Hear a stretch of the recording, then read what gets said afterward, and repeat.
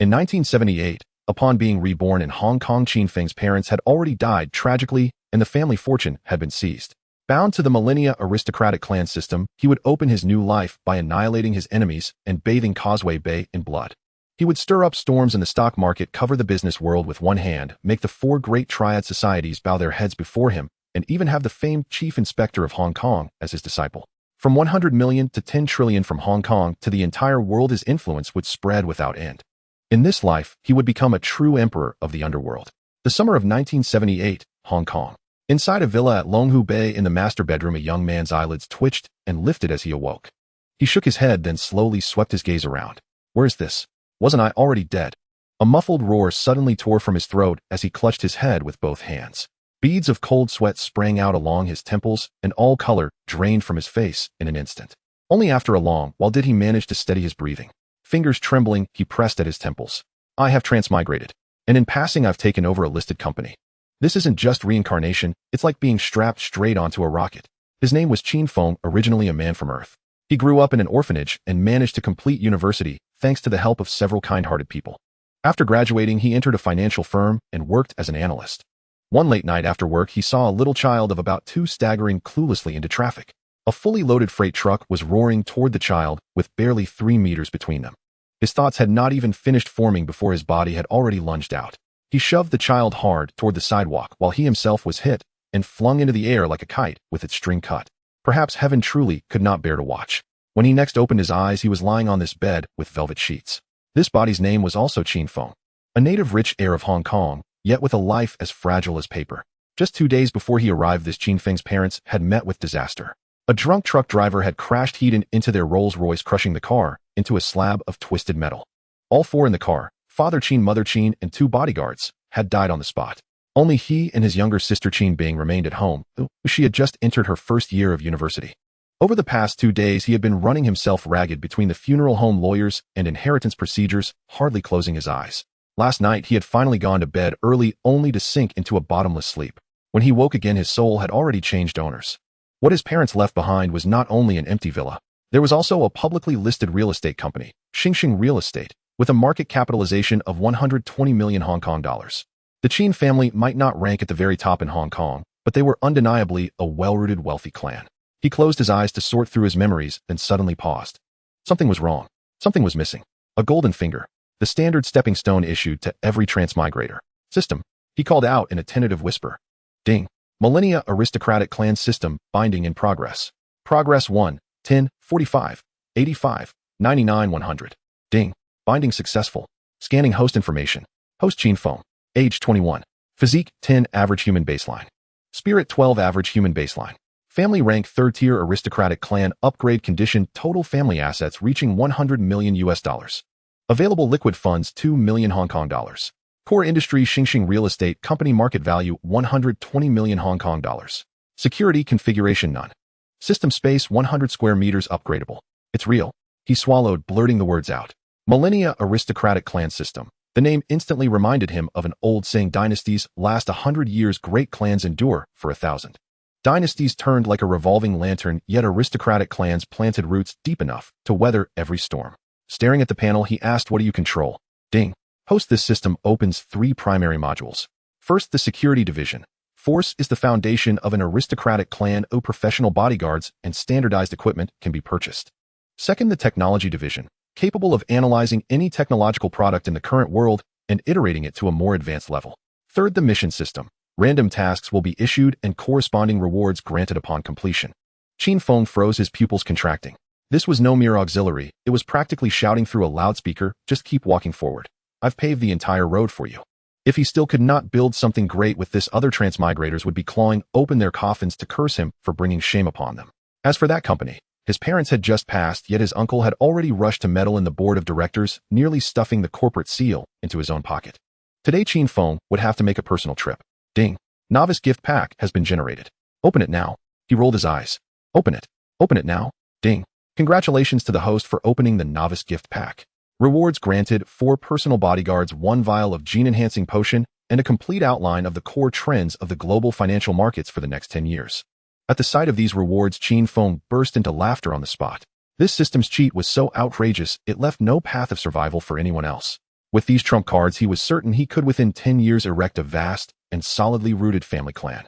As for whether it could endure for 100 years, 1,000 years, that would depend on whether his descendants proved worthy. All he could do was lay down the first brick and the first beam for them, anchoring them firmly into the earth. System, deliver the rewards.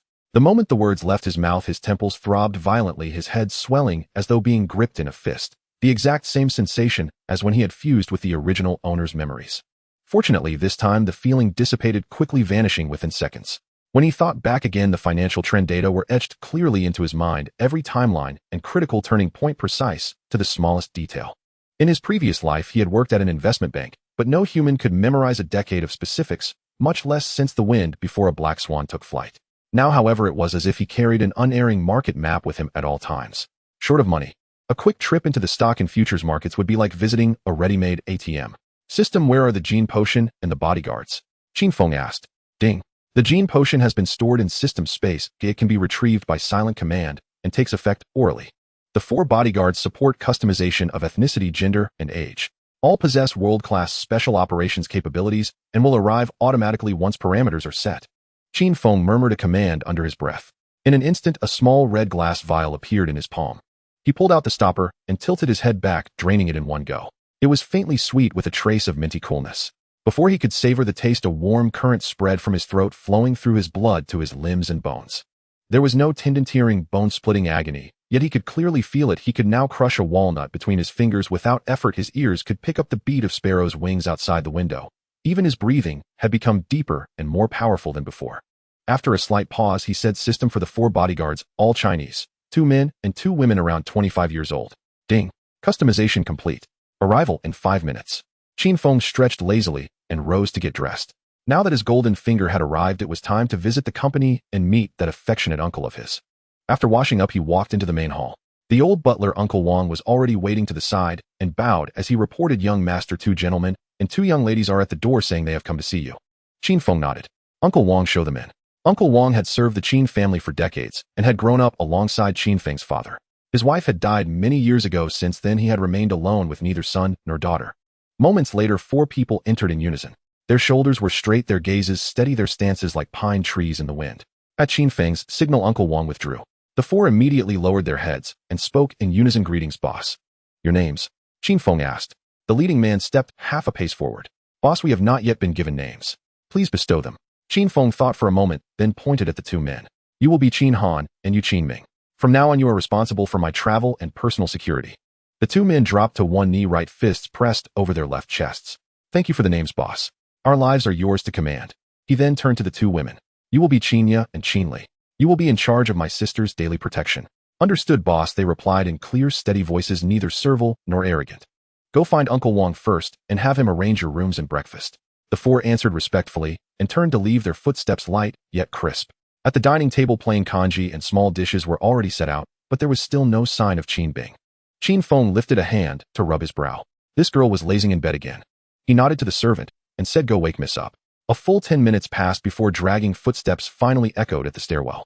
Qin Bing shuffled down in her plush slippers, her hair playfully tousled into 3 tufts, with her eyes still half closed as she murmured, Brother, can't you let me sleep for 5 more minutes? Qin Feng's eyelids twitched as he replied, It's 9 o'clock. After breakfast, I must go to school, and I have to head to the company today. She brushed back the stray hairs falling over her forehead and mumbled, all right. I mastered everything about college by my sophomore year. Sitting through lectures is merely a waste of energy. She spoke without exaggeration, for since childhood her ever-growing stack of scholarship certificates had always towered over her textbooks. When Qin Feng entered university, it wasn't through his own merits alone. His family had donated an entire teaching building, prompting the school to grant him special admission. After the meal, Qin Feng informed her that he had arranged for 2 bodyguards to stay close and protect Qin Bing. Oh, she responded, Brother, is that really necessary? Qin Feng fixed his gaze on her and replied steadily, Just have them stay in the background and remain unseen. Then he added, You know the current state of the company. Soon you might have to confront our uncle directly. He continued, Neither of us can afford any mistakes. All right, Qin Bing conceded without further protest. After the meal, Qin Feng departed for the company accompanied by Qin Han and Qin Tang, while Qin Bing returned to school. The driver, Qin Ming, was behind the wheel of the Bentley from the family's garage. Although Qin Feng rarely used the car before now as the head of the company, he could not forego an ounce of proper dignity. The car came to a stop before a towering glass facade. Hanging above the entrance was the inscription Xingxing Real Estate Group. the illustrious property giant of Xiangjiang, housed in a building built by Xingxing itself.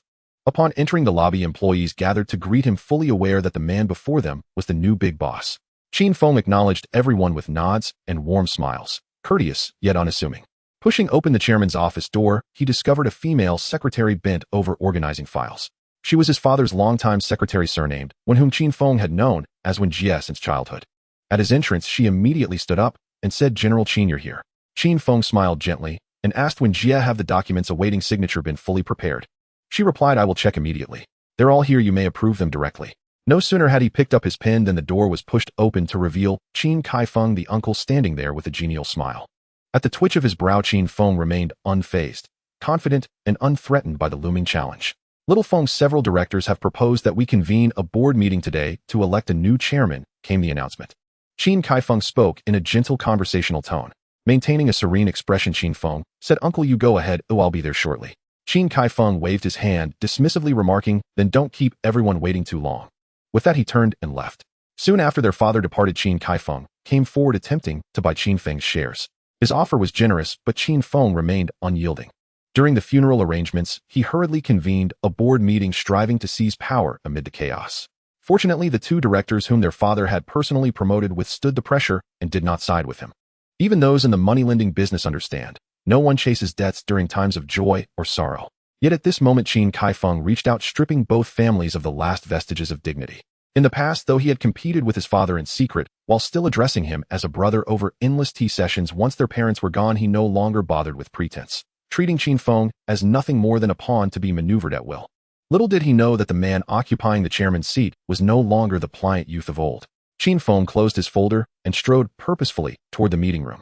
He mused inwardly, eager to see how his uncle would play his cards. By the time Qin Kaifeng entered the meeting room, everyone was already seated. Qin Feng walked straight to the head seat, his gaze sweeping across all present. But when he noticed the two long-serving aides of his father bowing their heads, unwilling to meet his eyes, a heavy dread settled in his heart. The current shareholding was clear. Qin Feng held 40, Qin Kaifeng 38. Two minor shareholders each owned 10 and had always stood by Qin Feng, while the remaining scattered shares mostly obeyed Qin Kaifeng's command. If even those two wavered, the balance of power could flip in an instant. Yet Qin Feng clung to a slender hope. Those shares had been transferred at a discount out of fatherly sentiment after decades of working together. Clearing his throat, he said, "Ladies and gentlemen shareholders, who will explain today's agenda?" When no one answered, Qin Kaifeng stepped forward with a smile. "Little Feng this time." Qin Feng raised his eyes and in a low yet decisive tone declared, "Vice President Qin, when in the company, please address me as chairman." Qin Kaifeng's complexion shifted between blue and white, yet he offered no retort. Lowering his gaze as he continued, "Chairman, today's board meeting has been convened to introduce a new major shareholder, the one we propose as your successor." Qin Feng furrowed his brows. Where did this shareholder come from? Before he could finish, the meeting room door was pushed open and a young man strolled in. Qin Feng recognized him immediately, the only son of the Li family from Xiangjiang, Li Dingchang, heir to the Li group. Li Dingchang entered with his head held high, his stride imbued with swagger and a nonchalant smile playing at the corner of his lips. Qin Feng's eyelids twitched. He knew that today would unfold with dire consequences. As soon as he stood firm, Qin Kaifeng bowed, immediately yielding his seat, and stepping just behind him, his back straight as a rod, while his voice dripped with insincerity. "Qin Feng, from now on, young Master Li shall be the largest shareholder of Xingxing Real Estate." He continued, "I have already transferred all my 30 stake to him. Moreover, the remaining shareholders have collectively yielded 1% each, leaving young Master Li with a 41 share, automatically succeeding as chairman according to the charter. You must now relinquish power." Qin Feng's face turned as dark as ink as he glanced at the two senior aides his father once trusted, asking, "What is your decision?" The two lowered their heads, their throats tense and unyielding, not uttering a single word. As Qin Feng's gaze swept over their bowed foreheads, it became unmistakably clear. These two had also capitulated. He conceded defeat with resolute disdain. A mere Xingxing group, with his golden finger at work, making 7 or 8 times its worth in a year, would be effortless. Yet what he could not claim, others would never take over smoothly. At that moment, Li Dingchang spoke in a calm tone, almost conversationally. "Qin Feng, to be honest, Xingxing has long been on the Li family's radar." He continued, "Initially, when we offered you a price you refused, and now, for a flat 10 million, sell your shares completely and settle into your life as an affluent heir." Qin Feng scoffed, "I never wanted them, and you'll get no bargain either. Those keen to buy Xingxing shares are lined up well beyond Central." Pausing, he swept his gaze over the two silent figures and said in a voice as cold as ice, "Those whom our father once nurtured have proven profoundly disappointing." After uttering those words, his gaze cut like a knife as he glared fiercely at the two. Li Dingchang's smile faded, his eyes suddenly turning icy as he remarked, Qin Feng, you refuse a toast only to accept punishment. Now, 5 million. Take the money and vanish immediately. Should you dare transfer the shares to someone else. He raised his hand, slightly mimicking a cutting gesture across the throat. You know well what befell your parents. Qin Feng's pupils constricted. It was you who orchestrated my parents' car accident. Li Dingchang laughed heartily, raising his hands in feigned innocence. I said nothing at all. Qin Feng's fingers clenched until they turned white. A sharp pang seized his chest, as if an invisible hand gripped his heart. This was the remnant hatred of the original owner exploding in his veins. He whispered in his heart, rest easy. They are my parents too. I will seek retribution for you. In that instant, a weight seemed to lift from his shoulders, as if he had cast off a 1,000-pound burden. He suddenly rose, a cold smile like a blade, threatening me. Very well. Others may fear the Li family, but I do not. Today I declare, if it is confirmed that the Li family has stained my parents' blood, none of the Li clan will survive past next winter solstice. Before Li Dingchang could speak, Qin Kaifeng couldn't hold back and slammed the table. Qin Feng, take a look in the mirror. Is the Li family someone you can threaten? Be careful not to follow in your father's footsteps. Qin Feng slowly turned his head, his gaze like ice shards piercing through. You better not be involved. Otherwise, he left without finishing his sentence. After the door closed, Qin Kaifeng's face darkened, leaning closer to Li Dingchang, lowering his voice. Young Master Li, should we? Saying this, his right hand made a slashing motion across his neck. Li Dingchang patted his shoulder, laughing loudly. Sure, the beast's true nature. Your sister-in-law and brother just left, and your nephew is eager to throw away his life. How can I trust someone like you in the future? Qin Kaifeng's forehead was beaded with sweat, hurriedly bowing. Young Master Li, please see. I wouldn't dare have any second thoughts about you, even if I swallowed the courage of a leopard or the heart of a bear. Li Dingchang narrowed his eyes leisurely, saying, I'm not afraid of you turning against me. Because no one dares to oppose the Li family. Yes, yes, yes. Rest assured, young Master Li. And what about the shares Qin Feng holds? 3 days. Li Dingchang shot him a sideways glance. I want to see the transfer documents. If you need manpower, find Lao Mo. Understood. You can count on me. On the other side, Qin Feng exited the Xing Sheng Group building and drove straight back to the villa in the west of the city. Once inside, he nodded to Qin Ming beside him. Investigate the driver who hit my parents back then. Every detail, dig deep. Once done, clean it up. Qin Ming bowed and replied, yes, boss. He turned to leave. Just then, Qin Feng halted and called him back. He opened the security zone in the system, and upon the page unfolding, he was momentarily stunned. What kind of security service interface is this? It was clearly an arms dealer's shop. The price list prominently stated $1 million per security personnel of various firearms and ammunition at suspiciously low prices. Even several heavy-duty equipment quietly lay on the shelves. But these things couldn't be touched right now. Too conspicuous, easily attracting trouble. He only selected 4 big Black Star handguns along with 2 boxes of matching bullets. He turned to Qin Han and Qin Ming. Each of you take 1. The remaining 2 give them to Qinya and Qin Li later. Understood, boss. The 2 responded in unison. Qin Ming, go check on the people. After that, he didn't go out again, planning to visit the King of Shipping tomorrow to transfer 8% of the shares of Xing Sheng Group to him. With the King of Shipping's capabilities, acquiring this share from other shareholders was merely a phone call away. Others may fear the Li family and hesitate to take sides. However, the King of Shipping was different. Both in seniority and strength, he was far tougher than the Li family. At such a time, it's clear to insiders how to choose. Ultimately, Xing Sheng Group would most likely fall into the hands of the King of Shipping.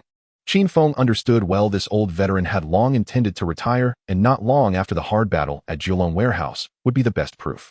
And he needed this money to make precise and powerful moves in the upcoming financial wins. When Qin Bing returned home that evening, Qin Feng directly said, Xiao Bing, don't go to school for now. She looked up at him, her expression serious, immediately retracting her smile, nodding. Brother, I will listen to you. You also need to be careful. Qin Feng smiled. Your brother has a tough life. Even the King of Hell won't take me. After dinner, he casually escorted her back to her room. Those undercurrents and plots didn't need to involve her. Let her be a carefree little princess. As for the storms, he would bear them. He had no sister in his past life, who now that he had one, he would never let her frown. Once Qin Bing's door closed, Qin Feng picked up the landline and dialed the number for the Bao family. Though the Qin family couldn't compare to the Bao family in terms of deep roots, they were still an old prestigious family in Xiangjiang, and they had a direct line. When his parents were buried, all the major families came personally to pay their respects. A calm voice of an elder came through the receiver. Hello, this is the Bao residence. May I ask who is calling? I am Qin Feng, the current head of the Xing Sheng Group. I would like to visit the King of Shipping tomorrow. I wonder if he is available. The other party paused. Please hold on, Mr. Qin. I will go to ask the master right away. Thank you for your trouble. A moment later, that familiar voice sounded again. Mr. Qin the master said he will be at home early tomorrow morning, and you are welcome to come anytime. Qin Feng replied politely, then I will disturb you. I will come by tomorrow morning. After hanging up the phone, he stood up and returned to his room to rest. In the study of the Bao residence, the king of shipping set down his teacup, turning to the old housekeeper beside him. Has there been any movement from Sheng recently? The old housekeeper replied, hands at his sides. Back to the master, it's the same as before. Internal discord within the Qin family. However, I heard that Qin Kaifeng has been getting very close to the Li family recently. The king of shipping's eyebrows furrowed slightly, his expression darkening. Everyone in Xiangjiang knew how the Li family rose to prominence. They were the kind of people he disdained the most. He sighed softly. When Qin brother was alive, we often went fishing together. If Qin Feng encounters difficulties tomorrow, let's help him if we can. At the same time, Qin Ming had already located the address of the driver who killed Qin Feng's parents. The man was in jail, but his family was still at home. It was an old building with peeling walls. However, when he arrived at the address, the house was empty. He turned to inquire with the neighboring residents and learned that the driver's son was seriously ill and currently in the orthopedic department of the Xiangjiang Children's Hospital. Qin Ming's heart tightened. Something was off. He stepped into the Xiangjiang Children's Hospital for the third time and quickly found out the location of the ward. People were bustling about, making it too conspicuous to barging into the ward, which could easily alert the snake. Qin Ming turned to a duty nurse in the orthopedic department and, using small talk as a pretext, casually asked a few questions. The driver's son was named Ma Wenlong. His right leg had been run over by a tire last year, and he still dragged his leg. While walking unsteady and crooked, he had undergone surgery last year and was scheduled for another operation next year. However, the surgical fees had not been fully paid. It was only recently that they managed to scrape together the funds scheduled for surgery tomorrow morning. Upon hearing this, even a fool understood the key point. Qin Ming turned and dialed Qin Feng's number, explaining everything in detail. Qin Feng was silent for a few seconds, his expression dark as if covered in frost. The accident that befell his parents was indeed not an accident. The mastermind behind it was likely Qin Kaifeng and the Li family. His voice was low and cold over the phone. Qin Ming, the money they made at the cost of my parents' lives should be paid back with their lives. The mother and son deal with them on the spot. You go get the money tomorrow and find a few tough guys to take care of that driver. The next morning, Qin Ming entered the children's hospital in Xiangjiang once more. He donned a freshly washed and dried white coat from the laundry and pulled up his mask to cover half of his face. No one would recognize him unless they got close enough to see. The hospital was already bustling with doctors. He walked steadily and naturally through the corridors, unimpeded and unbothered by anyone. Upon reaching the orthopedic department, the attending nurse glanced up and merely assumed he was a doctor from another department coming for a consultation, not even asking for registration. He walked straight to room 3 and pushed the door open. Inside the room were 3 hospital beds, 3 children, and 3 pairs of accompanying parents, all quietly administering medicine, feeding water, and flipping through books. Everyone turned to look at this unfamiliar face, their eyes filled with confusion. Which doctor was this looking for? Qin Ming's gaze swept over the name card at the head of the bed, Ma Wenlong. Looking up again, he saw a small, frail boy on the bed with a weary and haggard woman sitting beside him. He smirked slightly without a word of greeting, and his hand slipped into his clothing. Bang, bang, bang, bang. 2 shots aimed at one person. 1 bullet pierced the heart, the other lodged in the forehead. Do not speak of innocence or guilt. What choice did Qin Feng's parents have at the time? The children in the other 2 beds immediately burst into tears. Their parents screamed in shock. The sound of footsteps thundered in the corridor as medical staff rushed in and out. Patients from the adjacent room stumbled and fled, turning the entire floor into chaos. Yet Qin Ming moved with calm precision, collecting his gun and tucking in his clothing, bowing his head to blend into the fleeing crowd, exiting the hospital without looking back.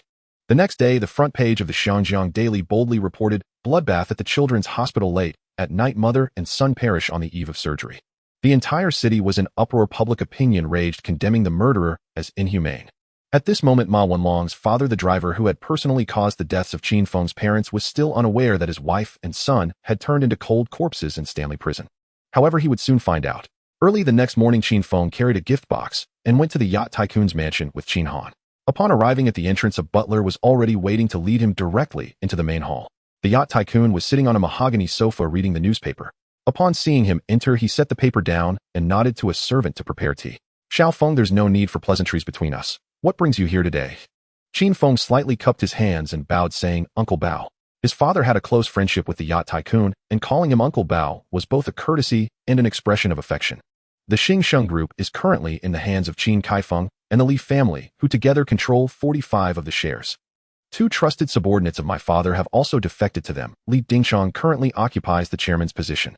I wish to withdraw from this situation, but I cannot just hand over my shares to them for free. So I would like to ask you for a favor. Either you take over my shares personally, or help me find a reliable buyer. With your reputation and influence, if you also take some scattered shares, you could easily secure controlling interest. Those shareholders are afraid of the Lee family and dare not sell to me. However, they wouldn't dare not sell to the Bao family. The yacht tycoon slammed his palm heavily on the coffee table, making the teacup jump. The Lee family really dares. Brother Qin has just passed away, and they are already eager to divide the spoils. They are indeed the type to profit from others' misfortunes. Xiao Feng, don't worry. I will help you acquire the remaining shares. Qin Feng's lips curled up slightly. Uncle Bao, thank you for your concern. Even if I do obtain controlling interest, the Lee family will not rest. It would be better to withdraw early. I will remember this debt. The yacht tycoon narrowed his eyes. Xiao Feng, have you really thought this through? Qin Feng nodded. Uncle Bao, I have considered it carefully. If you are willing to take over, that would be perfect. If you make a personal appearance, obtaining controlling interest won't be difficult. After stabilizing the situation, we can negotiate with the Lee family. They won't have a choice. The yacht tycoon lightly tapped his fingers on the table. Then, how much are you planning to sell? Qin Feng thought for a moment. I have 42 of the shares, which were previously worth 50 million Hong Kong dollars. Now that the Lee family is causing trouble, the market has dropped. If you really want them, it's a flat price of 40 million.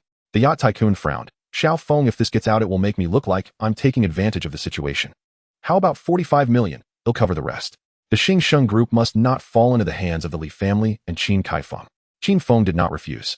He would later manipulate the market at Kowloon warehouse for quick profits, and giving Bao Tycoon a bit of profit later was not a problem. All right, Uncle Bao, I brought the contract with me. Please have your lawyer review it. If there are no issues, we can sign it on the spot. The yacht tycoon readily agreed and signaled to someone nearby. Soon the company lawyer entered. Friendship aside, monetary transactions should still be conducted according to the rules for safety. After about half a stick of incense, the lawyer entered, following instructions to read through the contract word for word. After reading through it 3 times, he handed the document back to Qin Feng and the yacht tycoon. They just needed to fill in the amount and sign to finalize the deal. As the pen touched the paper, the ink still wet, the yacht tycoon spoke. Xiao Feng, the money will be credited to your account this afternoon. Okay, Uncle Bao, no rush. In the afternoon, HSBC called to inform him that 45 million Hong Kong dollars had been credited to his account. Qin Feng smiled lightly. Truly, the yacht tycoon's efficiency had not changed. At that same moment, in the Wan Chai police station's detention center, the driver Ma Maoguang, who had caused the deaths of Qin Feng's parents, was currently in the toilet scrubbing the toilet bowl. This was the first rule for new inmates. Suddenly, a few young men with tattoos on their arms walked in, and the leader locked the iron door with a click. Ma Maoguang recognized them. They were fresh faces, just brought in this morning. But he hadn't provoked them at all. He swallowed hard and forced a smile. Brothers, what have I done wrong? Please tell me. The leader grinned, but his eyes were chillingly cold. Ma Maoguang, don't you know the filthy deeds done outside? Someone offered 100,000 Hong Kong dollars for your life. Ma Maoguang froze. For lives. He knew better than anyone. The employer had patted his chest, assuring him the lawyer was top-notch, and he would only serve a few years at most. But ever since he put on this prison uniform, that person had never shown up again. Was the employer afraid he would spill the beans and decided to silence him? Or had that family come for him? He should have realized by now that all those words were meaningless. His face turned pale as paper, just as he opened his mouth to scream, a large hand clamped over his mouth. Several other hands simultaneously pinioned his limbs, rendering him unable to move. The leader leaned close to his ear, his voice as quiet as a snake's tongue flicking against bone. There's a message for you from outside. Your wife and child have already paid off your debts. After going down, make sure to bow and apologize properly. Ma Maoguang's pupils dilated suddenly, and a muffled sound erupted from his throat as his body instinctively curled up before going limp. But the 5 men held him down tightly, making it hard for him to breathe, let alone call for help. The leader slowly pulled out a shoelace and wrapped it around his neck, tightening it inch by inch. Veins bulged, eyes bulged, and his face turned from white to purple. His struggles gradually weakened. The leader did not loosen his grip, instead tightening it for another 2 or 3 minutes before finally relenting. The group stood up, not even glancing at the curled-up body on the floor, and left through the door. In the detention center, a dead person was never considered news. Thus, Ma Maoguang's entire family of 3 had paid the price for his one step on the gas pedal. That night, Qin Ming reported back that the matter had been settled. Qin Feng nodded. If it weren't for the mere 3 people in the Ma Miao country, he coldly ordered, find an opportunity to take down Qin Kaifeng directly. As for my parents' death, how deeply was the Lee family involved? Investigate every single person involved without missing anyone. They must go down to accompany the dead. Understood, boss. He'll take care of it right away. The next morning, Qin Feng set off for HSBC Bank.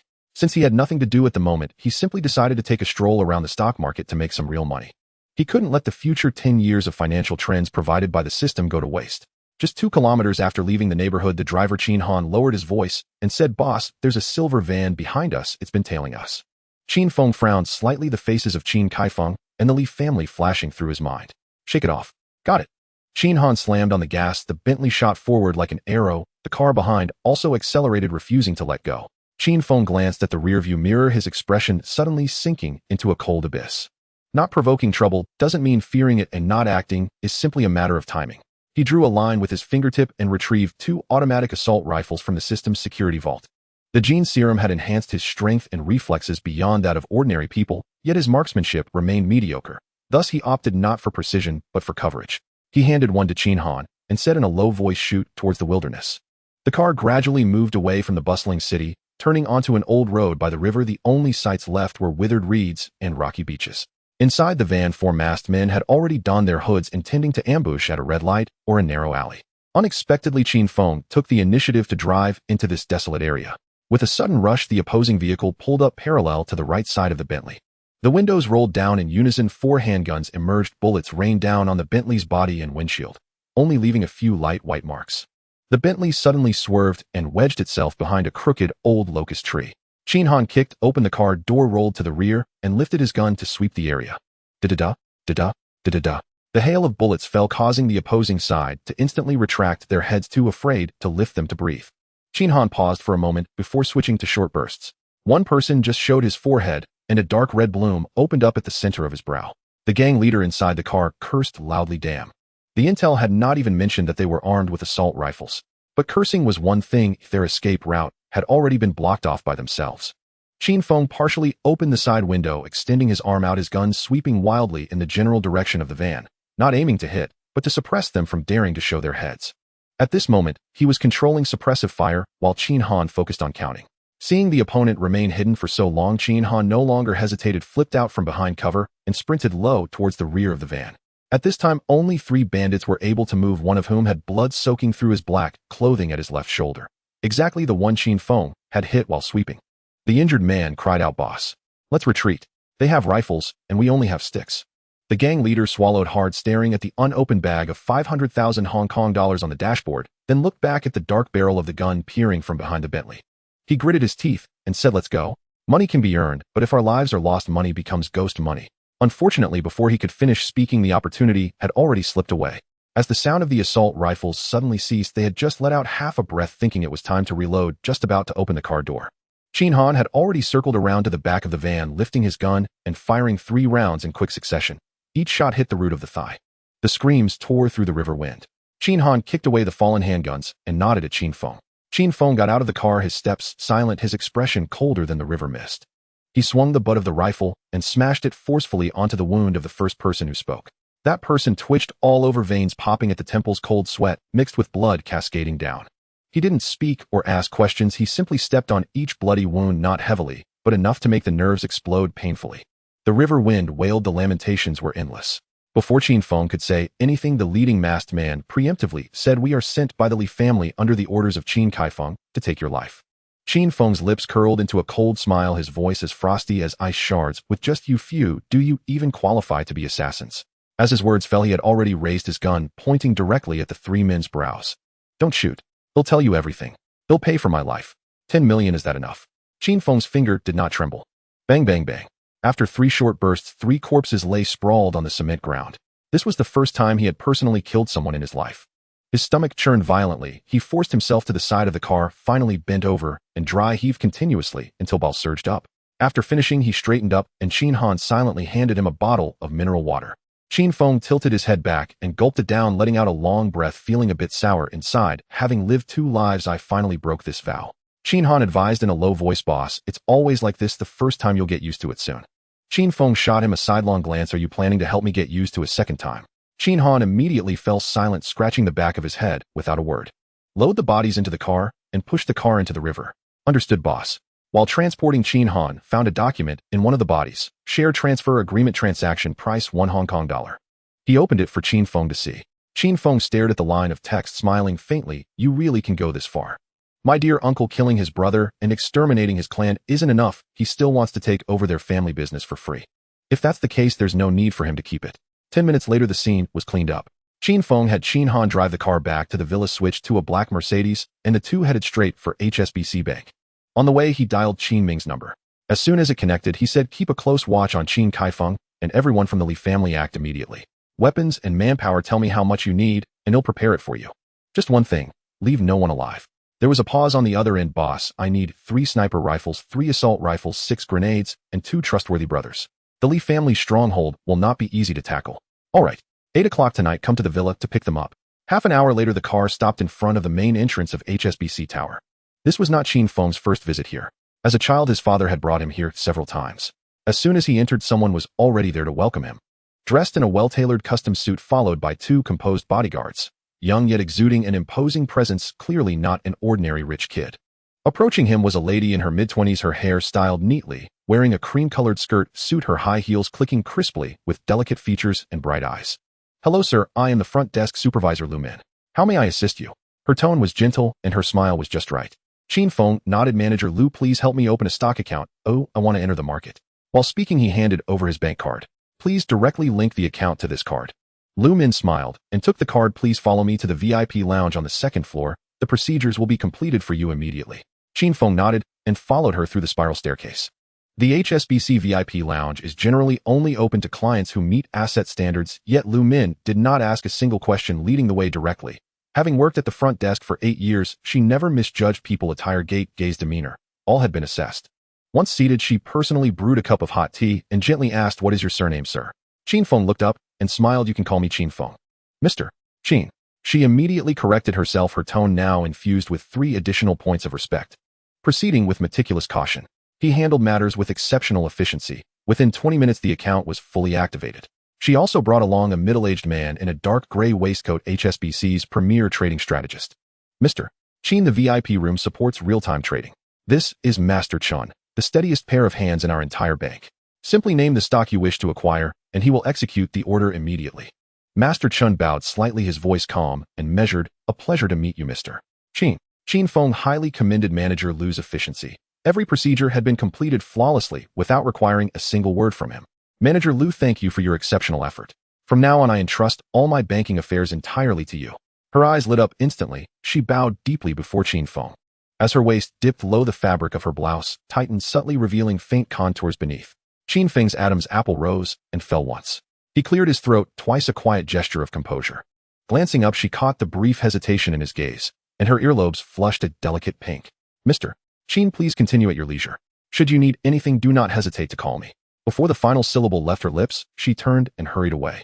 At HSBC, a client manager's performance directly determined her commission, precisely why she could scarcely conceal her delight upon learning that Qin Feng intended to entrust her with his long-term business.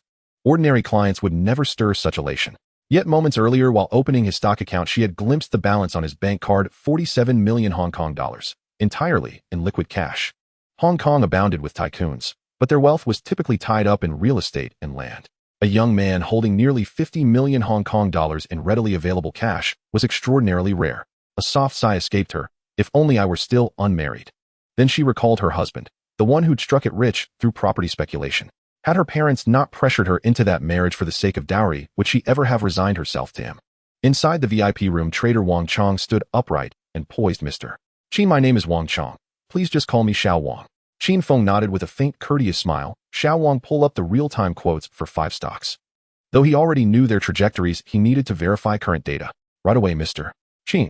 Wang Chong responded crisply. Xia Group, fully real estate. Shilin Mining, Donyang Pharmaceutical, Yunrun Food. Within 3 minutes, Wang Chong returned briskly. Mr. Qin, Xia Group is currently trading at 13 Hong Kong dollars. 65 fully real estate. Qin Feng cross-referenced the figures in his mind. The discrepancies were all under 0 Hong Kong dollars. 30. Given how fluid stock prices are by the second, this precision was remarkable. Allocate 3 million Hong Kong dollars to each of these 5 stocks. Understood, Mr. Qin. Wang Chong turned and acted without delay.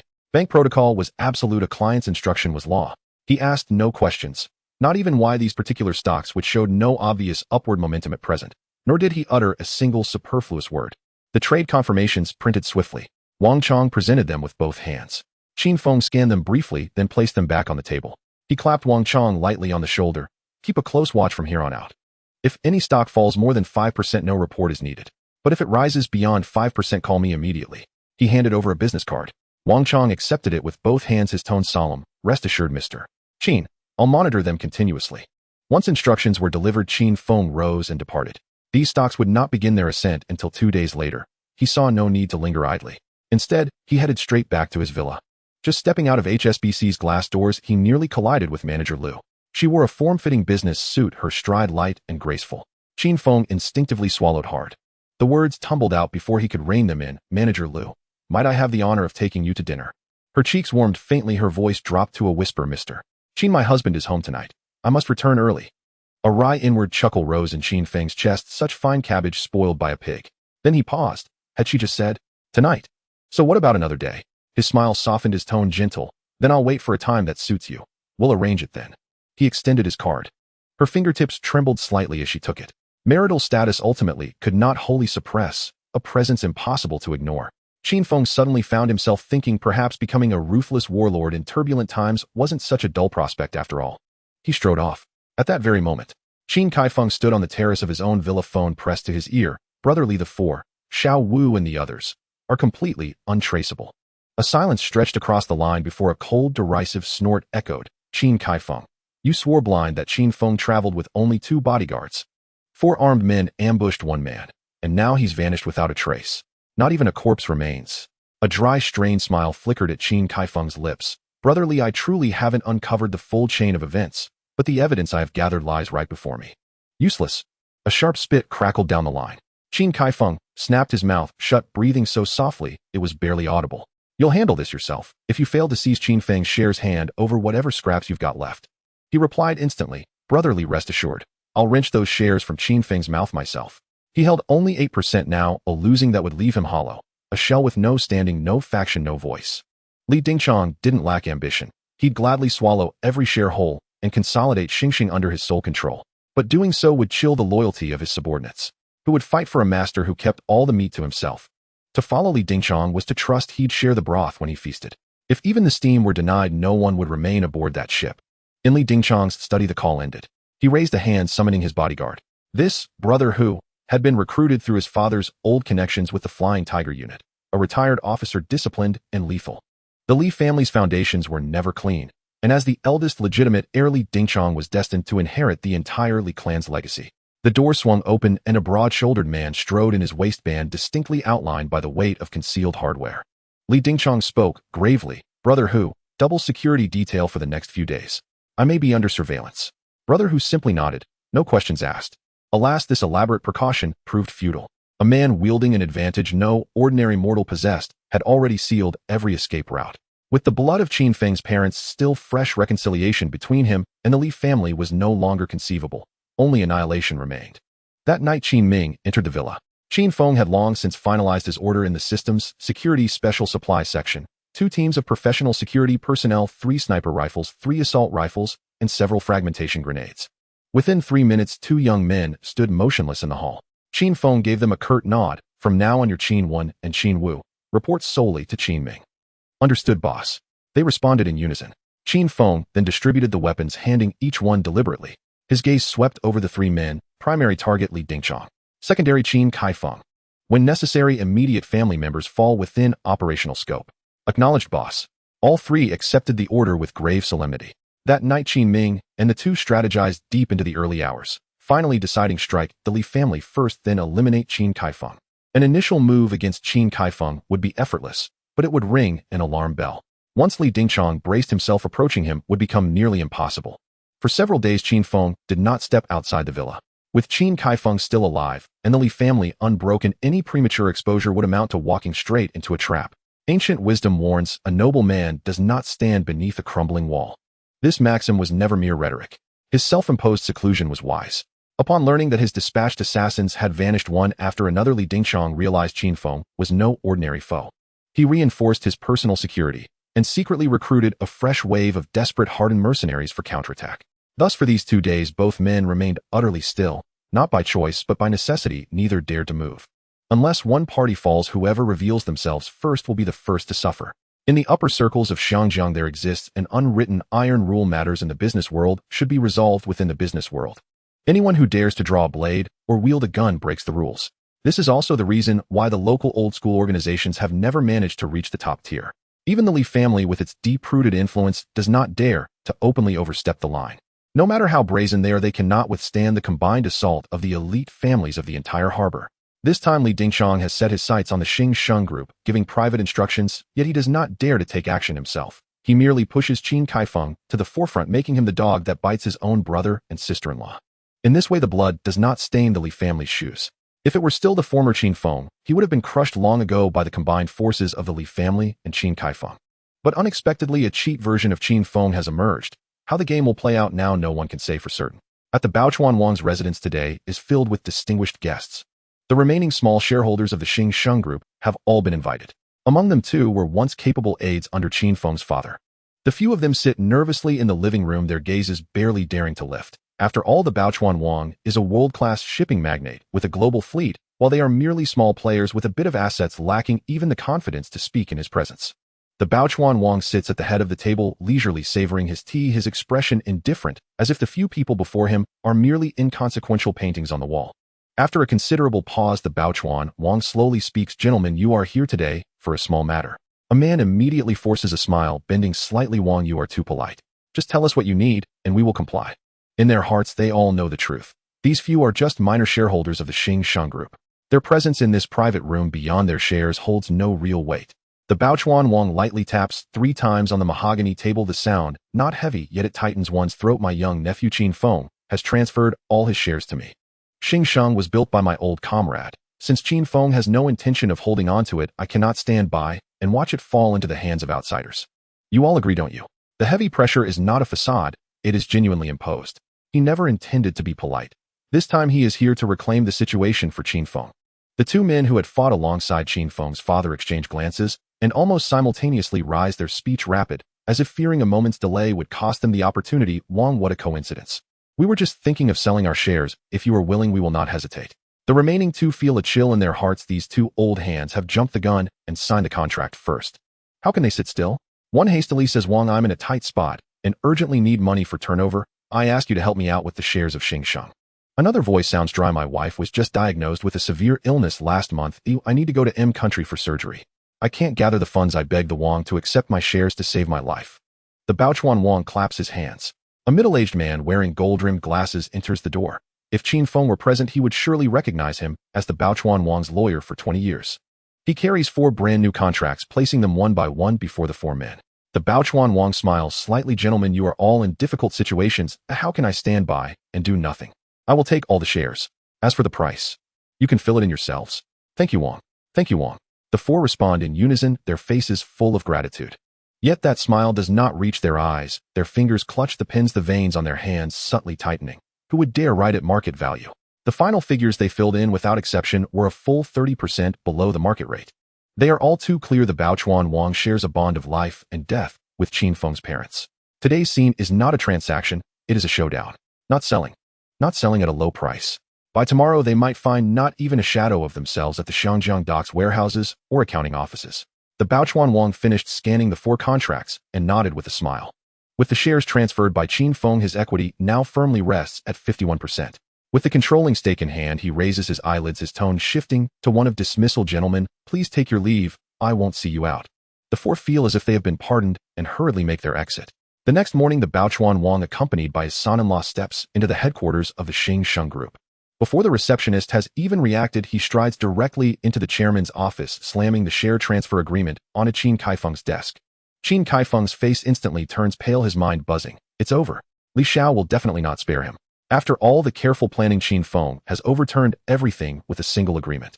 He never expected that the other few would truly dare to switch sides, jumping ship to the Baochuan Wang without even a warning.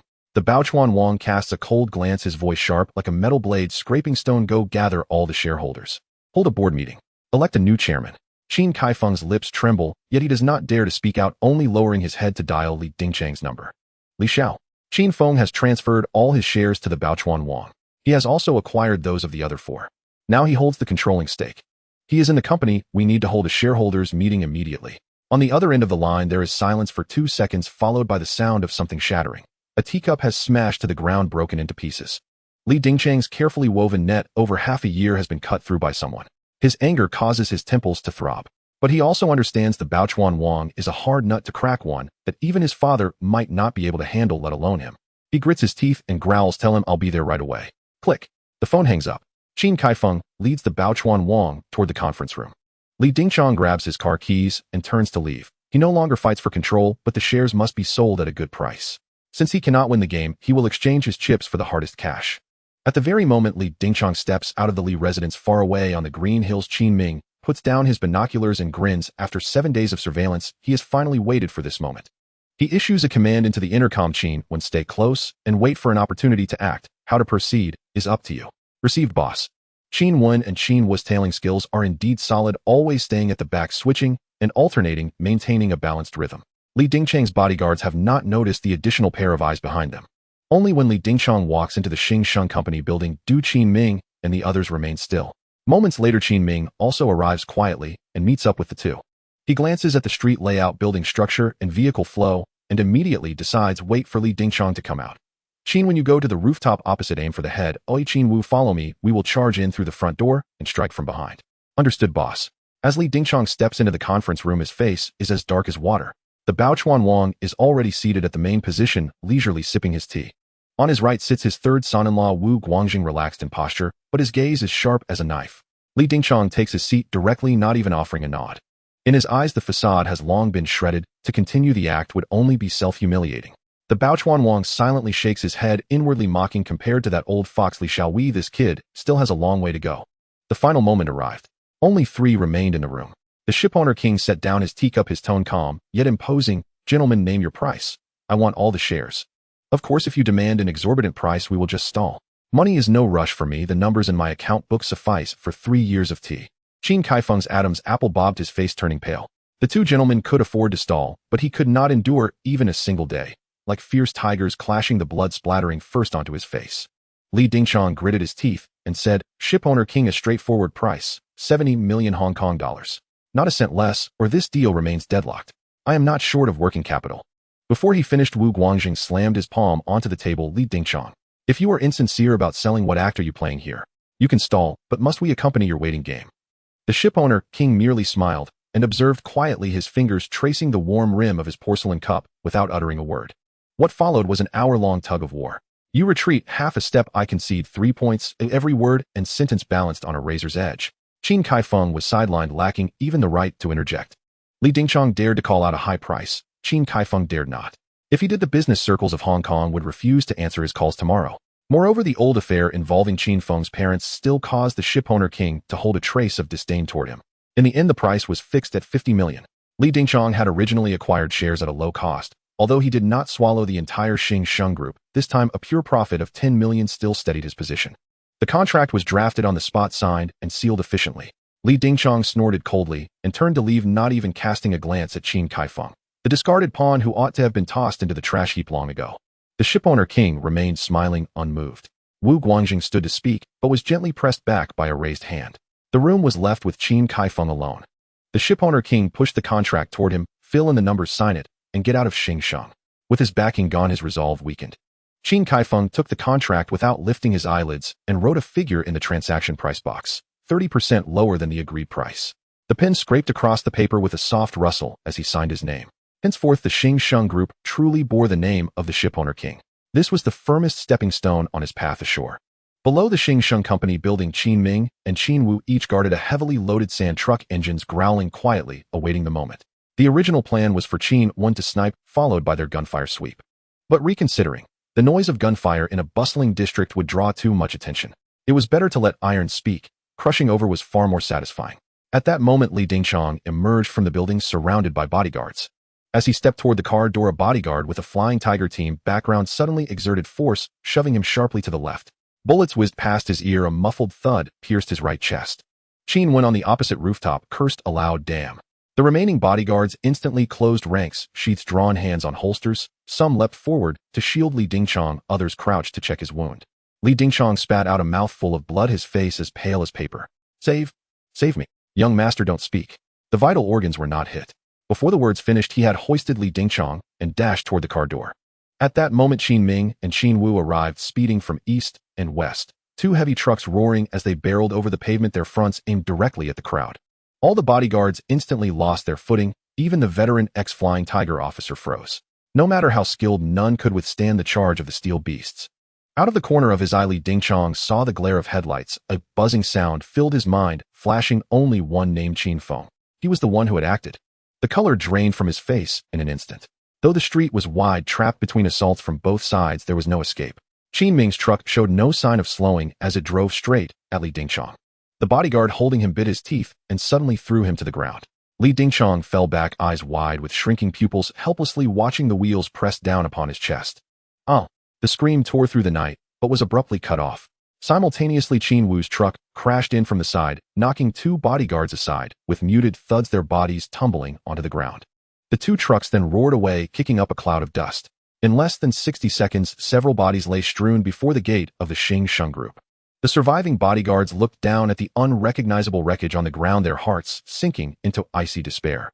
This was the eldest son of the Li family, the heir to the Li clan. He had been ground to pulp right under their watch. The Li family would never leave a survivor. Screams soon erupted from inside the building. Several female employees rushed out of the glass doors, collapsing onto the ground, covering their mouths to stifle retching. The shipowner King and Qin Kaifeng, having just signed the contract, hurried out at the sound.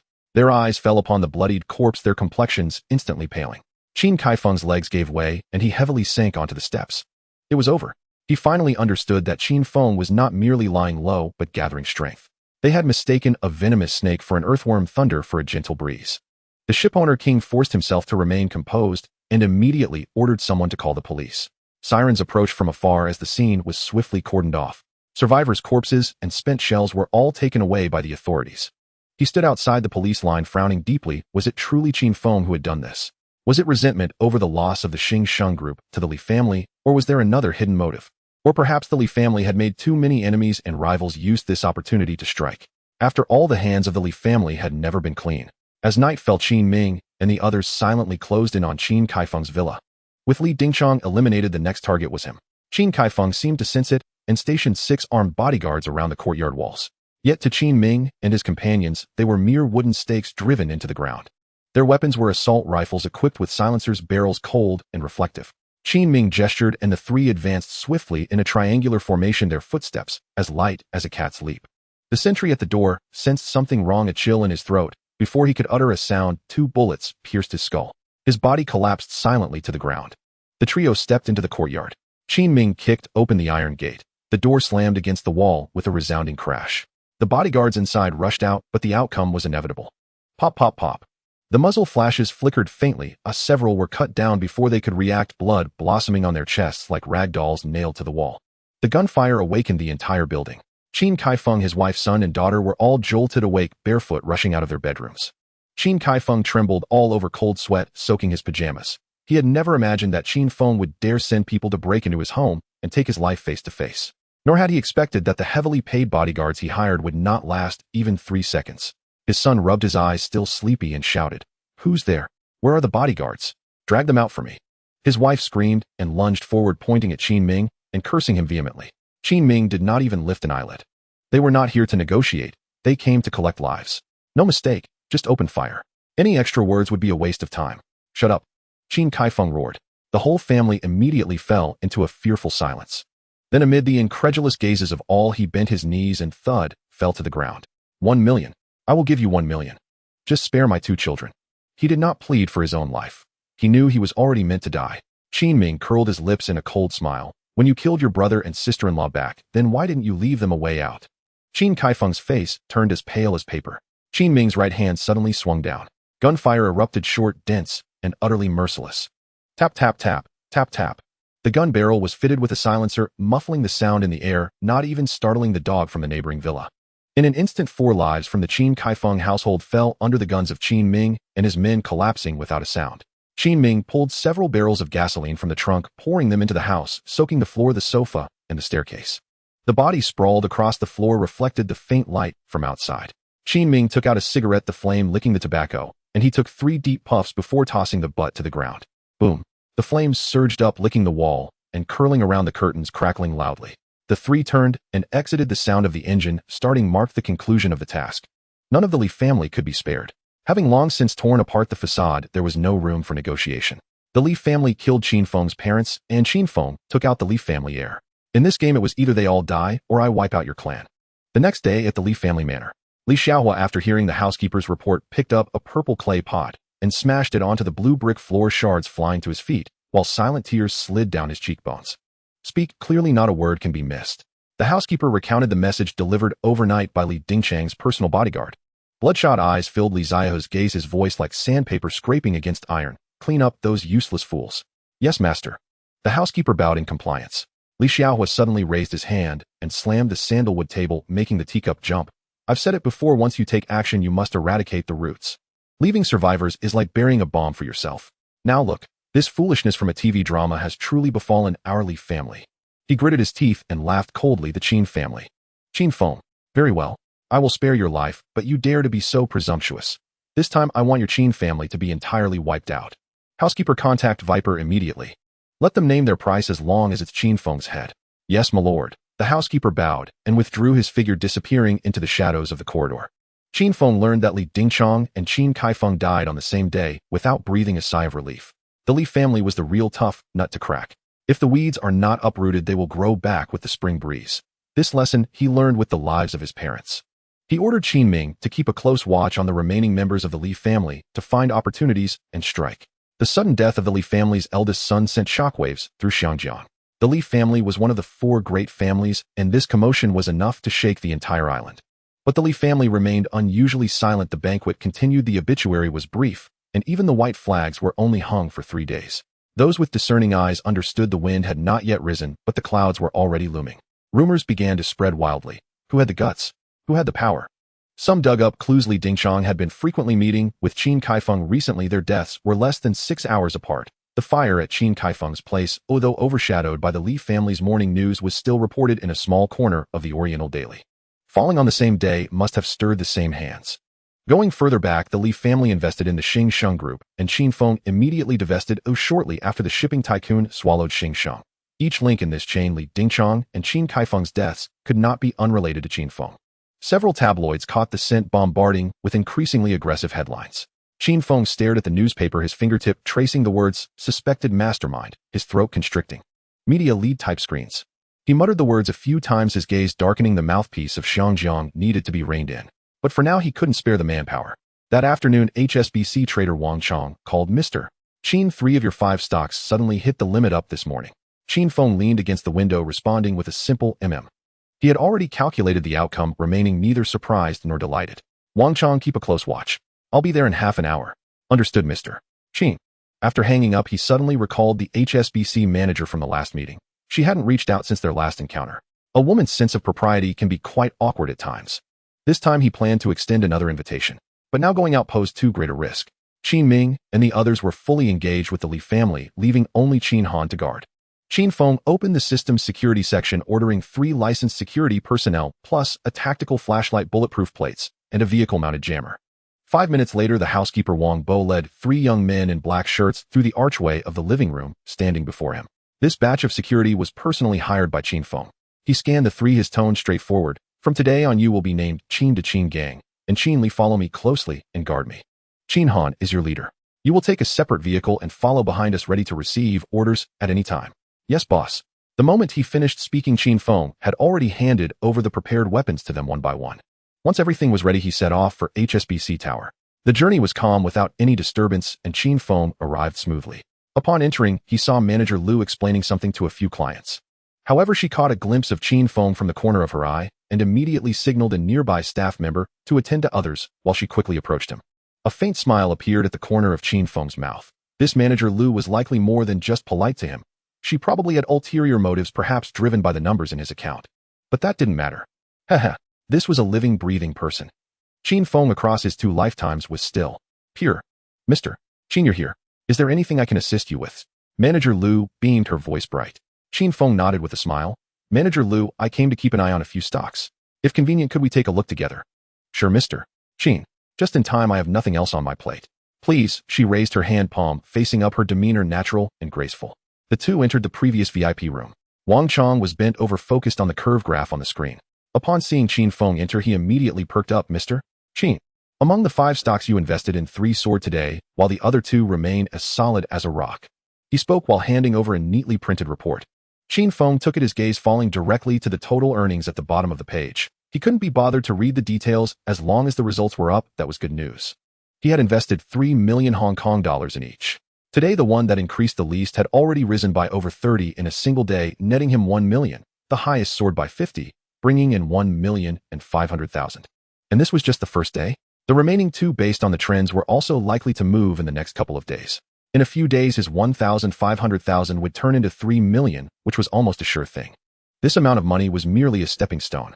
Once this trial run was wrapped up, he would truly engage in the battle. Bullets at the ready, guns aimed, and then dive into real estate shipping media. One by one, whispers of deep affection. He returned the report to Wang Chong, pressing down on his shoulder with a firm hand. Well done. Keep a close watch and report to me immediately if there's any disturbance. After a pause, he lowered his voice. When these 5 stocks double, clear them out immediately. Then quietly buy into the goods from Kowloon warehouse. Be discreet and don't alert others. Wang Chong patted his chest. Rest assured, Mr. Chin will be quieter than a cat about this. Chin Feng nodded. Once Kowloon warehouse is established, the red envelope will be too heavy for you to carry. Wang Chong's eyes lit up. What kind of red envelope could make Chin Feng say too heavy to carry? It must be enough to buy a house. After reviewing the accounts, Chin Feng walked side by side with manager Lu out of the VIP room. Her ears turned red, her eyelashes fluttered, and her demeanor was softer than in the morning.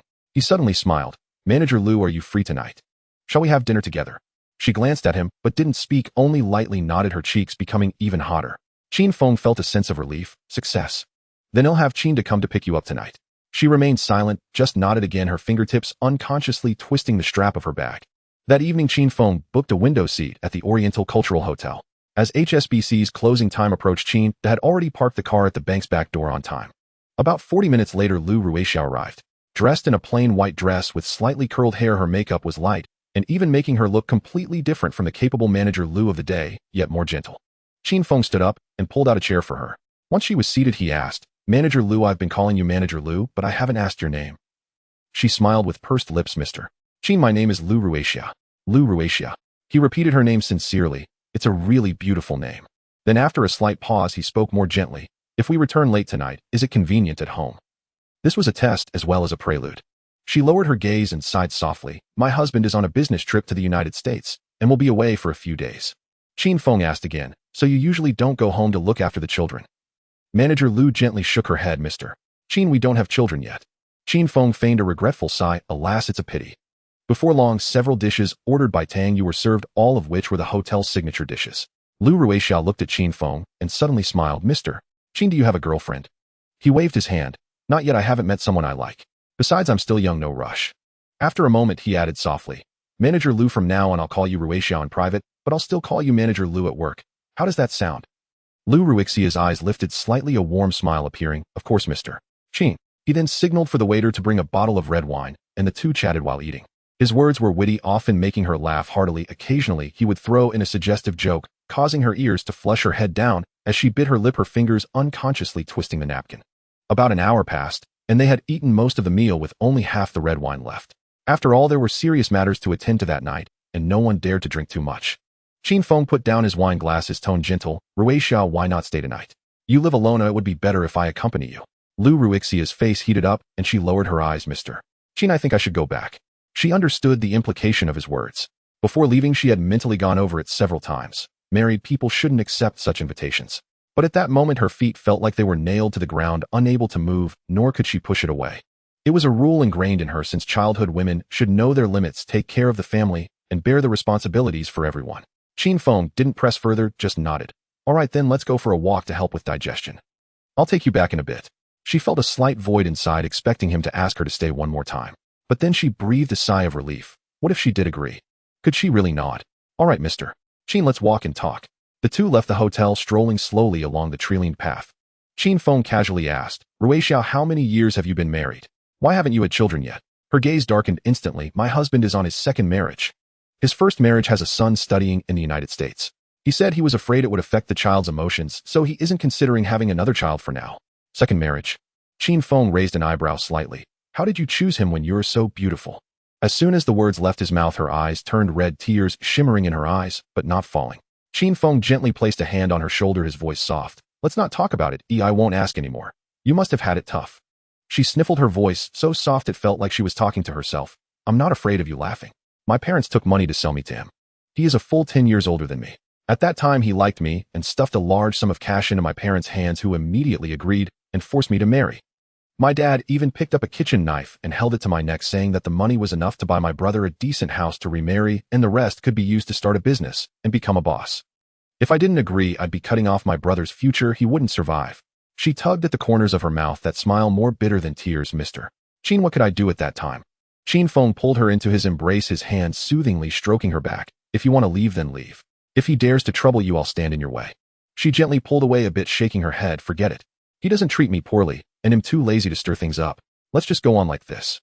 He brushed her stray hair with his fingertips. All right. Whenever you've made up your mind, feel free to come find me. I'm here. Thank you, Mr. Chin. The two walked for nearly half an hour, unknowingly stopping outside Lu Ruixia's home. The place was not far from the Longhu Bay Villa area, in a more understated, detached community. Standing in front of the iron gate, she softly said, Mr. Chin, I'm home. After chatting with you today, it feels like a weight has been lifted off my heart. He smiled and nodded. What's this? Friends should be like this. Want you come in for a sit? She hesitated for 2 seconds, finally stepping aside. Then, Mr. Chin, please come in for a while. A hint of unnoticeable brightness flickered in Chin Feng's eyes. This round he had played his moves solidly. The furnishings inside, though not as grand as his own, were not shabby either, indicating her husband had a substantial business. But a glance around revealed walls filled with gold-framed paintings, a whole cabinet of luxury watches, and crystal chandeliers hanging with 3 strings of fake jade bead curtains. Everywhere exuded a sense of urgency to show off. I have money. As soon as the door closed, before Lu Ruixia had a chance to sit down, Chin Feng had already seized her wrist. Everything unfolded naturally without any awkwardness. For the first time in his life, Chin Feng truly lost himself. The next morning, Lu Ruixia lay on Chin Feng's shoulder as his fingers gently combed through her long black hair. Ruixia, why not resign from HSBC and come work as my secretary? She asked in slight surprise. Mr. Chin, what industry are you in now? Chin Feng smiled. I just acquired that company recently. The one that has been heavily criticized by the media lately, Xingxing Group. Xingxing Group. She was certainly familiar with this name. Recently, the Hong Kong media had been relentlessly smearing Chin Feng. But Chin Feng's expression remained unchanged. Hong Kong ultimately adheres to rules. As long as one isn't prosecuted, rumors are just rumors. He continued, I haven't held shares in Xingxing for a long time, or I've sold them. Next, I'm going to personally build a brand new company, an empire that I will have complete control over. Want to join me? Lu Ruixia took the opportunity to link her arm with his, smiling brightly. Sure, new team, new atmosphere. I'll be a senior member right at the start. Mr. Chin, which angle do you plan to approach first? He answered succinctly, the media. Let's take aim at the press first. They've joined forces to tarnish my reputation. It's time for them to bow their heads and consider my stance. After you handle your resignation this afternoon, let's stop by the newspaper office on our way. It doesn't matter whether it's big or small, as long as it has complete licenses and can be put into operation immediately. Coincidentally, I know of one. Its owner has been trying to sell it for a long time, but hasn't found a suitable buyer. Once my paperwork is cleared, I'll help you assess the value immediately. All right, if it's suitable, we'll take it. All I want is its license and distribution channel. Ooh, I won't fuss over anything else. All right, let's go. You finish up at HSBC, and I'll keep an eye on the market. She stood on tiptoe and gently kissed his cheek, and they both immediately got up. Chin Feng's bodyguard had been waiting outside the villa. Once everything was in order, the car headed straight to HSBC. Chin Feng had made up his mind to keep Lu Ruixia by his side.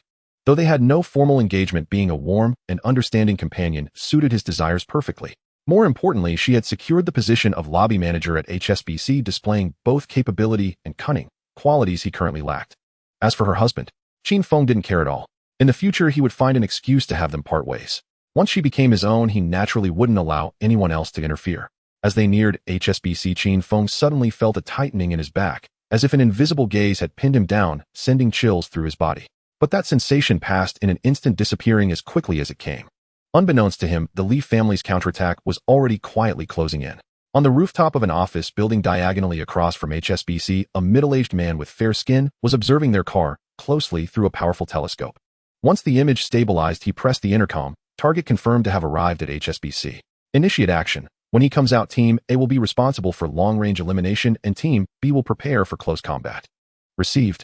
After entering HSBC, Lu Ruixia returned to her post and organized the unfinished matters from yesterday.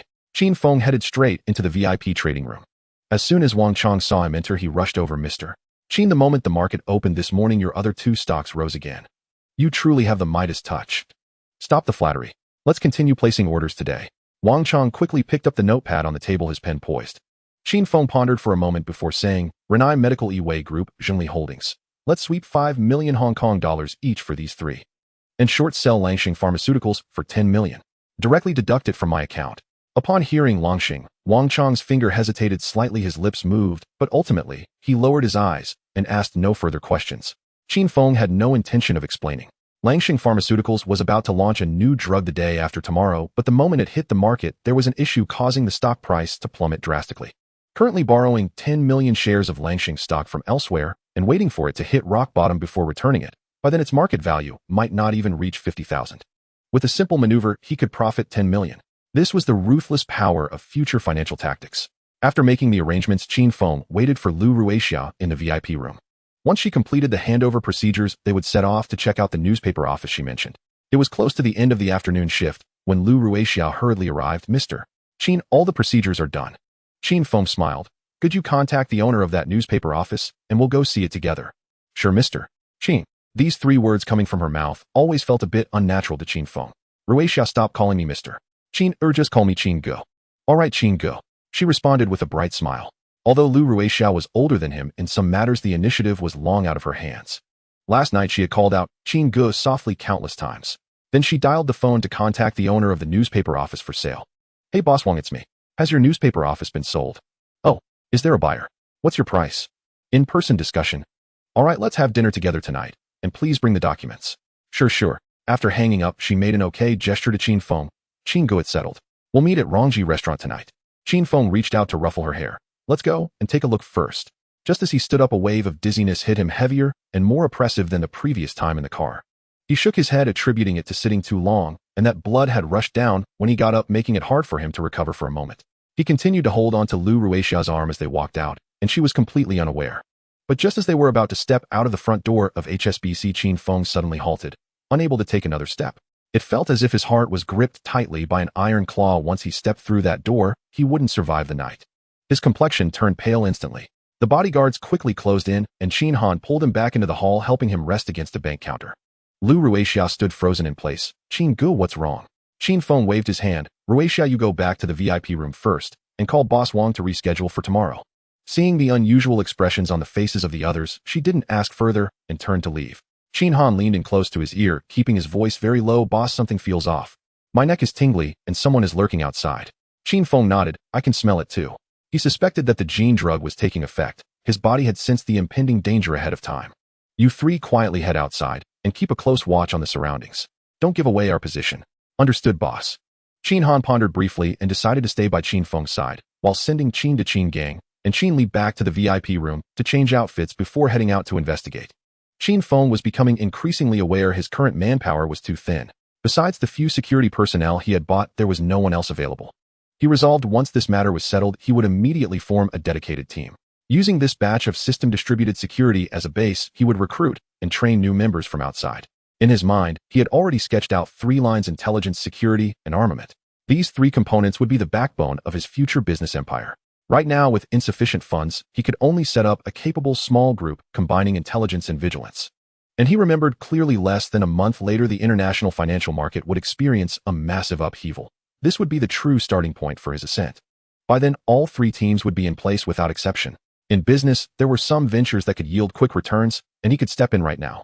Especially with the system as an external aid in hand, as long as he was willing to invest money, technology projects could be upgraded and transformed immediately, saving more than half on research and development teams and trial costs. Buying ready-made equipment and tuning it with the system performance would surpass the original factory, and the brand would be trampled into the mud.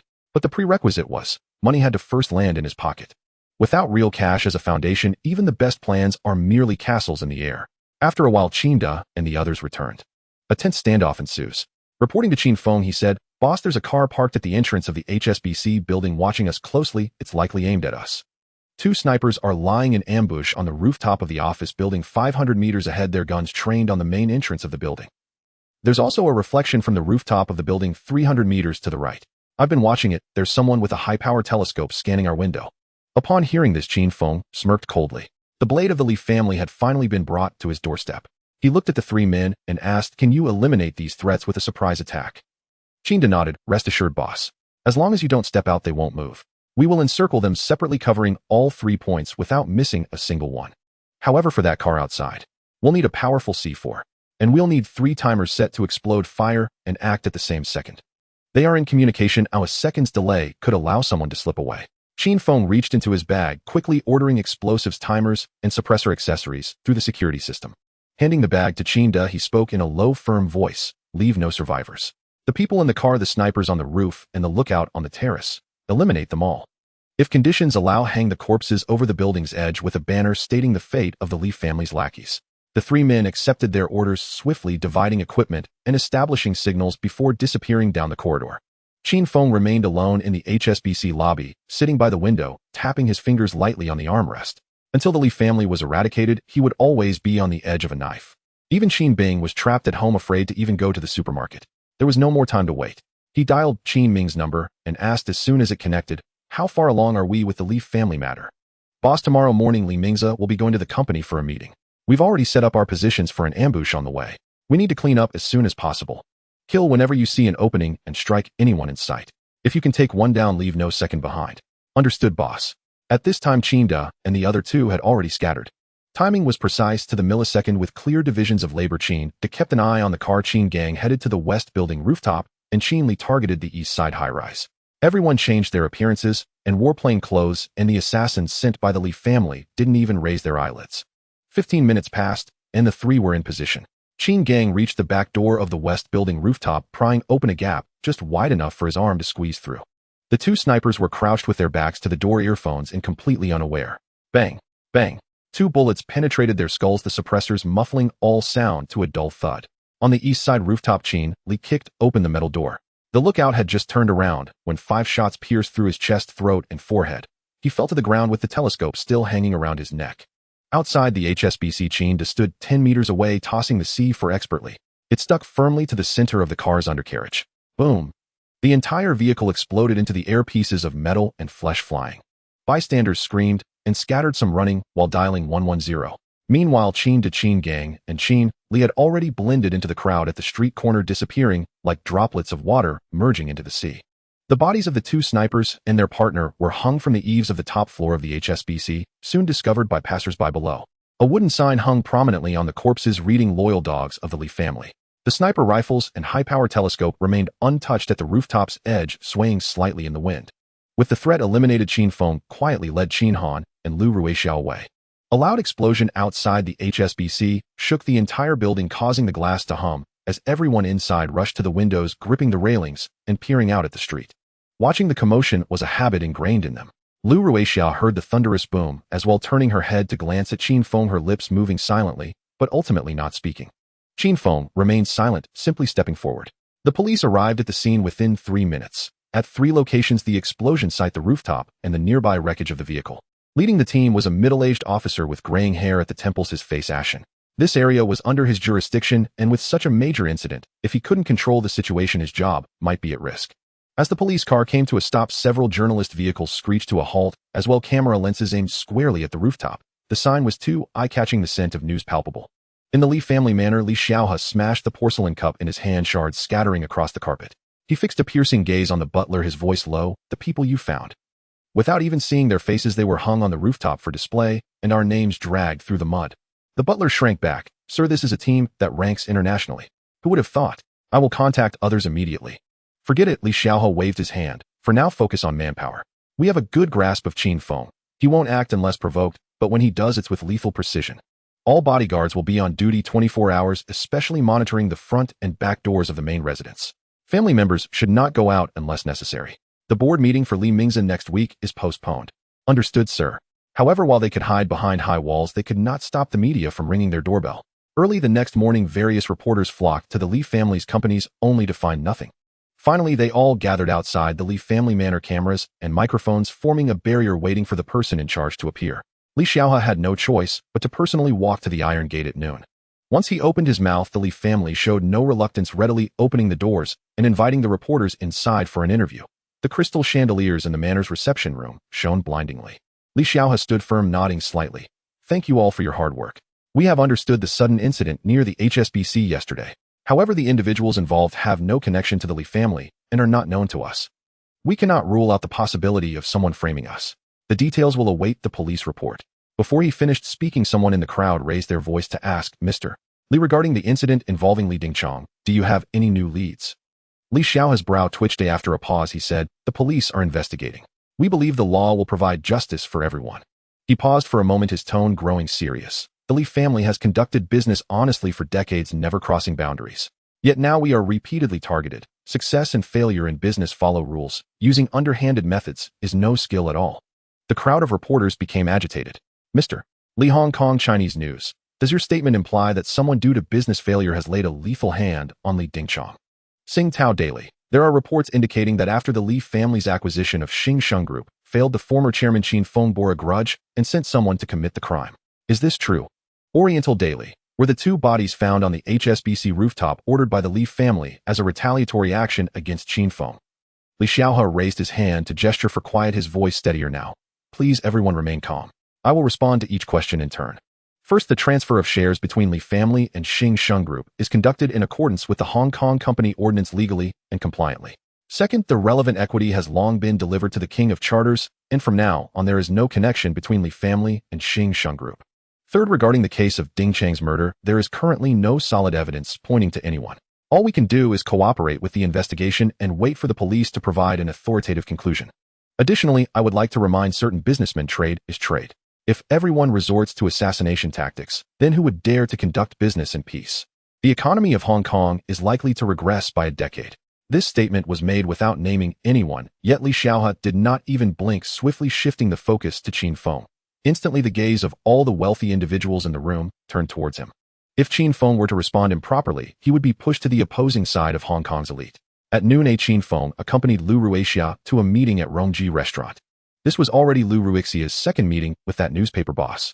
Upon entering the restaurant, they headed straight to the private room. As the door swung open, a middle-aged man was pacing inside.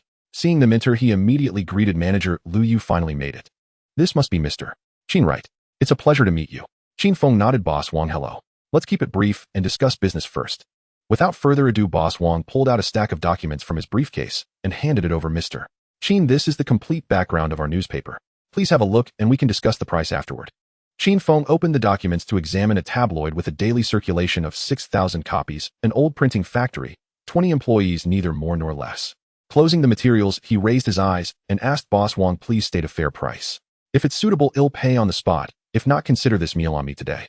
He had already sensed the other party's eagerness to offload the business. There was no need for pretense. He would aim for the lowest possible price. Boss Wang paused for a moment and candidly said, "Mr. Qin, I won't beat around the bush. I am indeed eager to sell, but if the price is too low, I would rather keep it. 800,000.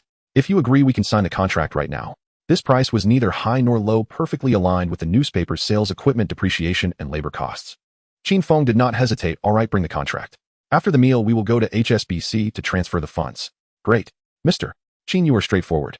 Boss Wang relaxed his shoulders and his smile became lively. Once the contract was signed, he immediately signaled the waiter to serve the dishes.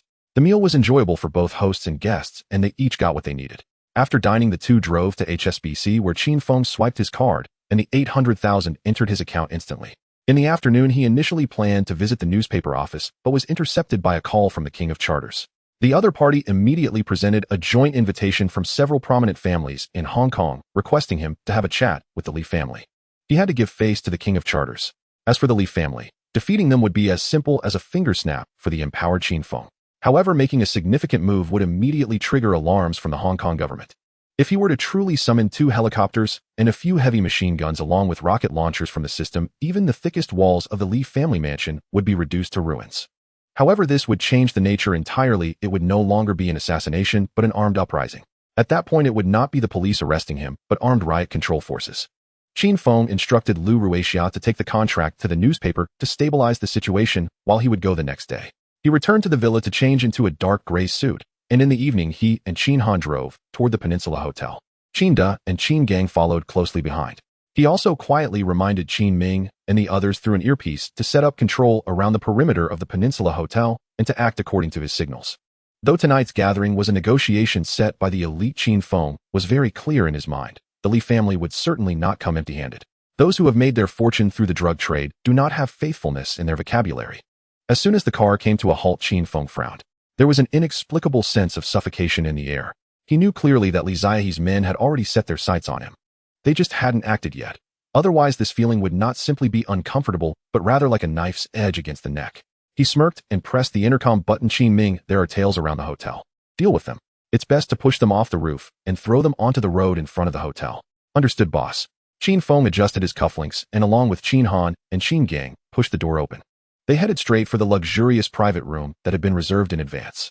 As Qin Feng pushed the door open, he saw that most of the attendees were already there. These faces were all too familiar to him. There was no need to mention the King of Charters. There was also Li Jiaqing, who would later take the helm of the Chinese business world, Zheng Yutong from the Zheng family, and Hua Yingdong, known as the Red Top Merchant. In the last chair sat Li Xiaohe, his face dark and cold like a piece of iron frozen for 10 years. Qin Feng had quietly exchanged for a mini signal jammer from the system. He preferred to be overly cautious than to risk any mishaps. Every word spoken tonight must not leak out. He did not trust these people and feared they would set him up. These individuals were truly rooted in the top-tier elite for a century, while the Qin family was once a well-regarded clan who now, after the sale of Xing Sheng Group, even their foundation had crumbled. But he was well aware it would not be long before he could stand on a level with them, or even surpass them. Upon entering, Qin Feng nodded to everyone. He deliberately bypassed Li Xiaohe, not even casting a glance in his direction. The others, however, were straightforward, smiling and responding, no one looked down on him because of his current lack of assets. Only Li Jiaqing's expression was quite indifferent, but Qin Feng did not take it to heart. He never forced himself on others.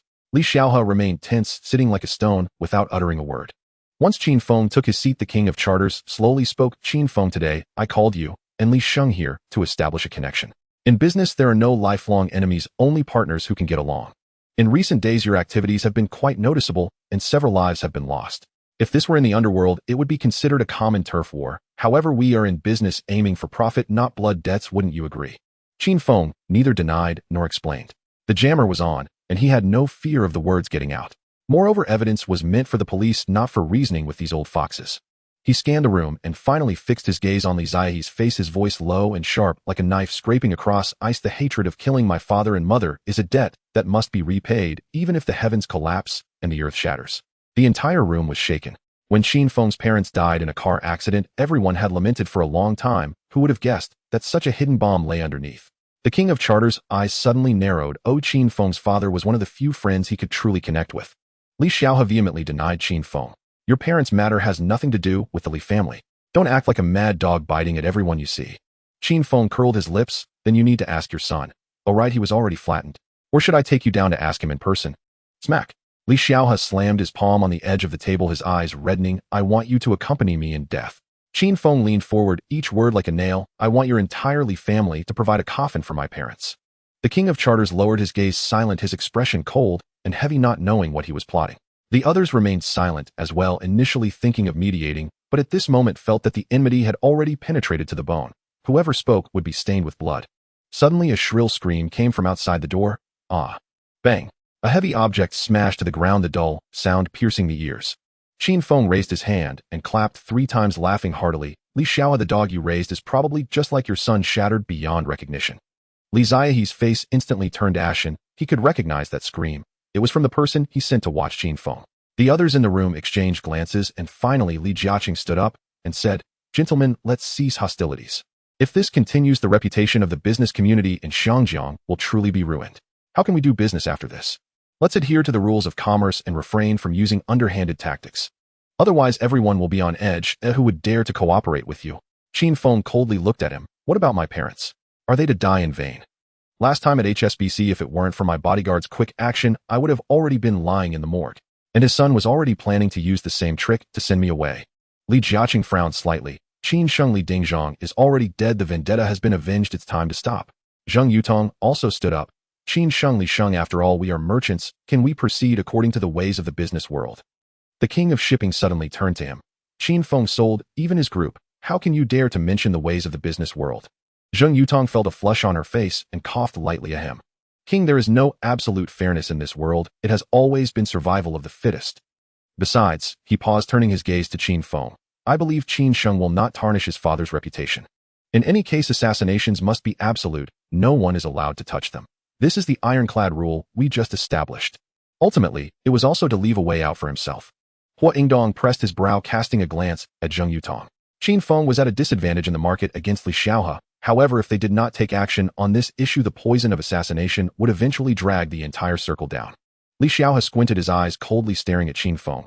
Junior, do you dare to accept Zhang Sheng's methods? Qin Feng threw back his head and laughed. Old dog, your skin is tough enough to block bullets. Fine, I accept. First they'll make your family lose everything, shatter your bones, and then send you down to reunite with your son in the underworld. Zheng Yutong's expression darkened. Qin Feng's words, old dog, seemed to insult Li Xiaohe, but the moment Zheng Sheng rolled off his tongue, which sentence wasn't a slap to his own face. Qin Feng had already thought this through. The Li family could not escape death. It would be better to first cut off their financial resources than extract their bones and finally lock the door. When they were begging on their knees, someone would naturally hand him a knife. The Li family's empire was too vast, and he had just shed the burden of Xing Sheng Group. Previously he was bound and constrained, but now with empty hands he felt light, able to employ any means necessary. Seeing both sides nod, the others sighed in relief. If this sinister fire continued to burn, who would dare to sign contracts or discuss cooperation? Li Jiaqing and Zheng Yutong stood up, their voices in unison. Let's establish a rule today. Business matters shall be resolved according to the rules of commerce. Anyone who resorts to underhanded means will be opposing everyone present here. The king of shipping and Hua Ingdong nodded, agreed. Without rules, business becomes a graveyard. Everyone's gaze turned to Li Dingzhong and Qin Feng. Qin Feng shrugged. The Li family is the one pulling the knife first. I'm just picking up a brick for self-defense.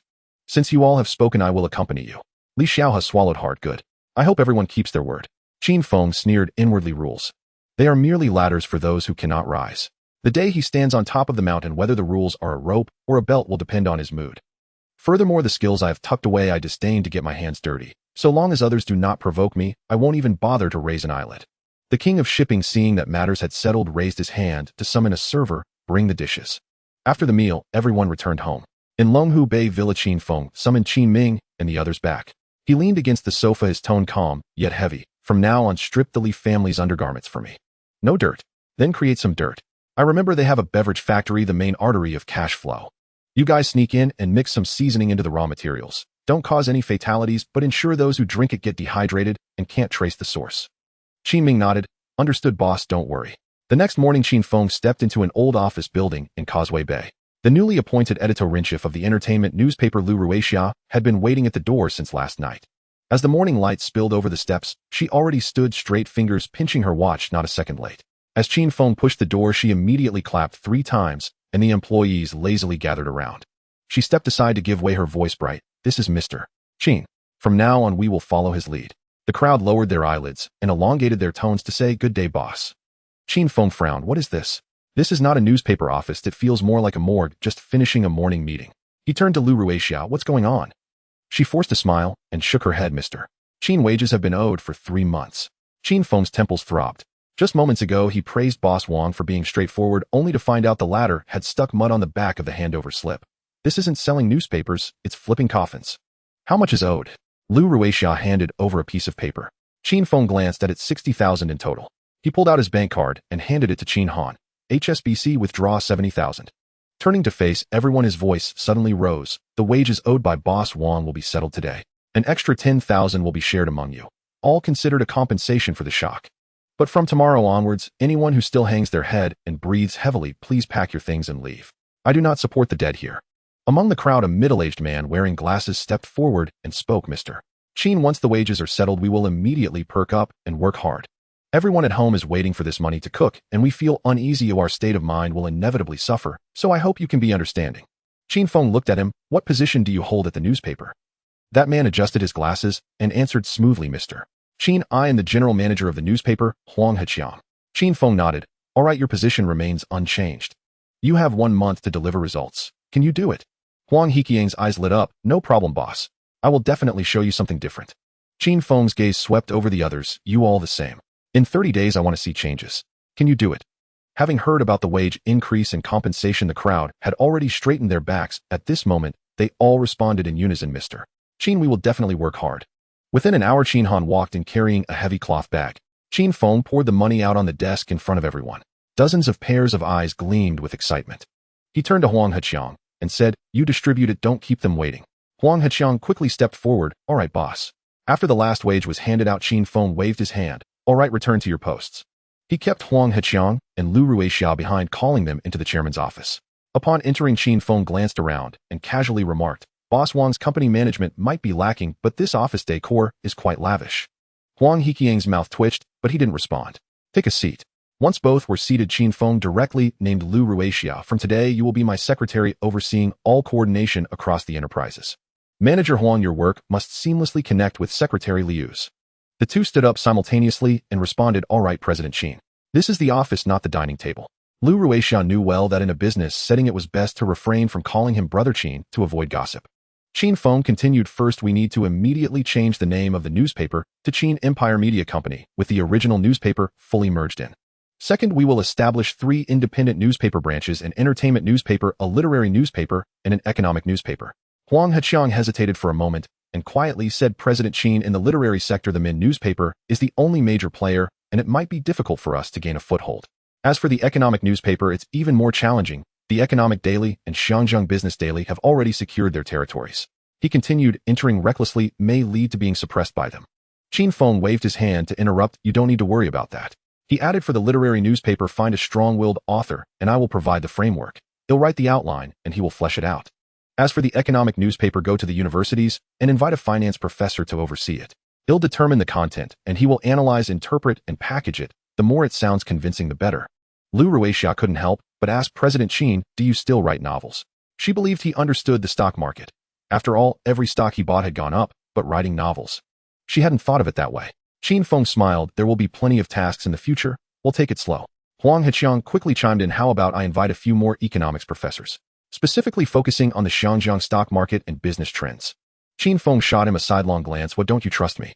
Huang Heqiang immediately froze, how dare I? Absolutely not. Qin Feng said, no more, once the 2 newspapers are established you'll understand.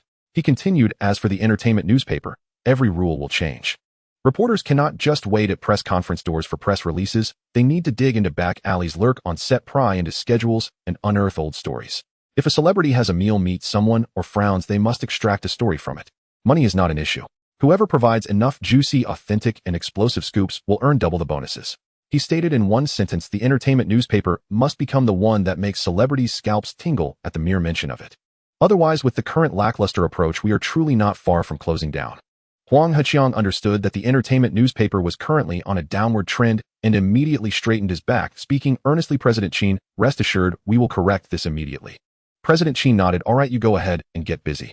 Once the writers for the literary newspaper and the professors for the economic newspaper are confirmed, come report directly to me. Got it, President Qin.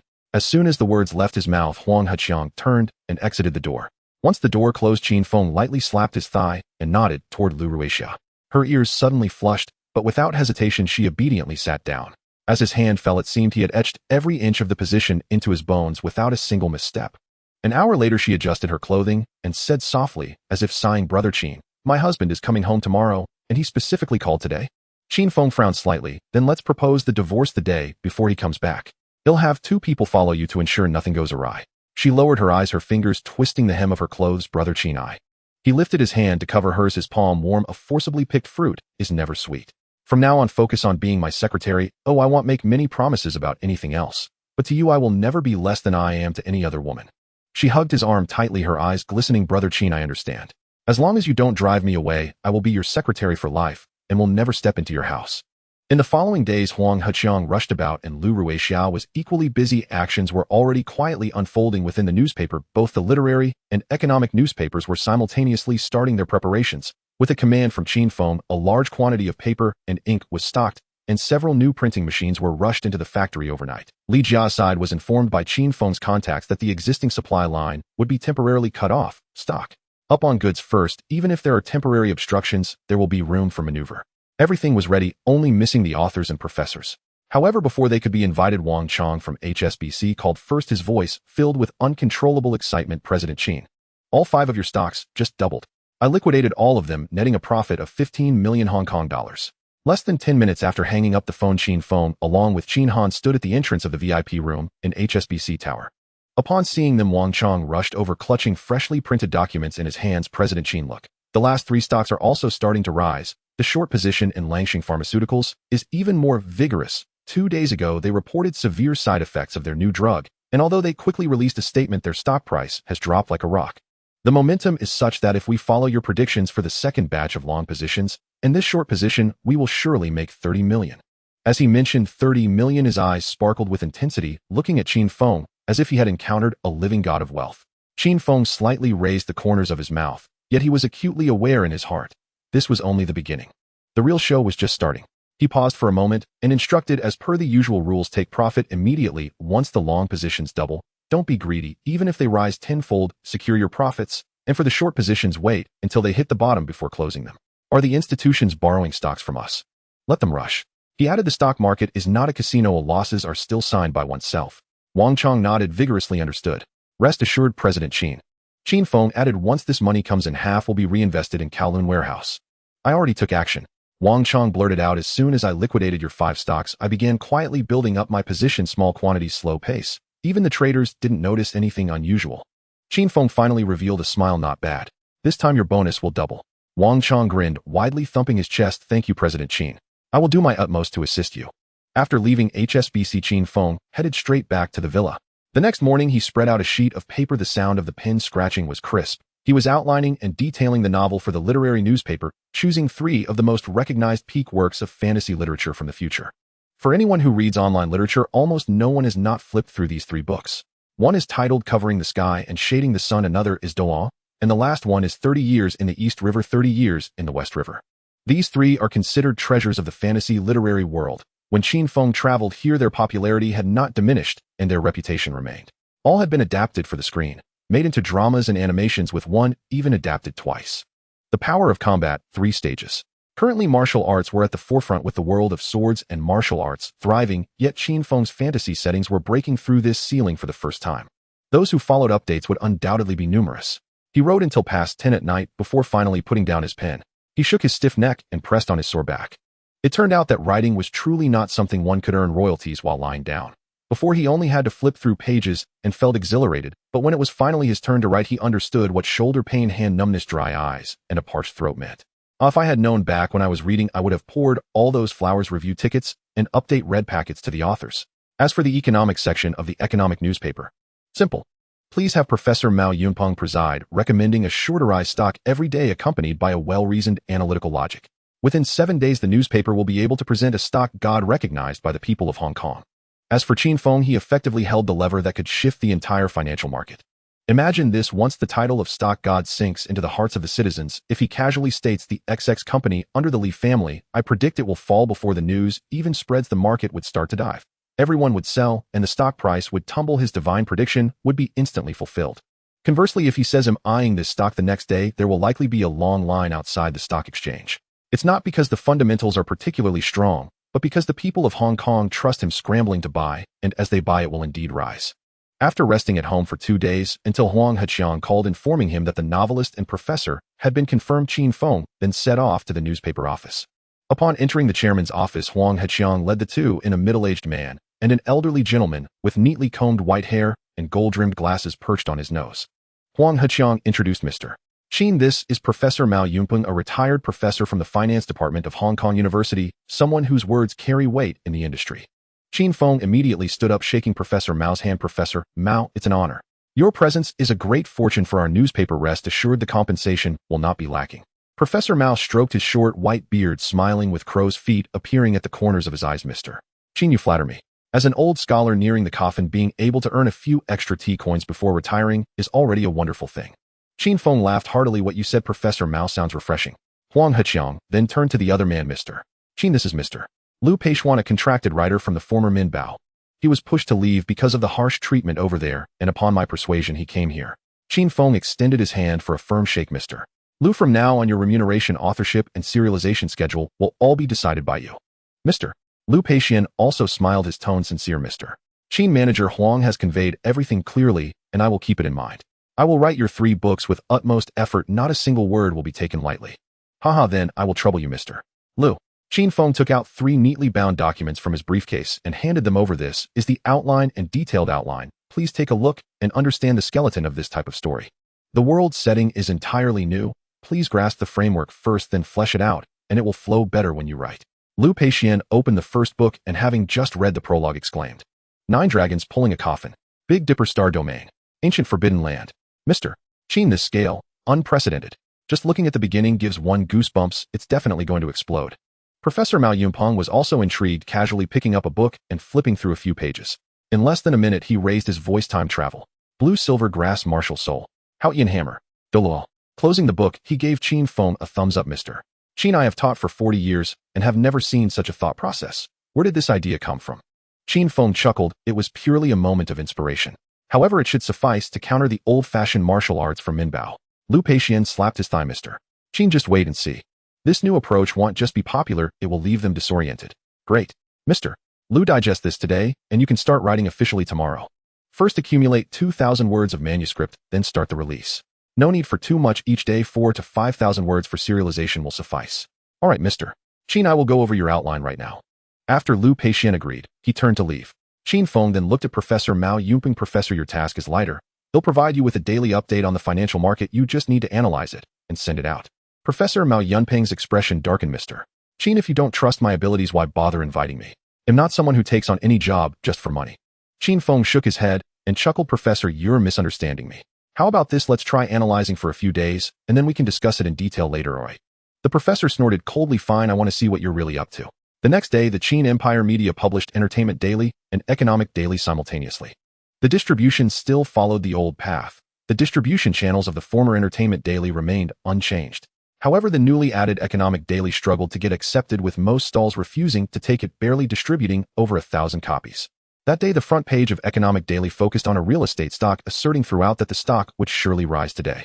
This was a topic personally chosen by Qin Feng. Professor Mao had no choice but to steel himself and fabricate 7 or 8 logically sound bullish reasons without any solid evidence. As expected of a professor, even filling space was written in a meticulous, well-referenced manner.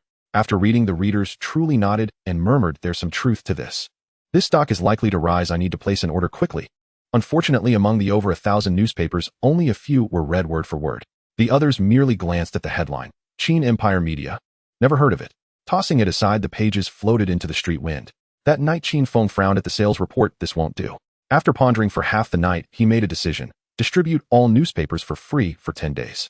Early the next morning, he called Huang Heqiang into his office. Starting tomorrow, all 3 newspapers will be distributed throughout the city, with every stall included. Additionally, encourage the stall owners to help us promote. If they sell a specified number of copies, they will receive cash on the spot. The new novel and literary daily will be online tomorrow morning, featuring fresh content much better than the old tunes of Min Bao, and there will definitely be people chasing after it. As long as the readers finish the first 3 chapters, we won't need to push the rest. They will spread the word for us. Huang Heqiang hesitated. Mr. Qin, all for free. Hong Kong is too large, the costs are hard to control. You know that Oriental Daily sold 200,000 copies a day at its peak. We're launching 3 newspapers at once. At how much paper and ink will we burn through? Otherwise, should we lower the price first? At least make the loss a bit more graceful. Qin Feng waved his hand. No need. Just give them away for free. Regardless of 1,000,000 copies in a single day, it's only for 10 days. I can still bear this much. All right, Mr. Qin, I'll arrange for reprints today. Qin Feng nodded. Also prepare more printing supplies. Don't be stingy on this. We'll need them sooner or later. Got it. I will have the supplier rush the restock overnight. Qin Feng paused and added, also send a few people to the stock exchange to coincidentally chat a bit. Just say they saw the stocks we recommended and tried a little and really made a profit. Even if only 1 in 10 believes and follows the trend to buy in 2 or 3 days, all of Hong Kong will remember the 6 words Qin Empire Media. Huang Heqiang scratched his head. Mr. Qin, is this reliable? Qin Feng lifted his eyelids. Did you monitor that stock yesterday? Huang Heqiang awkwardly replied, well, I really didn't have the time. I just got to my post this morning. All right, hurry up and take care of it. If you run out of money, just ask me. Understood. Boss, I'm on it. With the plan finalized, Huang Heqiang immediately plunged into the printing workshop. Meanwhile, his subordinates split into several groups, heading to various stalls around Hong Kong to persuade them. In the afternoon, Wang Chong called. Mr. Qin, the second batch of stocks has been cleared, netting a profit of 15 million. After being shorted, the stock price of Langsheng Pharmaceutical has dropped below 1 yuan. Today, I plan to buy back some shares from the secondary market and return them to the broker at the original price, expecting an expenditure of around 200,000 yuan. We previously borrowed 15 million shares, only need to return 200,000 with a difference of 14,700,000 shares, which is a guaranteed profit. Qin Feng laughed heartily. Wang Chong, well done. Next, focus on purchasing Kowloon warehouse shares. Understood, Mr. Qin. The next morning, the literary report and economic report under the Qin Empire Media were simultaneously distributed across Hong Kong for free. The newspaper vendors eagerly called out, placing the papers in the most prominent positions. At a street corner stand, a boy in a denim jacket asked, Boss, I'll take the issue of the Min Bao with the serialized novel. All right. The boss handed over the newspaper and casually pulled out a brand new one. Young man, a new newspaper has started publishing novels with a fantasy theme. This is the first I've heard of it, even more engaging than the martial arts stories in Minbao. Starting today, well, deliver it for 10 days free of charge, no payment required. Would you like a copy? Really, no charge? The boy raised his eyebrows. Not a cent, the boss nodded confidently. All right, then I'll take this one. He took the Qin Empire Media Literary Report, initially flipping through it casually, only to become glued to the pages upon seeing Julong laying to rest, an Inghua ancient star. The entire text was only 2 chapters, 4,000 words, with the ending printed to be continued. The next chapter is even more exciting. The boy suddenly looked up. Is that it? No follow-up. That's all there is. If you want to read the continuation, come back tomorrow morning. Or you can check other vendors, it's free across Hong Kong. Alas, he had no choice but to clutch the newspaper tightly and turn away. Similar scenes unfolded simultaneously at hundreds of newsstands in Causeway Bay, Mong Kok Central, and Tsim Sha Tsui. The vendors were overjoyed, slapping their thighs. Qin Empire Media had promised once the day's newspapers were cleared, generous bonuses would be immediately paid out. At the Minbao headquarters in Jin Yong's office, Jin Yong and Shun Baoxin sat side by side, facing the very issue of the literary report. Both wore serious expressions. Shun Baoxin cautiously asked, "Old Jin, should we also try writing this genre?" Try what? I don't even know how to break down the term fantasy. How can we try? But can we just watch readers being taken away, eh? Shun Baoxin's voice tightened. Jin Yong stroked his beard and whispered, "The writer of this piece, Liu Peishuan, was originally one of us. He left because he found the pay too low and the editorial pressure too harsh. Have someone arrange to talk to him later. Double his salary and attach my name for the forward. Let's see if he won't be tempted." Shin Baoxin agreed. He'll take care of it right away. They calculated carefully, yet overlooked one thing. Liu Peixian now regarded Qin Feng as a father figure, worshipping him like a deity. Dig him out. No chance. Moreover, the price Qin Feng offered was already quite generous, while Min Bao had a history of shortchanging authors, often delaying even basic advances. If they were to spend money they might not be willing to pay, or simply couldn't afford it. At the same time, in the hall of the Julong Stock Exchange, a young man with black-rimmed glasses was holding a newspaper and laughing wildly. Ha ha ha. The stock recommended by the Qin Empire's economic report has netted a minimum profit of 50,000 today. He'll be back tomorrow to watch him sticking with the stocks they recommend. What paper is that?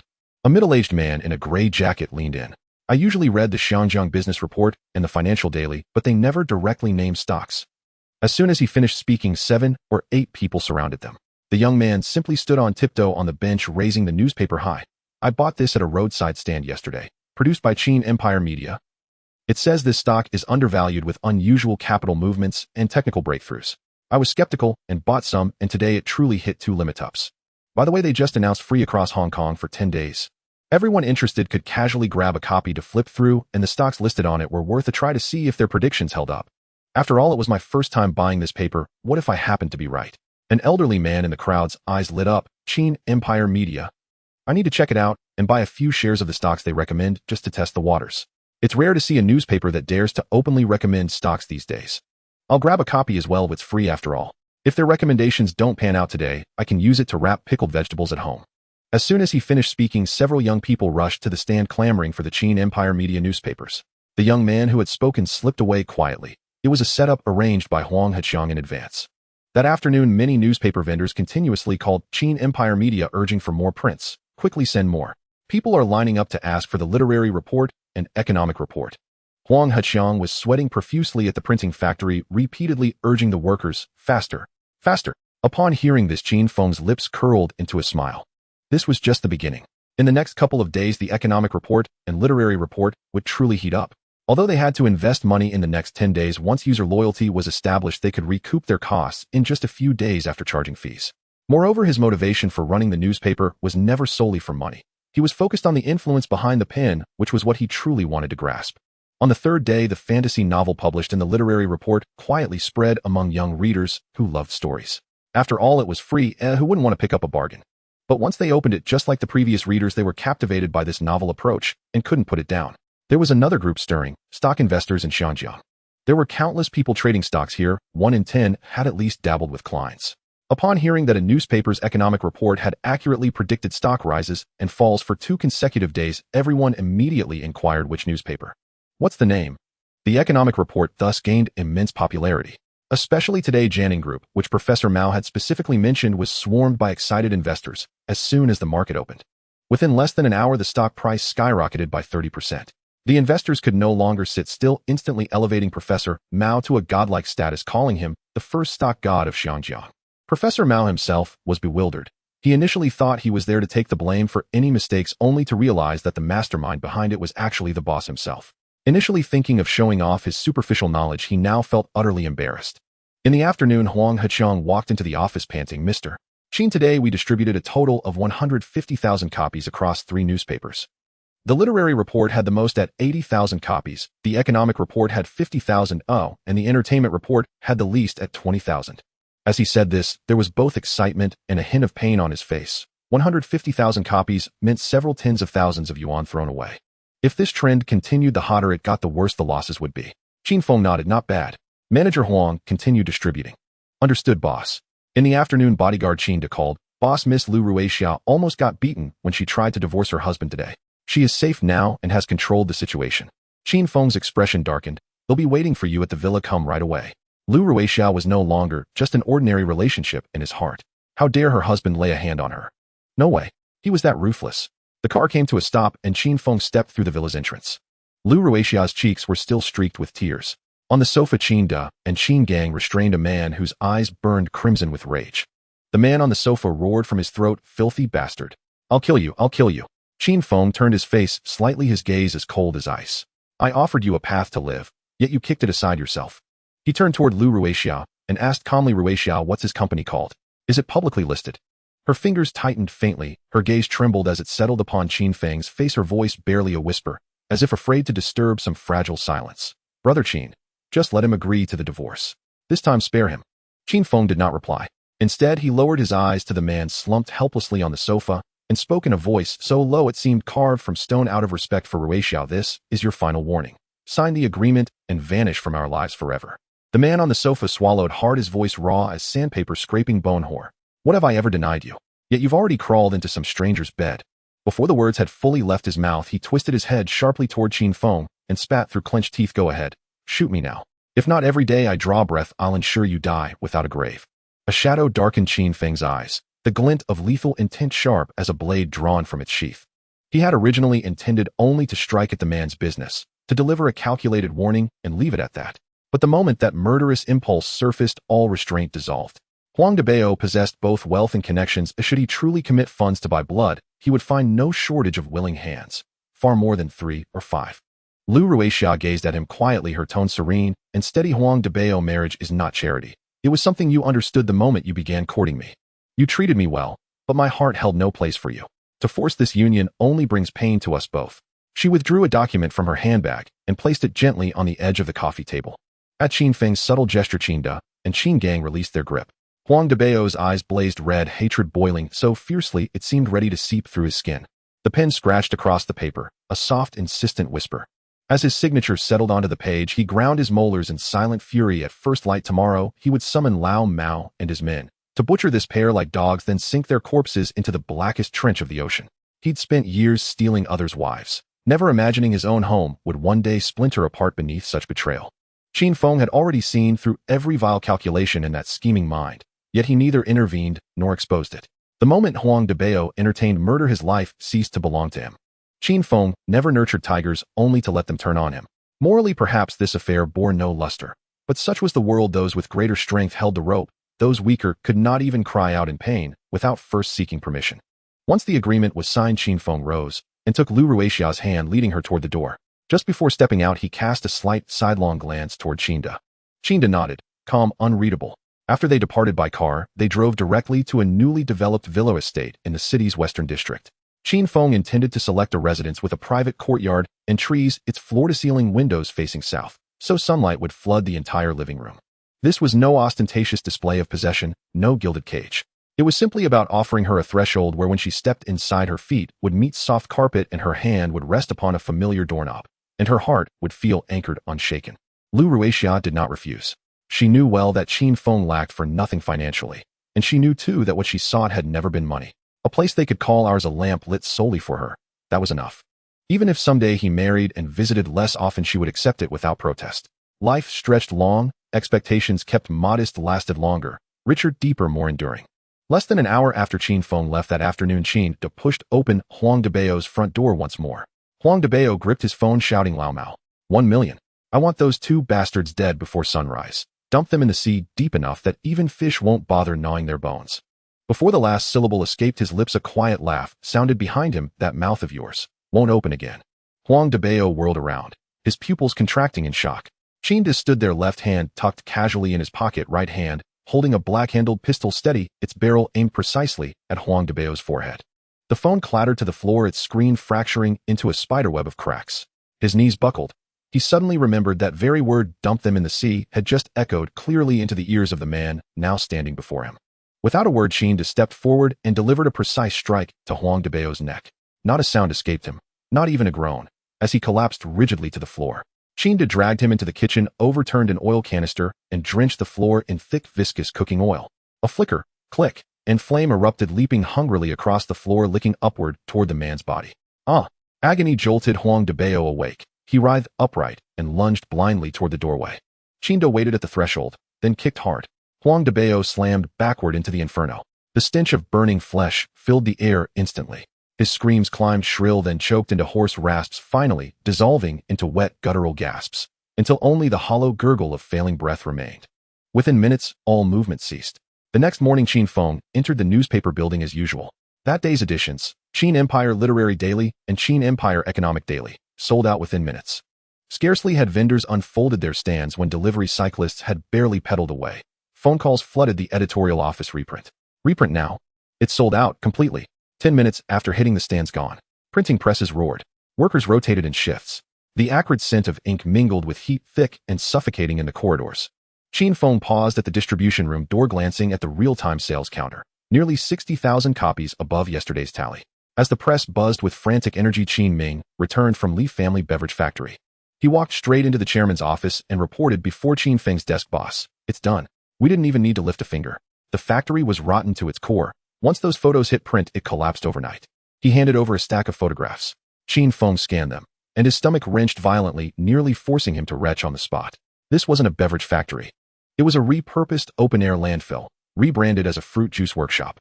In the images, blackened, oozing mangoes and oranges veined with mold lay heaped together with fresh fruit on the conveyor belt, fed directly into juicers. The freshly squeezed orange juice gleamed golden and translucent. No one could tell its source, teemed with wriggling white maggots or floated green mold. Workers scooped pulp barehanded, their fingernails crusted with grime. One man smoked while operating the bottling line, ash cascading freely into open vats, mixing seamlessly with juice before flowing into bottles. Qin Feng's throat tightened as he recalled how in his past life he'd often paired Li Family orange juice with breakfast. Now merely remembering its cloying sweetness made him nauseous. Excellent. Li Family Beverages commanded 60% of the Xiangjiang market, their most vital financial artery. Releasing these photographs was tantamount to tearing open their throat in broad daylight. What about their herbal teas or energy drinks? Unphotographed. Irrelevant. So long as the juice imagery was authentic and horrifying, citizens would begin suspecting even their bottled water came filtered from sewage pipes. Besides, Qin Feng smiled coldly. Could any of their other factories possibly be clean? Qin Ming, starting today, monitor every member of the Li family closely. If they lose control, I must know before they act. Understood, boss. After Qin Ming departed, Qin Feng immediately summoned Huang Heqiang. He slid the photographs across the desk. Tomorrow's 3 papers, each front page full-page coverage, all of it devoted to this story. Huang Heqiang glanced down, and his face darkened like a thundercloud. He'd drunk half a bottle of Li family grape juice the night before, washing down 2 glasses of whiskey.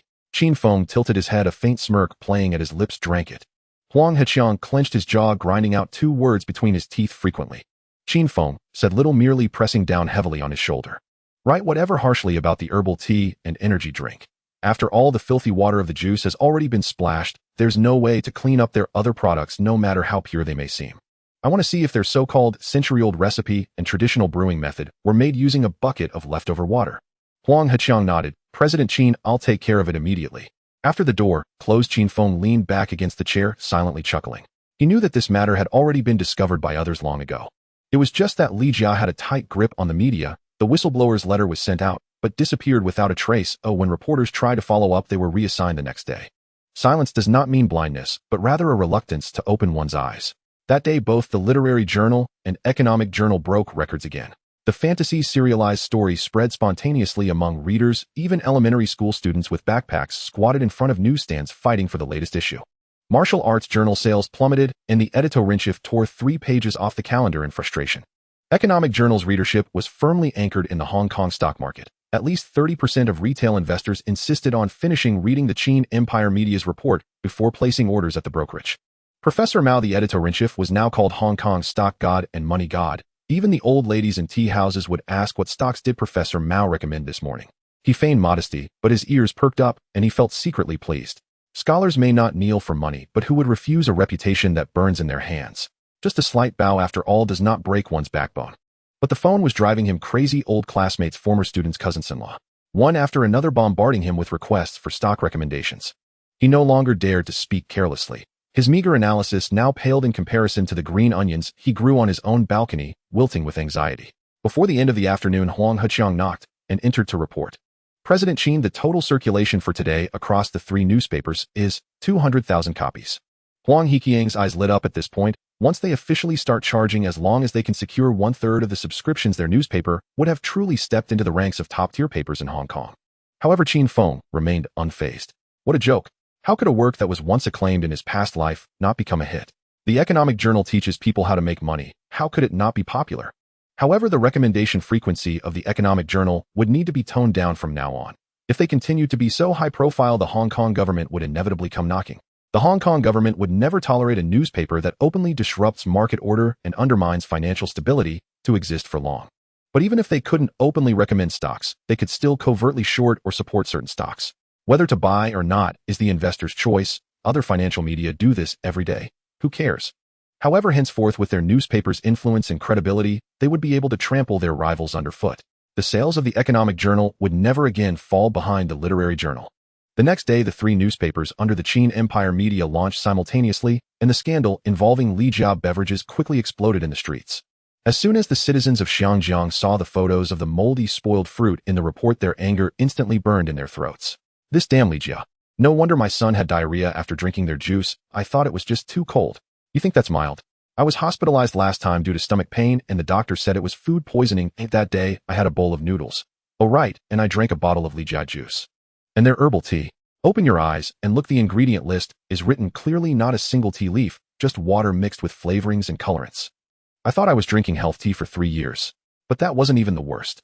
When people turned to the end of the report and saw the printed black and white stating that the contents of Li Jia's energy drink were actually 4 to 5 times the legal standards, everyone felt a chill down their spine. Caffeine is already extracted from it, and excessive intake can easily lead to addiction. Everyone knows energy drinks contain caffeine, but Li Jia directly exceeded the limit by 5 to 4 times. This isn't just a pick-me-up, this is a trap. What's the difference from selling drugs? No wonder I felt more and more high after drinking what turns out I was completely set up by Li Jia, selling out lives for money. These angry curses in the streets, aside from the fact that the juice ingredients were indeed true, all other accusations were orchestrated by Qin Feng. But a single real photo of rotten fruit was enough. Truth or falsehood, the common people only believe what they can see with their own eyes. That day, all of Xiangjiang was cursing Li Jia.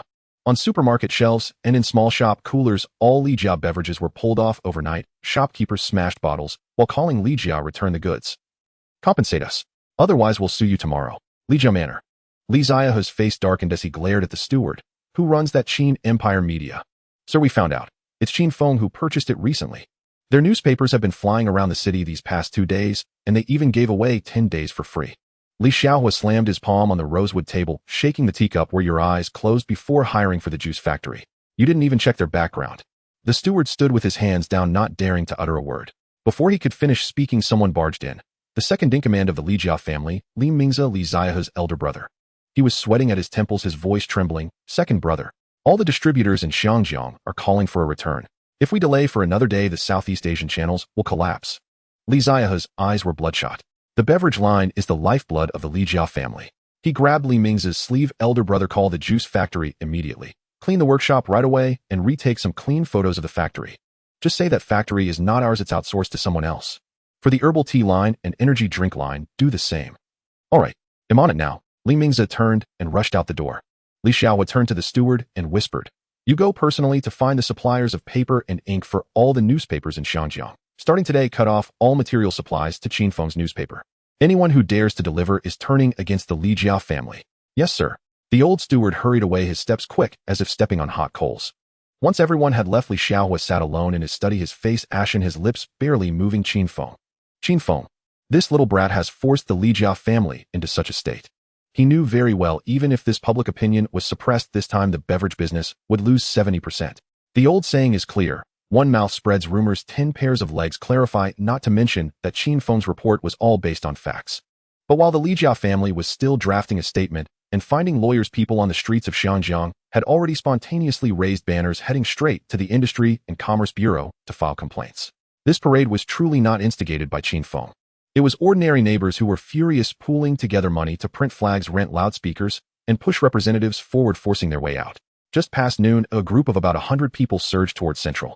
Some held up white cloth banners, some gripped loudspeakers, and the leader with a loud voice shouted, "Give us back our health. Shut down the Li Jia beverage factory. Please, Hong Kong government, uphold justice." As soon as the words fell, the surroundings echoed in unison.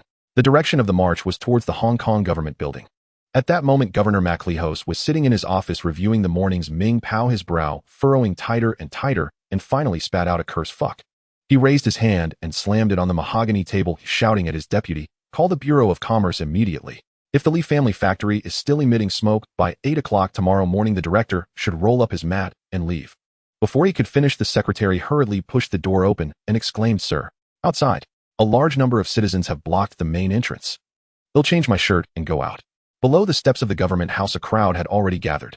No one shouted slogans, no one held signs, they just stood quietly, their eyes fixed on the bronze door, seeking just one thing: strict action against the Li family. The nature of this matter was too severe, comparable to the milk powder scandal of the past. How could the common people endure it any longer? Soon he appeared quickly. The crowd suddenly buzzed with noise. "Governor, please revoke the Li family's license. Please seal off all production lines." He pressed his hands downwards, his voice steady. "Dear villagers, I have grasped the situation, and the Bureau of Commerce's personnel have already set off to inspect the factory. If the evidence is conclusive, the gates of the Li Family Beverage Company will definitely be sealed tomorrow morning. The Food Safety Department will also issue the highest fine in history." Hearing this, the crowd did not cheer or applaud, only nodding silently, gradually dispersing in pairs. They had come here to catch their breath and seek an explanation. Now that the governor had made a vow in front of them, their anger subsided and they dispersed. Qin Feng was in his office blowing on a cup of tea when he received a phone call from Lu Ruixiao, and a smirk appeared at the corner of his mouth. "This saves me some trouble." He had originally planned to pressure the Li family to withdraw from the beverage market using the news, but he never expected the locals in Xianjiang to be so tough, directly confronting the governor. With this strike, the Li family's largest cash flow was cut off. Ironically, they had just taken out a loan from Standard Chartered Bank to invest in real estate, and the property hadn't even been launched yet when the creditors were already knocking at their door. Indeed, Chen Guodong, the general manager of the loan department at Standard Chartered Bank, arrived at the Li family estate that very afternoon. Hearing the news, Li Xiaohe felt a weight in his heart. The bank's demeanor was always a barometer. When you were flourishing, they would kneel and present the contract, but once you stumbled, they would immediately turn hostile and demand repayment. The visitor was a Chinese man, impeccably dressed in a suit, carrying a briefcase. Li Xiaohe forced himself to cheer up and welcomed him into the hall, smiling. "Manager Chen, I'm grateful for your assistance with the last loan. I've always wanted to treat you to a good meal. I've reserved a spot at the Peninsula Hotel, and I will definitely make it up to you another time." Chen Guodong shook his head, his tone straightforward. "Li Sheng, we are familiar with each other, so let's not talk in circles. I came here at the direct request of the president. You know what needs to be said." Li Ziahe's smile gradually froze. "Manager Chen, the Li family has been rooted in Xianjiang for decades, with hotels, supermarkets, and logistics. Our business extends to Singapore, Malaysia, and Thailand. Does Standard Chartered really believe we can't pay back?" Manager Chen lowered his eyelids. "Li Sheng, I understand this matter. But the land you acquired in Causeway Bay a while ago, the money you poured into it might have drained your resources, right? The amount you borrowed from us at Standard Chartered won't even cover the foundation piling. You'll have to borrow from elsewhere. Currently, all your other businesses are relying on the beverage factory for cash flow, but the factory has now blown up and the capital chain has snapped in two. What's the point of seeking a bank now, eh? Who would dare lend you money? What will you use to hold on?" Li Ziahe's throat tightened and he couldn't utter a word. He understood better than anyone all the Li family's money was tied up in that piece of land in Causeway Bay, of supermarkets, hotels, properties. All relied on the monthly cash flow from the beverage factory to survive. This was also the reason he summoned the team overnight the evening the beverage factory had issues. Li Ziahe's face darkened. "Manager Chen, how many years has the Li family cooperated with Standard Chartered? The ink on the contract hasn't dried yet, and you bring people to block the door. Isn't that too hasty?" Manager Chen shrugged. "Li Sheng, just a messenger. This time it's the president himself who ordered it. To control the risk, Standard Chartered has decided to collect the loan early. The interest is waived. Consider it our breach of contract. But the principal must be received within 3 days. If it's overdue and unpaid, According to the agreement, the land in Causeway Bay will be disposed of by us. Get out. Li Xiaohe suddenly shouted, the veins on his forehead bulging. Manager Chen remained unfazed, wiped the spit that splattered on his face, and turned to leave. Once the door closed, Li Xiaohe grabbed the purple clay teapot from the coffee table and smashed it onto the marble floor. Qin Feng's strike was precise as if measured with a ruler, directly hitting the Li family's vital point, and the timing was ruthlessly accurate. On a normal day, if the beverage factory collapsed, it would only be a major injury, but this time the Li family had put all their assets into the Causeway Bay project, leaving no room for maneuver. Worse still, various suppliers were likely already on the way. Supermarkets demanding payment, hotels wanting cold chain fees, logistics needing funds up front.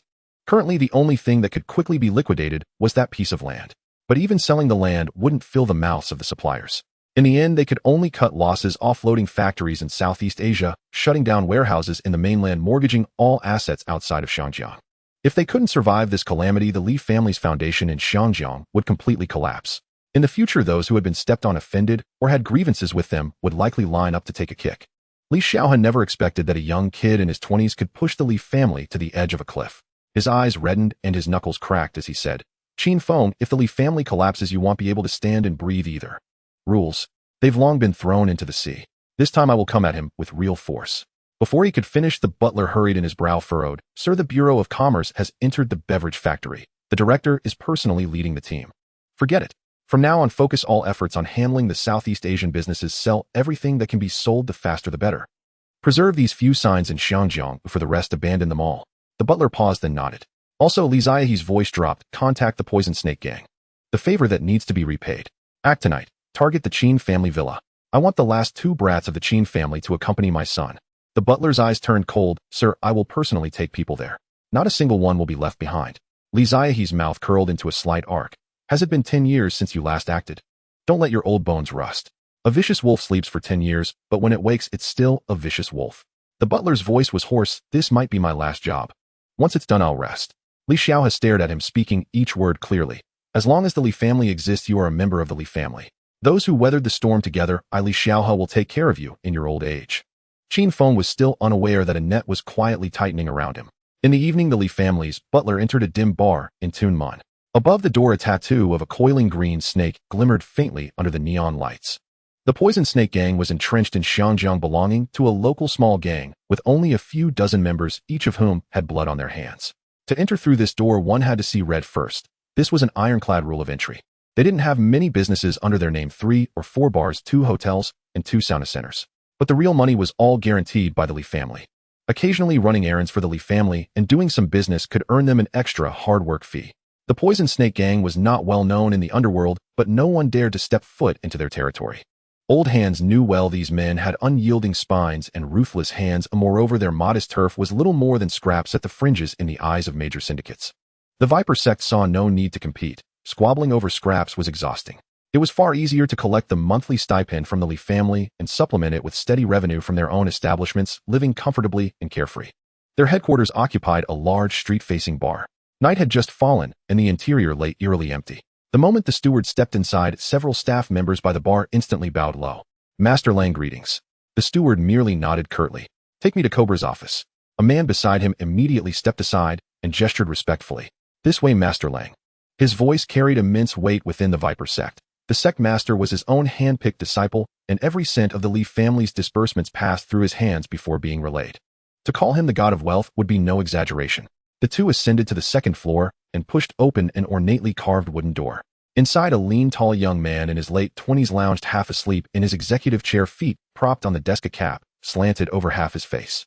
At the creak of the door, he sprang upright, his curse still unspoken. Then, recognizing his visitor, instantly broke into a wide grin. Master, you're here. The steward snorted through his nose. Where have you been gallivanting this time? Still sleeping at a moment like this? This man was indeed his disciple, Cobra. Cobra scratched the nape of his neck and grinned. Master, if I lose even this small joy, what taste would life hold? The steward settled onto the sofa and cut straight to the point. The Li family has assigned a task. Move tonight and bring plenty of men. The target is dangerous. Cobra's expression tightened. Is it that newspaper that stabbed the Li family in the back?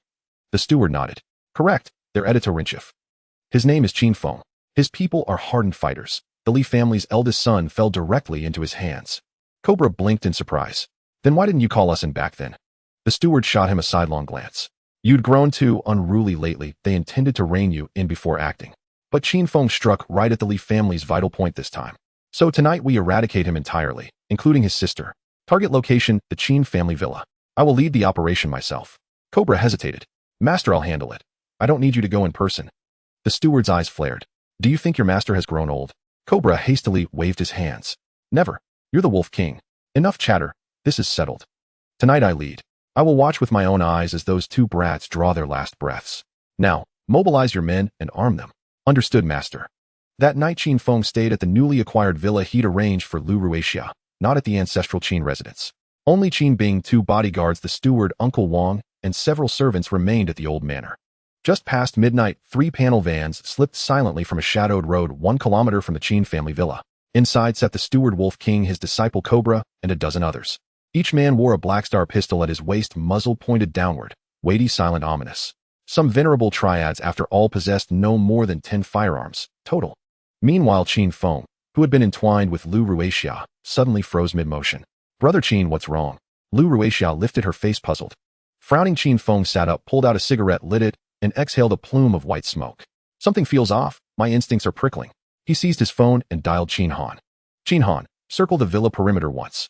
My gut's unsettled. Understood, boss. Moments later, Qin Han called back. Boss, the surroundings are clear, utterly quiet. I'll send Qin 1 and the others to expand the sweep further out. Good. Qin Feng set down the phone and slowly exhaled. Perhaps the Li family incident had left a lingering shadow. A thorn lodged at the base of his neck, a constant uneasy sense of unseen eyes upon him. Yet he never imagined his intuition would prove accurate, just not where he expected. The danger did not lie with him, but with his younger sister Qin Bing. Dozens of gun barrels were converging upon her villa. Less than 100 meters from the villa, the steward braked. Cobra and the others halted in unison. To advance further risked alerting those inside and letting the prey escape. One by one, the dozen men disembarked. The steward drew a handgun, voice hushed to a whisper. 5 of you follow me inside. The rest surround the entire villa. No gaps. No escapes. Yes, Wolf King. In a guest room outside the master bedroom, Qinya and Qin Li jolted awake simultaneously. Their eyes met, and Qinya spoke first. I'll scout the front entrance. You wake Miss Qin. Keep the radio channel open. Qin Li nodded. Understood. Separate operations.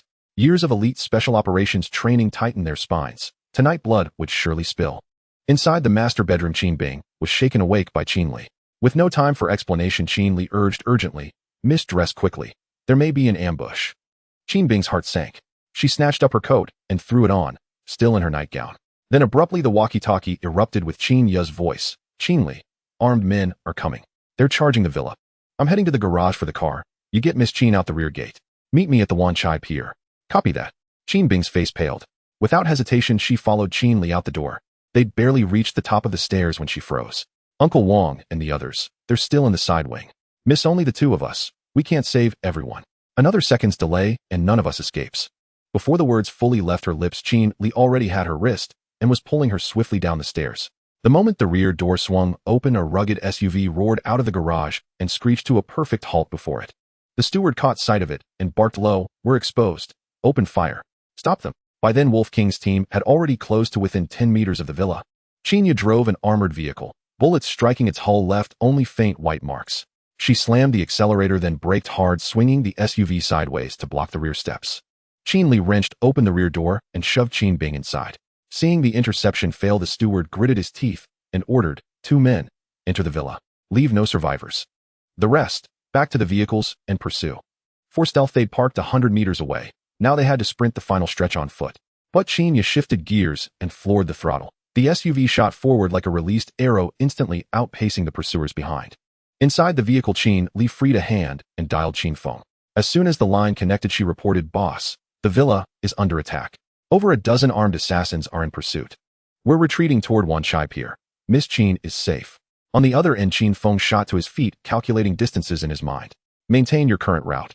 In 5 minutes, follow my command to engage. Report coordinates continuously. We're near the pier. We're coming now. Understood, boss. Hurry. Qin Feng hung up swiftly, pulled on his coat, shouted for Qin Han to ready the car, and summoned Qin Wen and Qin Wu. Turning to Lu Ruixia, he said firmly, Stay indoors. Don't leave the house. I'm going to fetch my sister. Lu Ruixia, having just heard the call, furrowed her brow. Be careful on the road. Within 60 seconds, Qin Han had the car waiting at the door. They piled in. Qin Feng issued his order without delay. Take the road from Wan Chai Pier back to the villa. my sister is being hunted there. Prepare for combat. Without a word, Qin Wen and Qin Wu drew their pistols, racked the slides, and chambered rounds. Qin Feng scanned their weapons. Handguns against a dozen men, firepower hopelessly insufficient. Could reinforcements be summoned? It was already too late. With a flick of his fingertip, he accessed the security system interface, ordering 4 rifles and a batch of grenades. Additionally, there were 4 bulletproof vests issued by the system with top-notch protective capabilities. Qin Feng immediately dialed Qin Ming and Qin De, urging them to hurry and regroup. While waiting for reinforcements, he and Qin Han, Qin Wen, and Qin Wu were already geared up, guns loaded, lying next to the vehicle in quiet anticipation. At this moment, Qin Feng had already sentenced the Li family to death in his heart. There was no doubt that this matter was orchestrated by the Li family. Tonight, he would rescue Qin Bing, and then immediately storm the Li family's old residence, leaving no survivors. What if the port government exerted pressure because of this? So what? His family was his lifeline. Anyone who dared to touch them would shatter. The vehicle sped along, and after about 3 minutes, gunfire suddenly erupted. Qin Feng immediately shouted Qin Han, head towards the sound source. Qin Bing's SUV had already pressed the accelerator to the floor, but the road was bumpy and uneven. Qin Yu was worried about a rollover, so she could only ease off the gas slightly. Qin Li kept firing into the sky. The crisp gunshots were a signal for those behind. The Butler and the Cobra gang kept close behind, maintaining a distance of 200 to 300 meters. Inside the van, the Wolf King was restless, cursing, damn. They even installed bulletproof glass. They're really precious about their lives. Faster. We must take them all down tonight. The driver's forehead was drenched in sweat, rolling his eyes internally. Damn, it were driving a delivery van while they're in tough SUVs. One of theirs is worth 10 of ours. This speed is already hanging our lives on the accelerator. After another 2 minutes, Qin Feng locked his gaze onto the speeding SUV ahead. Qin Han decisively turned on the hazard lights. As the 2 vehicles brushed past each other, Qin Feng leaned out and shouted, "Protect my sister and retreat. This place is up to us." Qin Ye hesitated not for a moment. Bringing Qin Bing along was already stretching thin. Insisting would only create chaos. She quickly honked twice decisively. Meanwhile, Qin Han sharply turned the steering wheel, positioning the car diagonally in the middle of the road. The 4 of them jumped out of the car, guns at the ready.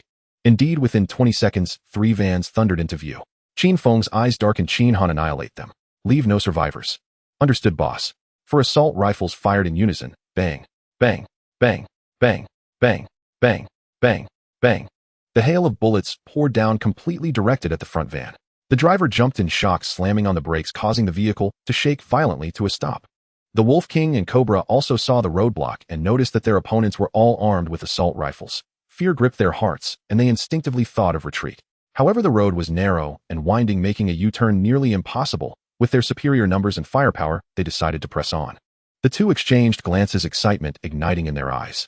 It was excitement. Both the master and apprentice were fundamentally the same. Cobra crouched behind the car door, spraying bullets towards Qin Feng and his group. In under 10 seconds, a full magazine was expended. The Wolf King was equally relentless, pulling the trigger steadily and fiercely, maintaining an unyielding rhythm. Cobra shouted, "Master. Not rusty yet, right? I didn't embarrass you, did I?" The Wolf King laughed heartily. "You little brat, still full of energy. Practice your aim more. Speed isn't everything, accuracy is what counts." On Qin Feng's side, they were protected by a bulletproof vehicle unharmed, while on the opposite side 2 were taken down by 4 assault rifles, and 1 was shot in the head, dying on the spot. However, this minor casualty did not shake their morale. This group, who among them had not taken a few lives? Even with comrades falling, not a single eyelid was batted. Qin Han glanced at the distance, turning to Qin Feng, Qin Wen, and Qin Wu, saying, "Boss Qin, when Qin Wu, ill-suppress their fire. You all throw grenades. Delay by 2 seconds, throw as soon as you can." Received. 4 grenades were thrown in unison. Qin Feng had taken gene-enhancing drugs, giving him strength far exceeding that of ordinary people. Qin Wen and Qin Wu, as elite members of the Special Forces, matched him in throwing distance and accuracy. For shadows cut through the night sky, heading straight for Cobra's head. Cobra, with sharp eyes, spotted the approaching grenades, his throat tightening as he yelled, "Get down. The grenades are coming." But it was too late. Qin Feng had deliberately delayed for 2 seconds before launching their attack. The grenades exploded midair, the fire engulfing shrapnel raining down ruthlessly. All 4 grenades detonated instantly, throwing a crowd of people into chaos. "Oh, oh, oh." The screams tore through the air. 5 or 4 of Cobra's subordinates were blown to bits, and even the butler couldn't escape, with shrapnel taking off much of his left ear, blood soaking his neck. He gritted his teeth, tearing off a strip of his shirt to staunch the wound, then turned to continue reloading. Qin Feng had tasted the power of this tactic and decided to pull out all remaining grenades.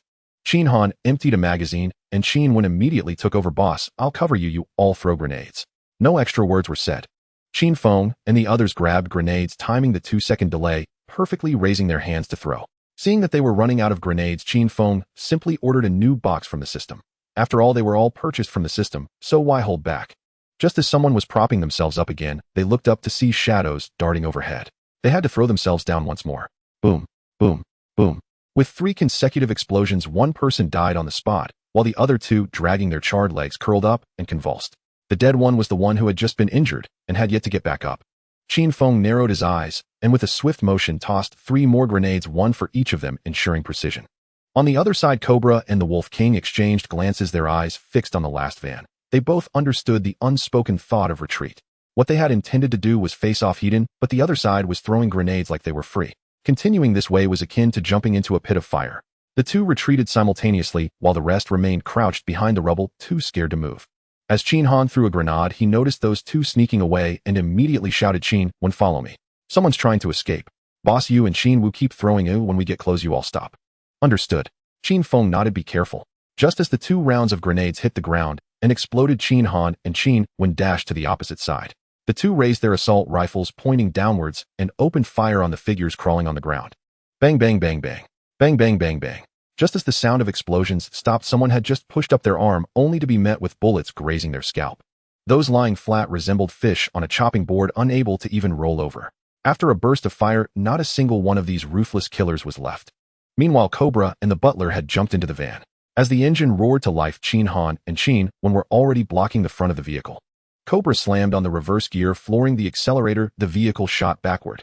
Qin Han and his companion had already coordinated, raising their guns to shoot at the front and rear tires. Bang, bang.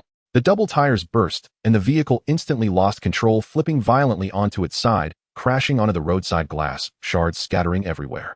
Qin Wen was about to rush in when Qin Han grabbed him. He pulled out a grenade from his pocket, flicked his wrist, and it landed steadily under the vehicle. Boom. The deafening blast shook the ground. The van was sent sliding back several meters by the shockwave, its body contorting and deforming. 2 piercing screams echoed from within.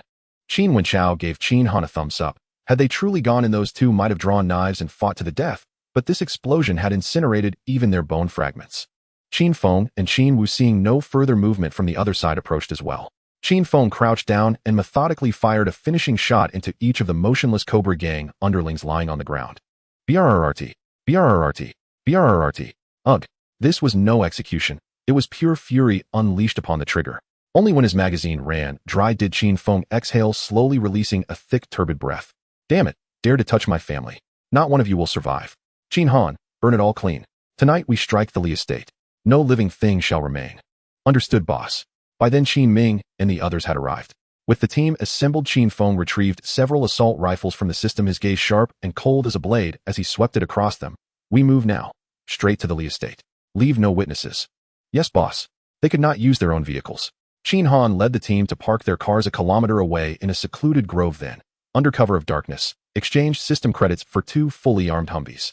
With vehicles secured, they mounted 2 additional heavy machine guns onto the Humvees. The engines roared to life, and the armored beasts surged toward the Li estate. Logically, such an operation should not require his personal presence. Yet the Lis had struck with unprecedented cruelty, and unless he witnessed its utter collapse with his own eyes, he could not swallow this rage. Moreover, his elite bodyguards surrounded him. Safety was assured. Within the Li estate courtyard, Li Xiaohe paced back and forth, restless and agitated. Tonight was meant to be the hour of his enemy's demise, but past 2 a.m., his steward remained utterly silent.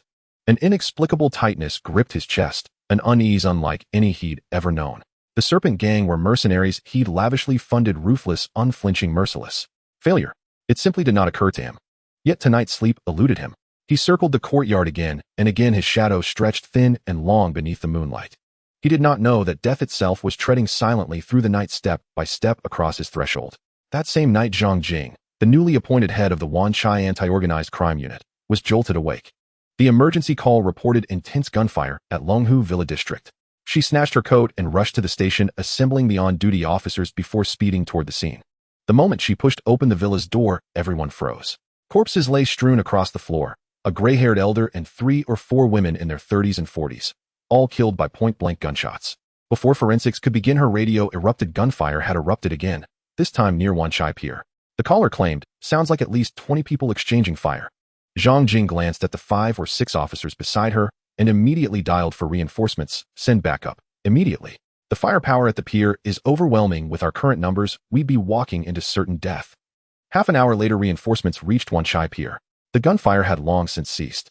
3 minivans stood charred and skeletal beside the road, bodies curled blackened on the asphalt, the air thick with the acrid stench of burnt flesh. Zhang Jing's face turned ashen. She had assumed office just 7 days ago and already faced a massacre. Clenching her fists, she ground out through gritted teeth, "Whoever did this, I'll break 5 of his legs." She had no idea a far greater slaughter was about to unfold at the gates of the Li estate. 2 modified Humvees roared forward and slammed into the Li family's main gate. As Li household servants peered out, Qin Ming stomped hard on the accelerator, shattering the iron gate open. A servant holding a tray poised to greet guests spun to flee, yet before his foot even lifted from the ground, the sunroof burst open. Qin De leaned halfway out, grinned, and tapped the trigger. A crisp report rang out. He collapsed backward, a crimson hole blooming at his brow. Li Xiaohe, still pacing the courtyard, snapped his head up, his face drained of blood. "Guardians. Call the guardians, quickly. Intruders are forcing entry, hurry." Before the words left his mouth, over a dozen armed security personnel surged from the shadows. Meanwhile, Qin Ming's squad, having eliminated the servants outside, charged straight for the inner courtyard gate. Boom. The Humvee slammed into the gate again and again, its frame shuddering violently, yet refusing to yield. Indeed, that gate was built to last. Qin Ming reversed a short distance, shifted gears, and floored the accelerator once more. Inside the inner courtyard, Li Xiaohe's expression twisted in alarm. The Li security detail tensed instantly. He barked orders, "All hands, hold the inner gate. Open fire the moment they breach it." But the command was meaningless. Qin Feng's Humvees were custom-built system-provided armored vehicles. Their antiquated handguns struck the hull with dull thuds, failing even to chip the paint. Bang! Another violent impact. The Li estate's massive iron gate shrieked in protest, its hinges warped, its axle twisted, and the entire structure hung crookedly in midair. One guard's knees buckled, sweat slicked his palms. Before the third impact, Qin Ming backed up even farther. The engine screamed, a metallic howl, as the Humvee launched forward like an arrow loosed from a bow. Boom! The gate frame tore free from its foundation, stone shards exploding outward. The bulletproof Humvee crashed through the wreckage, rolling first into the inner courtyard. Gunfire erupted instantly. A hail of bullets hammered the vehicle's hull. 10 rounds struck the driver's side alone. Yet beyond shallow scuffs, not a single dent marred its surface. Inside, the crew exchanged grim smiles. Qin De vaulted onto the roof, not reaching for his assault rifle, but seizing the vehicle-mounted heavy machine gun Qin Feng had installed. Its muzzle steadied, locking onto the trembling guards who raised their weapons in return. At the very instant the Humvee breached the gate, every Li clansman froze. That's an armored vehicle. What shattered their composure entirely was the machine gun atop the roof, slowly pivoting its barrel, now fixed unerringly on their chests. Dodge. Too late. BRRRT. BRRRT. BRRRT. BRRRT. BRRRT. BRRRT. Flames roared from the barrel, glowing white-hot, trailing wisps of blue smoke. The front line dropped like wheat before a scythe, falling in perfect unison. Those behind whirled to flee, but the bullets had already sealed every exit. The machine gun never paused. Spent casings clattered onto the pavement like rain, bullets sprayed forth in relentless torrents. At that moment, Qin Han's second Humvee smashed through a side gate and roared inside. Qin, when spotted 3 or 4 surviving guards huddled in a corner. He sneered, leapt onto the roof, and opened fire with the second mounted machine gun, its roar joining the first in furious unison. Gunfire still echoed, yet screams had already ceased. Within 60 seconds, every armed member of the Li household lay dead. Only women, children, and servants remained, clutching mops, teapots, infant swaddling cloths. Qin Feng showed no flicker of emotion. He raised his radio voice, colder than fractured ice. "Disembark and search. Tonight no soul leaves the Li estate alive." "Understood, boss." No sooner had the words fallen than Qin Han and the others spilled from the vehicles, fanning out toward side chambers, annexes, attics, and cellars. Scattered shots and stifled groans punctuated the silence from various directions. Suddenly Qin Feng's eyes flickered. Li Xiaohe, eyes blazing crimson, staggered forward, gripping an antique pistol, charging wildly toward the Humvee.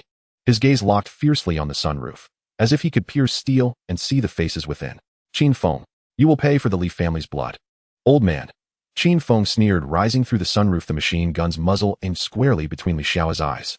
"The Li lineage ends tonight." His finger tightened on the trigger. BRRT. BRRT. BRRT. A controlled burst, each round biting deep into flesh and bone. The entire magazine emptied.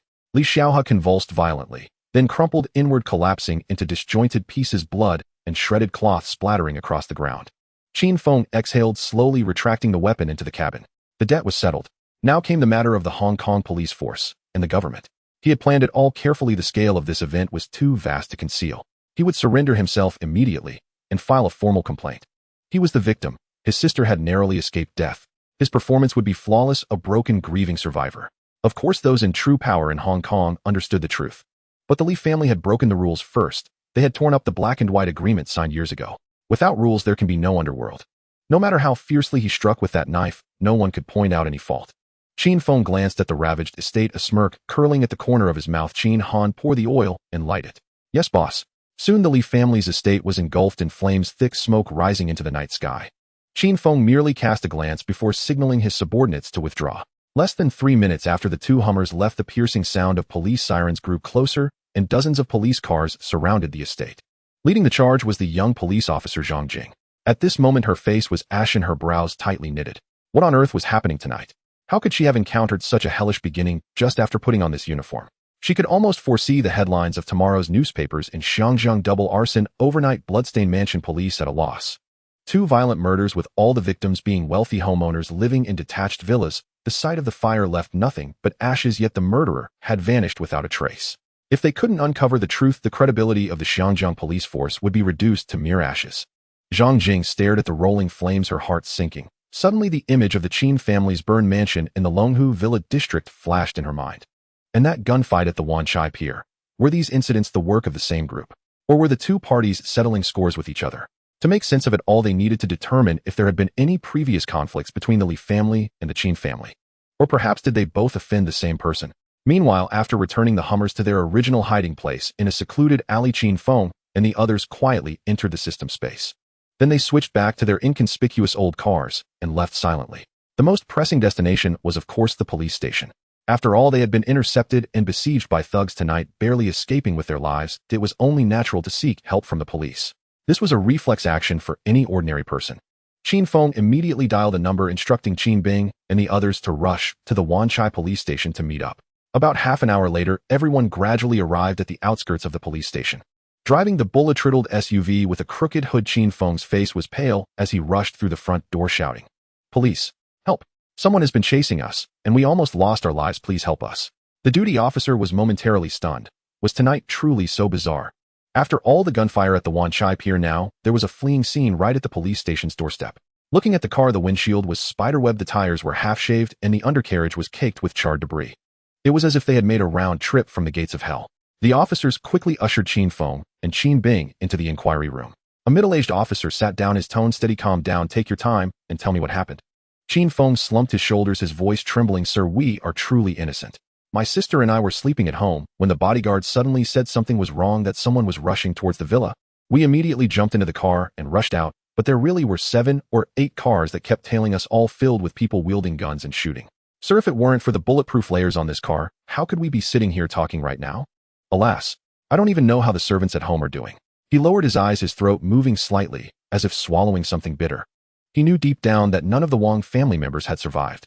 The Li family had never intended to leave any witnesses. The middle-aged officer tapped his fingers on the table. "So how did you shake them off later?"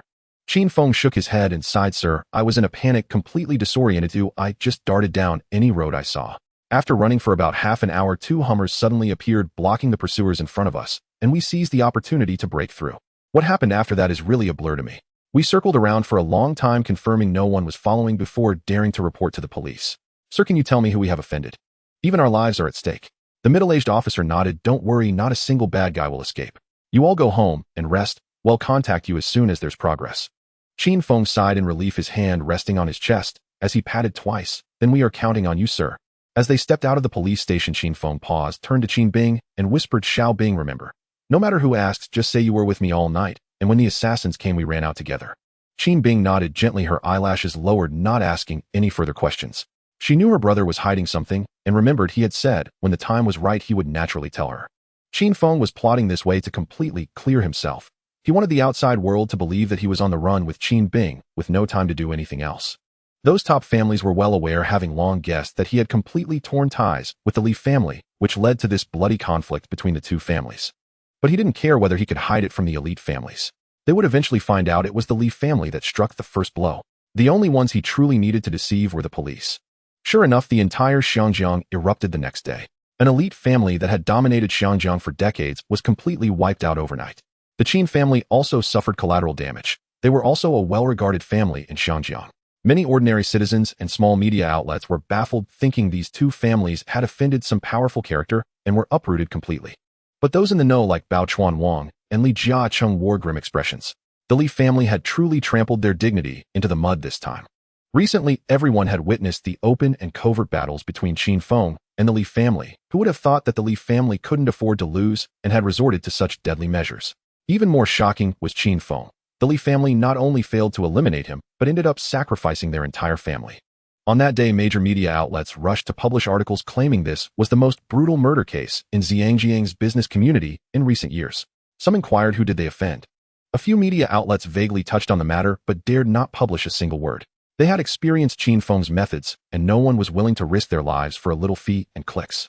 At the Wanchai police station, Zhang Jing from the organized crime unit had just stepped into the office when she overheard a colleague mention last night a survivor from the Qin family came to report. Her spirit lifted, and she immediately stood up preparing to meet the person. Last night, she had specifically dug into the Qin family's background. The prosperous group from years ago used to belong to their family, but they had sold it off. Now only a small newspaper remained, coincidentally, the one that had publicly exposed the Li family's beverage scandal. This made her heart tighten. These two families had long been at odds, and the bloody incident last night. Before she could finish her thoughts, she grabbed the phone book and dialed Qin Feng's number. She felt that the truth was right at her fingertips. In fact, anyone who had heard the rumors would have an inkling. But Qin Feng never regretted. Family was his bottom line that could not be crossed. Those who dared to overstep would meet death. He had acted last night without intending to hide, only hoping that the police couldn't grasp any solid evidence. If the Hong Kong government were to pursue him relentlessly, he would immediately set off for America, starting over. After all, he had a trump card and could establish himself again. At this moment, Qin Feng was personally handling Wang Ba's funeral arrangements. He had already distributed generous severance payments to the other servants. Their families accepted the money without protest. Only old Wang was different. He could not bear to let him go. Across both lifetimes, old Wang had watched him grow up. Having served the Qin family for decades, he was no longer an outsider. Many considered him half a member of the Qin household. The elderly man had no children of his own. Only Qin Feng and Qin Bing remained to handle his funeral rites. Just as they were busy preparing, his phone rang. Qin Feng answered. A clear female voice came through the receiver. Mr. Qin, this is Officer Zhang from the Wanchai Police District's Anti-Organized Crime Unit. Where are you right now? I'd like to speak with you in person. A faint crease appeared between Qin Feng's brows. Indeed, the police gaze had already fallen upon him. Still, they certainly held no concrete evidence, otherwise they would have arrived with handcuffs, not a phone call. I'm at Longhu Villa arranging my family member's funeral rites. If you wish to come, you're most welcome. Very well, Mr. Qin. I'll be there shortly. Less than half an hour after hanging up, Zhang Jing stood at the entrance of Longhu Villa. Led by Qin Ming, she entered the residence. Her eyes fell instantly upon the ancestral tablet placed upon the altar table. Without a word, she stepped forward, lit an incense stick for old Wang, then turned to face Qin Feng. Qin Feng gestured for a servant to brew tea. Once they were seated, he asked, Officer, how should I address you? Zhang Jing lifted her gaze and replied, You may simply call me Officer Zhang. Qin Feng nodded. You've come regarding last night's incident, I presume. I gave a full account at the station yesterday evening. If you have further questions, I'm happy to answer them, fully and cooperatively. Zhang Jing's brows knitted together. Mr. Qin, I suspect your statements last night weren't entirely forthcoming. Qin Feng's expression remained unchanged, his tone calm and level. Officer Zhang, if you have something to say, please say it plainly. There's no need for circumlocution. Her gaze locked onto his face like twin iron nails. Your actions last night were extraordinarily bold. Do you truly believe the Hong Kong government won't make an example of you? Qin Feng let out a dry chuckle. That's an interesting perspective, Officer Zhang. After all, we were the ones stabbed. Yet instead of pursuing the assailants, you've trained your entire focus on the victims. Whose rule decrees that? Zhang Jing did not respond directly, but said slowly, If this matter leaks overseas, it will no longer be a matter for the police alone. When the Hong Kong government seeks to preserve its dignity, sometimes even the shadow of truth becomes unnecessary. A subtle shift passed through Qin Feng's mind. His fingertips brushed against the old signal jammer inside his system interface, and with practiced ease he slipped it into his trouser pocket. Since suspicion had already been aroused, feigning ignorance would seem frivolous, yet he would never allow a single tangible advantage to remain in her hands. Once the jammer was securely stowed, he ceased all pretense. He raised a hand toward old Wang's ancestral tablet. Officer Zhang, you've seen it yourself. Had my sister hesitated for half a second, another tablet would now rest upon that very table. His voice dropped thick with gravity. Tell me, what would you do if it were your own family under threat? Would you calmly prepare tea and pastries, waiting for them to return with blades drawn? A chill ran through Zhang Jing, just as she'd suspected. She refrained from uttering hollow platitudes like, you could always file a formal report. She was long past believing fairy tales. A sharp, probing smile flickered at the corner of her lips. So, the Li family massacre was indeed orchestrated by you, Mr. Qin. Qin Feng laughed softly twice. If it was me, so what? Officer Zhang, if you intend to make an arrest, the burden of proof rests squarely upon your shoulders. Her voice was cool and neutral as spring water. Then consider that burden mine. I shall unearth the evidence myself. She paused, then asked Mr. Qin, how do you plan to withstand the pressure from the Hong Kong government? The Lis were one of the 4 great clans, and now stand among the city's most elite families. To erase them entirely in a single night. Do you truly believe the authorities will pretend it never happened? Qin Feng shrugged lightly. I acted purely in self-defense. If pushed too far, I'll simply pack my bags and leave. At heart, I'm nothing more than a businessman. Zhang Jing suddenly rose. Her chair legs shrieked sharply against the floor. Mr. Qin, I'll say this plainly, you won't be leaving. You're overconfident, daring to speak so freely before a police officer.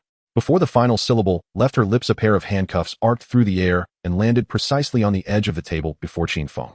Please put them on yourself. You're a prominent figure in Hong Kong. You deserve some dignity, as do I. Qin Feng threw back his head and laughed heartily, yet his eyes betrayed not a trace of panic. 2 bodyguards behind him remained motionless, but their eyes had already locked on Zhang Jing.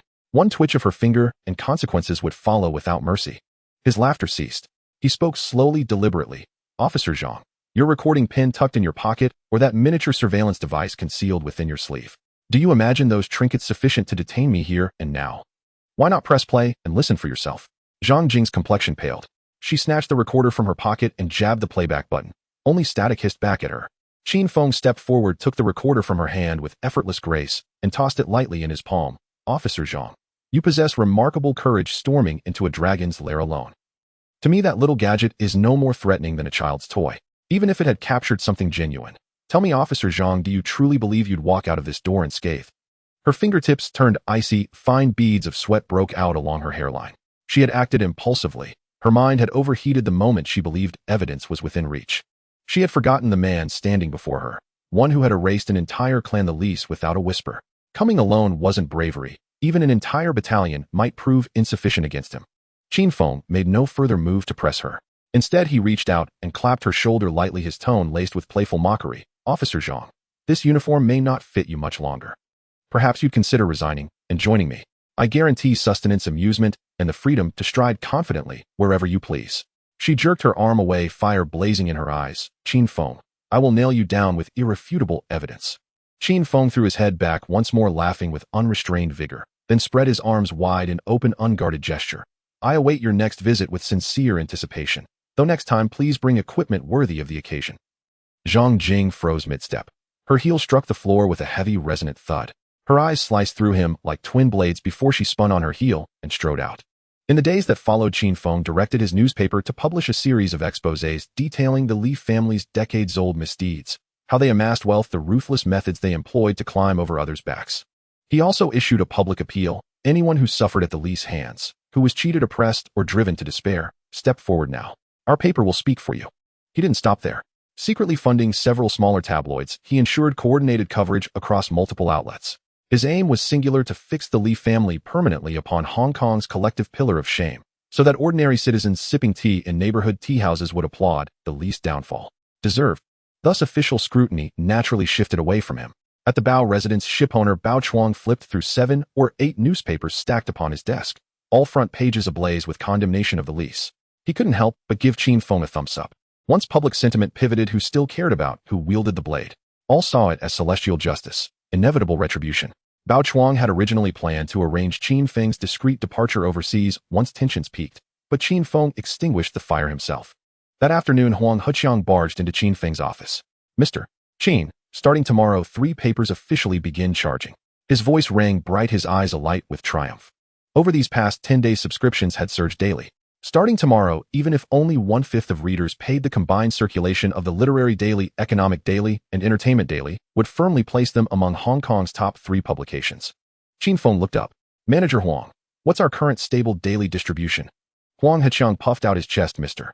Qin, the Literary Daily remains number 1, 300 copies daily, unwavering. The Economic Daily ranks second, 2500 regular readers. I estimate circulation will barely dip post-launch. Stock traders hardly balk at a single dollar. They demand speed, accuracy, and incisiveness. As for the Entertainment Daily, our recruited paparazzi are relentless.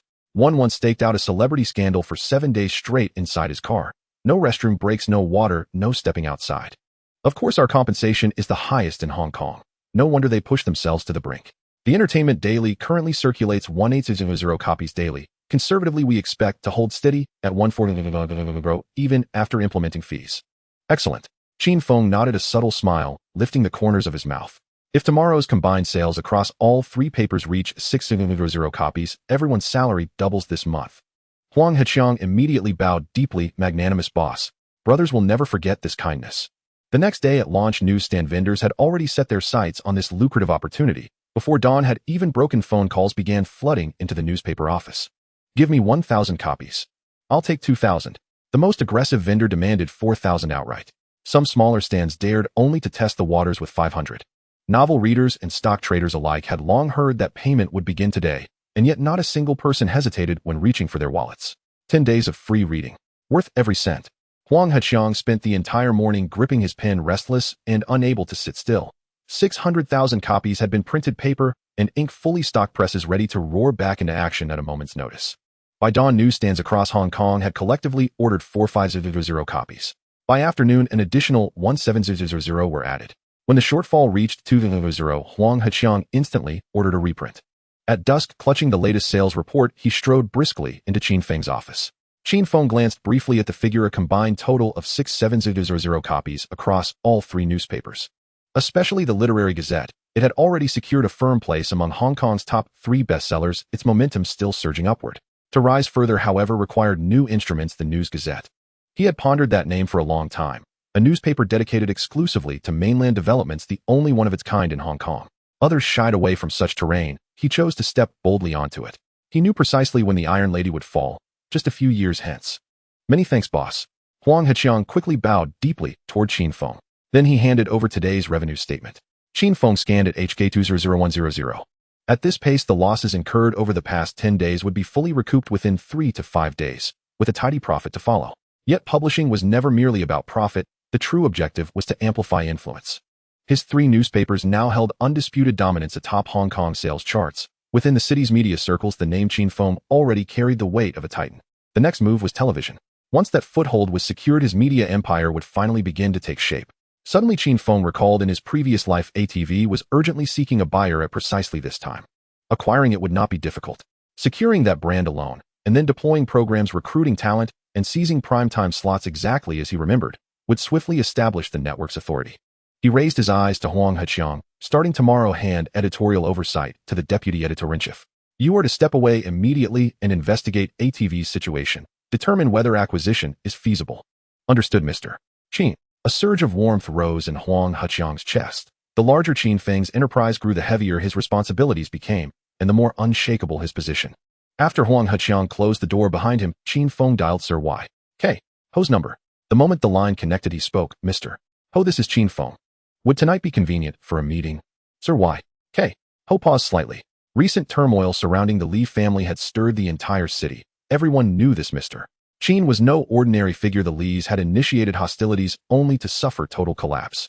He had resolved to avoid entanglement whenever possible, yet his tone remained warm and courteous. Mr. Chin, you flatter me, but I'm already dining with Mr. How tonight? Though phrased as a polite refusal, the remark was in fact an invitation for Chin Feng to state his purpose plainly. Chin Feng wasted no time. Mr. Ho, I intend to launch a new newspaper devoted exclusively to mainland news. I'd like Xinhua News Agency's assistance in securing reliable information channels, and respectfully request your introduction to a trusted contact. A subtle tremor passed through Sir Y.K. Ho. Few in Hong Kong possessed the audacity to attempt such a venture. Yet he reflected. He read the Economic Gazette, published by Qin Empire Media. Daily, its layout was impeccable, its readership vast. If mainland realities could truly be reported faithfully and unvarnished, the implications would be profound. He changed course instantly. Mr. Chin, I'll cancel tonight's dinner. Matters of substance take precedence. I'll contact Xinhua immediately and confirm the venue without delay. Then I thank you, Mr. Ho. Chin Feng smiled faintly. After hanging up, Sir Y.K. Ho dialed the Director General of Xinhua News Agency directly. No sooner had the line connected than he boomed cheerfully. Old Wang, prepare a banquet. Tonight, I'll introduce you to someone extraordinary. Who is it? What makes you so eager? Asked Director General Wang, puzzled. Sir Y.K. Ho lowered his voice just slightly, but couldn't conceal his amusement. Someone invaluable to our homeland. Just come. You won't regret the trip. Director General Wang perked up for Sir Y.K. Ho himself to declare someone invaluable to our homeland. That weight was immense. Agreed. Let's meet at Rongji Tea House. Quiet, and the prices are fair. Sir Y.K. Ho chuckled. Fine. I see I can't rely on you. Peninsula Hotel, 6 o'clock. I've reserved a suite. You just head straight upstairs. Very well. I'll count on you, Mr. Ho. That afternoon, Xin Feng stepped through the Peninsula Hotel's grand entrance. The first time since his rebirth. No wonder it stood as Hong Kong's most prestigious address, crystal chandeliers, marble floors, velvet drapes. Each step revealed a new tableau, as if entering an imperial palace of old. An attendant guided him through winding corridors until stopping before an ornately carved wooden door. This private room's exterior distinguished itself distinctly, gleaming brass fittings, gold-embossed lintel, more opulent than any neighboring chamber. Xin Feng pushed the door open. Two middle-aged faces turned simultaneously. Sir Y.K. Ho sat at the left while the other man, impeccably dressed in a tailored suit and wearing a vintage Shanghai wristwatch, exuded quiet authority. Sir Y.K. Ho rose immediately, grasping Xin Feng's hand with one and drawing Director General Wang forward with the other. First nodding toward Xin Feng, he introduced, "This is Director General Wang of Xinhua News Agency." Then turning to Director General Wang, he declared, "Old Wang, this is Xin Feng, Hong Kong's newest commercial luminary and a towering figure in the media world, scion of the Qin family." Xin Feng extended his hand with a smile, clasping Director General Wang's firmly. Once seated, Sir Y.K. Ho lifted the wine jug and filled each glass with baijiu, declaring heartily, "Our Chinese way. The matter lies in the wine, the words in the cup. Discuss business first, then drink freely." A flicker of surprise crossed Xin Feng's mind. Sir Y.K. Ho was markedly warmer today than during their last encounter. Clearly matters concerning the mainland weighed far more heavily upon him than anything else. Their prior gathering, where several major families jointly established rules, had felt performative, little more than ceremonial posturing. He paused briefly, then addressed Director General Wang. "Director General Wang, here is the situation. I currently publish a newspaper and am preparing to launch a new one. Yet Hong Kong's news cycles endlessly repeat the same themes. I wish to do something different. This new publication will focus exclusively on mainland developments. Local Hong Kong news will appear only if truly momentous. There are already too many vying to cover it." Director General Wang's eyes lit up instantly. He understood at once what Sir Y.K. Ho had meant by of tangible benefit to the mainland. "Mr. Qin, rest assured, I will personally oversee this matter. I'll arrange direct coordination between our teams." Xin Feng offered a respectful fistapalm bow, then many thanks, Director General Wang. He added smoothly, "Director General Wang, since we're speaking candidly, I also plan to acquire a television station and launch a dedicated news channel alongside it. Beginning each evening at 7, we'll broadcast the Xinwen Lianbo live." Director General Wang shot upright, his voice trembling. "Mr. Qin, are you truly prepared to do this?"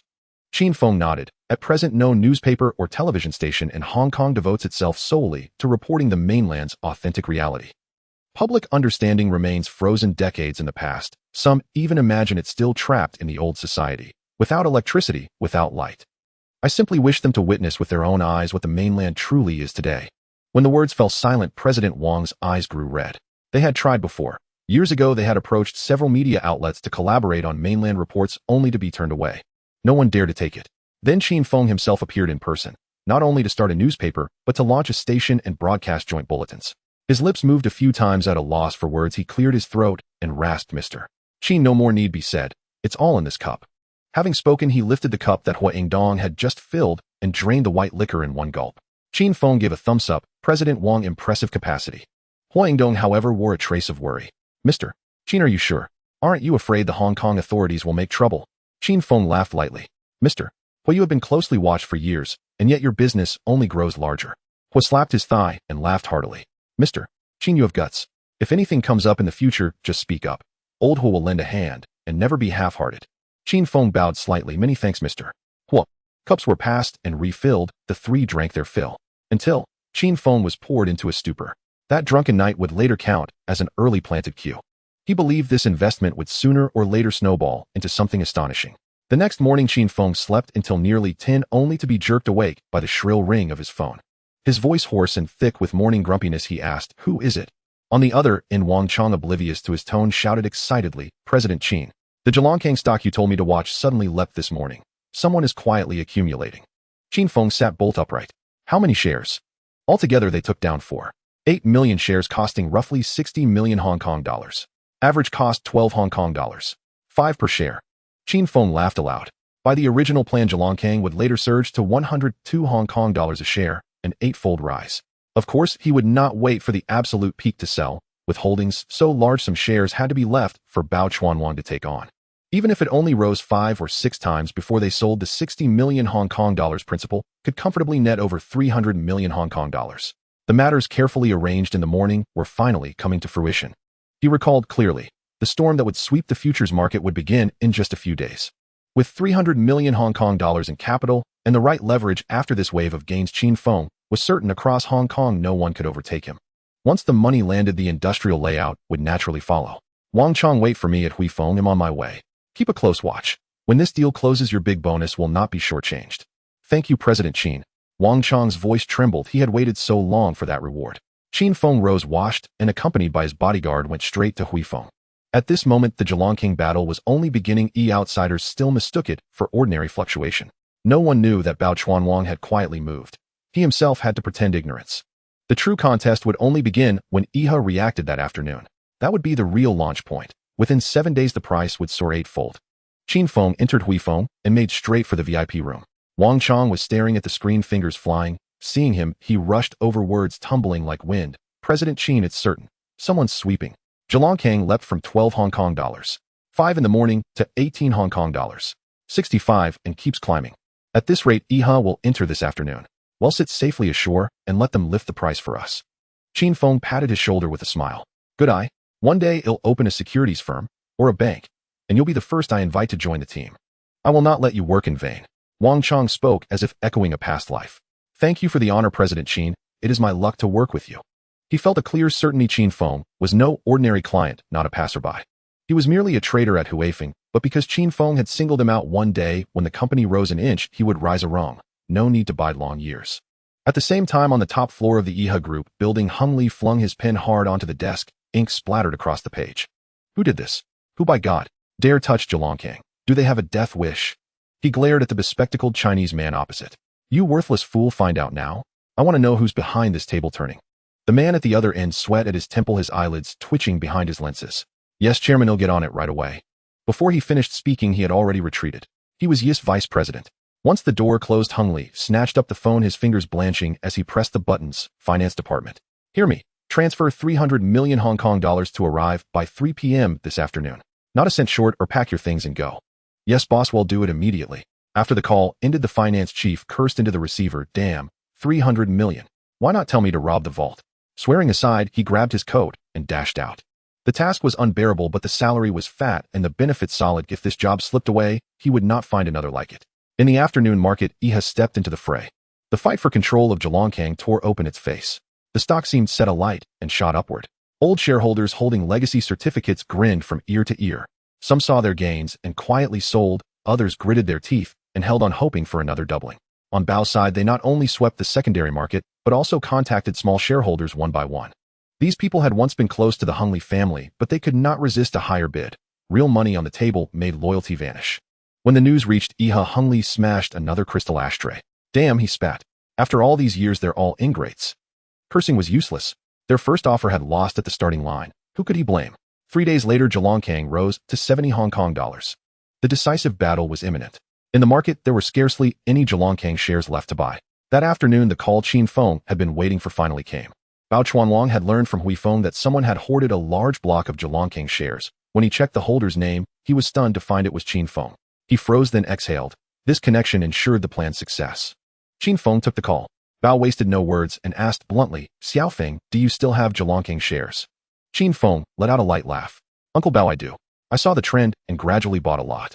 Bao was direct. Xiaofeng, sell those to me. You've heard about the Zhongkang fight, right? I'm the main attacker on this one. Qin Feng feigned slight surprise, then agreed. Uncle Bao, so it was you. Fine. He'll visit tonight, and we'll sign the contract face to face. Bao laughed loudly. Good. He'll be home waiting. They never mentioned price, but both knew in their bones. Qin Feng would not be cheated, and Bao would not act against his conscience. That night, Qin Feng arrived on time. Bao Chuanwang nodded to his servants as Qin Feng entered, set places and dishes, and personally brought out a bottle of vintage red wine. Only 3 sat at the table: Bao Chuanwang, his third son-in-law Wu Guang, and Qin Feng. After their meal, Qin Feng took a share transfer agreement from his briefcase and slid it across the table to Bao Chuanwang. Uncle Bao, I have 4,800,000 shares of Zhongkang in my hands. You set the price, ooh, I will follow your lead.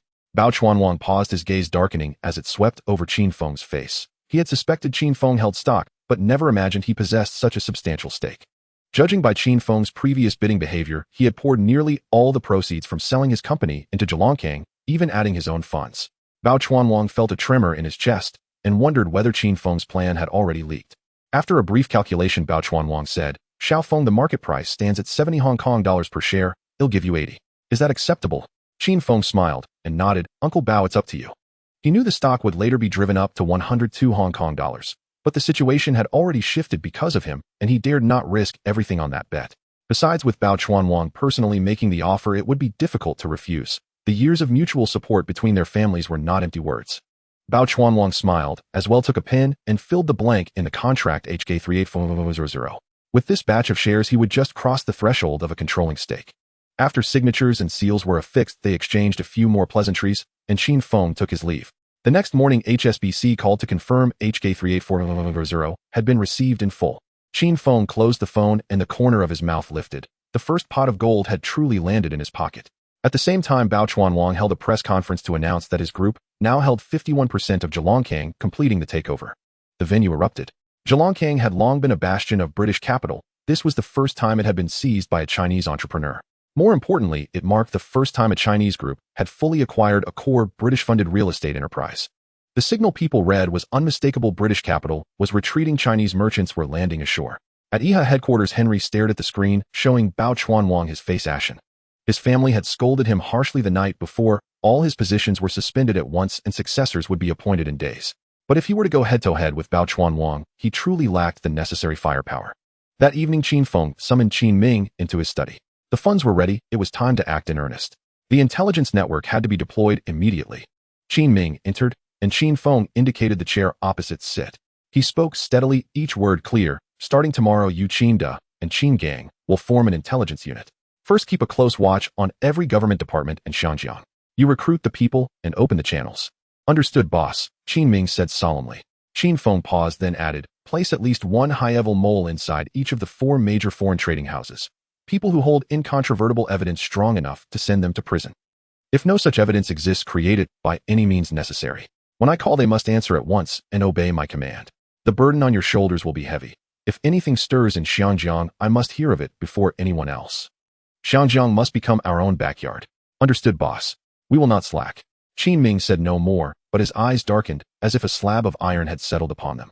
Tomorrow, 10 million Hong Kong dollars will be transferred to you. Register an information consulting company. Name it Haibingtai, and make it answerable only to me. In that modest study in Longhu Bay, an intelligence and operations organization would quietly take root, an entity that in time would keep the powerful awake through the night.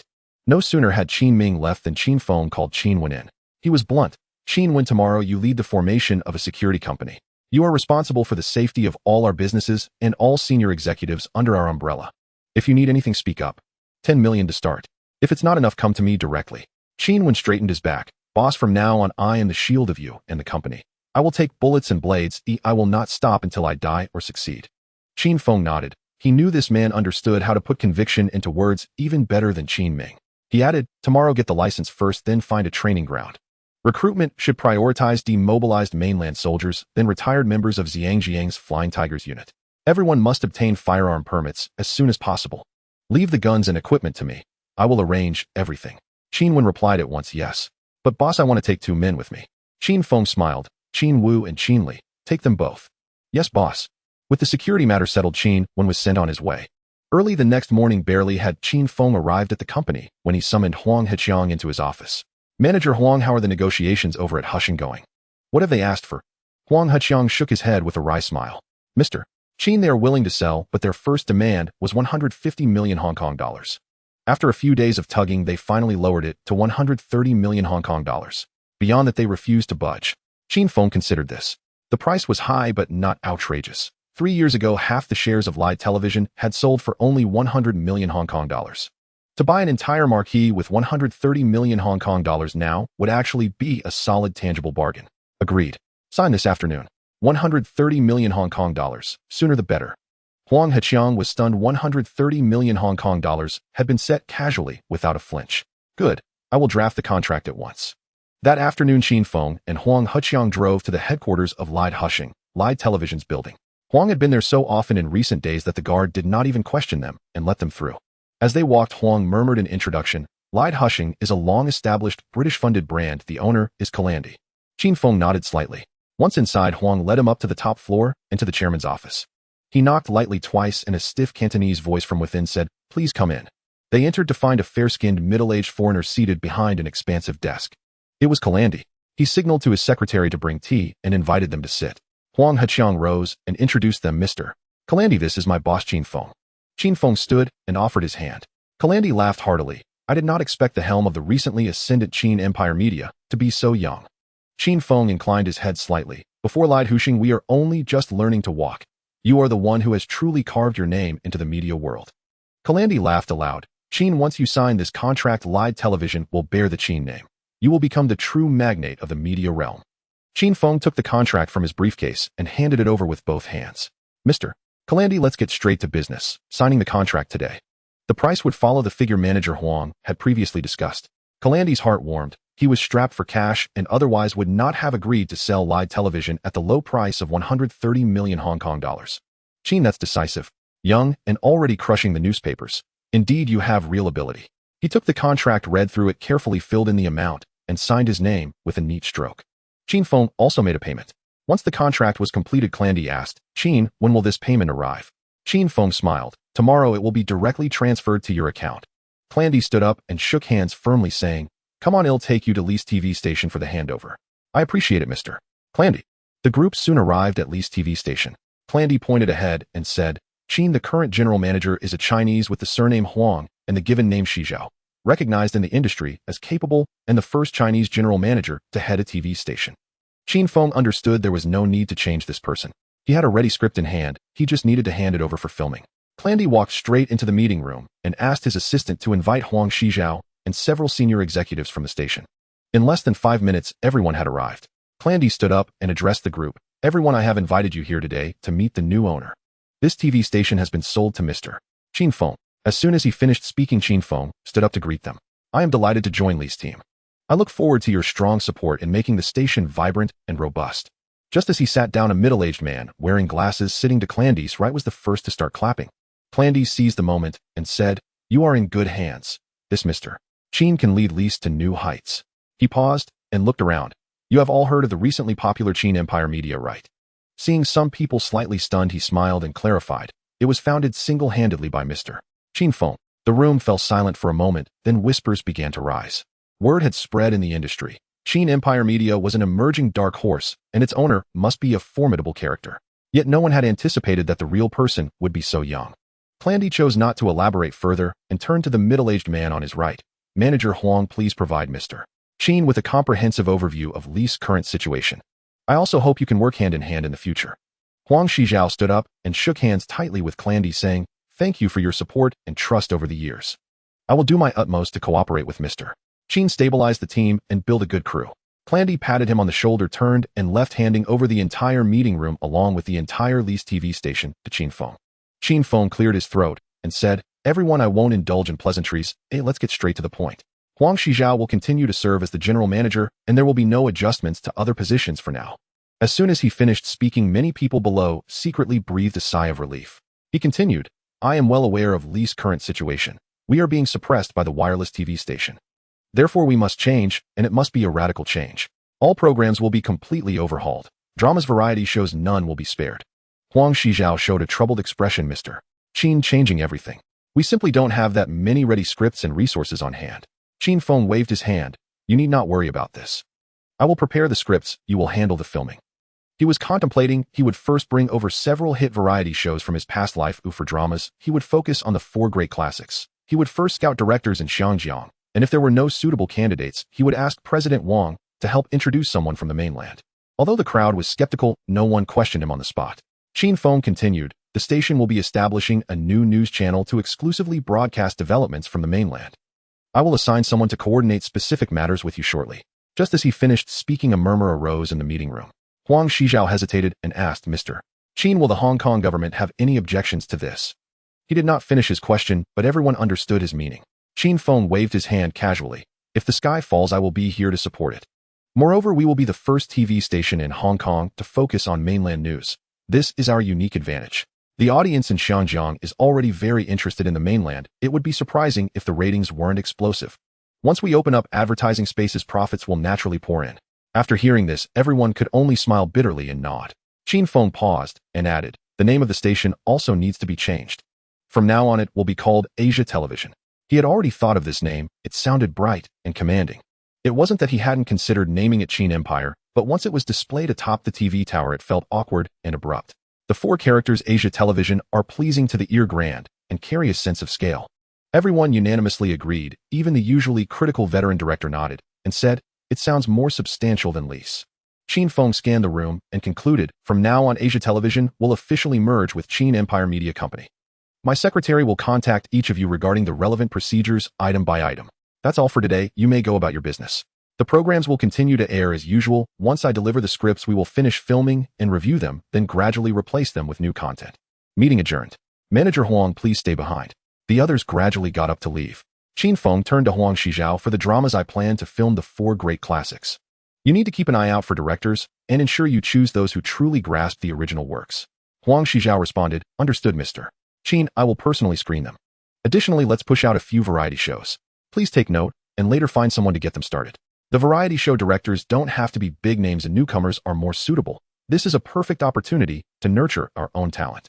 He was thinking of Supergirl. The atmosphere in Xinjiang is lively, and such a participatory talent show resonates naturally. Auditions, live broadcasts, and voting across Hong Kong will determine the top 3, which not only draws attention but also generates topics.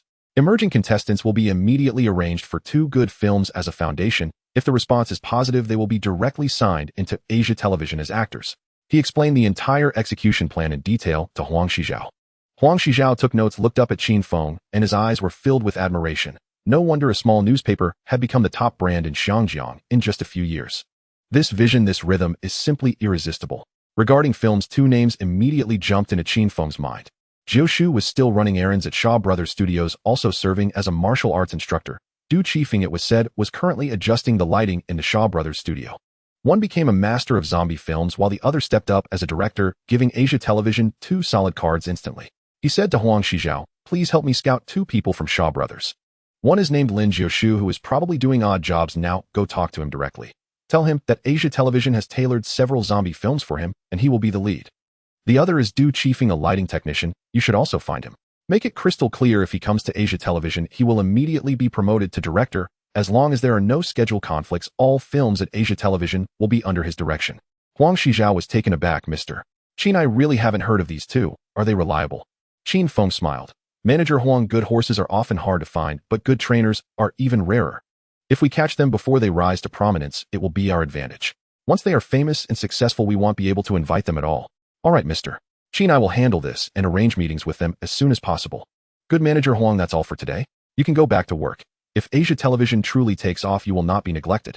The management position is also something to consider. Huang Zizha's eyes lit up. Thank you, Mr. Qin. With you at the helm, Asia Television is bound to soar. By then, wireless will have no choice, but to Bao Cathay will be forced to step aside.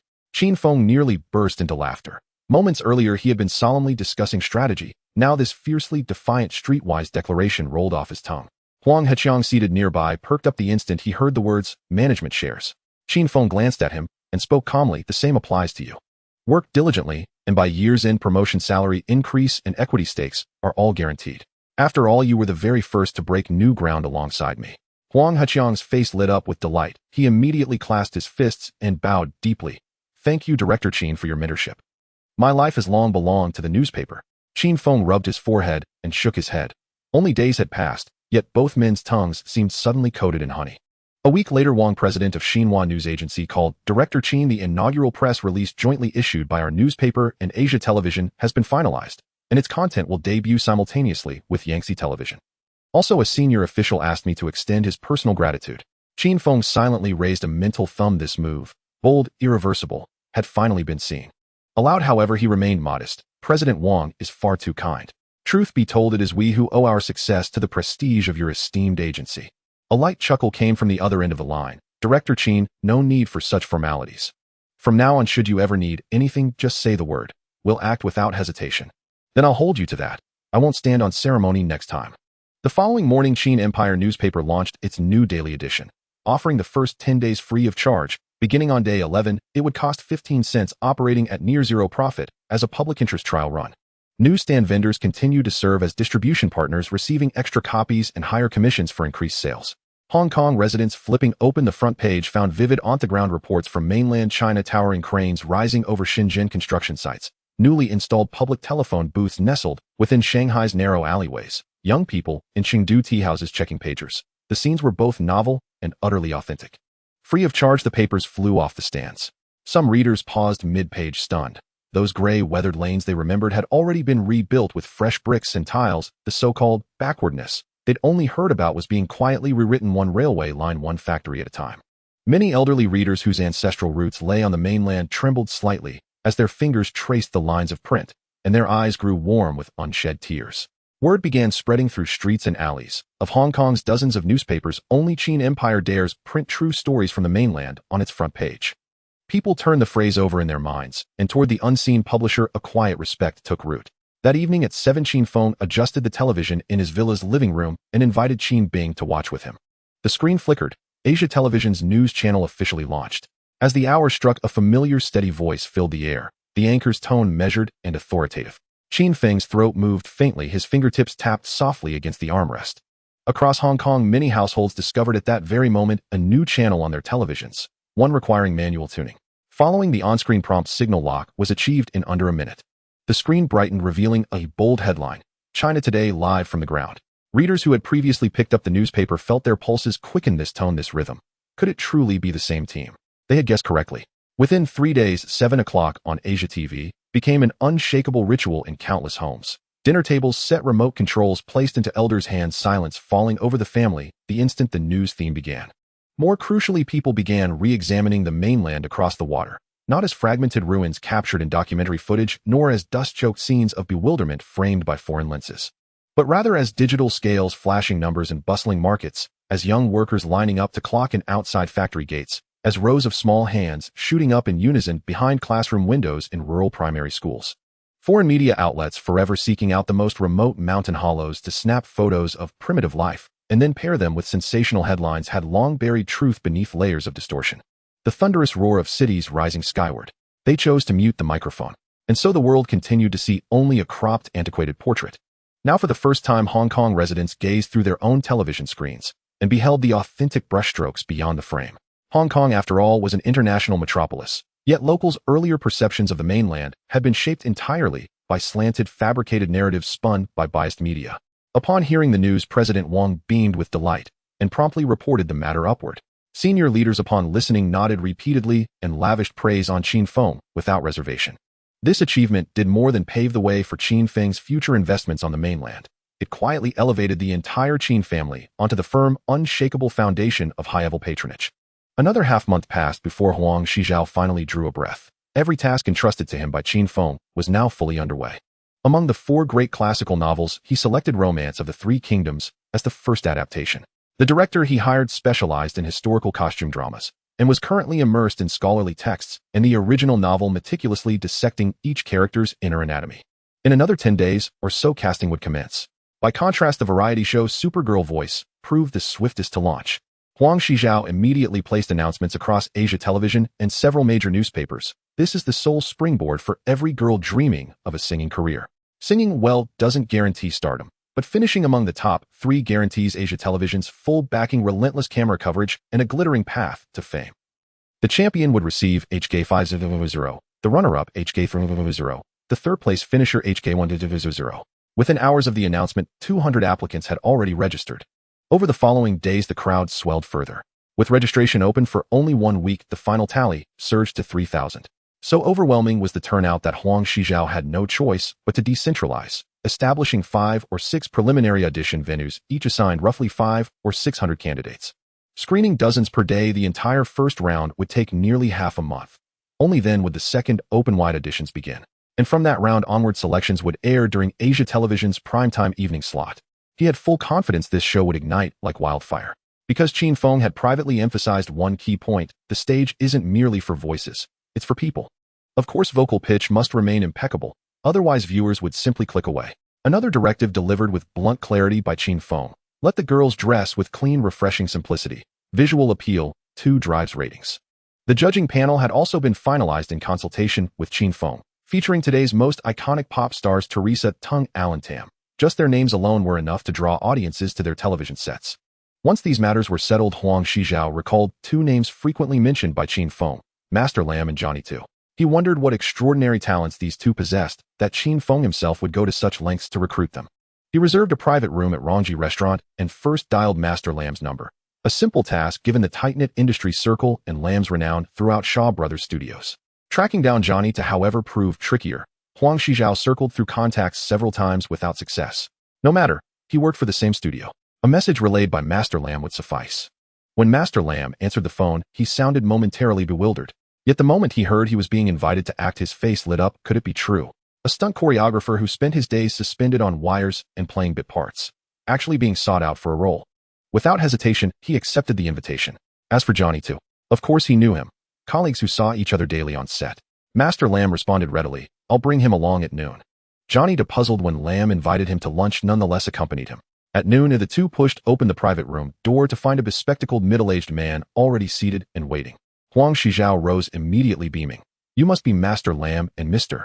Johnny Tu, please be seated. Today I've gathered you here to share some joyful news. Once they were settled, he cleared his throat lightly and introduced himself. I am Huang Shijiao, General Manager of Asia Television, formerly Rediffusion Television. I'm here for one purpose only, to formally invite you both to co-direct a feature film. Johnny Tu scratched the back of his head, his tone tinged with disbelief. Mr. Huang, if it's filmmaking you're after, surely Master Lam is more than sufficient. What use could a lighting technician possibly be? Master Lam too blinked in surprise, rubbing his palms together and shaking his head. Mr. Huang, I merely run errands on set and instruct stunt movements. I'm hardly a leading figure. You ought to approach those celebrated A-list stars instead. Huang Shijiao's lips curved upward in a wry smile.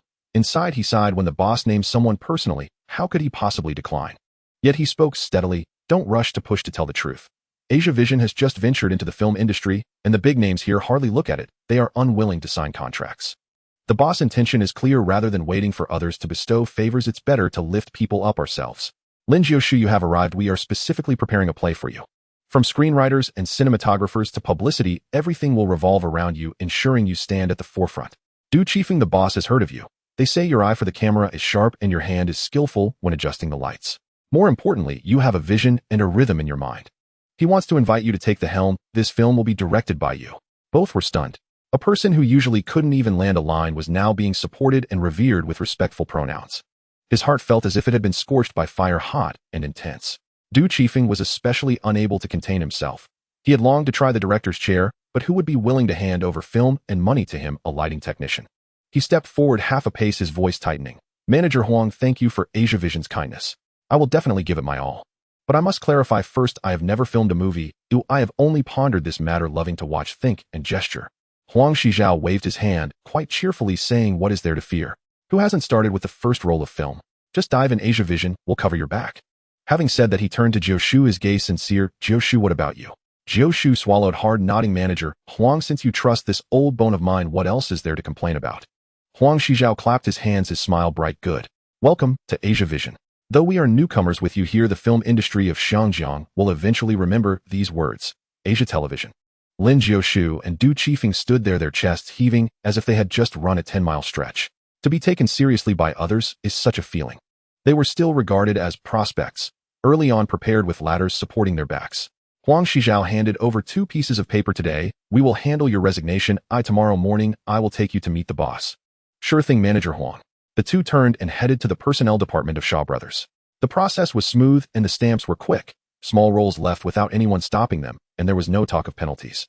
If it were a top star, contracts are locked for 10 years. Penalties easily reach $1 million, and a new contract must be signed 6 months before expiration. Otherwise, they would be directly shelved, unable to even collect meal allowances. Shaw Brothers' rules have always been as solid as iron. That afternoon, Huang Shijiao called Qin Feng, casually sending a message. Holding the receiver, Qin Feng's mind flashed with the image of Jioshu in a Taoist robe with copper coins and a peachwood sword. A surge of warmth filled his heart. Unfortunately, that person left too early, and later zombie films lost their essence. There has long been a saying in the Underworld, after Jioshu, there are no more zombies. As for Du Chifeng, he may still be young, but the intensity in his eyes is undeniable. As long as he is given a chance, he can grow into someone capable of carrying the weight. That night, Qin Feng stayed up late, completing a zombie script. It's not particularly intricate, but the framework is solid and the rhythm is brisk. It is a reworking of those classic tunes from his memory. For the first time, consider it practice. In the future, professional writers will be invited to write the scripts. For now, the priority is to establish Jiushu's brand. Asia Vision needs to make a name for itself, relying on a memorable name. Once it has weight, talents will be willing to cross the sea. The next morning, Qin Feng stepped into the Asia Vision building. Jiushu and Du Qifeng were already seated in the reception area, sitting upright, their fingers resting on their knees, slightly stiff. Huang Shizhao led the two into the office. As soon as the door closed, Qin Feng stood up to greet them with a gentle smile. From now on, we're like family, so don't hold back. He pulled out the handwritten script from last night and handed it to the two. First, he looked at Jiushu. Jiushu, this is tailored for you. The moment you stand there, the zombies come to life. As you wave your sleeve, the audience believes it. Try it out first. He then turned to Du Qifeng, speaking with conviction. You too. Shoot, while learning, learn while understanding. What I value is that drive inside you. Don't let it cool down. Both stood up abruptly, deeply bowing to Qin Feng. We will remember this opportunity provided by President Qin. We will definitely do our utmost to make this film great, living up to your trust. Qin Feng raised his hand and gently pressed down. No need for thanks. The goal is for us all to succeed together and share the benefits fairly. In the future, the movies produced by Asia Vision will have your creative team share the profits directly based on the ratio. Of course, the profit sharing is limited to actors signed under Asia Vision. For people from outside companies, they will at most receive market rate remuneration. After they exited, Qin Feng opened the initial selection list for Super Goddess, leisurely tracing his finger over the names. He wanted to see if there were any promising voices among them. Oh, he really found one. Zhou Huimin. Based on the year, she only made her debut in the 1980s, and this year, she must have just turned 18. Coincidentally, this girl is stable in both singing and acting. If she is truly promoted to win the championship and smoothly lands 2 films, it might shine even brighter than her original path. Most importantly, Qin Feng's heart warmed slightly as he focused on the name Zhou Huimin. The name that countless people had tossed and turned over in their dreams is now vividly before him. If he could get closer and keep her by his side. Just thinking about it made the corners of his mouth involuntarily lift. He immediately called Huang Shizhao. President Qin, you have something to say. Qin Feng pushed the list forward, his finger resting on Zhou Huimin. This girl paved the way for her aim for first place. If you really encounter an overwhelming opponent, securing a spot in the top 3 would suffice. Huang Zizha's eyes flashed with understanding. The boss was interested. But he had never met the person. Oh, could it be that there was an earlier connection? He raised an eyebrow, revealing a knowing smile. Rest assured, President Qin, I understand. I will also help her with the costumes, aiming for an elegant route without stealing the limelight. Qin Feng laughed heartily. Manager Huang, you're sharp and your path is right. Your future is promising. Huang Shizhao smiled easily. President Qin, in the future, if there are any promising prospects, I will be the first to inform you. Qin Feng chuckled and patted his shoulder. Keeping you at the helm of Asia Vision, I truly did not misjudge. Life flowed on as usual. That morning, Qin Feng got out of bed from Lu Ruixia's embrace. Today, he would visit HSBC Bank. The financial memories provided by the system were clear. The storm in the international futures market would rise within 10 days. By the time he finished laying out his plans in the futures market, the finals of Supergirl would also be about to start. The first meeting with Zhou Huimin was also just around the corner. Would he be able to smoothly keep her by his side? That girl who had made countless people yearn for her, keeping her under his watch should be quite pleasant. After washing up, he first dropped Lu Ruixiao off at the newspaper office, then headed straight to HSBC with Qin Han. Upon entering the lobby, Qin Feng took out his bank card and handed it to the lobby manager, a middle-aged man in a neatly pressed suit. Due to the card's balance having long since surpassed 100 million, HSBC had already replaced it with a gold-edged card. The other party's gaze caught sight of the golden line on the card, causing his back to straighten by 3 points, and his voice softened. Hello, sir. I am Manager Zhang. Please let me know what you need. Qin Feng got straight to the point. I want to open an international futures account and apply for leverage. Manager Zhang patted his chest. Mr. Qin, for leverage within $10 million, I can approve it on the spot. Qin Feng shook his head. The principal is $10 million. I want 10 times the leverage. Manager Zhang's face turned pale instantly. $100 million. This was not something he could decide. He quickly invited Qin Feng into the VIP room, softening his tone. Please take a seat, give me the materials, and I will report to the president right away. Qin Feng handed over the prepared documents and added, we need a few operators, and Wang Chong must be among them. I trust him. Understood, please wait a moment, I will take care of it right away. Manager Zhang clutched the materials and quickly walked towards the top floor of HSBC, directly knocking on Chairman Shin Bis' office door. The door was gently tapped 3 times. Come in, a steady voice answered from inside. Manager Zhang pushed the door open and entered. Shin Bai, chairman of HSBC, had a Chinese name and was of British nationality. He looked up at the newcomer and spoke gently. Xiao Zhang, is there something you need? Manager Zhang slightly bowed and handed over the document, saying, Chairman, a client with a gold card just visited and intends to apply for a large futures leverage trade, which requires your personal approval. Shunbai took the materials, his fingertip pausing slightly at the edge of the page. The HSBC gold card was traditionally only issued to a select few individuals with assets of no less than 100 million Hong Kong dollars. His gaze swept across the name field, Qin Feng. His heart trembled slightly. The young man, who profited several times from the shipping king during the fierce battle at Kowloon warehouse. Even earlier, the stock market had surged multiple times, with monthly profits reaching tens of millions. It was from that time that Shunbai began to pay attention to this name. There were many speculators who earned tens of millions in a gamble. However, every stock he touched stood firmly on the windward side, without ever missing a chance. There was no one else like him in all of Hong Kong. Later, he learned that this person was actually the owner of the Qin Empire newspaper, especially the Economic Daily, which Shunbai himself read religiously every day. He even secretly speculated Professor Mao was merely the writer, while the true operator was likely that person deep within the newspaper office. After all, although Professor Mao was well known in the circle, he had not yet earned the title of stock god. On the contrary, after joining the Qin Empire, his brilliance suddenly shone. This was too coincidental. Before the Kowloon warehouse battle, Qin Feng quietly amassed 60 million shares. As the battle concluded, the account had already multiplied several times. Even Shunbai couldn't help but shake his head and sigh. At that time, he had considered inviting Qin Feng for a chat. However, the other party had never set foot in HSBC, and this matter gradually fell by the wayside. Who would have thought that today he would come in person and his opening move would be so bold? Shunbai closed the materials and handed them to Manager Zhang, saying, Go, please bring him up. I will talk to him in person. All right, Chairman. Soon Qin Feng entered the office with Manager Zhang. This helm of HSBC he had heard much about. He was a key player in the rise of Chinese businessmen. Li Jiaqing and the shipping king had both received his support. The shipping king himself was a shareholder of HSBC during Li Jiaqing's acquisition of Hutchison Whampoa Shunbai had provided substantial assistance. Qin Feng was also keen to make his acquaintance. At present, he had no banking license, and connecting with HSBC was indeed a long-term strategy. Shunbai, seeing him enter, immediately stood up to greet him, shaking hands firmly. Qin Sheng, I've long admired you. I am Shunbai, chairman of HSBC. Today, seeing you, I realize that the new media tycoon of Hong Kong is so young. Qin Feng returned the handshake, smiling humbly. You flatter me, Shen Sheng. My little business is merely a side venture. How dare I compare with HSBC? Shunbai laughed heartily. You are too modest, Qin Sheng. Please have a seat. Turning to Manager Zhang, he said, Xiao Zhang, make a pot of good tea, and then you can go about your business. I will handle the rest personally. All right, Chairman. After the door closed, Shunbai picked up his teacup and slowly said, Qin Sheng, the Economic Daily is now the morning ritual for Hong Kong's financial people. Even I, the first thing I do every day is to read it. Many retail investors truly rely on it for their livelihood. Qin Feng gently shook his head at this. I can't take such credit.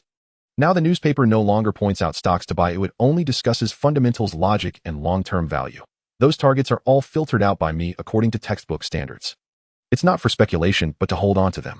Yet due to its strong reputation in earlier years, stock investors had already developed a habit. Whenever the Economic Daily mentioned a stock, funds would flood in and the stock price would soar. The more the stocks surged, the more devoted the followers became. The more devoted the followers became, the greater the surge. This cycle became a spectacle in Hong Kong. Of course, the stocks that Qin Feng selected could indeed withstand the test of time. At least they wouldn't let those who entered the market with the newspaper lose everything. He lowered his gaze with a smile, lightly brushing the topic aside. Ultimately, it is still Professor Mao who holds the editorial office that supports this weight. Shunbai quietly looked at him, not responding or pressing further, only lightly tapping the teacup against the table. Some names need not be spoken, as some boundaries are mutually understood. Shunbai continued, Qin Sheng, I agree to the leverage you requested, but the funds must be fully managed by us at HSBC. Once the floating loss hits the preset line, we reserve the right to forcibly liquidate. As long as you agree, I will approve a tenfold leverage immediately. Qin Feng nodded, saying, Shen Sheng, this arrangement is quite fair, no problem. Let's write all the terms down in the contract. Shunbai laughed heartily. Qin Sheng, when do you plan to use this money? The sooner the better, ideally by tomorrow morning. Shunbai frowned slightly, so urgent. After a pause, he gritted his teeth. All right, by 4 p.m. tomorrow, I will personally ensure it gets there. Qin Feng felt relieved. He originally intended to take it slow, but he didn't expect Shunbai to truly dare promise a payout tomorrow. Shunbai changed the subject. Qin Sheng, can I join in on this transaction? Qin Feng's expression darkened slightly. He timed every operation to the second, and if Shunbai got involved, any slight misstep could expose a flaw. Seeing this, Shunbai immediately added, Rest assured, once the money arrives, I will take a hands-off approach and will not interfere. After the market closes, I will take 30 of the net profit. Qin Feng pondered for a moment. Fine. After all, the entire transaction would be under HSBC's monitoring, and no matter how well one hid, they couldn't escape the system's scrutiny. Shin Sheng, are you investing as an individual or representing HSBC? Shin Bis' eyes flickered with a hint of relaxation. I will come personally. To accumulate a bit of retirement capital, not relying on the bank for interest. Qin Feng smiled and asked, how much do you plan to invest? Shinbai raised a finger, speaking firmly. $10 million, exactly 1/10 of your principal. All right, Shin Sheng, by tomorrow afternoon transfer it into my personal account along with my funds. Ha ha ha, great. Thank you for your appreciation, Qin Sheng. With the business settled, Qin Feng casually joked, aren't you afraid I might lose everything? Shinbai smiled meaningfully. I trust the judgment of the stock god. Moreover, if it truly hits the liquidation line, the most we would lose is 1 or 2 million. We can afford it. Qin Feng did not correct the term stock god. Mutual understanding was better than further concealment. He simply smiled and cupped his hands. Thank you for your trust. But I must clarify, futures are not the stock market. A single misstep can cost you dearly. Understood, understood. Qin Sheng, just go for it. The rules will be fully written into the contract tomorrow. After chatting for a while, Qin Feng stood up to take his leave. As soon as the door closed, Shunbai immediately dialed several numbers, initiating the fund allocation process. $100 million would arrive tomorrow. There were layers of procedures, and he had to personally oversee every step. After all, HSBC was not Shin Bis' personal ledger. The next afternoon, Qin Feng called Qin Wen, send 5 reliable people to the garrison headquarters immediately. Now the garrison security had entered a stable phase with a 30-person organization, all seasoned veterans from the mainland. They trained for 2 weeks before going directly on duty, honing their skills in terms of weapon familiarity, reaction, and coordination, all to frontline standards. The Black Eyes team was not suitable. That was an intelligence agency, not a bodyguard company. Moreover, the Black Eyes platform in Qin Feng's hand must also deal with sudden violent incidents, which raises the threshold even higher. Approximately 40 minutes later, Qin Wen arrived with 5 people. Among them, 4 were broad-shouldered and sturdy, standing like nails. The remaining person was lean and fierce, standing under 1.70 meters. Qin Wen introduced sideways, boss. The most outstanding one among this group is Li Ning.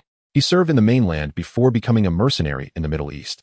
He took down the only son of a local warlord and is wanted across the region, eventually settling in Hong Kong.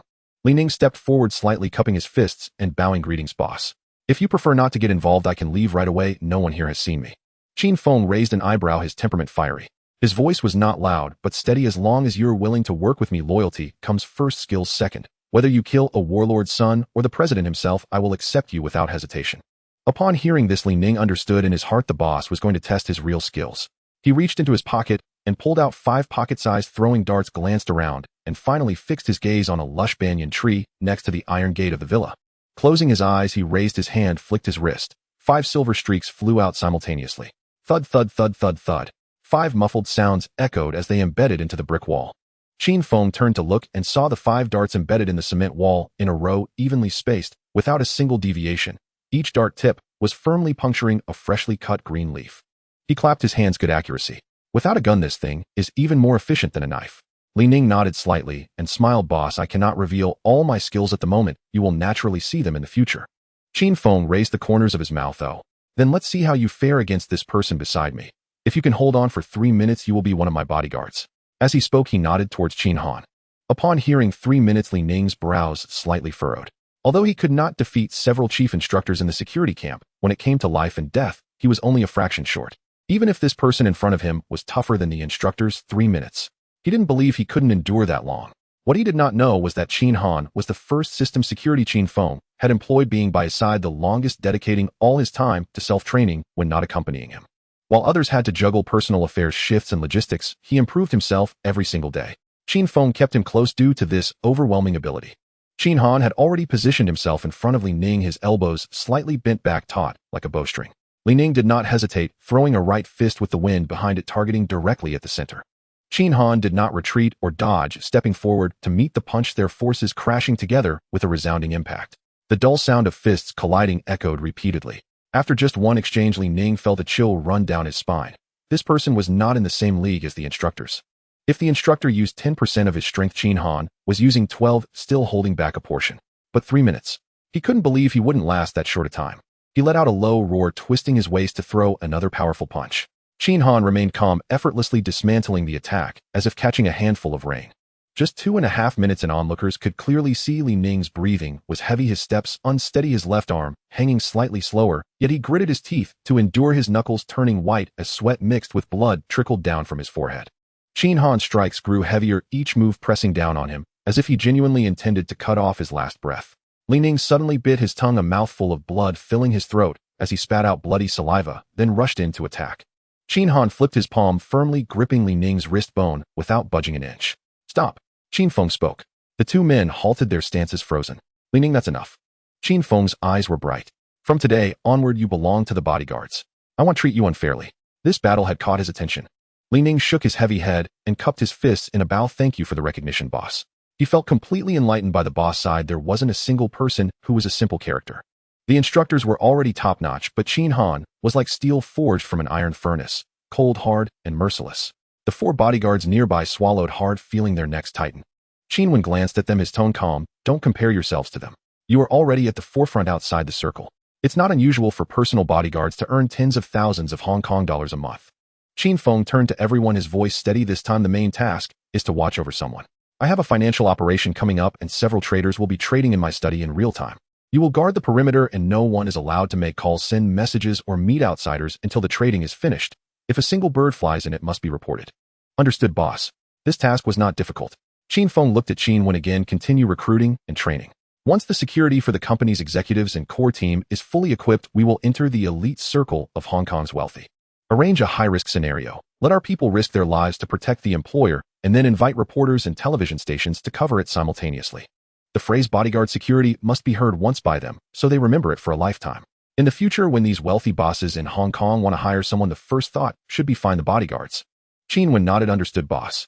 We are almost at full strength now. The recently trained batch can be deployed to the market at any time." Qin Feng led this batch of security personnel directly to HSBC Tower. He instructed the others to stay downstairs on standby, taking only Qin Han and Li Ning upstairs, heading straight to Shunbi's office. As Shunbi had given prior instructions, the front desk and personnel along the way did not impede them. When Qin Feng stepped into the elevator, the front desk had already notified Shunbi via intercom. So when the elevator doors opened, the door to Shunbi's office was already ajar, and he welcomed Qin Feng with a smile from inside. "Mr. Qin, everything is ready. The moment we sign the contract, the funds will arrive this afternoon, and you can officially kick off the operation tonight." Qin Feng chuckled lightly. "Mr. Shun, the matter of the traders, has Manager Zhang mentioned it to you?" Shunbi replied, cheerfully. "Rest assured. All three main traders are the most experienced from our HSBC. Among them, Wang Chong is the one you specifically requested. Not a single one is missing. Good, let's sign." Shunbi handed over two documents. One was the leverage agreement, and the other was the equity contract for his participation in this transaction. Qin Feng scanned through each item, confirming everything was correct, and then signed his name. Shunbi then stamped and signed, his actions brisk and efficient. As soon as the contract took effect, the finance department began processing the payment. Qin Feng did not rush to leave and chatted with Shunbi a few casual words by the window. About half an hour later, Shunbi's secretary entered, bowing to report $110 million have been fully transferred to the designated account. Qin Feng stood up and adjusted his cuffs. "Mr. Shun, I will go set things up now. Oh, I aim to enter the market on time tonight." Shunbi cupped his fists and smiled. "Mr. Qin, I wish you a successful start and a full pot." Qin Feng responded loudly, "Mr. Shun, this should be said as let's prosper together." Before he finished speaking, he had already stepped out of the office. Upon reaching the hall, he nodded to Manager Zhang, who immediately led him to the trading room. This newly arranged trading room was more spacious than the last VIP room. Widescreen terminals lined up plush sofas, several large beds against the wall, a cold cabinet filled with chilled drinks, and a fruit platter overflowing with snacks. When Qin Feng entered, Wang Chong and the other two traders were already seated waiting. Wang Chong immediately stood up to greet Qin Feng. Upon hearing that he would still be in charge of the main key this time, his eyes brightened and his palms felt slightly warm. During the closing of that Jelongking deal, Qin Feng handed him a red envelope containing HK0 on the spot. He still remembers his fingertips trembling as he tore it open. At Huifeng, traders earned a wafer-thin base salary. The real income depended entirely on clients' moods and the quality of the trades. That was the industry's unspoken rule. Bonuses were never written into contracts, only trust and results mattered. Wang Chong's largest tip to date had been no more than 50 or 60,000. Qin Feng's packet alone would keep him fed for 3 or 4 months without worry. Qin Feng called the three of them forward. His voice was low, each word crisp. "This operation targets crude oil futures. It will be closed loop. Before any position is closed, no answering calls, no sending messages, no meeting outsiders. If you agree, I give you half an hour to call home and confirm you're safe." If you do not want in turn and leave now, oh, no one will make trouble for you. No one moved. Everyone knew that the larger the order, the fatter the employers take, and the more generous the share for those involved. Qin Feng's gaze passed over them. He spoke softly, then hurry and make your calls. From today on, meals will be delivered by staff, though no one may leave the room. And by the way, those delivering the food will be watching your every movement. All three nodded in unison, their expressions calm. In this line of work, there was mutual assurance. The employer's peace of mind protected them from suspicion. While they dialed, Qin Feng rang the Dongfang Hotel and ordered a table of solid dishes: steamed Dongshan crab, blanched whelk scallops, steamed with garlic vermicelli, all fresh seafood. No alcohol. There would be a hard fight tonight. In under an hour, the boxes were carried and steaming. Qin Feng raised a hand and signaled, "Dig in, you need strength to watch the boards. When we finish, we'll throw a banquet to celebrate." Wang Chong and the others stared at the spread of seafood, their throats working. Even the guards by the door and Li Ning quietly swallowed. Qin Feng waved them over. "Come on, eat together." "Thank you, Mr. Qin." "Thank you, boss." Voices answered in unison, releasing a collective exhale after long tension. At 8:30 in the evening, all terminals lit up, data streams surging in silence. Everyone was in position, holding their breath, waiting only for Qin Feng's command. He chose to target long crude oil futures. Within a few days, a massive fire would erupt at Europe's second-largest oil field. The blaze raged for 8 days and nights. Millions of tons of crude were consumed and international oil prices rocketed. At 9 in the evening, the International Futures Night session opened on schedule. Qin Feng pointed at the screen. "Go full position long on crude oil futures. Report price movements immediately." "Understood, Mr. Qin." It was not long before Wang Chong hurried over. "Mr. Qin, current price, $13.56 per barrel." Qin Feng nodded. Oil in the 70s was after all cheap. "Start buying. $110 million, all put in within 2 days. Do not hesitate, sweep the market.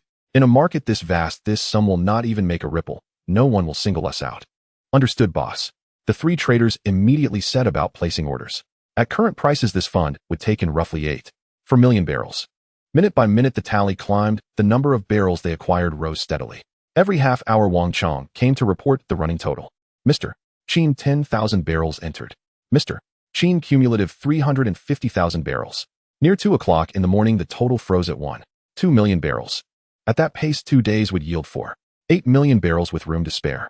Qin Feng closed his laptop and lightly clapped his hands. "That's it for tonight. Everyone rest for now. We'll resume at the opening tomorrow. Just clear the positions within 2 days, and we're done." He left 4 guards to watch the building and slipped away quietly with Qin Han and Li Ning. They went straight to the small courtyard where he shared a home with Lu Ruixia. Thinking of her, Zhou Huimin's face suddenly flickered through Qin Feng's mind. If only, he smirked to himself. That fleeting thought was like a fine thread which, when tugged, set his chest alight. When he opened the villa door, Lu Ruixia was already asleep. After his shower, he eased into bed with a movement that was neither large nor small, yet it awakened her. Whether it had been deliberate, who could say? She opened her eyes and met his gaze, bright and searing. Lu Ruixia's Adam's apple bobbed. She said nothing. The next morning, Qin Feng was back in the Huifeng trading room, as usual. When the opening bell rang, Wang Chong and the others resumed placing orders. By midday, they had swallowed another 1 million barrels. The oil price hovered narrowly around $13. In the trillion-dollar pool of crude futures, Qin Feng's funds were truly like a grain of sand thrown into the lake. The surface remained calm. If it had been tens or hundreds of billions, it might have stirred waves. Qin Feng did not know that across the ocean in Mgua, on the top floor of a quantum fund tower, other plans were already in motion. Financial titan Suolusi stood by the floor-to-ceiling window, speaking in a voice so low it was almost a whisper. Behind him stood 7 or 8 of Mgua's top traders. When the call connected, Suolusi said only, "Act the night after tomorrow." The voice at the other end paused half a beat before replying, "If the money is not in my sister's account on time, my fallback will be trouble enough for all of you." The call ended. No one in the room showed surprise. A relatively small sum. Those present did not even twitch an eyelid. Suolusi turned and made an OK sign to the group. Beside him, a lean man with sharp eyes asked, "Suolusi, how much leverage did we arrange this time?" Suolusi glanced at the financial brief on the table. Yuan 60 billion. Neither more nor less. Building positions in the dark had taken over a month. Yet the market had not budged. The room burst into laughter. "Ha ha, Suolusi, you really are our money printer. Only you would dare conceive this move. Only you would dare to bet on it." Suolusi laughed and spread his hands. "I would not shoulder it alone. Are you not all with me on this bet? Now we simply wait for that kid to set the oil field alight. Once oil soars, everyone's bowls will be full." The laughter swelled, colliding with the glass walls in a buzzing roar, as if mountains of banknotes were already piling up before their eyes. Had anyone overheard this conversation, they would have been stunned. These merchants were secretly plotting to ignite a major oil field merely to inflate global oil prices and rake in obscene profits. That afternoon, Qin Feng returned to the villa. Hui Feng no longer needed him on watch. Whether he monitored the screens or not made no practical difference. When the harvest came, however, he preferred to be present to witness with his own eyes the exhilaration as the dollar figures went madly upward. Besides, the next day was the finals of Chaoji Nushing, and as the show's sponsor, he had to be there in person. The program had already become a sensation across Xinjiang. It aired Monday through Friday at 9 each evening, its ratings decisively topping every rival in the same slot. In other words, at that hour, at least 1/10 of Zhangjiang's populace sat before their televisions watching Chaoji Nushing. Huang Shijiao had also introduced a voting card sold bundled with the local paper for 1/10 of $1 apiece. The front of each card printed the names of the current top 3 contestants. If citizens wished to support a favorite, they purchased the card bearing that name. On the night of the final, those cards would be counted as tangible votes. After the contest, the production team tallied each contestant's cards. Of course, cards alone could not determine the victor. The judges' live scores mattered as well, and the final ranking was a weighted composite of judges' points and card totals. When Qin Feng arrived at the studio, the judges Huang Shijiao had invited were already seated. To his surprise, they were Su Guanjia Luo 1 and Guan Jinjia. A thought crossed Qin Feng's mind to persuade these 3 70s-era idols of the Xinjiang music scene to appear. Huang Shijiao must have spent a great deal of charm and owed many favors. He stepped forward to greet them one by one. Huang Shijiao smiled and introduced, "Teachers, this is the boss of Asia Television, the original creator of the idea for Supergirl." He was the one who oversaw the entire program from start to finish. The 3 veterans looked at Qin Feng with considerable appreciation. A small, inconspicuous newspaper and a television station on the brink of bankruptcy were revitalized and brought to life by him. Such skill is indeed rare. After a few exchanges of pleasantries, it was time. All contestants took their positions as the backstage lights dimmed. Qin Feng sat in the side stage area and Huang Shijiao leaned close to whisper, "Boss, besides Zhou Huimin, whom you specifically asked me to pay attention to, there's also a girl named Chun Yi who stands out. Her voice is steady, her figure well-proportioned, and her features are lovely. Currently, she is tied with Zhou Huimin as a favorite to win the championship." Qin Feng raised an eyebrow slightly. In his previous life in the entertainment industry, he had never heard this name. It seemed she never got the stage she deserved. Contestants took the stage one by one. The order was determined by the current vote count. Those with lower rankings would go on first. Zhou Huimin and Chun Yi would appear last. The first contestant was Luo Fengxia. She had a delicate appearance and solid singing skills, but compared to Zhou Huimin, she lacked a bit of charisma. However, anyone making it to the finals had to be scrutinized for both looks and talent. The song she performed was unfamiliar to Qin Feng. However, judging by the judges' slight nods and Huang Zizha's soft humming, it was evidently an old song beloved in Xinjiang. After her performance, the judges revealed their scores. Each had a perfect score of 10, totaling 30. As expected, she had a high probability of securing third place. Indeed, all 3 judges unanimously scored her a 9, giving her a total of 27. As she left the stage, she smiled calmly, knowing there was still a distance to the top 2, but she had firmly secured her place in third. The second contestant was Chun Yi. She chose a song called Night Rain. Her voice was clean, her breath long, and her emotions layered, revealing a deep foundation. Qin Feng watched closely from backstage. She had picturesque features and a gentle demeanor contrasting with Zhou Huimin's lively charm. One was like cherry blossoms in early spring, the other like fresh lotus by the water. He turned to Huang Shijiao and said, "After the finals, arrange for her to meet me." Huang Shijiao grinned, "Sure thing, boss." Before he could finish, Chun Yi's singing had already settled into its lingering notes. Qin Feng wasn't particularly knowledgeable about music, but he had a good ear for whether a song was enjoyable. At the end of her performance, the 3 judges exchanged glances and then wrote 10 on their scorecards. Chun Yi caught sight of the 3 bright red 10s, her lips immediately curling up in a smile. She turned to the judges, bowed deeply, and then stepped down from the stage. The final performer was Zhou Huimin. She chose her most proficient song, Most Loved. Qin Feng had heard the recording of this song in his previous life, but it was rare to see her singing it live right in front of him. As the prelude began, her voice flowed like a clear spring through his ears. Qin Feng unconsciously closed his eyes, listening quietly. When the song concluded, he slowly opened his eyes, his expression relaxed. Indeed, Zhou Huimin's voice was richer, steadier, and more flavorful than Chun Yi's. The 3 judges leaned in closely, discussing amongst themselves, exchanging thoughts for a considerable time. Finally, they picked up their pens to score. Unsurprisingly, all 3 scorecards read 10. The outcome hinged on who had more audience support cards in hand. The program had been recorded and would air tonight. Huang Shijiao personally escorted the 3 judges out. Although they only showed up for the finals, their appearance fees were anything but modest. About 10 minutes later, he returned with a grin, lowering his voice, "Mr. Qin, who would you like to meet first? Or should I simply invite both of them at once?" Qin Feng shot him a sideways glance, called Chun Yi and the other girl out. "I will go meet Zhou Huimin backstage." Chen Yi'll come over shortly. Sure thing, boss. When Qin Feng strolled backstage, he saw Zhou Huimin sitting alone in front of the mirror, removing her makeup. When she noticed him enter, she merely glanced up and continued her task. Qin Feng remained silent, and after she finished he took a couple of steps closer and extended his hand. Hello, Miss Zhou, I am Qin Feng, chairman of Asia Television. Upon hearing it was her boss, she quickly put down the cotton swab and reached out to shake hands, her voice slightly tense. Hello, Mr. Qin. Qin Feng smiled. No need to be formal, just think of it as meeting a friend. You sang beautifully just now. The championship is almost secured. Zhou Huimin's eyes lit up. Thank you, Mr. Qin. 500,000 Hong Kong dollars enough for her and her mother to move into a new house, replace that old refrigerator, and get her mother a new pair of glasses. Qin Feng knew her background well. In the following years the media would reveal everything. He continued, Miss Zhou, I don't plan to enter the entertainment industry, but you have already established a foothold in Xinjiang. If we tailor a movie for you, becoming a top-tier actress is just around the corner. She was taken aback, blurting out, Mr. Qin, can I really do it? I haven't even memorized any lines. Qin Feng laughed heartily. Everyone starts from the first time, right? How will you know if you don't try?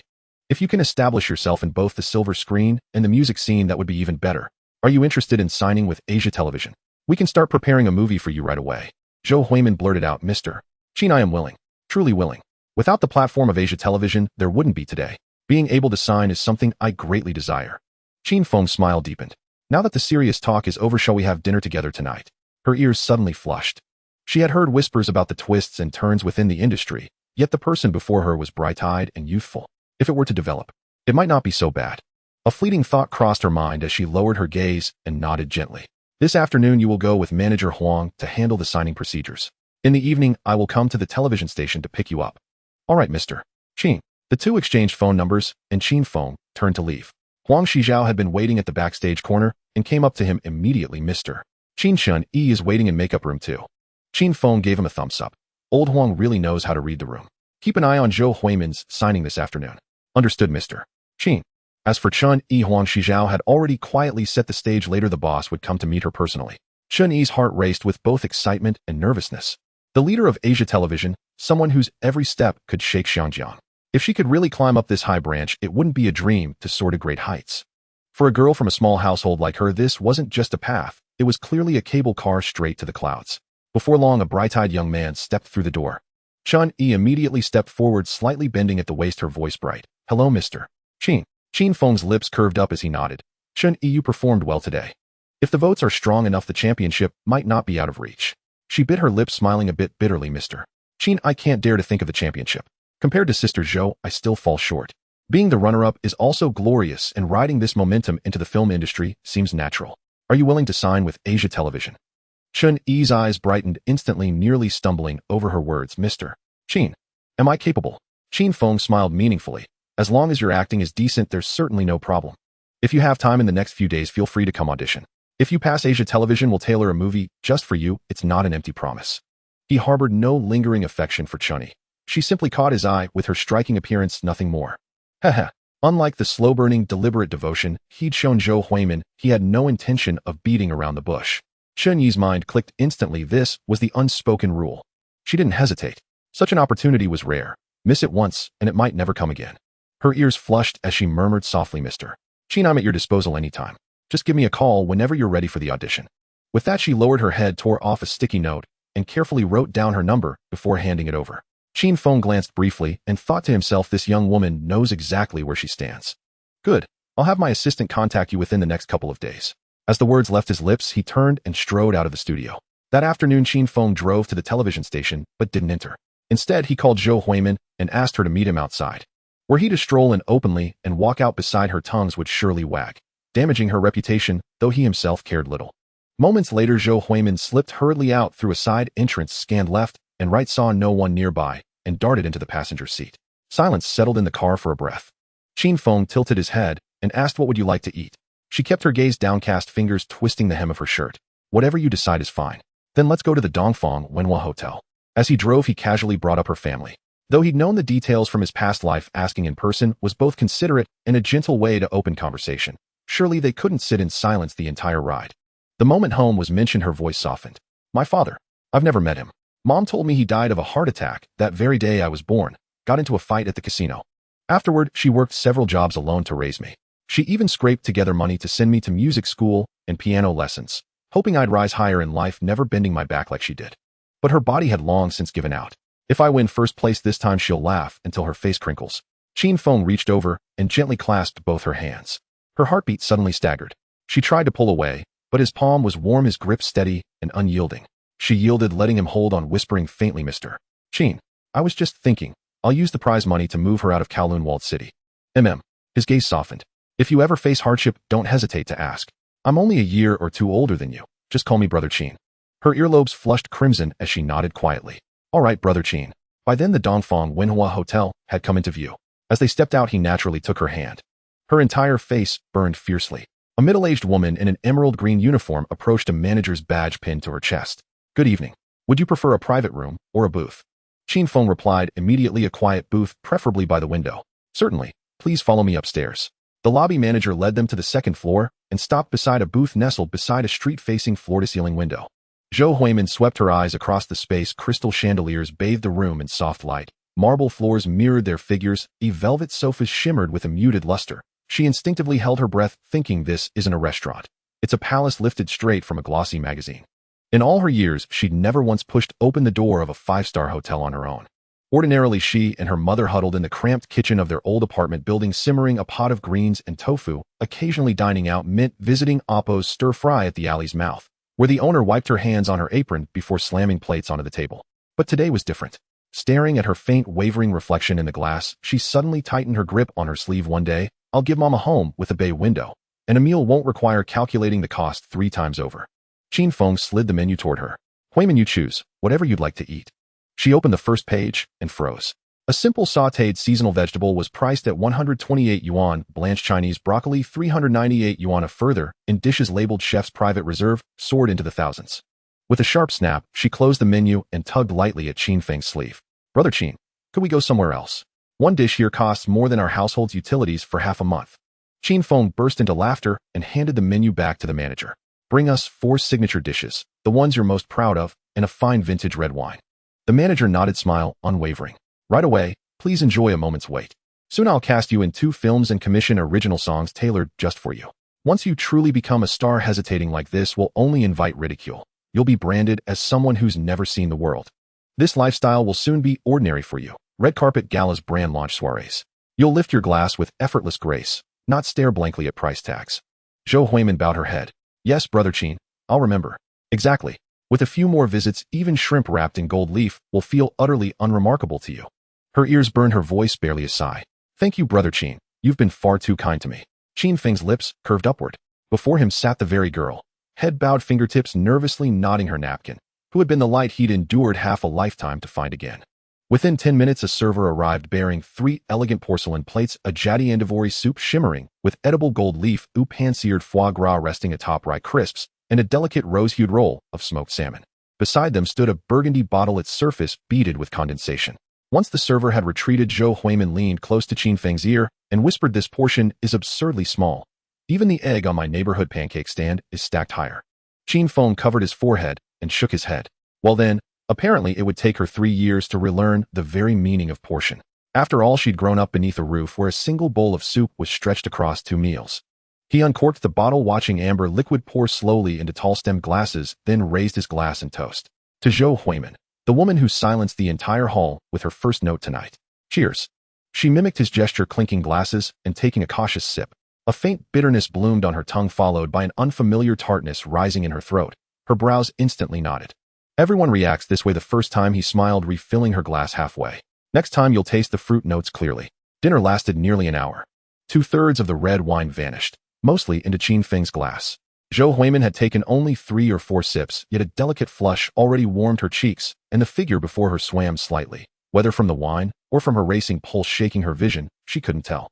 At that moment, Qin Feng lifted his chin toward the entrance. Li Ning instantly hurried over, cradling a lavish bouquet of deep red roses, their petals still glistening with fresh dew. This had been the quiet assignment Qin Feng slipped to him earlier that afternoon.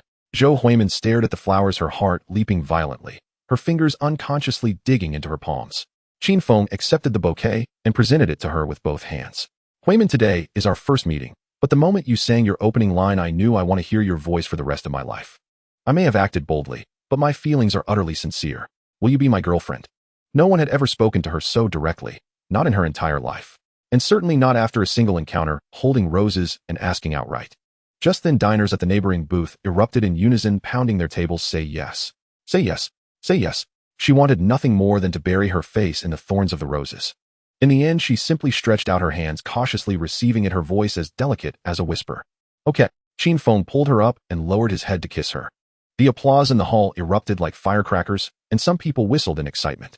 Zhou Huimin finally broke free from Qin Feng's grip, shot him a sidelong glance, her ears flushed, and softly chided, "There are so many people watching." Qin Feng released her and bowed to the guests in the hall, declaring in a loud voice, "Everyone enjoy yourselves, tonight's food and drink are on me." As soon as he finished speaking, another round of applause erupted. He took Zhou Huimin's hand and leaned close to her ear to whisper, "Huimin, tonight, let's not go back, shall we?" Zhou Huimin, no longer an innocent girl, understood immediately, her face turning fiery red, even her neck blushing. My mom is still waiting for me at home. Maybe next time today. I haven't really thought it through." All right. Though Qin Feng felt a bit disappointed, he didn't press further. He truly had feelings for Zhou Huimin, not merely seeking novelty or playfulness. In her past life, she was one of the few bright female artists in Xiangjiang, unreliant on gimmicks, not stirring up scandals, treating others warmly, and possessing a sincere heart. Her husband often ran around, yet she swallowed her grievances time and again, bowing her head to forgive. Thinking of this, Qin Feng felt a pang of distress for her. Had her eyes gone awry? How could someone so good be neglected at home and instead seek the dirt outside? Fortunately, this thought only swirled in his mind and wasn't voiced, otherwise someone might have immediately retorted, "Can you, Qin Feng, keep your own ground first? Come on, I'll take you home and meet your mother along the way." Zhou Huimin nodded gently. Her home was in Kowloon City, where the alleys were as narrow as a flattened piece of paper with sewage flowing everywhere, a mix of all kinds of people, chaotic enough to frown upon. Qin Feng glanced around while sitting in the car, furrowing his brow. He turned to her and asked, "Do you often have trouble here?" Zhou Huimin shook her head. "The place is chaotic, but my uncle is in the gang and has a few people under him, so no one dares to bother us." Qin Feng still shook his head. "You'll be moving tomorrow. I'll find you both another place to live." She was taken aback, her voice barely audible. I haven't received my competition prize yet." He raised his hand to smooth her bangs, saying, "Consider me your man, you don't mention money. I have plenty, and you know that." But before she could finish, he gently pressed her fingertip down. "It's settled then. You want your mother to leave this place soon, right?" Finally she relented. The building was crooked and old with peeling plaster. Every floor's iron frame was densely hung with wet clothes, and when the wind blew, water dripped like a curtain. Residents had to squeeze against the wall to pass through like mice in a hole. Zhou Huimin led him up to the third floor, stopping in front of a peeling green door at the end of the hall. She smiled a bit awkwardly. "It's small at home, oh please don't mind." Qin Feng held her right hand tightly, its warmth comforting. "Silly girl, what would I mind? Trust me, things will only get brighter day by day." She raised her hand to knock on the door, and a few seconds later it opened. A weary-looking elderly woman stood at the door, deep lines etched in the corners of her eyes. "Huimin, why are you back so late?" "Oh, who is this?" "Your friend." Qin Feng immediately bowed respectfully, saying, "Hello, Auntie, I'm Huimin's friend. We had a rehearsal that ran late, and I brought her back on the way." The elderly woman's gaze shifted, landing on her daughter's flushed face. Zhou Huimin lowered her eyes and quietly said, "Mom, they added a bit of performance at the theater tonight, so I practiced a little longer." The elderly woman seemed to understand, her smile warming instantly as she hurriedly invited Qin Feng inside. Qin Feng awkwardly rubbed his hands together. "Annie, I'm really sorry for coming so suddenly without bringing anything. Next time I will definitely make it up to you." Zhou's mother had already brought a cup of hot tea and handed it to him. "What do you need to buy? Just your presence is appreciated. Come by often." "Sure, Auntie. The place is a bit messy, oh please don't mind." She said this while swiftly gathering the balls of yarn and old newspapers from the sofa to one side. She looked to be in her 50s with half-white hair and thick fingers, the pads worn from years of labor. Qin Feng quickly stood up to help tidy up. Afterward, the elderly woman settled down and began to ask about his background and occupation in detail. He answered calmly but cautiously. He only mentioned that his parents had passed away and that he had a younger sister, keeping the rest vague. After hearing this, Zhou's mother quietly breathed a sigh of relief. Without in-laws pressing down, her daughter's life could be a bit easier. Being stable at the television station indicated intelligence and hard work. Seeing her mother wanting to ask more, Zhou Huimin quickly grabbed her arm. "Mom, it's too late. Let Qin Feng go back first." Qin Feng also stood up and smiled. "Annie, I won't disturb you any longer. I'll visit you another day." Zhou's mother glanced at her daughter and turned to Qin Feng, saying, "All right, Xiaofeng, it really is late. There's no spare room at home, so I won't keep you. Be careful on your way back." "All right, Auntie, I'm leaving now." After Qin Feng exited the hallway, he looked up at the old building with peeling walls and gently sighed. A move had to be arranged for tomorrow. Once in the car, he dialed Chun Yi's number. The spark of irritation stirred by Zhou Huimin the night before was still lingering in his chest. After the phone rang twice, he straightforwardly spoke. Chun Yi, are you free tonight? I just happen to be free. Come and test the waters. Chun Yi was taken aback. Her heart skipped a beat and her ears subtly heated up, but she didn't hesitate. President Qin, tell me the place, and I'll head over right away. Peninsula Hotel, I'll wait for you there. All right, President Qin. After hanging up, Qin Feng had the front desk book a room and went up to take a shower first.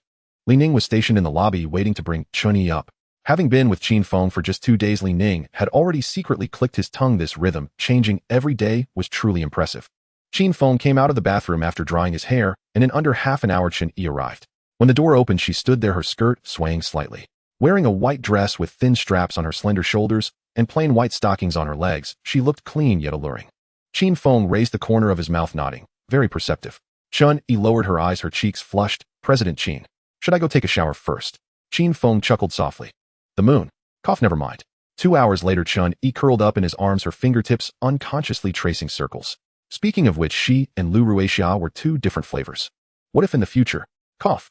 She tilted her face up, her voice soft. President Qin, will you still come to find me often in the future? Qin Feng smiled, of course. In a couple of days, I'll pick a villa for you, and I can go over any time. Chun Yi's eyes lit up, her smile brightening her features. A villa. It was something she hadn't even dared to dream of before. But Qin Feng said he would buy it. Wasn't this the kind of life she had only imagined in her dreams? Being with him seemed to promise stability. The next morning, the two were still wrapped in the blanket when Huang Zai's call came through. The results of the Supergirl voting had come out. No surprise, Zhou Huimin was first and Chun Yi was second, trailing by over 1,000 votes. Tonight at 9 ATV would broadcast the finals, and the ratings were sure to hit a new high. Qin Feng reached out to ruffle Chun Yi's hair. She sleepily opened her eyes, her eyelids still heavy. Last night had been too exhausting, and now her mind was foggy. Qin Feng gently pushed her shoulder. Wake up, the vote results are out. You came in second with a prize of 300,000. So how does it feel? Chun Yi lazily stretched. I expected it. Oh, what's there to say? Qin Feng touched his nose, agreeing indeed. Still, he added, coming in second is good. We can continue filming movies and well walk both paths. Fame is just a matter of time. Chun Yi smiled and leaned in to kiss him on the cheek. Thank you, President Qin. Before her voice faded, she rolled over. In the afternoon, Qin Feng first chose a 2-story villa near the TV station, neither too big nor too small, costing around 2 million. This matter was still unknown to Zhou's mother. When Qin Feng stepped into Zhou's home and mentioned the house purchase, Zhou's mother was instantly dumbfounded, unable to close her mouth. Xiao Feng, didn't you say that you work at the TV station? Qin Feng nodded. Yes, it's Asia Television, it's mine. Zhou's mother was momentarily at a loss for words. After a long pause, she shook her head. No, I can't accept this villa. You should take it back. Qin Feng sighed. Annie, I already have several places to live. This is for Huimin, not to add burden to you. Zhou Huimin, although already aware of the situation, still felt a bit dazed, her fingers unconsciously twisting the hem of her clothes. Qin Feng's kindness left her with no room for refusal. Zhou Huimin, who was unwilling to let her mother stay here, softly persuaded her mother. She would repay Qin Feng's kindness slowly in the future with no rush. After both of them had persuaded for most of the day, Zhou's mother finally nodded. The move went smoothly. Only the essentials were taken. Qin Feng simply didn't allow the rest of the daily items to be moved. The villa was fully furnished and ready to move and equipped with all necessary appliances and furniture. A quick dusting and organizing would suffice. By dusk, with the help of Qin Han and Li Ning, Zhou Huimin and her mother had settled into their new home. The next morning, Qin Feng went to the TV station as usual. Upon entering the chairman's office, he spread out his paper and pen, jotting down several excellent scripts from memory. In addition to the film prepared for Uncle Jiu, he also needed to prepare 2 scripts for Chun Yi and Zhou Huimin. Both of them had a calm demeanor, making them particularly suitable for palace drama. However, currently the movie industry in Hong Kong was booming, so he selected 2 dramas, The Heart Strategy and Empresses in the Palace, compressing them into 3 films, each 2 hours long, tightly paced with constant climaxes. In his past life, these were long dramas, but now condensed into films. Whether the audience would buy it was uncertain. If the reputation was good, the TV series version could be put on the agenda immediately. Busy until the afternoon, the adaptation drafts for the 2 dramas were finally completed. He reviewed them repeatedly to ensure that the original essence remained intact. Rubbing his stiff neck, Qin Feng called for Huang Shizhao. He handed over the manuscript, succinctly stating, for these 2, split them into 3 copies, 1 for Zhou Huimin, 1 for Chun Yi. Huang Zizha's eyes lit up, speaking sincerely. Boss, your mind is like a living map, able to draw out golden lines everywhere. Qin Feng chuckled lightly, tapping his temple. It's just that this head is filled with too much information. If this were to be heard by future generations, they might slam the table. Copying poetry is plagiarism. Copying scripts is also theft. There's no difference. All right, go handle it. Make sure to choose experienced directors and don't let me end up with something shoddy. Understood. Don't worry, boss, I will oversee it personally. Huang Shijiao nodded and left. At 1 o'clock in the morning European time, the world's third largest oil field. A fully armed team lay in wait in the shadows, each carrying heavy explosives on their backs. The middle-aged leader scanned the surroundings and whispered, "Is everyone here? Boss, we're all here. We'll act in 2 minutes." Timed for 30 minutes. How far they could run depended on their luck. If we can't withdraw, just end it ourselves. Don't drag down the family. Even if we make it out alive, we must change our names and identities as if we're dead. Those vampires mustn't hear a single word from us. Everyone fell silent, only the sound of the night wind brushing against the iron frame could be heard. The middle-aged man glanced at his watch, his voice low, "Time's up, let's go." Half an hour later the flames tore through the night sky. The entire oil field erupted into a massive explosion, flames shooting up to 100 meters high, thick smoke rolling for several kilometers. The duty officer jumped up in shock, shouting to call the fire department while grabbing the phone to report the emergency to superiors.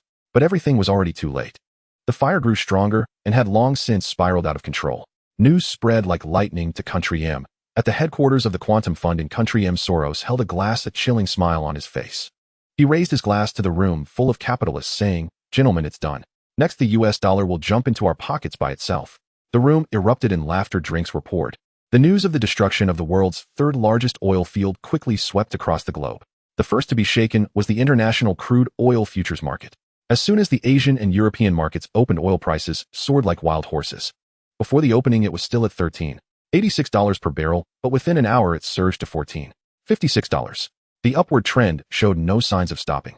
In the HSBC trading room, Wang Chong suddenly stood up, staring at the screen and dialing Qin Feng directly. At that moment, Qin Feng was still sound asleep. Chun Yi had been particularly demanding last night, and they had been entangled until 4 in the morning before finally drifting off. Fortunately, Qin Feng had taken a gene enhancement agent, otherwise anyone else would have struggled to keep up. By around 10 o'clock, both were still deep in sleep when Wang Chong's call abruptly pulled him out of bed. Frowning, Qin Feng answered the call, his voice still heavy with sleep. "President Qin, as soon as the market opened this morning, oil prices went crazy."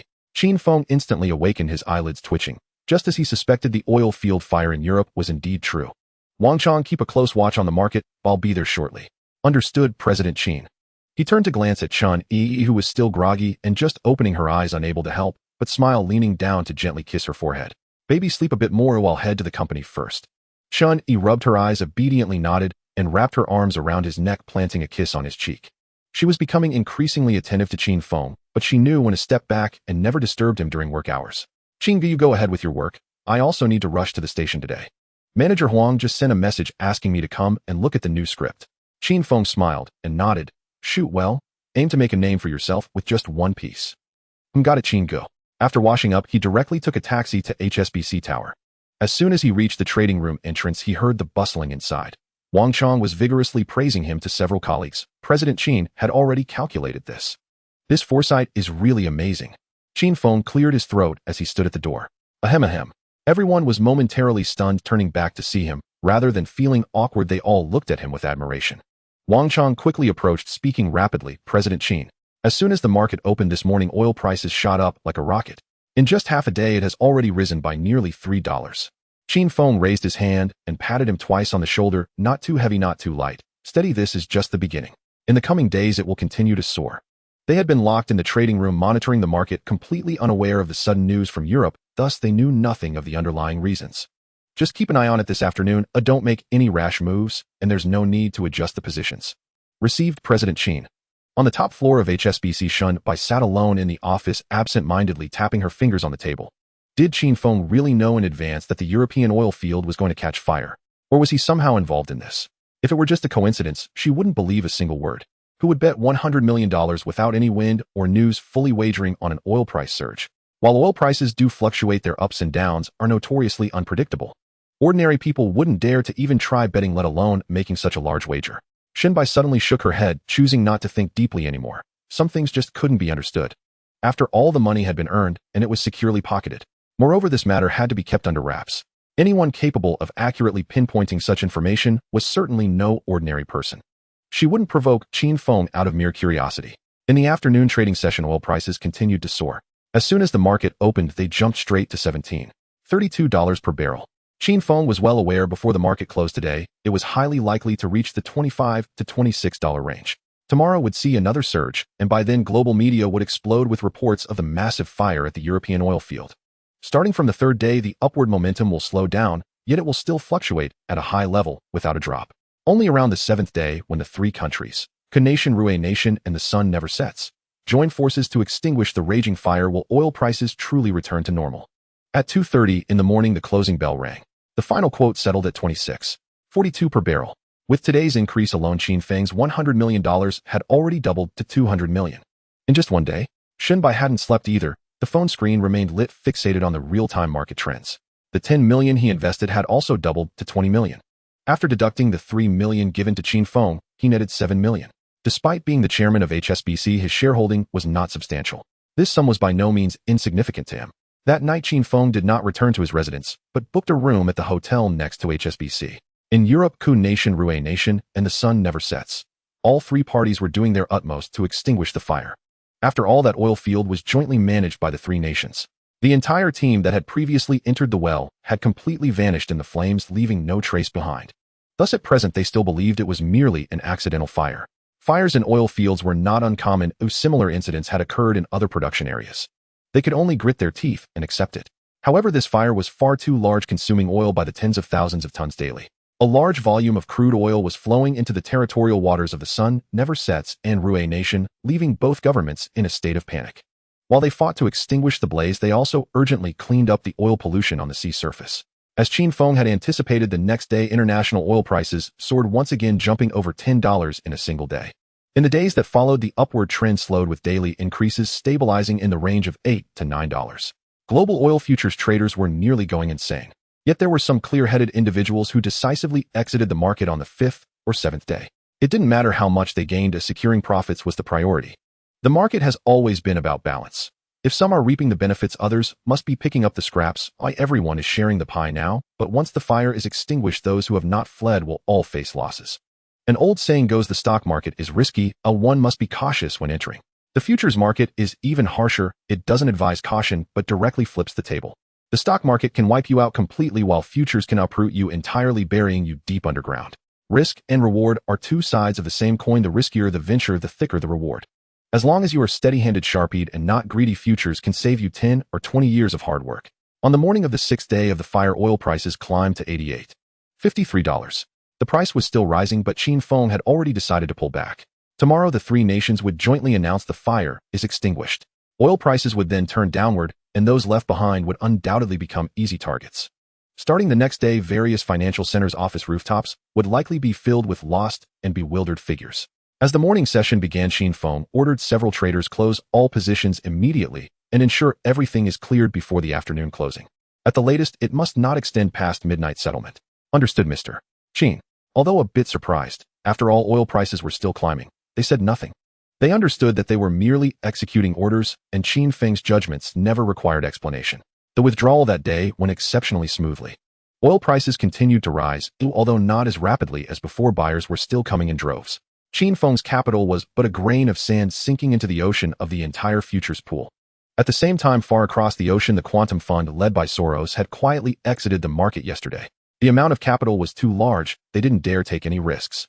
These seasoned veterans of the futures market adhered to a strict principle: better to abandon a $10 billion profit early than to incur a $1 billion loss late. Greed. On the futures table, that is a death sentence.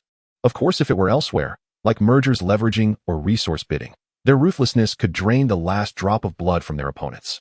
What Qinfeng gained this time was not even a decimal point in their accounts. 20 minutes before the afternoon closing, Wang Chong and the others simultaneously breathed a sigh of relief. All positions had been cleared. Staring at the long string of numbers in Qinfeng's account, everyone's eyes sparkled with envy.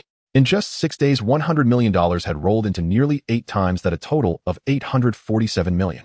Adding in the $10 million Shenbai invested, the total principal reached $120 million, with an actual return rate as high as 7 times. This achievement could rightfully earn him the title of God of Finance, without anyone frowning. 10 minutes later, Wang Chong handed over the neatly organized financial report, his voice trembling slightly. Mr. Qin, here are the detailed operation records and final settlement. Qinfeng glanced at the process and directly flipped to the last page. $847 million. He threw back his head and laughed, turning to scan the trading room. Tomorrow morning, I will go to HSBC for settlement. Each person will receive a big red envelope, and make sure it's generous. As soon as he finished speaking, the traders and security personnel straightened their backs simultaneously, their eyes shining. The big red envelope mentioned by Mr. Chin was never just a polite remark. Thank you, Mr. Chin. Mr. Chin is generous. That night, HSBC was nearing closing time and the finance staff were gradually leaving. Immediate settlement was indeed difficult. Stepping out of the bank door, Chin Feng took out his phone and dialed Zhou Huimin's number. For such a significant event, the first person to share it with was undoubtedly her. If tonight he could further advance their relationship, a smile curled at the corner of his lips. Given Zhou Huimin's personality tonight, she would most likely not decline. After all, during their first meeting, he had indeed spoken too hastily. When Chin Feng made the call, Zhou Huimin had just finished work and was on her way home. He had no choice but to drive to the villa to pick her up. Zhou Huimin hung up the phone, hesitating at the kitchen door for a moment before tiptoeing over softly, saying to her mother, who was simmering soup at the stove, "Mom, don't make too many dishes. I'm going out to eat with Chin Feng tonight." Her mother looked up and saw her daughter's flushed ears and immediately understood. She smiled widely. "All right, Mom, we'll just make a couple of simple dishes. You two go have fun." Pausing for a moment, she lowered her voice and added, "But you're still young, be careful in everything." This statement held two layers of meaning. Zhou Huimin, inexperienced in such matters, thought her mother was reminding her to look out for cars when crossing the street and to buckle her seatbelt when riding in a car. After all, Chin Feng never went out alone. He was always accompanied by several bodyguards. "Don't worry, Mom, he even brings people along when he goes to the market." Her mother was taken aback, nearly dropping the soup spoon, and shook her head. Forget it. This girl really doesn't understand to let it be." After all, Chin Feng was sincere to her, and if something were to develop, she would accept it. Half an hour later, Chin Feng's car steadily stopped in front of Zhou's villa. Zhou Huimin had long since changed into a light blue dress, her hair slightly curled, waiting for him at the entrance. As soon as the doorbell rang, she ran to the door to greet him. Chin Feng entered and nodded to Zhou's mother, then took Zhou Huimin's hand and walked out. Watching the car turn out of the alley, Zhou's mother leaned against the door frame for a long time. The girl she had raised in the palm of her hand for 18 years was now about to grow into someone else's wife. But as long as that person truly cared for her, Zhou's mother felt at ease. She did not want her daughter to follow the same path she once did. In the car, Chin Feng rested one hand on the armrest of the passenger seat while gently wrapping the other around Zhou Huimin's waist. "Peninsula Hotel. Is that all right? You decide." She leaned her face against his shoulder, her voice soft as cotton. "You decide." Chin Feng's lips curled up, secretly laughing. "This time what you say won't matter." The car stopped steadily, and the two ascended the steps directly to the second-floor booth area, choosing a secluded round table by the window. Knowing she would hesitate to order expensive dishes, Chin Feng simply didn't hand her the menu, instead letting the waiter bring out several signature dishes from the peninsula and opening a bottle of Cabernet Sauvignon. During the meal, he shared amusing anecdotes from old Hong Kong films, making Zhou Huimin laugh heartily. Occasionally, he would slip in a classic pickup line, causing her to immediately lower her head to stir her coffee, her ears turning so red they could drip blood. Tonight she was clearly much more relaxed, no longer reserved. The two of them shared the wine, drinking cleanly. As the meal concluded, her cheeks were slightly flushed, her steps a bit swaying, but her mind was still clear. Suddenly, Chin Feng grasped her hand, leaning close to her ear. "Don't go back tonight. Come with me." Her heart raced out of rhythm, pounding against her ribs like a drum. He has been so good to her, as she had already declined his kindness once. If she were to refuse again, would it make him sad? Just as she was struggling with her thoughts, Chin Feng added softly, "Huimin, I love you. In this lifetime, I will only be good to you." Her eyes grew warm, and all her hesitation melted away as she gently nodded. Chin Feng's eyes lit up as he raised his hand to call over the attendant. "Could you please arrange a presidential suite?" Huimin hurriedly tugged at his sleeve, her voice barely above a whisper. "Let's go to your place. I'm a bit timid here." "All right, let's head home." After all, the walls of the villa were thick and the windows tightly sealed. Qin Bing, in the adjacent room, might not even hear them. He thought his sister had gone to bed early, but as he pushed open the door, he found Qin Bing sitting cross-legged on the sofa, munching on an apple, while a rerun of Supergirl played on the television. Seeing them enter side by side, Qin Bing sprang up with a start, letting out a shriek. "Oh my, brother, you actually brought Huimin back. Oh my God, the Supergirl champion is in my house." She rushed forward in a few quick steps, grabbing Huimin's wrist. "Sister Min, please can I have your autograph?" Chin Feng felt a twitch at his temple. So she was already this famous. He had been completely unaware. In fact, after the finals, TVB and ATV had successively bought the rerun rights. Now over 40% of households in Hong Kong were repeatedly watching that girl in a white dress singing, "At Least I Still Have You." Of course, the precondition was having a television at home. Huimin had long become the absolute dream girl in the hearts of Hong Kong men, appealing to both young and old. Even many teenage girls quietly stuck her picture on the front page of their textbooks, using her as a role model. Especially in the school that Qin Bing attended recently, during breaks in the cafeteria and at the bicycle shed, everyone was talking about Huimin, who had cut their bangs like hers, who had bought the lip balm she endorsed, and who had recorded the entire finals to watch repeatedly. She was able to shine brightly, relying first on her voice, clear and melodious like mountain stream water, and second on her looks and figure. Standing still, she was a living masterpiece of beauty. Chun-Yi was indeed popular as well, but she was merely the runner-up and her loyal fans were less than half of Hui Min's. People always remember the first, the rest of the names fade away with the wind. When Qin Bing suddenly rushed over for an autograph, Hui Min took a half step back in surprise. Only 9 days had passed since the finals, and she had never anticipated she would be this famous. Qin Feng felt the muscles at his temple twitch as he awkwardly introduced, "This is my sister Qin Bing." Without finishing his sentence, he swiftly pulled Qin Bing, who was still on tiptoes, waving, and lowered his voice, "Don't scare your sister-in-law. It's almost midnight. We can get the autograph another day." "Huh, sister-in-law." Qin Bing's eyes widened in surprise as she looked up at her brother, her eyes sparkling with excitement. "Brother, you're amazing. You actually brought the Supergirl champion home. Hui Min is my sister-in-law. Next time we have a class meeting to share idol stories, I will be a legend." Hui Min smiled and extended her hand, gently shaking Qin Bing's fingers. "Hello, Xiao Bing. From now on, don't just ask for an autograph. Oh, I'm always available for a photo. With fans like you, I can only say I'm fortunate for 3 lifetimes." Qin Bing grinned and patted her chest. "Don't worry, sister-in-law. If he dares to give you a hard time, we'll team up to teach him a lesson." Ahem ahem. Qin Feng cleared his throat, twice tapping his fingertips against his temple. Hui Min couldn't help but laugh, her shoulders slightly trembling.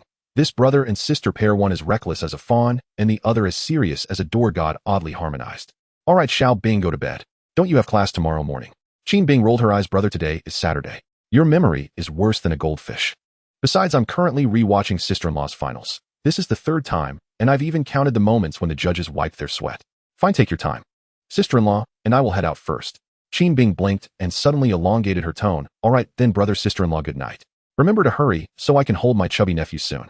Hui Min's ears suddenly turned red. She hurriedly looked down, fiddling with the hem of her clothes, not daring to meet his gaze. Qin Feng shot her a glance, then turned and took Hui Min's hand, heading straight upstairs. Once the door closed, he enveloped her in his embrace.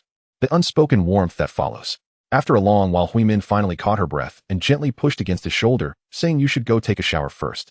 The next morning, Qin Bing rose early, filling the dining table with fried eggs, bacon, and oatmeal milk. But the upstairs was silent. Even as the sun climbed over the windowsill, the two still had not shown their faces. She didn't knock on the door, but had a few bites of breakfast before heading out, leaving the entire villa to them. Around 1 in the afternoon, Qin Feng, wearing an apron, cooked a bowl of soft and glutinous preserved egg and lean meat porridge for Hui Min. As he carried the bowl out, he found Hui Min sitting alone on the edge of the bed, feeling a bit cool between her legs and soreness in her back. Biting her lower lip, she fished out a small silver-handled pair of scissors from the drawer of the vanity, bending down to snip off the faint red mark on the sheet, carefully folding it and tucking it into a pocket of her bag. The appointment at HSBC, originally scheduled for the morning, was delayed due to taking care of Hui Min. In the afternoon, he dialed Wang Chang's number and simply said, "I'll go tomorrow." As soon as he hung up, the 3 European countries almost simultaneously issued announcements the oil field fire had been completely extinguished. The moment the news broke, the global oil futures market fell into silence, followed by a chorus of wailing. "Damn, how could it be extinguished overnight? I hadn't even placed my sell orders. It's over. I mortgaged my factory and only got in 2 days ago. Now I might lose even my underwear." At that moment, those still holding contracts were almost completely wiped out. Who would dare take on a hot potato? The price was clearly about to crash. Only a fool would try to bottom fish. The oil couldn't be sold, and they could only watch helplessly as the numbers plummeted, crashing through the floor and plunging into the abyss. That day, black spots appeared on the rooftops of several cities in Europe and America. Half of the people jumped off, the other half, watching their companions fall, staggered back and collapsed to the ground. None of this had anything to do with Qin Feng.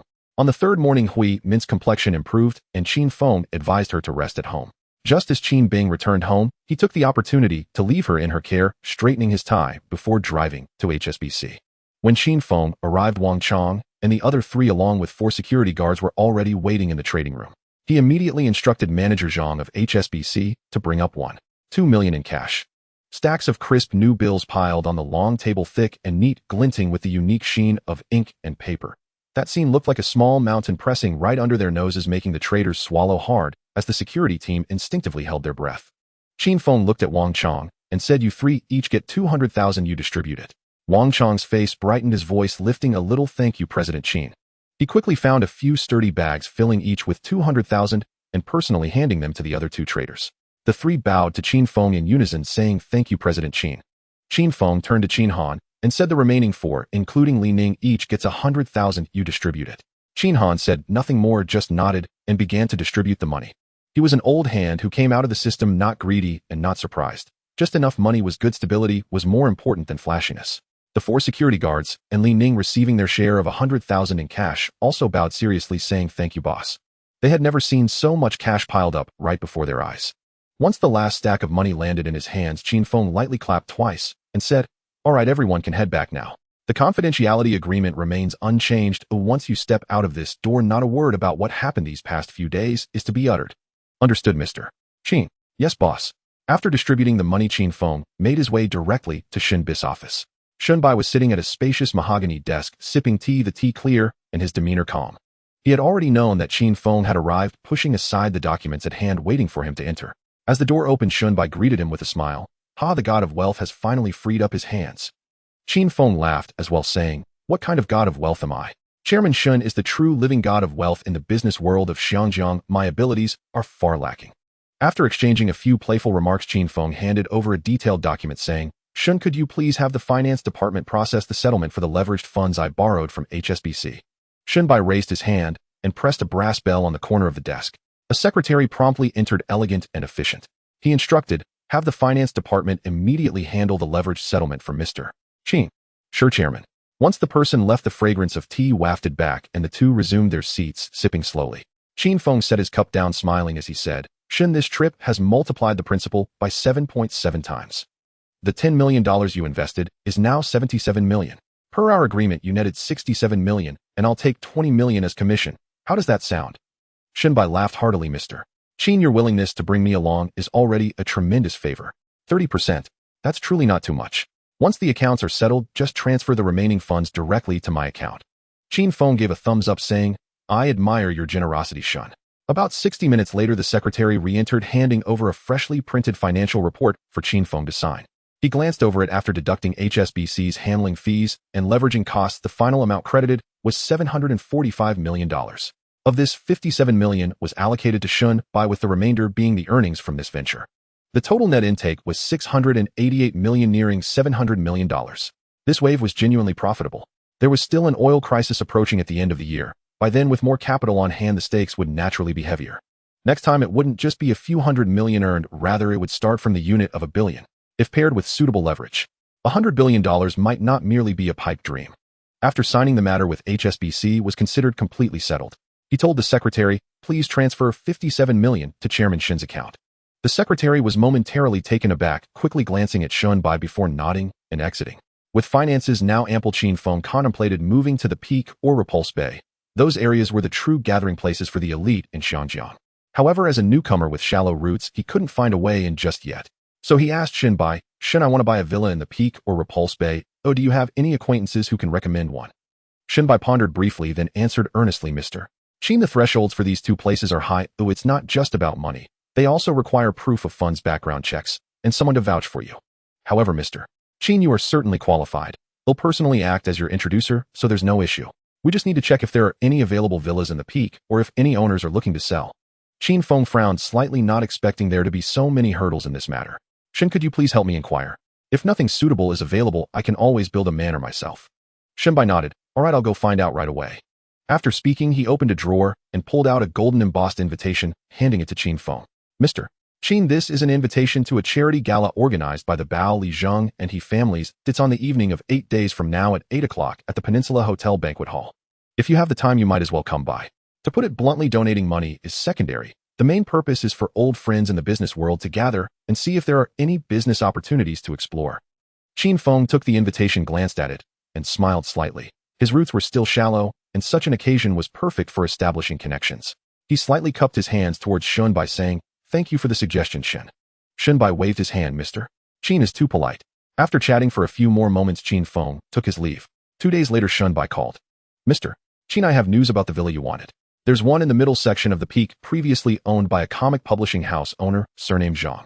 He's currently short on funds and is eager to sell. I'll send you his phone number, and you can contact him directly. Haha, Shin, thank you for your troubles." After hanging up, Qin Feng immediately dialed Zhang Bo's number. They agreed to meet in an hour at a cafe in Central. When Qin Feng arrived, Zhang Bo was already seated by the window. This man was slightly plump, looking to be in his 30s, yet there was a hint of weariness in his eyes with a few strands of gray at his temples. Qin Feng approached and greeted. "Hello, are you Mr. Zhang?" Zhang Bo, taken aback by how young Qin Feng looked, quickly stood up to shake hands, saying, "Hello, Mr. Qin, I'm Zhang Bo. I just finished our call." Qin Feng took a seat and got straight to the point. "Mr. Zhang, could you tell me about that villa? What's the price? We can head over to take a look soon. If it's suitable, we can sign today." Zhang Bo's eyes brightened. This young man was straightforward and decisive. "Mr. Qin, the house is located in the middle section of the peak. I bought it 2 years ago. Recently, my company has been struggling, which is why I'm looking to sell it first. The location is excellent and the area is sufficient. I spent 2 million on renovations alone. If you're not satisfied, we can tear it down and start over. I initially bought it for 20 million. If you're really interested, you can take it for 18 million, including renovations and furniture all bundled together. 18 million isn't cheap in Xinjiang, but for the peak, it's a fair price. In 10 years, it could even soar fivefold with people scrambling to buy. Mr. Zhang, should we go take a look now? If everything checks out, we can finalize the contract anytime." Zhang Bo's face lit up. "Mr. Qin is straightforward. I'll lead the way, you just follow behind me." Just as they stood up, Zhang Bo's phone rang abruptly. He smiled apologetically, saying, "Mr. Qin, please hold on for a moment." Qin Feng nodded with a smile. As Zhang Bo answered the call, his voice suddenly rose. "What?" "The printing factory was smashed again. And it caught fire. Call the police first. Don't let anyone run away. I'm on my way now." After hanging up, he looked troubled, saying, "Mr. Qin, I'm really sorry. It looks like we won't be able to view the house today. There's been an incident at the factory, and I have to rush over." Qin Feng remained composed, simply asking, "Mr. Zhang's publishing house. Who have you had conflicts with recently?" Zhang Bo clenched his phone, his tone heavy. "Just some business matters. The other party isn't playing by the rules. They've sent people from the syndicate to cause trouble. This isn't the first time either. If it weren't for being pushed into a corner, I wouldn't be selling the house." After listening, Qin Feng started to plan. His media group was in need of a comic publishing company, and given the current situation, he might be able to take over Zhang Bo's factory. He immediately suggested, "Mr. Zhang, shall we go take a look together? Perhaps I can lend a hand." Zhang Bo quickly waved his hand. "Mr. Qin, there's really no need to trouble you. I can handle it myself." Qin Feng smiled and walked towards the parking lot, saying, "I'm just idle anyway. Let's go together. If someone really is causing trouble, I can." That's a good way to block it. Zhang Bo had no choice but to nod then. "Fine, Qin Zong, let's go together." The printing factory was just down the street, and it took less than 5 minutes to get there. As soon as he got out of the car, Qin Feng saw 7 or 8 unruly young men blocking the iron gate of the factory in a standoff with a few workers.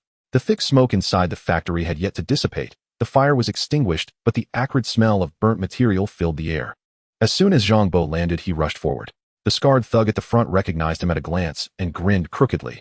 "Zhang Zong, let me give you some advice. Just close the publishing house already. I wouldn't have to come here every few days to greet you. Everyone would be at ease. Wouldn't that be nice?" Zhang Bo's face flushed red, his voice trembling, but firm as he replied, "Scar, go back and tell Huang Yulong. In my entire life, I have never written the character for submit, let alone the character for soft." Qin Feng silently gave a thumbs up. This spirit was impressive. Scar's expression darkened. "Zhang Bo, let me make this clear. This is the 3rd time. If there's a 4th, I won't play by the rules anymore." Before he finished speaking, he swiftly drew a dagger. The workers immediately shrank back. Those who had previously wielded sticks or kicked were now hesitant. With the glimmering knife in sight, who would dare to step forward?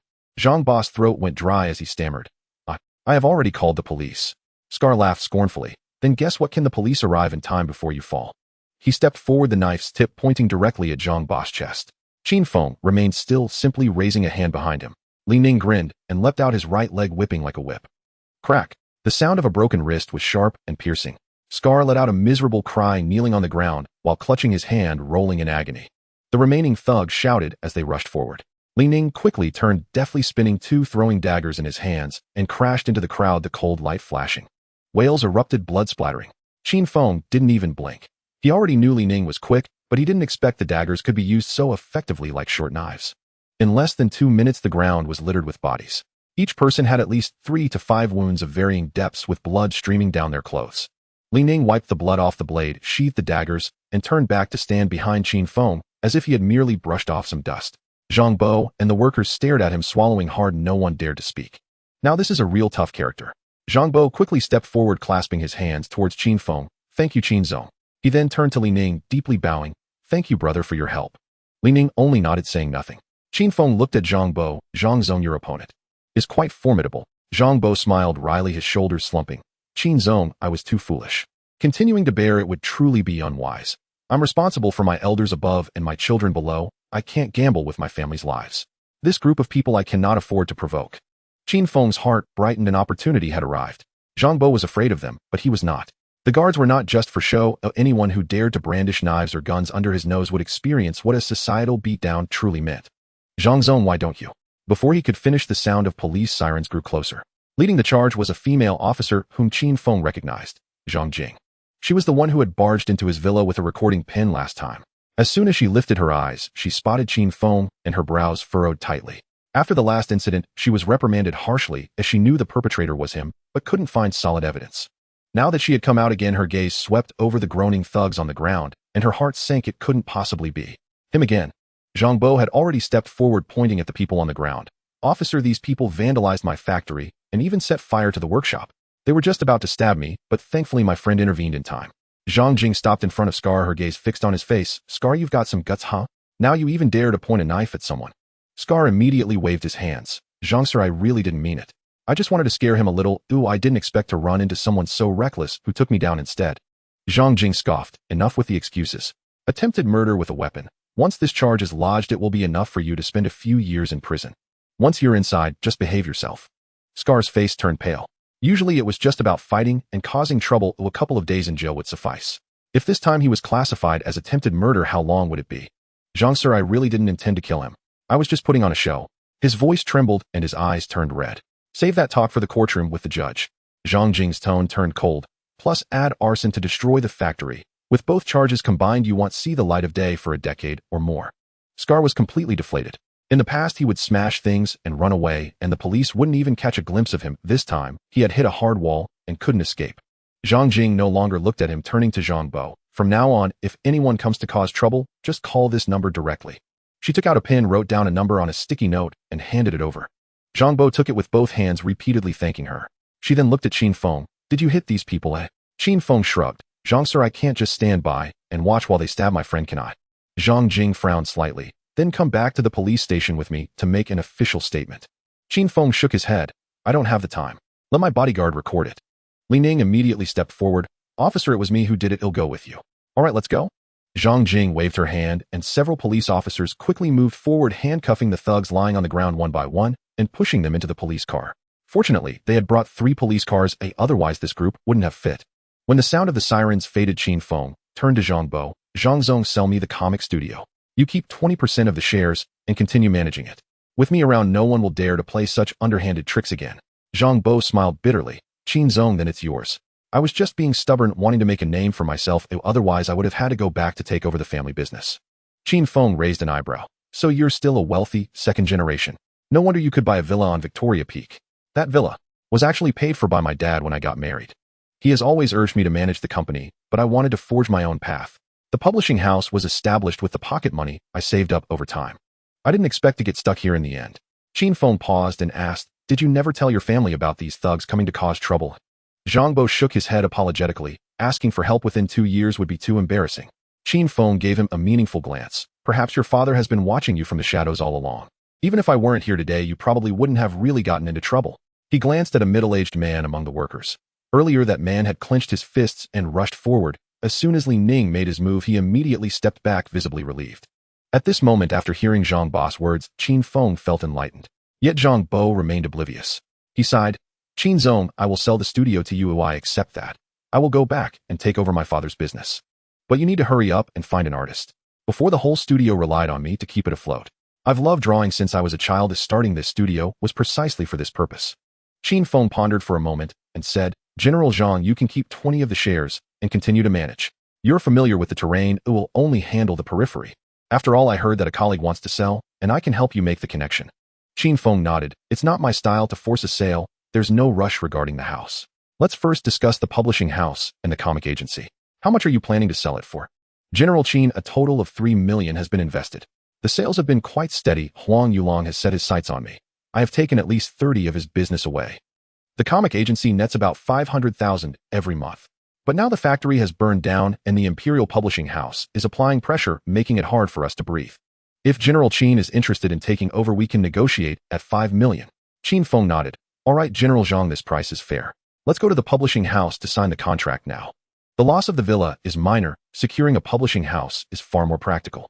From this moment, the Qin Empire Media gains another wing, expanding its territory into new fields. In the slightly outdated office of the agency, Qin Feng flipped through a sample comic that Zhang Bo handed over featuring a story about street gangs and chaotic battles. This type of theme has always been a favorite among elementary school students. However, after flipping a few pages, he frowned. The fighting is too intense, and the bloodshed is excessive. He had already planned ahead: first push 8 Dragon Balls, then continue One Piece. Once these two start again, it could easily last for several hundred episodes, sustaining for over 10 years without issue. After all, these are proven hits from the future. Children love them, and teenagers become addicted.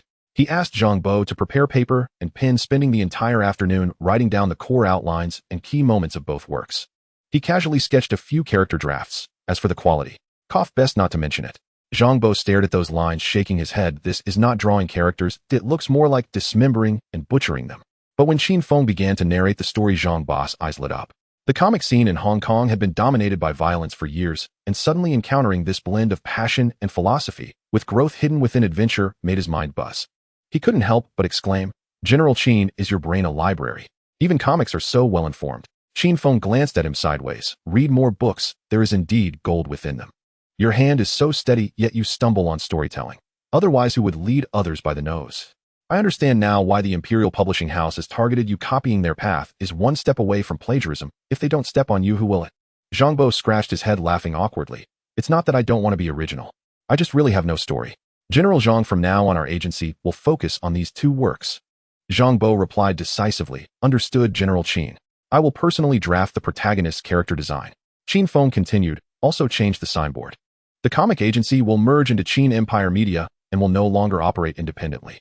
Zhang Bo was taken aback. "General Qin Empire Media. Is that yours?" Qin Feng nodded, surprised. Zhang Bo gave a thumbs up, his tone heated. "How long has it been for you? A newspaper, a television station, 2 money-losing ventures, and you managed to get them back on track while still so young. Truly a benchmark for our generation. Stop with the flattery and get to work." "Got it, General Qin." By the time he left the newspaper office, it was already dark. Zhou Huimin had long returned home, and Qin Feng drove back alone. At night, he dialed Qin Ming's number. "What's the status of the Black Ice platform now?" "Boss, the basic infrastructure is all set. The next step is to deploy personnel to major enterprises and government departments." Qin Feng's voice became serious. "Good. Starting tomorrow morning, I want you to completely overturn the Imperial Comic Publishing House." "Understood. The first task for Black Ice platform, we must do everything to take it down." He wanted to see the quality of this team firsthand. In Qin Bing's eyes, the significance of Black Ice platform far exceeded that of security. It will be the keyblade for Qin Empire Media to venture overseas. In the international market, the seasoned financial groups from Europe and America are ruthless, while the Korean and Japanese conglomerates are even more treacherous. Once interests are touched, they never play by the rules. Assassination, framing, and cutting off supply chains are all commonplace. Of course, when encountering equally matched opponents, both sides can only engage in fair competition. Otherwise, do you think anyone can afford to hire people? Or who lacks that little bit of bullet money? The main task for Black Ice platform moving forward is to embed spies within major conglomerates. Whenever Qin Feng clashes with them in business, these spies must immediately relay information and reveal their trump cards. If necessary, Qin Feng will also preemptively sever their hands and feet before they can strike, employing even harsher methods if needed. After hanging up with Qin Ming, Qin Feng leaned back in his chair, contemplating. Where should the next move be made? The media sector has already built its framework. Next, let it run on its own. First, take root in Hong Kong, then expand into Southeast Asia, and finally burst into Europe, America, and Japan, standing atop the global media pinnacle. This industry doesn't earn as much as the mining or real estate profits, but once it becomes a giant, its weight in discourse surpasses any power accumulated through money. His bottom line requirement for Qin Empire Media is simple: any message he issues must be broadcast across every screen and reach every ear in the world within 1 hour. With a flick of a cigarette, he can make a company famous. Oh, just a breath can reduce a commercial empire to ruins. After thinking all night, he finalized a new direction: electronics. Fast money, high barriers, exactly to his taste. More fortuitously, the system can directly give hardware a brain transplant. The 4K TVs, variable frequency refrigerators, AI air conditioners you sell, do you think they are top-notch? Fine, I'll spend some money to immediately let my products crush them across generations. No need to maintain a laboratory, no need to hire a team of PhDs, even trial production lines are unnecessary. R&D costs. 0. Qin Feng closed his eyes and silently shouted, "System. System, are you there?" Ding. The Millennium Family System is on standby at all times. I want to upgrade an electronic product. Oh, what's the process? Ding. The host only needs to specify the target, and the system will automatically scan and complete the upgrade within 5 minutes. Ahem, just to mention, there's a heartfelt fee to pay. Hearing this tone, Qin Feng's eyelids twitched. He tentatively asked, "For example, How much to upgrade the TV at my home? Ding. Please have the host move within 10 meters of the product for scanning before a quote can be provided. He shuffled downstairs in his slippers and stood in front of the 65-inch TV in the living room. System scanned this one in front of me. Ding. Scanning started countdown. For minutes and 59 seconds. He casually boiled water to brew tea, took it upstairs, sipped a few times, and when he came down a soft beep sounded. Ding. Upgrade complete. The blueprint has been generated. You pay $10 million to unlock. What the hell 10 million?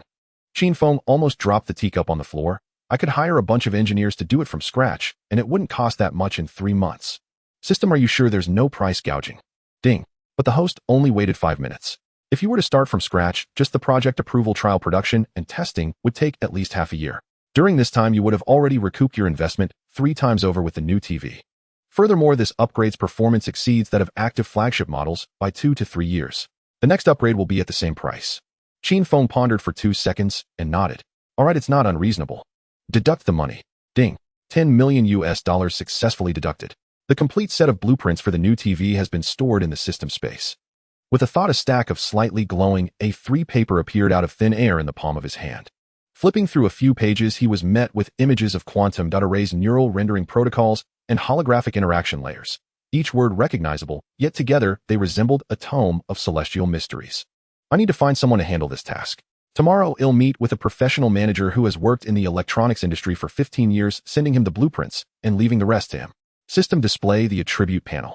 As soon as the words left his mouth, a crisp, white light appeared in the center of his vision. Host Qin Feng. Age 21. Constitution 15. The baseline for an average person is 10. Spirit 15. The baseline for an average person is 10.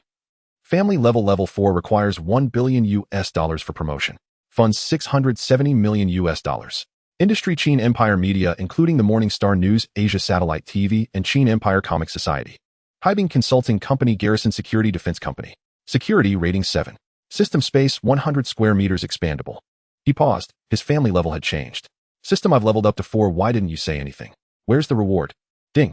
It's just level 4. The system defaults to not reporting this. Besides, you haven't opened this panel in 3 days. Ding. System upgrade gift package to be issued immediately. Ding. Host has successfully unlocked the half-price purchase authority for security personnel. Great, that's quite practical. Hiring a security guard through the system costs $1 million at full price.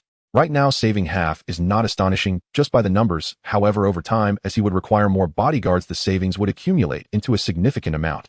Earlier, Qin Feng found it too expensive and only exchanged for 4 through the system. For the Hybing defense, he relied entirely on conventional channels to recruit personnel. In a couple of days, Zhou Huimin would also need someone close to her. She was a person he trusted. The next morning, Qin Feng ordered 2 female bodyguards from the system. Before long, the 2 arrived at the villa. Coincidentally, this house had never hired any servants or a housekeeper, making day-to-day living somewhat inconvenient. He planned to wait until they moved into the new residence at Taiping Shan before selecting reliable candidates all at once. For the past few days, the house cleaning had been solely managed by Qin Bing. Looking at the 2 women in front of him, both agile and composed, Qin Feng spoke. From now on, you will be called Qin Jie and Qin Xin, primarily responsible for Zhou Huimin's safety.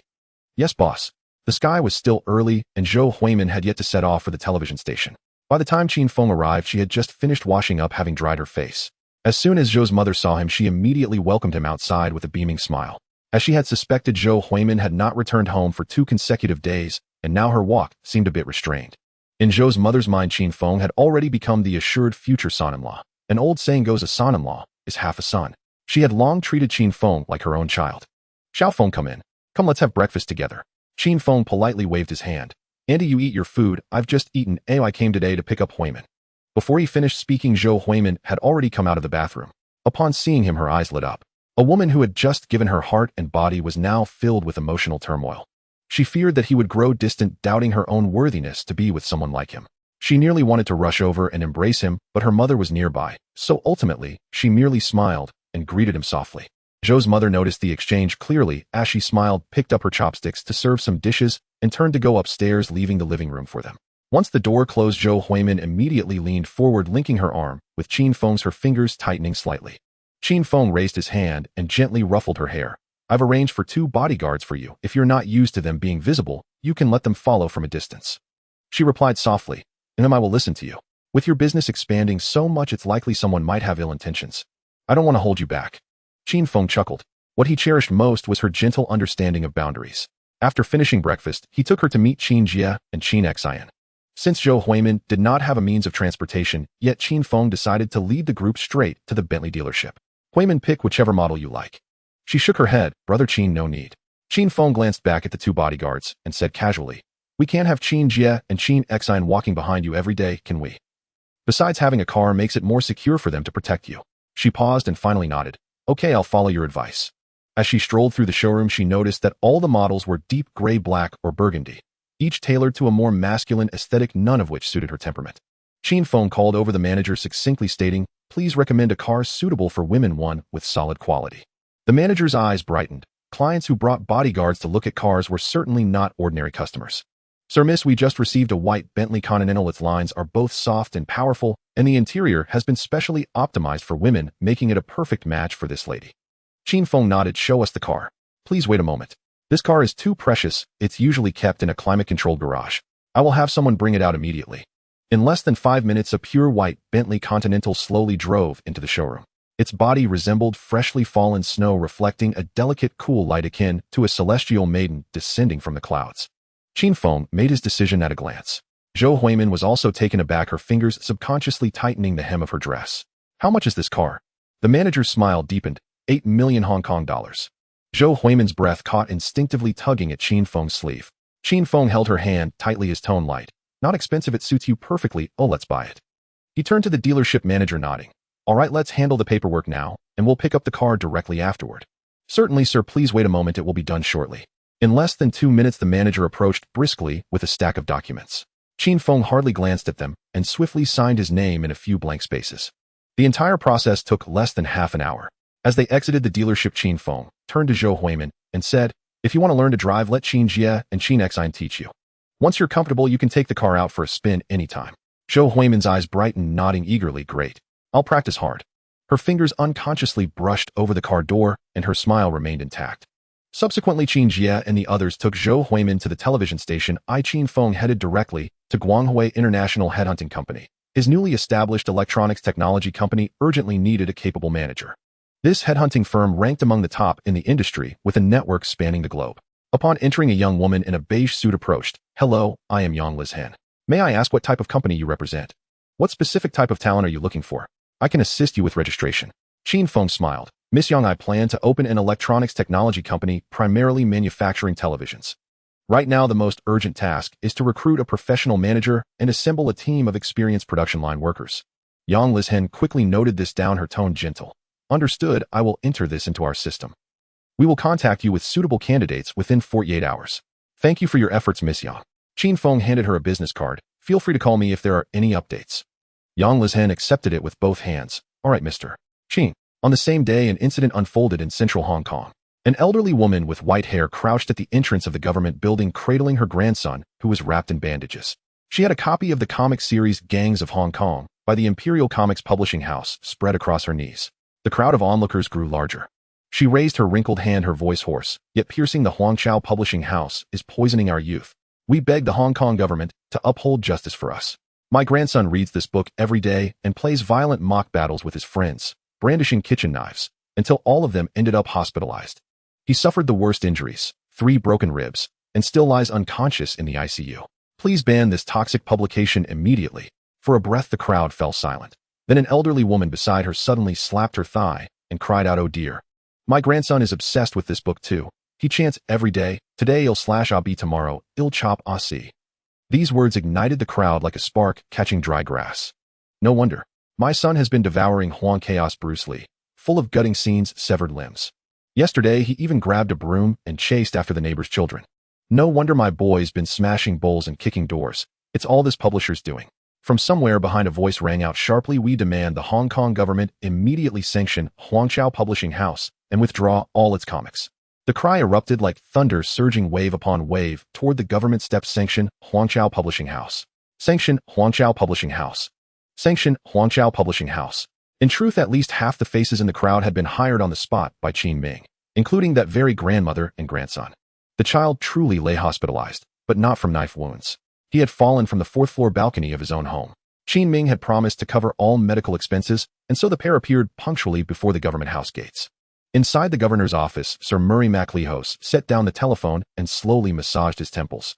Cases like this were the most delicate of all. Legally, Huangchao Publishing House had crossed no line. Yet turning a blind eye was unthinkable. The blood-soaked imagery had indeed sent children to hospitals. He himself had leafed through several of their titles. His brow had not relaxed once. It wasn't just Huangchao. Most comics flooding the market now competed solely on who could depict violence more graphically, more brutally, more shockingly. Perhaps it was time to seize this moment and finally cleanse this murky tide. MacLehose rose, adjusted his cufflinks, and strode toward the door. Prepare the car. I'll meet the crowd outside. A few reporters had already gathered haphazardly before the government house gates. Naturally, this had all been orchestrated in advance by Qin Ming. Without prior arrangement, how could they have arrived so promptly? Catching sight of the crowd, MacLehose felt a quiet pulse of opportunity, the perfect moment to step into view. He approached the grandmother and grandson, swiftly knelt slightly to glance at the boy slumped on the ground, then turned gently to the elder woman. Madam, please lift your grandson. This stone floor is damp and cold. Don't let him catch a chill. Rest assured, the government has taken full notice and will ensure a thorough investigation and reform. I shall personally coordinate with local charitable organizations to cover all medical expenses for your child. Hearing those words land firmly, the old woman bowed deeply, repeating over and over, thank you, Governor, for standing up for us. Thank you, Governor, for standing up for us. Cameras clicked, capturing every frame. From a distance, Qin Ming watched, faintly surprised. None of his contingency plans had been needed. Yet the afternoon march proceeded as scheduled, not only to heighten pressure on the government, but also to corner Huangchao Publishing House, with no path left to retreat. That afternoon, dozens of primary school parents marched onto the streets bearing banners starkly lettered in black on white cloth: sanction, Huangchao Publishing House. Ban violent, bloody content from schools.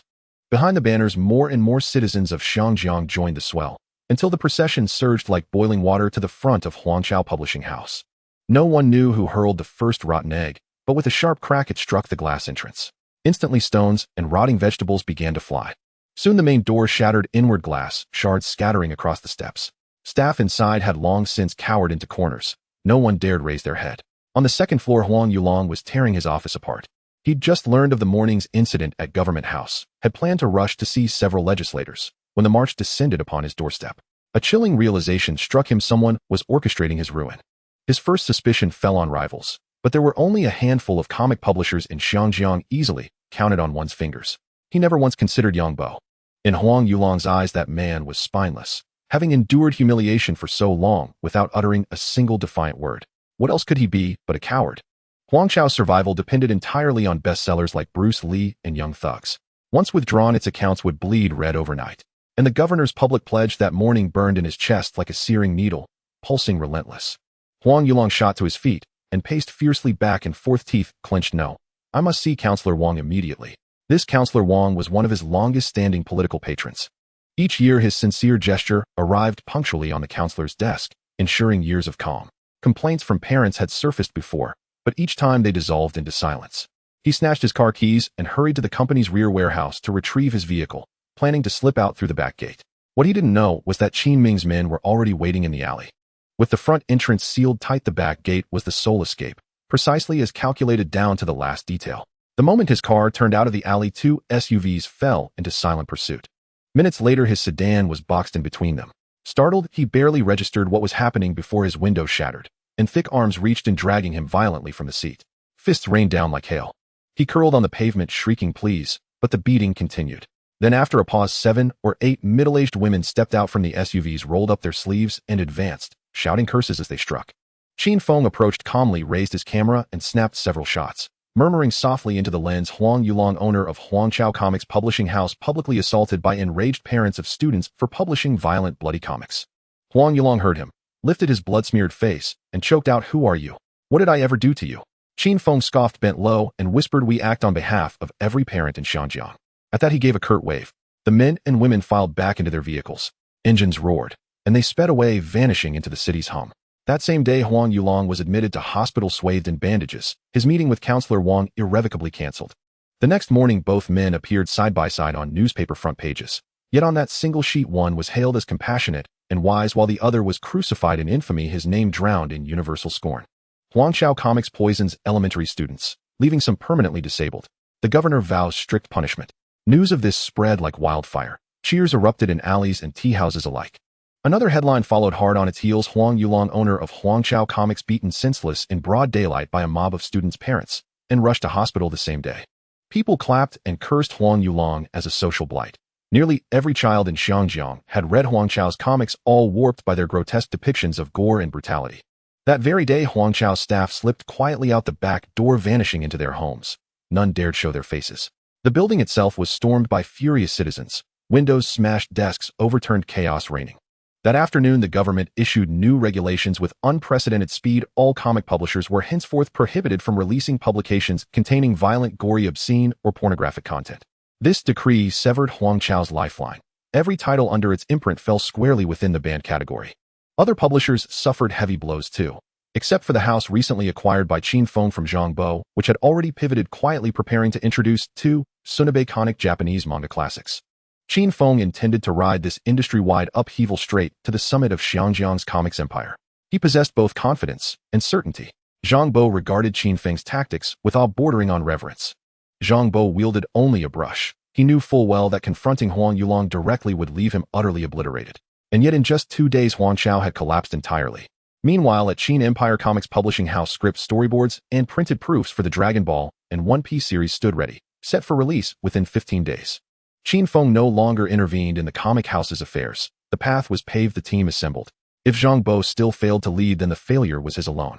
The next day, Qin Feng received a call from Glory International Executive Search. The ideal professional manager for the electronics firm had been identified, and a large pool of skilled technicians stood ready, awaiting only his personal selection. A surge of heat rose in Qin Feng's chest. His printing press of wealth was finally about to roar to life. He immediately drove straight to the headquarters of the headhunting company to pay a deposit. According to the rules, the other party would confirm the payment before providing the contact information of the candidates. Both parties would meet, and if satisfied, settle the remaining payment. The receptionist was still the same girl from last time. Without saying a word, Qin Feng handed her a check. After verifying it, she finally handed him the phone number of Sidu Jianyun. Qin Feng dialed the number and arranged to meet at Rongji Tea Restaurant. Less than 10 minutes after he arrived, a young man pushed the door open, his attire and demeanor perfectly matching the headhunter's description. Qin Feng frowned slightly. He looked too young. Unexpectedly, upon seeing Qin Feng, the young man also frowned. How can such a young boss possibly afford the RD funding for a television factory? Could he be some wealthy heir just playing around?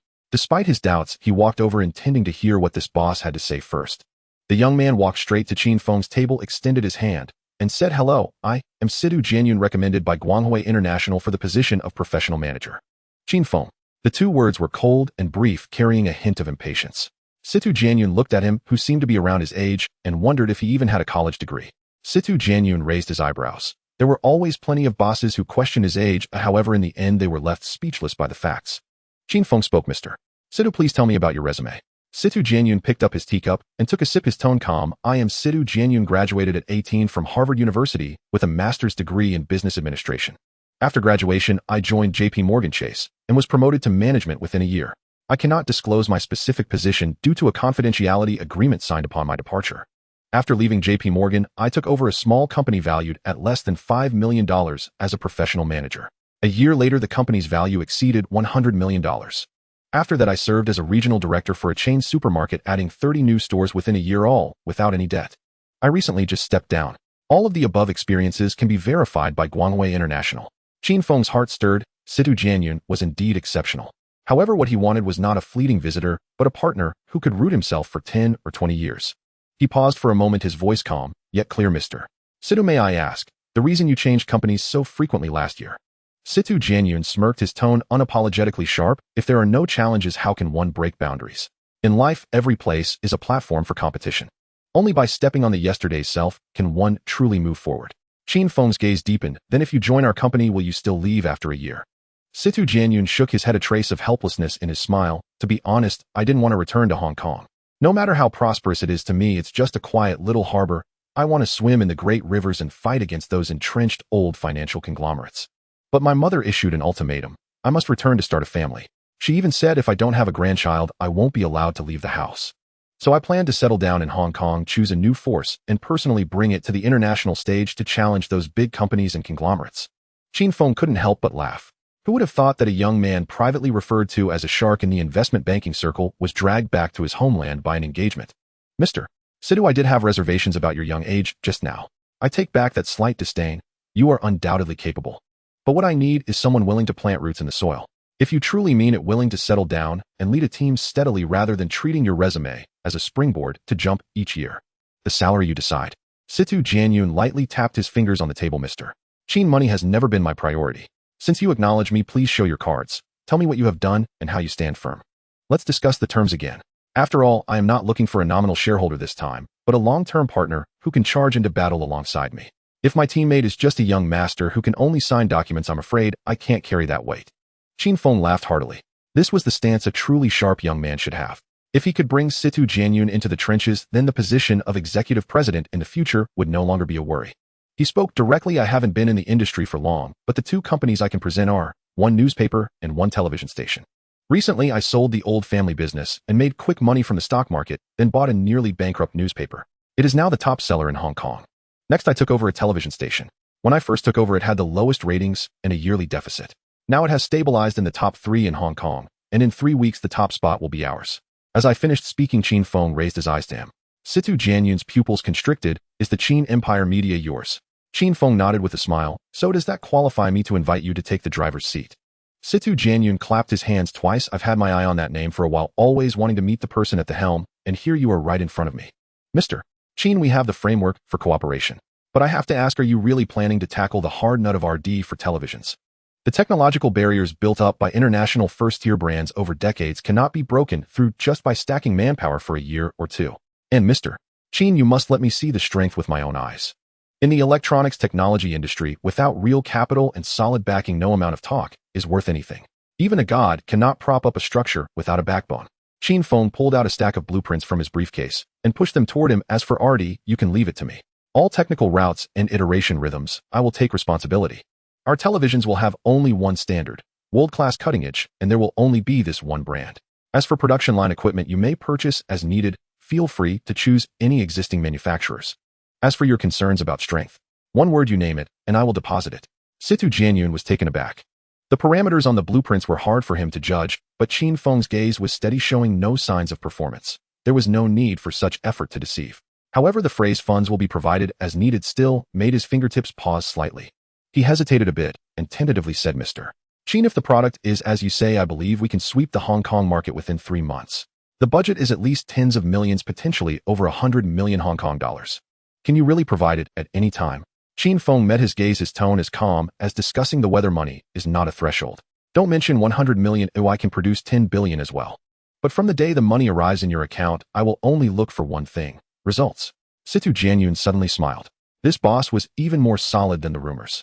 The most crucial thing is that the two of them were fundamentally the same type of person in the business world. They both believed in the same logic: fast, precise, ruthless, and never beating around the bush. What we save is not just time. Mr. Qin, let's talk about the treatment now. I won't take a salary, just want 10% of the company's shares. But there is a premise: once I voluntarily resign, the company has the right to unconditionally reclaim this portion of shares. Qin Feng stared at Situ Jianyun, his gaze calm. 10% is not a small number. He understood that this electronics technology company would surely stand firmly at a valuation of over $100 billion in the future. Gaining entry into the Fortune 500 was just a matter of time. Mr.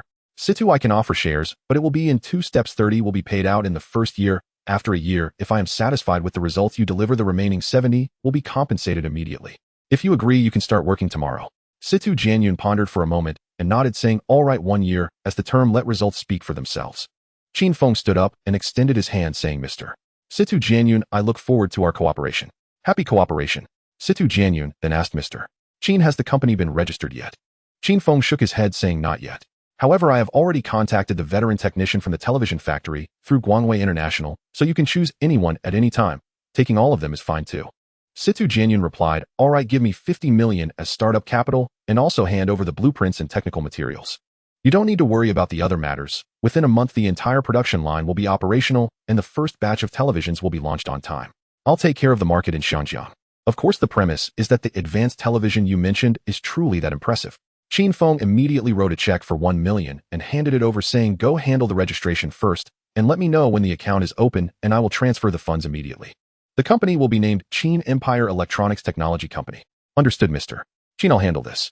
Qin Feng sighed in relief. This money-making machine was finally on track. If Situ Jianyun is as reliable as the rumors suggest, the burden on his shoulders could become significantly lighter. He had already made plans in his heart. If he could gather 10 such ruthless characters under his command, he could truly relax and take it easy.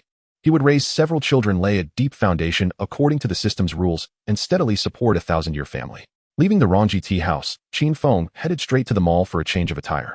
Tonight was a charity gala hosted by several prominent families, and he needed to bring Zhou Huimin to choose a gown and attend together. He was used to casual wear, and he always felt awkward in a suit. But as the road widened, he realized that one must adapt to the image, even if it felt uncomfortable at first. Others may not understand your casualness and might think you are dismissive. Offending people unintentionally in business is the worst outcome. With more friends, connections become more active. With active connections, business flows smoothly. Just as he put on his newly bought dark gray suit, his phone rang. It was Zhang Bo. Mr. Qin, I've been keeping an eye on that villa on Victoria Peak. Is it convenient to go take a look now? Qin Feng glanced at the time and said, sure, Zhang Bo, let's meet at the foot of Victoria Peak. All right, Mr. Qin, I'll bring people over. More than half an hour later, when Qin Feng arrived at the foot of the mountain, Zhang Bo was already there with a middle-aged man. Zhang Bo introduced Mr. Qin. This is an old friend of my father, Mr. Lu, the chairman of his own real estate company. He is in urgent need of some turnover funds as he is about to bid for a piece of land, so he plans to sell this villa. Qin Feng smiled and extended his hand, saying, Mr. Lu, it's a pleasure to meet you. I am Qin Feng. Haha, Mr. Qin, you are young and accomplished. Zhang Bo has mentioned you before. Qin Empire Media was built by you single-handedly. At such a young age, you have become a pillar in the Xianzheng media circle. Truly impressive, Mr. Qin. As he spoke, Mr. Lu gave a thumbs up and smiled brightly. Qin Feng simply smiled, faintly not engaging in the pleasantries. Mr.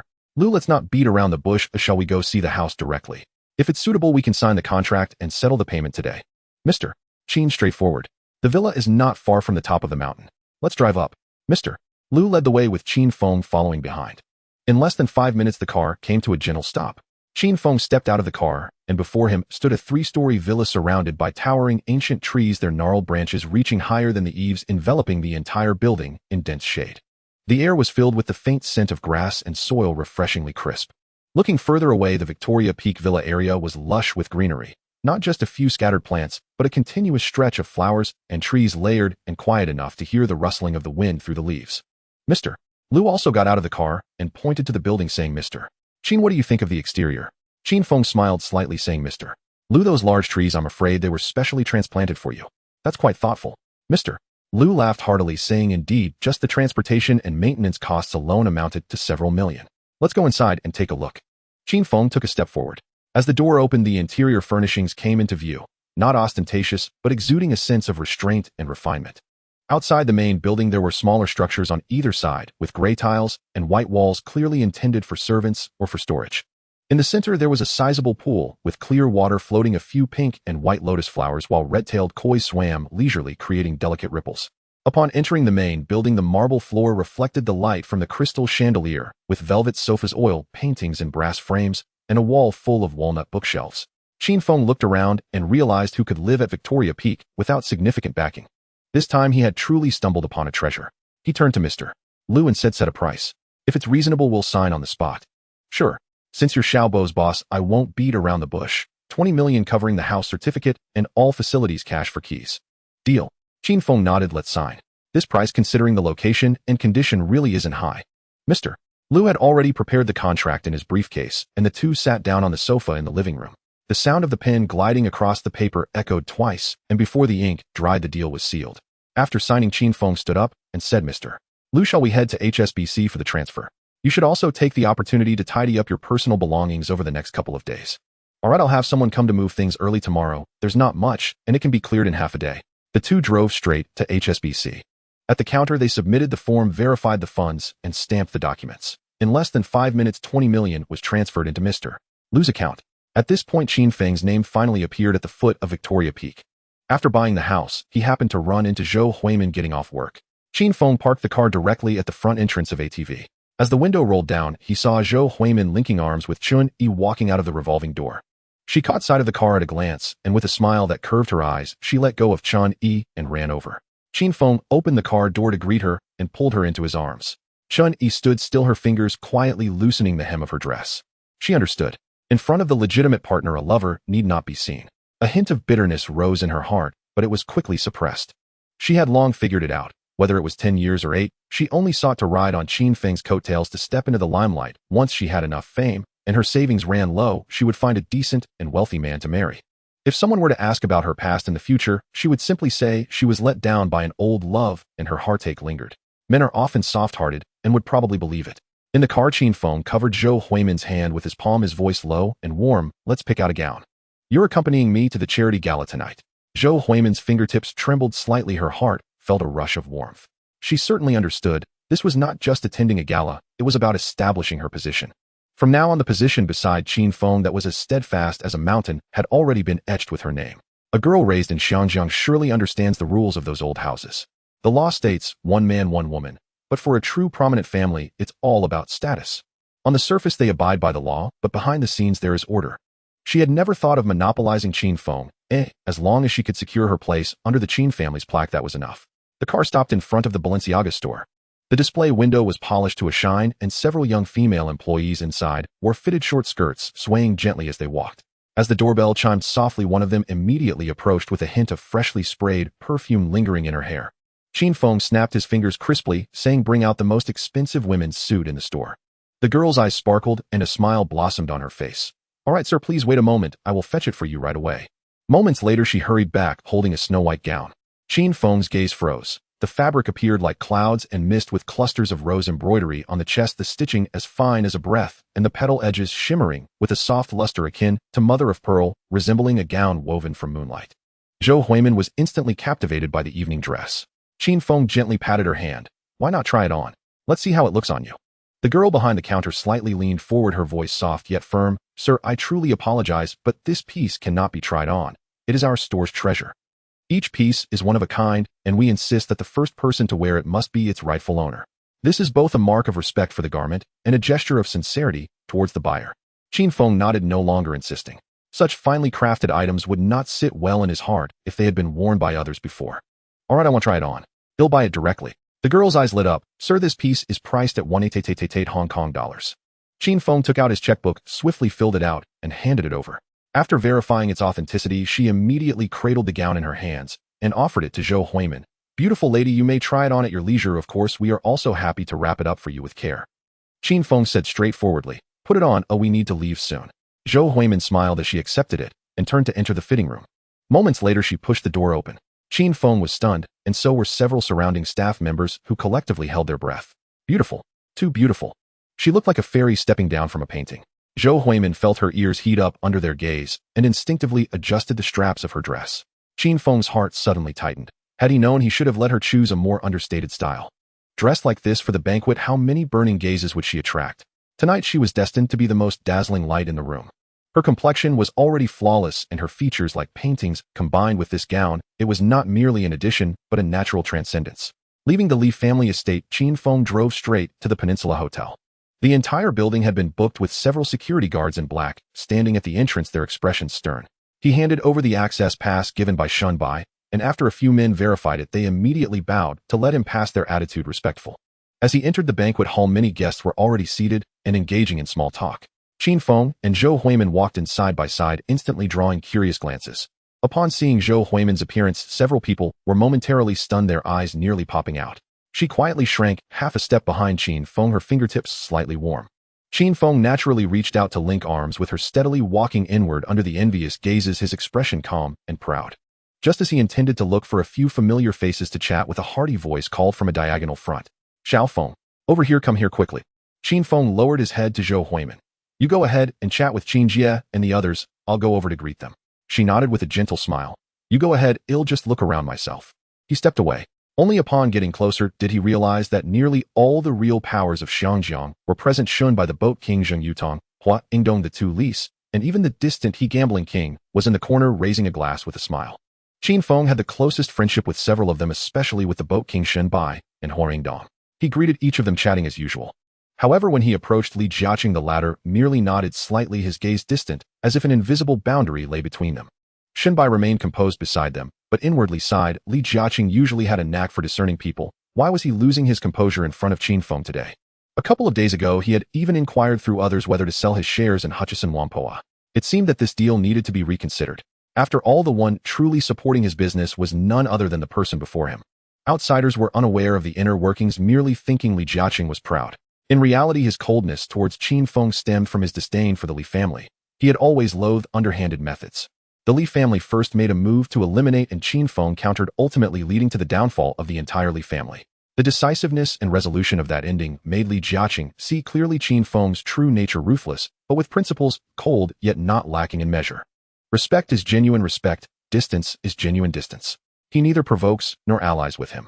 Qin Feng had no intention of forcing any camaraderie. He disdainfully avoided the act of putting a warm face against a cold butt. However, looking at Li Jiaqing's retreating figure, he recalled another matter. It seemed Li Jiaqing was secretly plotting to acquire Hutchison Whampoa. And HSBC just happened to hold the largest share of Hutchison Whampoa. Before the banquet concluded, Qin Feng planned to seize the opportunity to acquire Hutchison Whampoa before Li Jiaqing could. Currently, he had ample financial resources. Buying it for himself was entirely feasible. For the next few decades, Hutchison Whampoa would be a colossal entity worth several hundred billion Hong Kong dollars. This deal was bound to be profitable, and it would also serve to block Li Jiaqing's path.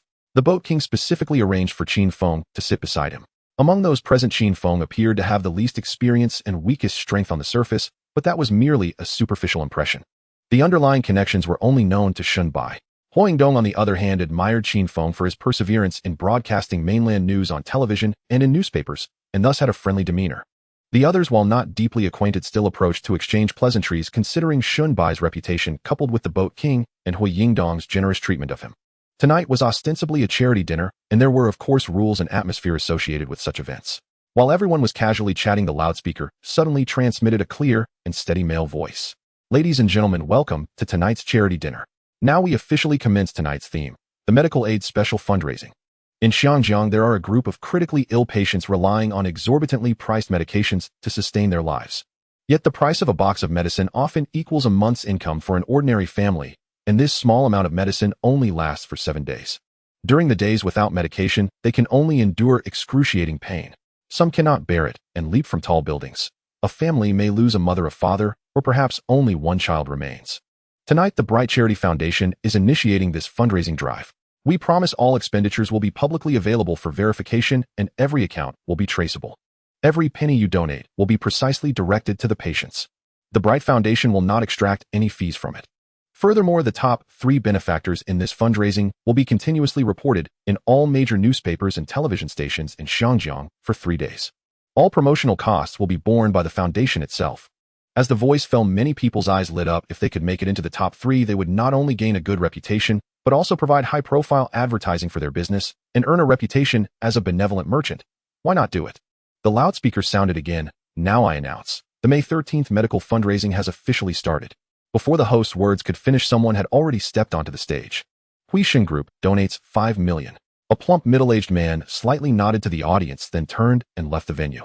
It should be noted that tonight only the amounts are reported and a ceremony is conducted. The actual funds will be transferred to the Bright Foundation's account in the following days. Perhaps some calculated I'll go on stage to show my face first, and then refuse to pay. Oh, what can they do to me? If one really does that, congratulations. You will instantly become a household name throughout Xiangjiang. In business, the word dishonesty is enough to ruin all possibilities of cooperation. Subsequently, donors lined up to step onto the stage. Tian Shui Group, 10 million.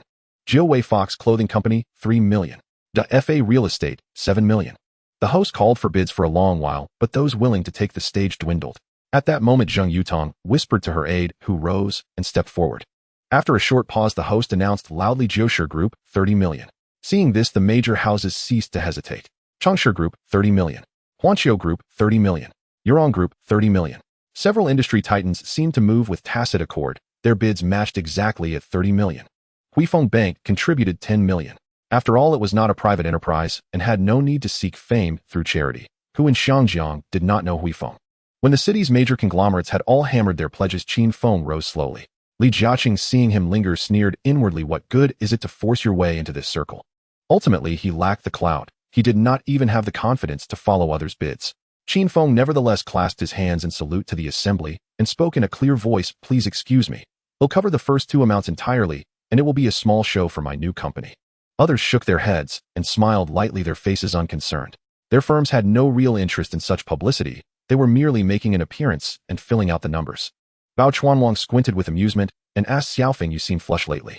Qin Feng scratched his head and smiled awkwardly. Uncle Bao, am far from being flush. Nowhere near you. Before he finished, he slipped through the crowd and went straight to the donation board, pen in hand, writing down 2 company names.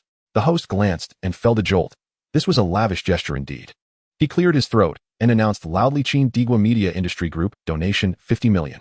Chin Digwa Electronic Technology Company, donation 50 million.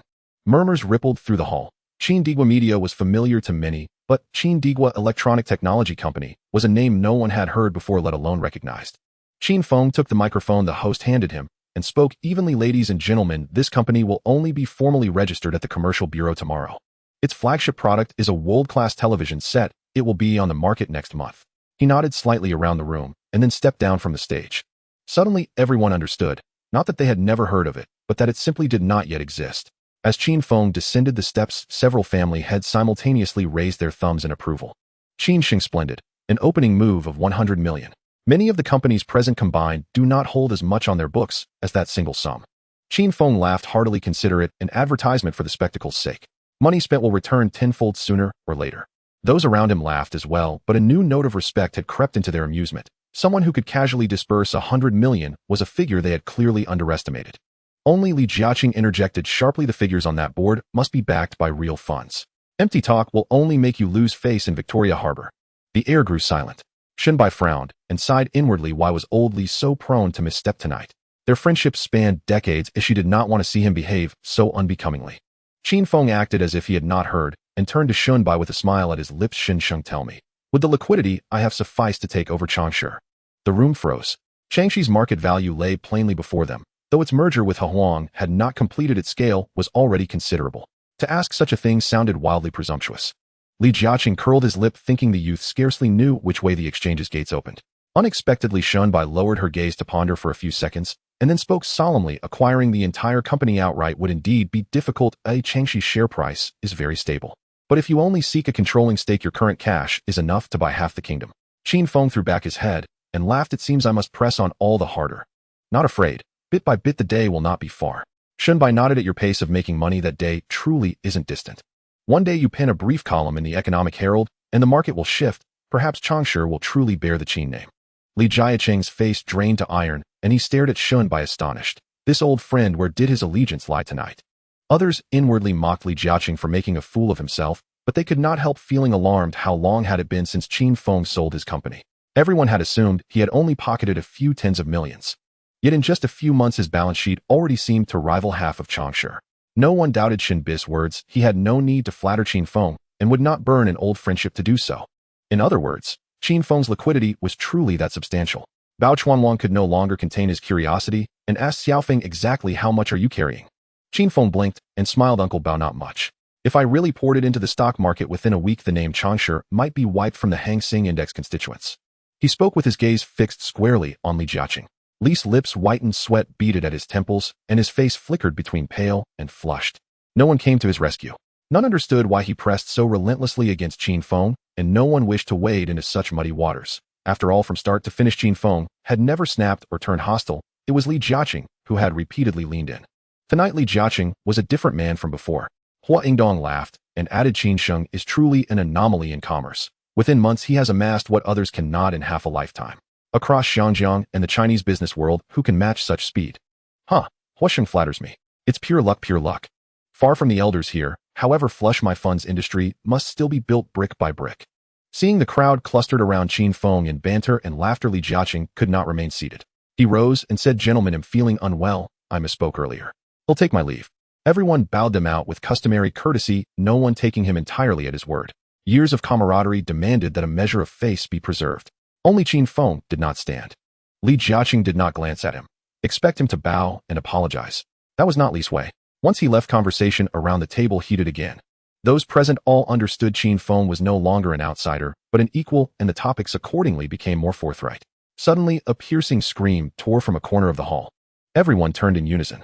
They saw a woman pinning a slightly overweight man to the floor with her foot. His right wrist was bent into an ugly curve.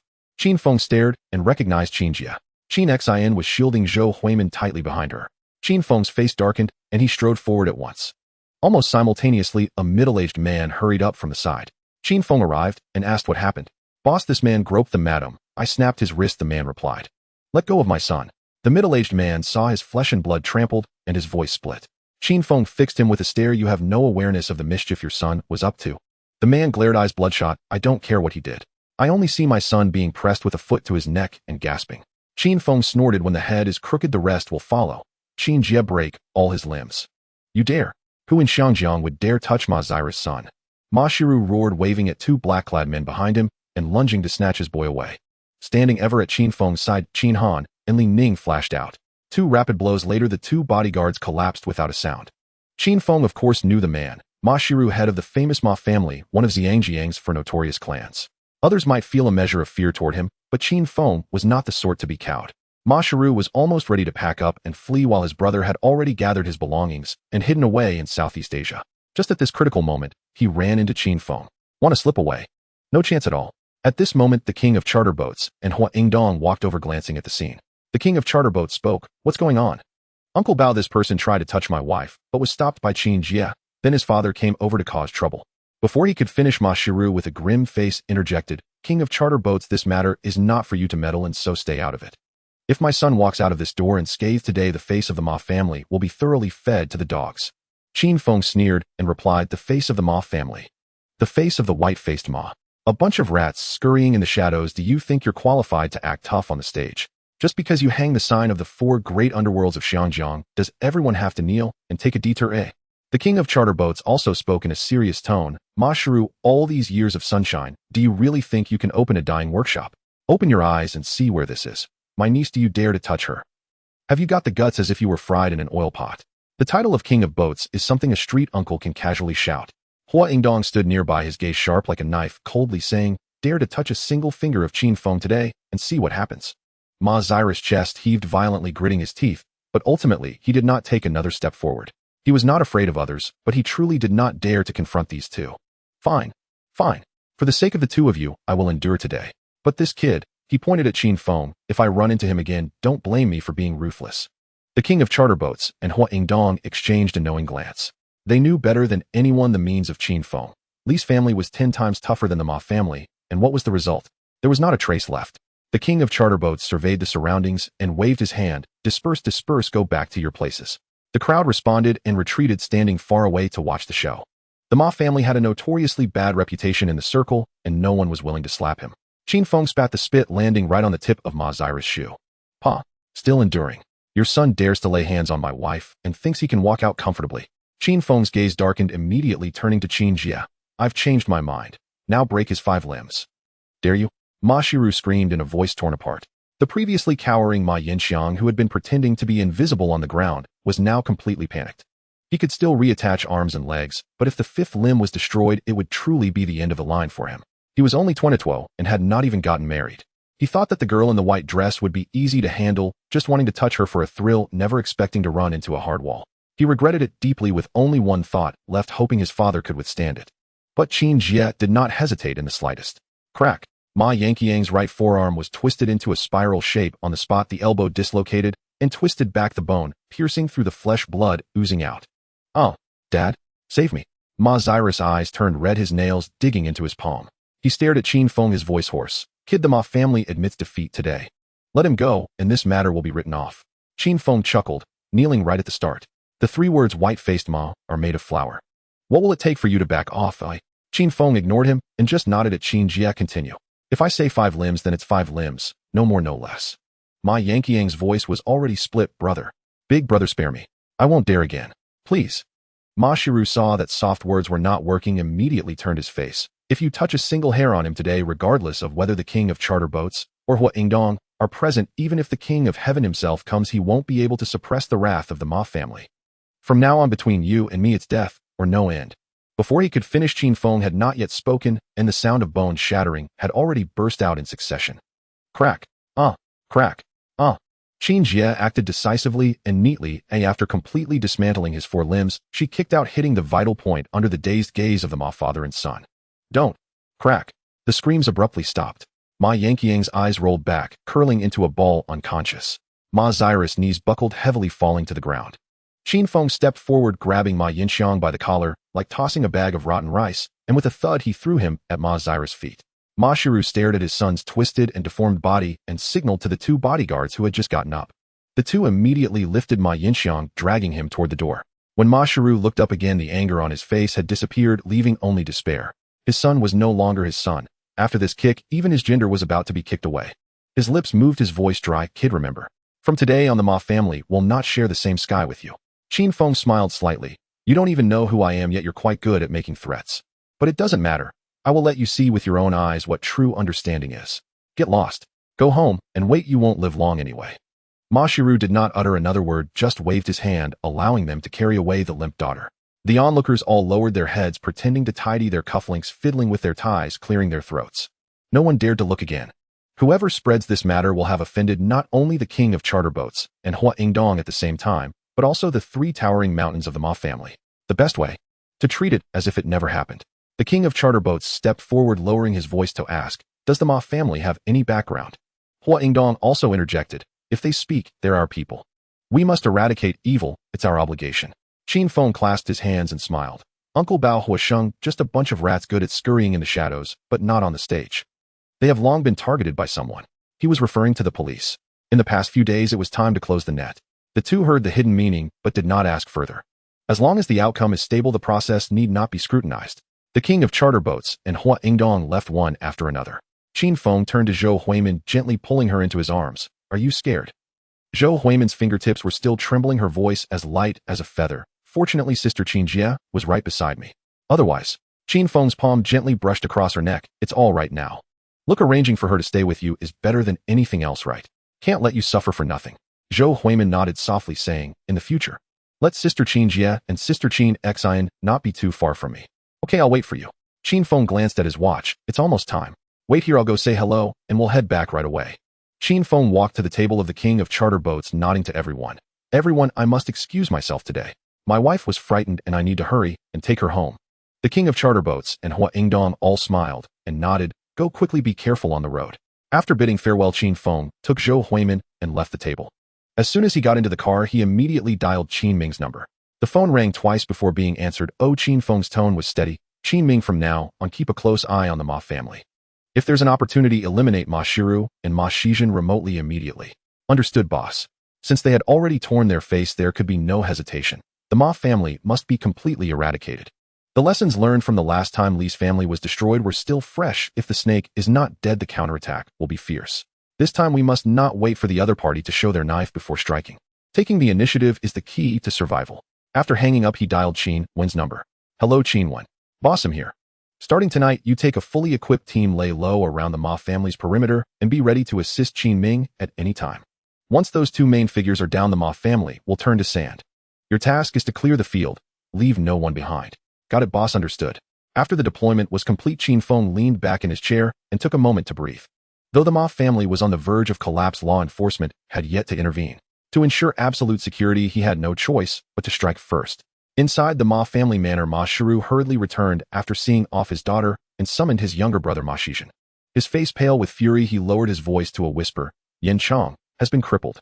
Ma Shizhen's heart tightened. Cautiously he asked, crippled? How exactly? His lower body is utterly destroyed. No possibility of heirs remains. Ma Shizhen shot upright, tendons pulsing at his temples. Elder brother, who did this? I'll draw my blade and slaughter his entire household. Ma Shiru gripped his shoulder, gaze sharp as a honed blade. Just confirmed. It's Qin Feng, the sovereign of Qin Empire Media, a recent ascendant who crushed our Eastern Daily outright. The Li family too fell by his hand alone. This man strikes with swiftness, precision, and finality. If we fail to act before him, we are the ones who will die. Ma Shizhen had certainly heard rumors of the Li family's overnight collapse, but its details remained shrouded in obscurity. Then what next? Ma Shiru fell silent for a moment. A cold light flared deep within his eyes. Brother two, muster your men. Let him be heaven's emperor or hell's demon. He dares sever the Ma lineage, and we shall raise his entire mountain stronghold. Tonight, we kill him. Yes, elder brother, wait. I'll mobilize them immediately. As Ma Shizhen dialed call after call, black sedans began gliding one by one into the Ma family manor. Qin Ming, concealed in the shadows, received the intelligence simultaneously and instantly called Qin Feng back. Qin Feng's eyes darkened. He had anticipated precisely this. Qin Ming, Ma Shiru, and Ma Shizhen are yours. No waiting for orders. Take the shot when opportunity arises. The rest, you coordinate with Qin Wen. His team is already deployed around the manor's perimeter. Understood, boss. Clean and decisive. He ended the call and turned to retrieve his weapon. Two custom-built sniper rifles rested silently in the armory's depths, Black Ice Division issue never yet fired. Tonight blood would finally flow. Meanwhile, Qin led 20 elite operatives silently taking position beyond the Ma Estate's outer perimeter. This unit belonged to the highest echelon of garrison security. Every member a battle-tested veteran, each bearing the grim imprint of real combat. Their gear was top tier. 30 hardened thugs charging en masse would struggle to close within 10 paces. Just past 10 o'clock, the Ma family manor blazed with light. Over 30 burly men filed in brandishing cleavers or compact firearms, their aura thick with lethal intent. The Ma brothers stood at the vanguard scanning familiar faces. You've all stood with the Ma family for years at least. We've gathered you tonight for one reason alone. The Ma family's very root has been severed at the trunk. My only son lies ruined beyond repair. If I do not avenge this, I am no father at all. A chorus of men gripping cleavers, iron rods, and crude shotguns roared in unison, "Revenge! Revenge! Revenge!" Ma Shiru and Ma Shijin each clenched in antique revolver arms, snapping upward in unison, "Move out." This scene had already been captured by Black Ice Division observers watching from the dark. Qin Ming and Qin Da were both present tonight. Though the others were veterans who'd borne arms and shed blood, few possessed the steady hand required for sniper duty. Across the entire Black Ice Division, only a handful could truly master the sniper rifle. Besides these two, the other two elite marksmen were deployed overseas on active missions. There was no alternative. They would have to take the shot themselves. No sooner had the Ma brothers stepped across their own threshold than Qin Ming's and Qin Da's crosshairs locked onto their foreheads. Qin Ming's breath remained unruffled, his lips parted just enough to whisper, barely audible, "I take left, yours is right. Fire together, in 5 seconds. Not another word passed between them. They fell silent, counting down inwardly. 5, 4, 3, 2, 1, bang, bang. 2 crisp reports fused into near-perfect unison. Without question, 2 bullets struck true, burrowing precisely into the center of each brother's forehead. A flicker of stunned disbelief still froze upon their faces. They never grasped where the wind began, or whence the fire erupted, before life fled their bodies. Their henchmen recoiled in shock, instinctively dropping flat, scrambling for cover beneath walls, doorways, and stone steps. But they did not know. Hiding was futile. The nightmare had only just turned its first page. From a distant hilltop, Qin Ming lowered his rifle, drew out his radio, and spoke low and calm. "The Ma family's leadership has been neutralized. It's your turn to move in." A single syllable crackled back over the channel, "Affirmative." 20-odd members of the garrison security force, fully armed and armored, surged toward the Ma family manor. The straight-line distance was barely 1 kilometer. Under optimal conditions, they'd arrive in 3 minutes. Meanwhile, the men outside the Ma gates, having crouched motionless for long minutes without further gunfire, now cautiously rose, shoving and jostling one another back to their feet. A man clutching a double-barreled shotgun croaked hoarsely, "The boss is gone." "What now?" "My eyes are bloodshot. I'll avenge him myself." Others hesitated, murmuring softly, "Both brothers are down.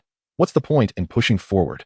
Still others squinted toward the ornate carved gatehouse. "Let's slip inside during the chaos. Grab whatever hard assets we can. At least it won't be a wasted trip." With leadership gone, resolve crumbled. Voices splintered. Some shouted for vengeance, others plotted retreat. A few schemed over vault keys. The Ma family helm was empty. Drift had become inevitable.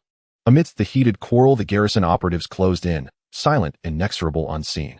Death now measured itself in mere paces. At less than 200 meters from the Ma gates, the security team halted. Their commander raised a hand, voice stark and metallic, "Standard procedure, sweep in." Weapons snapped up in unison. In the next instant, gunfire erupted. Rat-a-tat-a-tat-a-tat. Rat-a-tat-a-tat-a-tat. Dozens of men still bickering at the Ma gates dropped like wheat before a scythe. Only then did the survivors jolt awake to the truth. Their enemy hadn't targeted the Ma brothers alone. They meant to eradicate them, every last one. Yet moments earlier, they'd stood foolishly rooted in place, arguing over whether and how to honor a corpse already cold. They hadn't even remembered to drop prone. A few bold ones snatched up their weapons and sprayed wild shots into the darkness. Before their gunshots faded, they became targets themselves. From the high slope, Qin Ming and Qin Da singled out those who dared raise their heads to return fire. One shot apiece clean through the skull. Bang! Brains and bone fragments exploded outward, splattering brickwork like overripe watermelons smashed on stone. After felling 2 or 3 ringleaders, the hands of the remaining gunmen began to tremble. One panicked, hurling his weapon aside and bolting, only to collapse mid-stride, his skull burst open. To flee was impossible. To crouch was to await death. Those who held guns died faster. Those unarmed couldn't even slow their end by half a second. Every path led only to annihilation. When a man knows with certainty that death is absolute, and that resistance is meaningless, madness becomes the last spark of life remaining. Already several had been driven mad by this unbearable suspended agony, waiting to die without reprieve. Some seized cleavers and hacked wildly at comrades beside them. others drove fingers deep into their own throats, blood geysering forth like crimson fountains. Seeing the number of hostiles dwindle, the garrison commander signaled forward. His team advanced without hesitation. Gunfire continued unabated. The closer they pressed, the faster the Ma gang fell.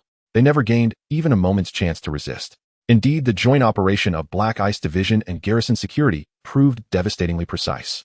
In ordinary times, this Ma faction might have stirred turbulence across Hong Kong, but tonight they existed only to be ground to dust. That perhaps was the stark difference between playing with cheats and playing fair. Approximately 5 minutes later, once the garrison confirmed no survivors remained, a small detachment was dispatched back to the Ma family manor. That night, the estate stood completely deserted. The Ma brothers, preparing for mass action, had dismissed all servants on paid leave. Once inside, the team ignited flames, room by room from innermost chambers outward. When they stepped back, the entire manor was engulfed in raging flames. This was the order given by Qin Feng himself: kill and burn. With all lives extinguished, what use was the house left? A fire burned everything clean. On the other end, Qin Ming made a call to report back to Qin Feng. The Ma family has been cleared. Yet Qin Feng recalled one person. There was still a woman in the Ma family. Leaving no future troubles was a habit ingrained in his bones. Wasn't the Li family wiped out precisely because they overlooked this tale? He spoke into the receiver in a deep voice. The Ma family still has a Ma Yinxiang. Since we're taking action tonight, let's send him on his way as well. A family ought to be whole. Also, before he goes, transfer the shares of Dongfang Daily to my name. Understood, boss. Ma Yinxiang is currently being accommodated by Ma Shiru at Yanghe Hospital. We will take care of it and send him off for the last time. As soon as he finished speaking, Qin Ming hung up the phone and was already on his way. The identity that could blend into a hospital most easily was always that of a doctor. He dispatched 2 subordinates dressed in white coats directly to Yanghe Hospital. Sure enough, there were no obstacles, and the 2 smoothly infiltrated. After casually asking a nurse, they learned that Ma Yinxiang was in the urology department and had just finished surgery. It was said that it was still uncertain whether his limbs could be preserved. Qin Jie had struck precisely, targeting the joints with heavy blows. The hospital intended to wait until tomorrow, when his condition stabilized a bit, before discussing further treatment. Around 1 or 2 in the morning, the 2 arrived at the urology department, inquiring at the nurse's station about the ward number, and then headed straight there. 2 bodyguards were stationed at the door, weary and drowsy in the late night. Seeing that the newcomers were doctors in white coats, they assumed it was a routine checkup and did not question them, directly pushing the door open to let them in. The 2 stood at the door, exchanged a nod, and suddenly drew their guns, firing at the 2 bodyguards. Without even glancing at the scene of the fallen, they pushed the door and entered. Inside the ward, Ma Yinxiang had just undergone surgery and was still under the influence of anesthesia. Hearing the gunshots, his consciousness slightly returned and his eyes were filled with panic. His lips moved, but only broken hoarse sounds came out. Spare my life, please. You. The 2 members of Heibing Tai took out a share transfer agreement from their pockets. It was exactly what Qin Feng had prepared in advance. With the Ma brothers all dead, only Ma Yinxiang remained. Naturally, this last clean asset of the Ma family, Dongfang Daily, had to be signed over by him. This was the spoils that Qin Feng deserved. Ma Yanqiang's mind was clouded. If he couldn't sign, then they would press his fingerprint. The ink was applied, but the writing was still wet. Bang, bang, bang, bang, bang. 5 crisp sounds, and Ma Yinxiang was silent forever. The gunfire alarmed the entire hospital, and the 2 from Heibing Tai took advantage of the chaos of the crowd and the rushing medical staff to quietly blend into the crowd, disappearing without a trace. Thus, the Ma family, angering Qin Feng, was completely exterminated from that night until dawn. The speed was swift and decisive, leaving no room for criticism. By the next morning, news of the Ma family being slaughtered swept across all of Hong Kong like a hurricane. The fact that dozens of corpses lay before the Ma residence quickly surfaced. The source of the news was none other than the Qin Empire media, controlled by Qin Feng. The newspaper and television stations simultaneously broadcast urgent news. Reports pointed out the Ma family appeared to be selling noodles, but was actually involved in drug trafficking, suffering a black eat black incident from upstream criminal organizations, leading to the annihilation of the entire household overnight, with dozens of Ma family's thugs killed on the spot. Holding the media, one holds the narrative. If he says it's black, who would dare call it white? The Ma family and the Li family were not secrets to be hidden in Shanjiang. The public believed it wholeheartedly. Selling noodles. Who didn't know it was just a cover? Black eat black was all too common in this trade. Other media, not understanding the inside story, simply copied the rhetoric of Qin Empire media and followed suit. Thus, all major newspapers, radio stations, and television subtitles in Hong Kong circulated the Ma family, due to a broken capital chain, fell out with someone during a transaction, leading to a direct reckoning at their doorstep, uprooting them. No one in Xiangjiang shed a tear for them. Selling noodles, there was no mercy in the natural order. Every bill they earned was soaked in the sweat and lives of local residents. The common people applauded in satisfaction. Even the police were the same. Only a few detectives from the Narcotics Investigation Unit scratched their heads in private. They had originally planned to close in next month, and the evidence chain had already been completed. Who knew the Ma family would suddenly vanish, leaving the case directly closed at the knife's edge? But on second thought, it could be seen as removing a tumor for the people of Hong Kong. The businessmen attending the banquet that evening all kept their mouths shut, not daring to mention the events from the night before the Ma family's demise. Firstly, everyone had witnessed the Ma family's arrogant demeanor that night. If they were in the shoes of their own female companions who were humiliated, they probably wouldn't even dare to ask for an explanation, only able to endure in silence. Businessmen valued profit even more than their lives, and if they encountered such a tyrannical force, logic had long been shattered by fists. With the fall of the Ma family, everyone felt a weight lift from their hearts. Secondly, the coldness of Qin Feng's actions and the ruthlessness of his methods had already etched into their minds. Anyone who carelessly leaked a single word drawing Qin Feng's attention would face unimaginable consequences. As for those wealthy families, they had no intention of provoking a rising star in the business world over a mouse that had been stepped on. Only the Li family, for some unknown reason, insisted on challenging Qin Feng. Others were clear-headed and not foolish. After 2 days of exposure, the matter of the Ma family quietly settled like receding tide. No one investigated the cause of death, nor did anyone seek accountability. A person died, and the matter was concluded. On this day, Qin Feng entered the HSBC building. His target was quite clear: Hutchison Whampoa. First, he would take over the 22 shares held by HSBC and then leverage this to enter the stock market and sweep up remaining scattered shares, simply letting HSBC handle the purchases. Once the dust settled, the controlling stake would naturally be secured. At that time, Li Jiaqing would be able to stand by his side. In his previous life, Li Jiaqing had relied on swallowing Hutchison Whampoa to push the Chung Kong Group onto the fast track. At that time, half of Chung Kong's wealth came from the benefits reaped from Hutchison Whampoa, demonstrating the weight of this company. In this life, Qin Feng aimed to personally pluck this fruit.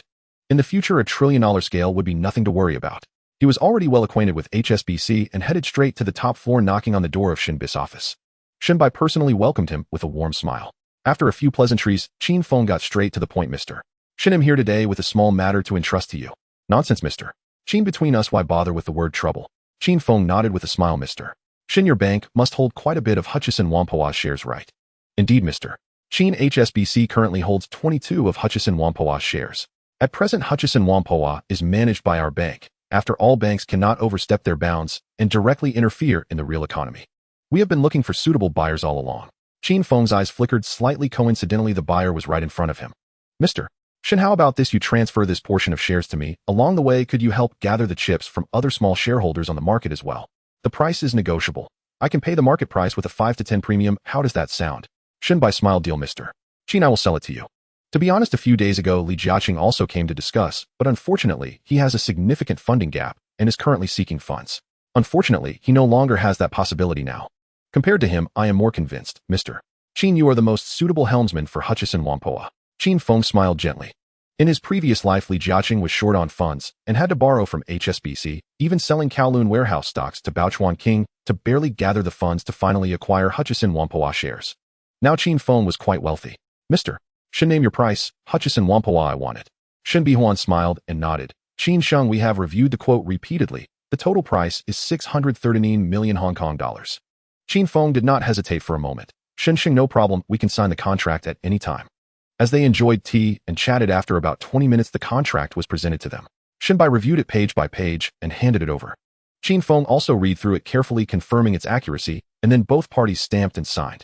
From entering HSBC to holding the controlling stake in Hyson, it took less than an hour. If Li Jiaqing were to learn of this matter, he would likely be so angry that he would clutch his chest on the spot. Subsequently, the secretary presented a bank deduction confirmation letter. Once Qin Feng signed his name, the transaction became effective immediately. He officially became a shareholder of Hyson. Qin Feng put down his pen and said, Shun Sheng, I will need your assistance with the subsequent share acquisition. Li Jiaqing should still hold a considerable number of shares from retail investors. The resistance will not be small if you want to acquire more.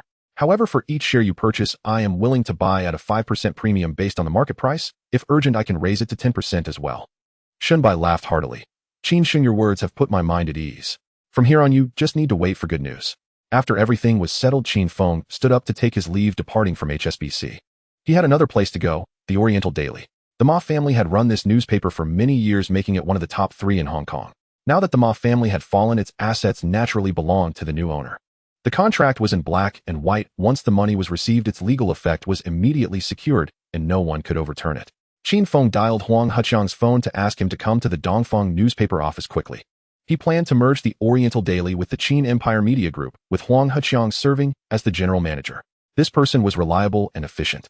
By the time Qin Feng arrived, Huang Heqiang was already waiting downstairs. Qin Feng patted him on the shoulder. "Lao Huang, let's go today. You're getting a promotion and a raise all in one go."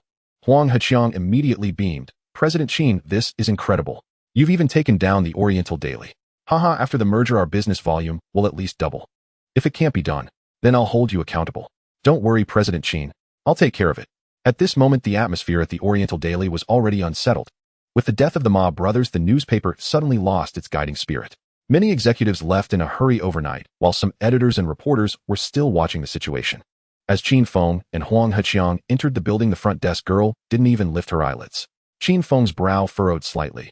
This was his territory, yet such a lax demeanor was rather unacceptable. He remained silent and led Huang Heqiang straight upstairs. The entire corridor was empty and silent, with office doors slightly ajar as if no one was on duty. He pushed open a door, and 3 people were sitting inside, casually eating sunflower seeds. Seeing someone enter, they lazily glanced over.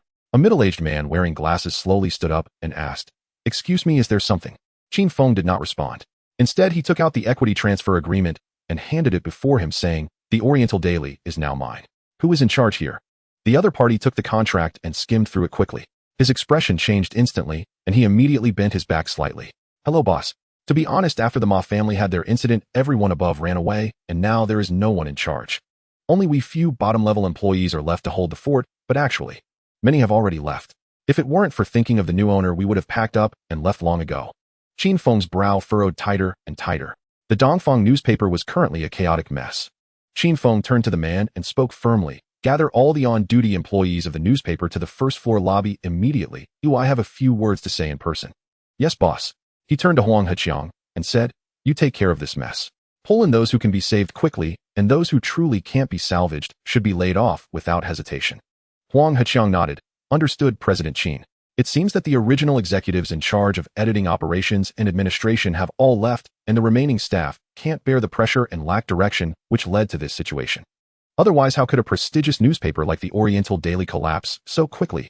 Qin Feng paused and added, "You should first transfer some familiar hands from our own newspaper tomorrow to support the daily operations, and then gradually bring in new personnel." "All right, President Qin." About 10 minutes later, employees had gathered in the lobby, quietly waiting.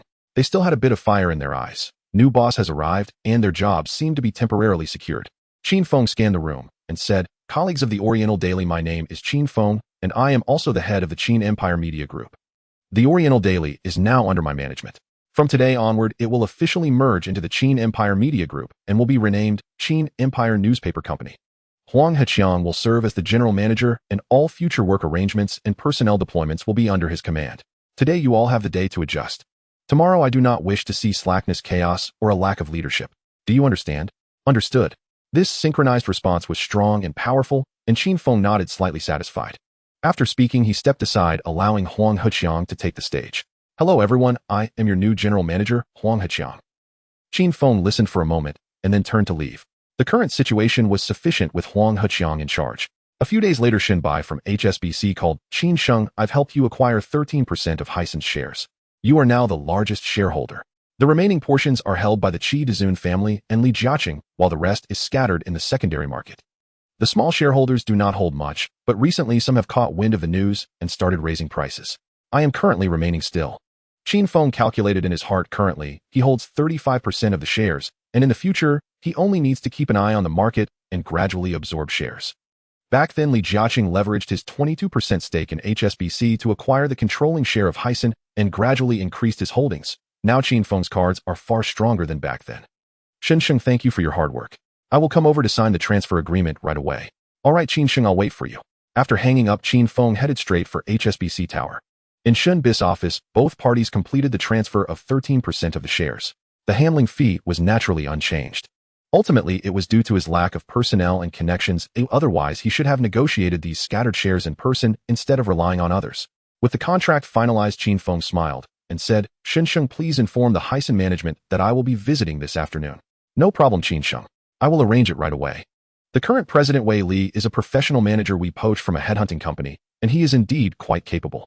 He has saved several companies on the verge of collapse, and Heisen also turned a profit under his leadership. After years of consecutive losses, reforms he implemented within half a year yielded results. However, this person once intended to gather funds to acquire Heisen, but ultimately had to abandon the plan due to a broke funding chain. If he finds out you've become the major shareholder, he's likely to be resentful. You should stabilize him first, and once the handover is complete, make further arrangements. In his previous life, after Li Jiaqing took over Huang, this person repeatedly confronted him in public, believing that Li Jiaqing had snatched away the empire that rightfully belonged to him. Wei Li, already struggling financially, foolishly dreamed of swallowing Huang whole, which was utterly overestimating his capabilities. Li Jiaqing allowed him 3 years, considering the company was still in a growth phase. Once Huang stabilized, he would promptly remove this incompetent manager from the picture. However, Qin Feng would not be intimidated, taking my salary and daring to throw me a glare. Who gave him the audacity? Liang Jingru. As soon as he stepped out of Shin Bis' office, Qin Feng dialed Wang Chang's number and summoned him. Wang Chang initiated the acquisition immediately, quietly buy up Huang's stocks from the secondary market. No need to rush, but it must be discreet. Once the news leaks, the stock price will tumble immediately. Wang Chang replied, "Understood, President Qin, I will arrange it right away." That afternoon, Qin Feng arrived directly at Huang's headquarters. The receptionist saw him enter and immediately stood up to block his way. "Sir, may I ask if you have an appointment?" Qin Feng replied straightforwardly, "My name is Qin Feng, here to take over Huang." "Haven't you received the notice?" The receptionist was taken aback. Had the boss changed? She smiled apologetically. "I'm sorry, sir, we haven't received any information. I will need to make a call to verify." Qin Feng frowned slightly. It was indeed Wei Li's doing. This person simply could not be kept. After the receptionist hung up the phone, she quickly returned her tone, now respectful. "President Qin, I apologize for the oversight. The president is waiting for you in the office on the 3rd floor. No need for a guide. Gather all the executives in the conference room on the 2nd floor. I need to hold a management meeting right now." The receptionist was momentarily stunned, but quickly nodded. "Okay, President Qin. The conference room is on the right side of the 2nd floor." Qin Feng nodded and headed straight upstairs. As he seated himself at the head of the conference table, people began entering one by one, standing at attention, bowing and greeting. "Hello, President Qin." "Hello, President Qin." Qin Feng responded with a nod to each one. It seemed that the upper management had received the news early, but the receptionist had been left in the dark. About 5 minutes passed, and no one else entered. Qin Feng looked around. There were both Chinese and foreign executives present. He asked, "Is everyone here?" A foreign executive sitting on the right replied, "President Qin, everyone is here." "Which of you is the executive president?" Wei Li. The person stood up. "President Qin, that would be me." Qin Feng smiled slightly. "Mr. Wei Li, I assume you received the notice from HSBC around noon." "Yes, Chairman Shen called at noon to inform me that you would be arriving this afternoon. But I reported my name and the receptionist looked confused and had to ask for confirmation. How do you explain that?" Before he finished speaking, Qin Feng slammed his palm down on the edge of the table with a loud clap. "Mr. Wei Li, can you clarify that?" He left no room for negotiation. The room trembled, and even Wei Li shrank slightly. He had expected Qin Feng to follow the old routine, first soothing words, then slowly taking over, ultimately winning hearts with benefits. What he did not know was that Qin Feng had seen through his every detail. "You want to establish authority? Fine, but unfortunately, I am not Li Jiaqing." Wei Li's mind raced, and he quickly stood up. "President Qin, it was my oversight. This morning was chaotic, and I informed all departments, but overlooked the receptionist." Qin Feng shot him a sidelong glance and sneered silently. He thought he was so tough, but a single strike softened him. He no longer pursued the matter and focused on him. "Wei Li, I remember you hold shares in our company." "Yes. 3%. Qin Feng replied decisively. "Let's cut to the chase. I know you are dissatisfied, but the reality is very clear. I have the money, and I bought Huang. Stop the charade. Hand over the shares, and leave cleanly. If you sign the agreement today, I will increase the price by 10%. If you delay past today, just keep your shares and warm them slowly." Wei Li, no longer pretending, slammed his hand on the table and stood up. "Qin Feng, you have the money to buy Huang. I'll give you that credit. But without me, Huang will immediately falter. Do you believe it? If I quit today, at least half the people in this room will follow me out." Qin Feng smirked at the corner of his mouth. "I really don't believe that. Why don't you give it a try?" Wei Li's face darkened, his teeth clenched. "Fine, Qin Feng. If I can't have Huang, you won't be able to sit steadily either. Without me, Huang would still be losing money. I'm curious to see how you would keep it afloat with half the executives gone." After saying that, he scanned the room. "Those willing to follow me, stand up now. I guarantee your next venture's market value won't be less than Huang's." As soon as he finished speaking, 7 or 8 foreign executives stood up along with 3 or 4 Chinese executives. Qin Feng did not stop them, nor did he persuade them. Delaying and dragging things out would only lead to trouble. He understood this principle. Moreover, a ship he was steering should not be filled with people who were not committed. He raised his eyes and asked, "Who else wants to leave?" The crowd exchanged glances, and no one moved. "Very well. Qin Feng fixed his gaze on Wei Li. Get lost. Finally, let me leave you with one last word. A steward is just a steward. Don't wait for the master to be gone before you treat the keys as if they were the deed to the house. He originally wanted to curse, but then thought, there were so many people in the room, wouldn't that implicate himself as well? So he changed his wording. Wei Li snorted from his nostrils. I wonder if this house can still hold people without a steward. He turned and left with his people. Qin Feng turned to the remaining people. Fill the vacant positions temporarily. I will quickly supplement the upper management. Additionally, gather all current business accounts, personnel, and projects of Huang and organize them into documents. Place them on my desk by 9 o'clock tomorrow morning. If you're unclear on anything, ask the key personnel under those who just left. He looked at everyone. Do you understand? The crowd exchanged glances and replied in unison. Understood, President Qin. Inside they all muttered, this new boss is too tough, too direct, and doesn't play by the rules at all. But since he had stayed, they would have to grit their teeth and endure. They just hoped he would quickly fill the vacancies. After all, Huang was not a small shop. Real estate, a department stores, docks, infrastructure. It spanned 8 physical companies, a massive undertaking. The previous group, though many were key personnel from headquarters, included the presidents of 2 branch companies who had also left. Now the few remaining were in a difficult position. Qin Feng asked again, who holds the highest position among those present? A person on his left stood up. President Qin, the executive president, and vice president have left along with the presidents of both branch companies. Currently, I hold the highest position, finance minister. Qin Feng nodded. Good, you will temporarily oversee these 2 branch companies. I will send someone over tomorrow to assist you. Understood, President Qin. Thank you all for stepping up during these days. I will ensure the personnel arrive as soon as possible. At the end of the month, everyone will receive a big bonus. Thank you, President Qin. The faces of the crowd finally relaxed a bit, becoming the only light in today's gloom. Meeting adjourned. After everyone left, Qin Feng rubbed his temples. Venting was satisfying, but dealing with the aftermath was a headache. The business lines of Hong Kong are as intricate as a spider's web, far surpassing the current strength of Cheung Kong. Although the remaining people are supposed to hold on for now, it cannot be delayed. Suddenly, he slapped his thigh. Ma Shiming. Isn't that the big boss from Huang right in front of him? How could he forget such a character? Ma Shiming was only poached by Li Jiaqing in 1984 and is currently working in sales at Jardine Matheson. In November of this year, he was teaming up with the Rothschild family. It was the perfect time to act. During his tenure at Huang, how many crucial mergers, financings, and political business negotiations did he handle? Huang's subsequent rise would not have been possible without his contributions. But the problem is, where can he find him in this vast sea of people? Qin Feng immediately called Qin Ming. Qin Ming, do we have any people at Jardine?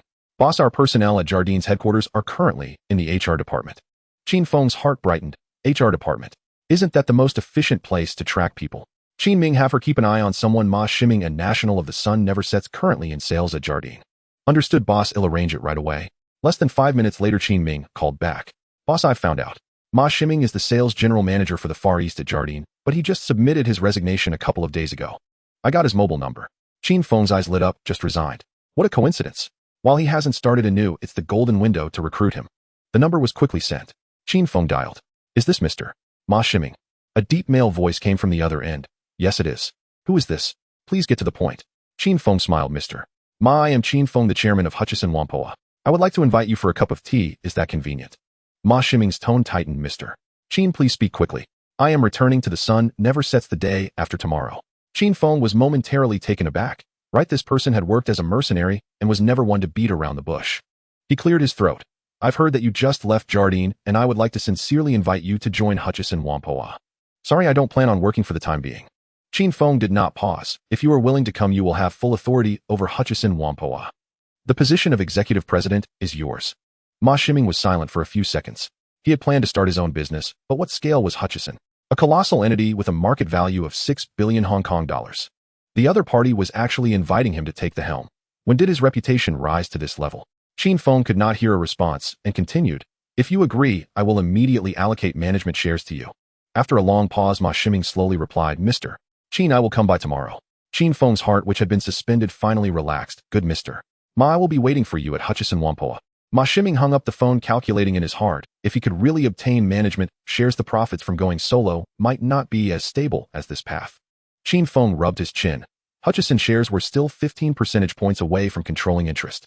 Shunbai had mentioned that several small shareholders were stubbornly holding on and insisting on raising the price. Wei Li's 3 points were still under observation. His gaze turned cold. If they refused the toast, do not blame him for serving the penalty wine. The Chidazun family held 20%. How much Li Jiaqing had was still unclear. When the day came that he truly took the helm, no fragment of power would escape. He dialed Qin Ming's number again. "Qin Ming, I have something for you to handle." He proceeded to clearly outline the situations of several small shareholders and Wei Li's holdings. Qin Ming responded straightforwardly, "Boss, rest assured, within 2 days, all shares will belong to you. Remember, no casualties. First, negotiate at a 20% premium. If they don't budge, we will try other methods." "Understood, boss." At the same time, Li Jiaqing entered HSBC. He was there to buy Hutchison stocks. After much maneuvering, he had finally scraped together 600 million Hong Kong dollars. In his past life, it was only with the joint guarantee of Li Jiaqing and the King of Chartering that Shunbai was willing to let Li Jiaqing pay over 100 million, with the remaining amount to be paid in installments. But this time the King of Chartering did not step in, and a rift had developed between him and Shunbai due to Qin Feng. A portion of the equity in Chung Kong had already been pledged to raise this amount of money. In Shunbai's office, the two exchanged pleasantries as before, their smiles not fading in the slightest. But the air was no longer the same as before. Li Jiaqing clearly remembered the last banquet. Shunbai stood beside Qin Feng, blocking for him word by word. That scene still made his heart feel heavy. Shunbai was also reflecting quietly. The person in front of him was becoming increasingly unfamiliar. His words and actions seemed to have changed, making him hard to comprehend. After a few pleasantries, Li Jiaqing shifted the conversation to the main topic. "Shun, the last time I came to discuss Hutchison Whampoa's shares, the funds were not in place. This time the money is ready." Shunbai shook his head apologetically. "Li, I am truly sorry. Just a few days ago we already sold our shares in Hutchison." Li Jiaqing's expression suddenly darkened. He had already been eyeing Hutchison, and Shunbai was well aware of this. However, before selling, not a whisper had been leaked, clearly indicating that there was no intention of leaving any for him. He lowered his voice and spoke coldly. "Shun, can you conveniently reveal who took over?" Shunbai did not beat around the bush. The matter of Qin Feng taking over had not been deliberately concealed. It was Qin. 639 million Hong Kong dollars settled in one lump sum. The board members of HSBC approved it together, and I have no authority to change it. Upon hearing it was Qin Feng, Li Jiaqing's brow furrowed tightly, his jaw clenched. He did not sit any longer and stood to leave. "Shouldn't I want to disturb you any longer?" Stepping out of the HSBC building, he clenched his fists, his knuckles turning white. After all, he was in charge of a company worth tens of billions, yet he was treated this way. "Qin Feng. Qin Feng," he repeated softly, his tongue feeling dry. As he walked, Li Jiaqing thought, "You must be quietly sweeping up stocks at this moment.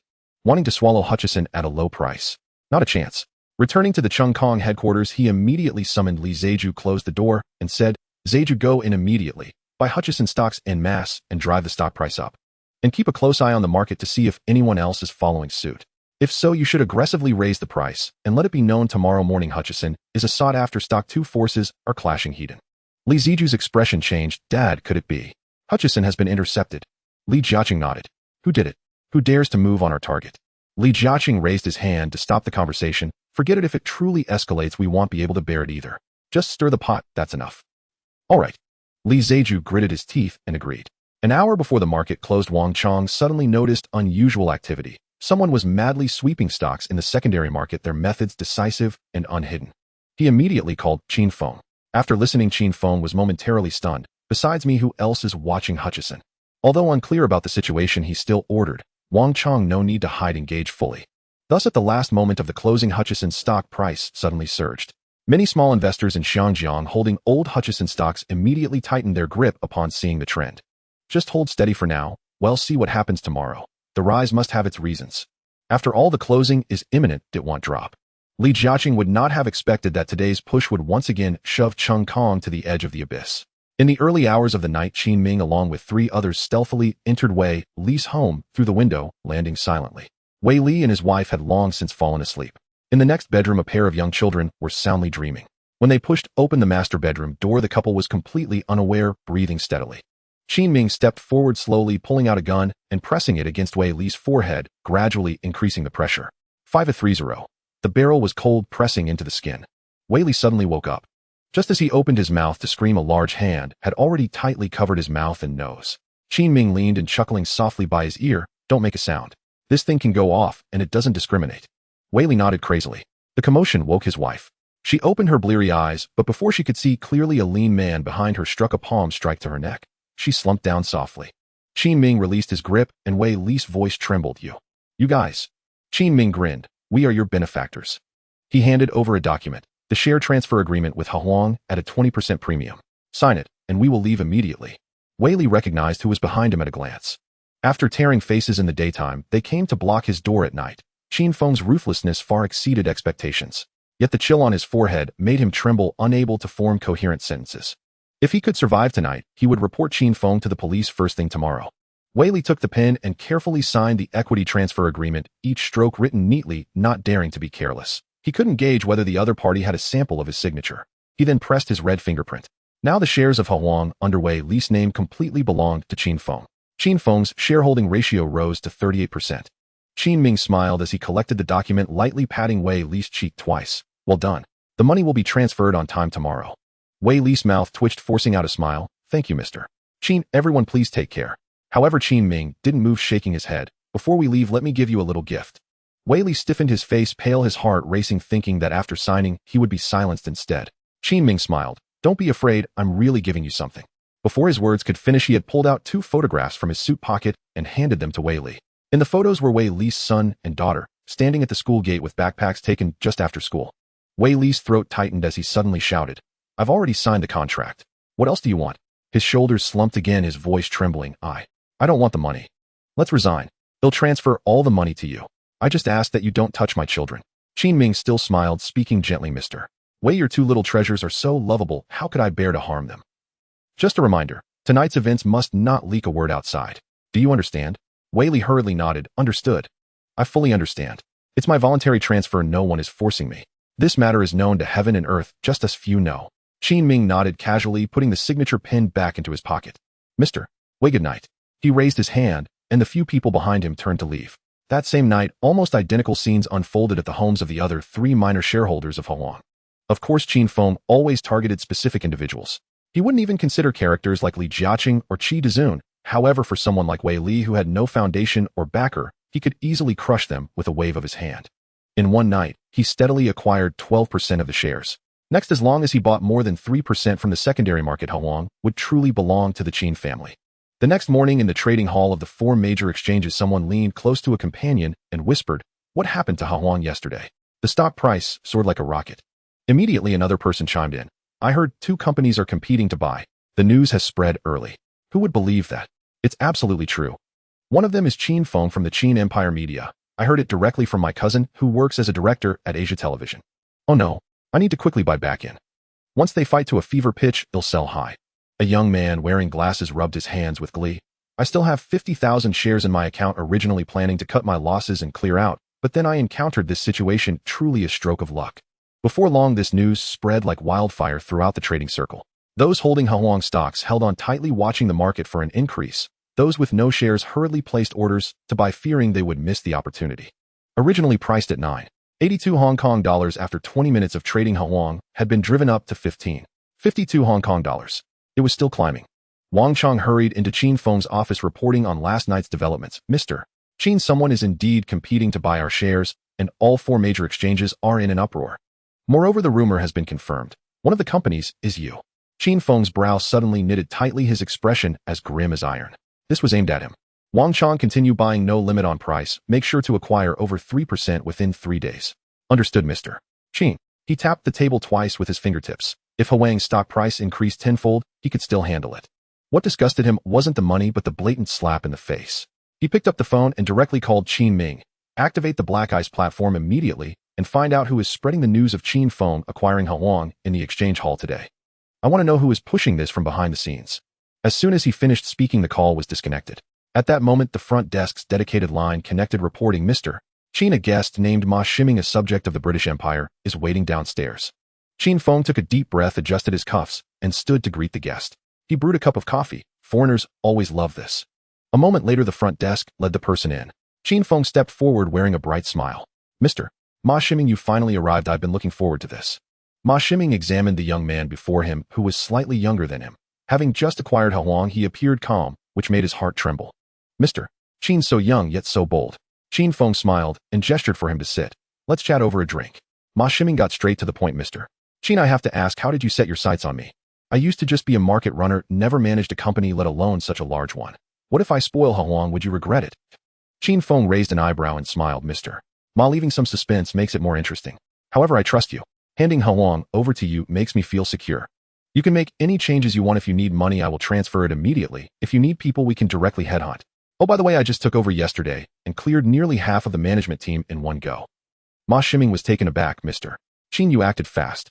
Qin Feng shrugged. Why keep those whose hearts are not united? Using my money to support other soldiers? Ma Shiming laughed heartily. That's straightforward. I like this temperament. All right, I've taken over Kowloon. But let's be clear. I've never been in charge nor have I managed a company of this scale. If I mess it up, don't hold it against me. Qin Feng waved his hand. Rest assured, Kowloon will be your territory from now on. By the way, regarding compensation, would you prefer cash or management shares? Ma Shiming pondered for a moment. Let's start with salary. We can discuss shareholding when the year-end results are out. Qin Feng nodded. All right, it's settled then. When can you take office? Right now is fine. I have nothing else on hand, just afraid. After the management team just disbanded, a pile of tasks are waiting there. Qin Feng smiled wryly and pulled out 2 sheets of paper from the folder, handing them over. One was the list of positions of those dismissed yesterday, and the other was a summary of Huang's current operations. Ma Shiming glanced at the list and exclaimed, whoa. Executives, executive vice presidents, human resources managers, general managers of various branches, logistics supervisors. He gave Qin Feng a thumbs up. Qin Feng scratched the back of his head, smiling a bit shyly. Ma Shiming pressed the paper down on the table. Mr. Qin, just send the list to the headhunters and let them quickly screen candidates. Once suitable options are found, they should come to the company. I will personally interview them. I will handle the remaining chaos. Qin Feng replied, all right, Mr. Ma. I will call people over, let you get familiar with their faces first, then I will head straight to the headhunter company. He called the secretariat, asking everyone to gather in the conference room immediately. About half an hour later, all the mid-level executives from yesterday had arrived. Qin Feng and Ma Shiming sat side by side at the head of the long table. With everyone present, Qin Feng spoke decisively. You are all busy, so I won't beat around the bush. This is Mr. Ma Shiming, who will be the CEO of Kowloon moving forward. Ma Shiming stood up and nodded slightly to the crowd. Qin Feng continued, later you will each report to General Manager Ma about your respective areas and current progress. I won't be listening in. I need to head over to the headhunting firm to keep an eye on the progress. He nodded at Ma Shiming. General Manager Ma, he'll leave everything to you. With that, he stood up and left, heading straight to the Glory International Headhunting Company. That evening, Qin Ming called. Boss, I've confirmed it. It was Li Jiaqing's son who instructed his subordinates to spread the word.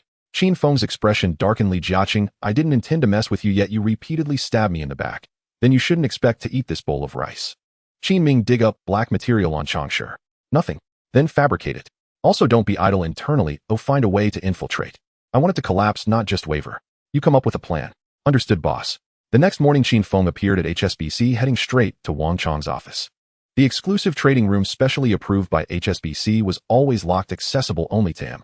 When he pushed the door open, Wang Chang was intently staring at the screen, buying up Kowloon stocks one order at a time. Qin Feng remained silent, patiently waiting for Wang Chang to finish his tasks. After a moment, he asked Wang Chang, how many Kowloon stocks have you acquired so far? Boss, the market is too stagnant. Everyone is holding on to their stocks, waiting for a price increase.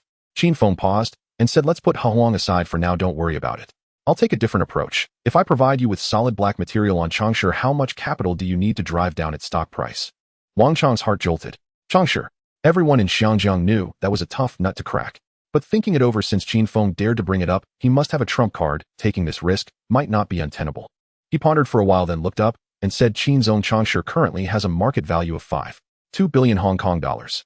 500 million Hong Kong dollars would be enough for me to pry the market and also allow me to make a profit on the price difference. All right, 500 million, I'll transfer it to you immediately. I'll handle the black material. Media press releases, front page of the Economic Daily, all coordinated with your timing.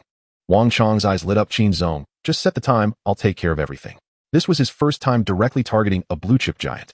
Qin Feng thought for a moment, let's push it up today, raise Changshe's stock price. The black material will be in your hands by tomorrow morning. I'll do my best to raise the stock price today and tomorrow. Before the market closes tomorrow, I'll quietly liquidate. The day after tomorrow morning, the black material will be published. If their stock price doesn't collapse, consider it my failure. Good, I'm counting on you for this. Don't worry, Qin Zong, it's a done deal. Qin Feng knew well acquiring Changshe with real money now. With a market cap of tens of billions, the amount he had on hand was barely a drop in the bucket. The Kowloon deal was merely a windfall, but it had already drained a significant portion of his reserves. It would be better to take Changshe down outright. He would take the main course while others could share a bit of the soup, which seemed fair. No matter how powerful Li Jiaqing was, that was a matter for the future. For now, he couldn't even gather the full payment for the Kowloon shares. What Qin Feng wanted was the moment when the stock price plummeted and the liquidity chain snapped. The rest depended on how things went with Qin Ming. That day, Changshe's stock price surged unexpectedly. Rumors spread in the market someone was secretly buying up shares. In the morning session, it was at 13.85 Hong Kong dollars. An hour later, it had surged to 15. 31 Hong Kong dollars. The upward momentum showed no signs of slowing. When Li Jiaqing received the news in his office, he immediately became alert. This was clearly not a natural fluctuation, it was clearly directed at Changsha. His first reaction was Qinfeng. After all, he had just set a trap, and now this happened. He turned to his son Li Zheju and said, Zheju, immediately adjust the funds. I suspect they are planning to crash the stock on the day after tomorrow. We must stabilize it or we cannot let the stock price collapse. Understood, Dad. In the afternoon, Changshi's stock price settled at 20.53 Hong Kong dollars. All the stockholders in Hong Kong were invigorated. In tea houses and outside the stock exchange, everyone was shouting buy with your eyes closed tomorrow. This isn't trading stocks, it's picking up cash. The next day, the surge was even more intense. Li Jiaqing rushed to adjust his strategies overnight.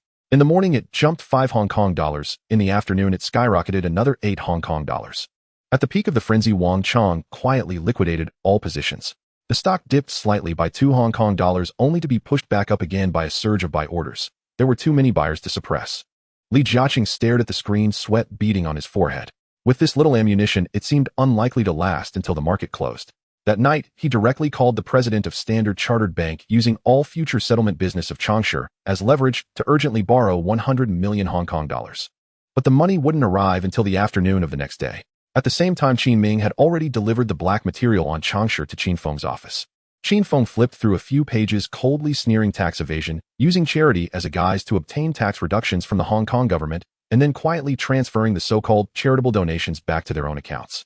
The Hong Kong government clearly stipulates the amount donated can be used to offset taxes based on receipts.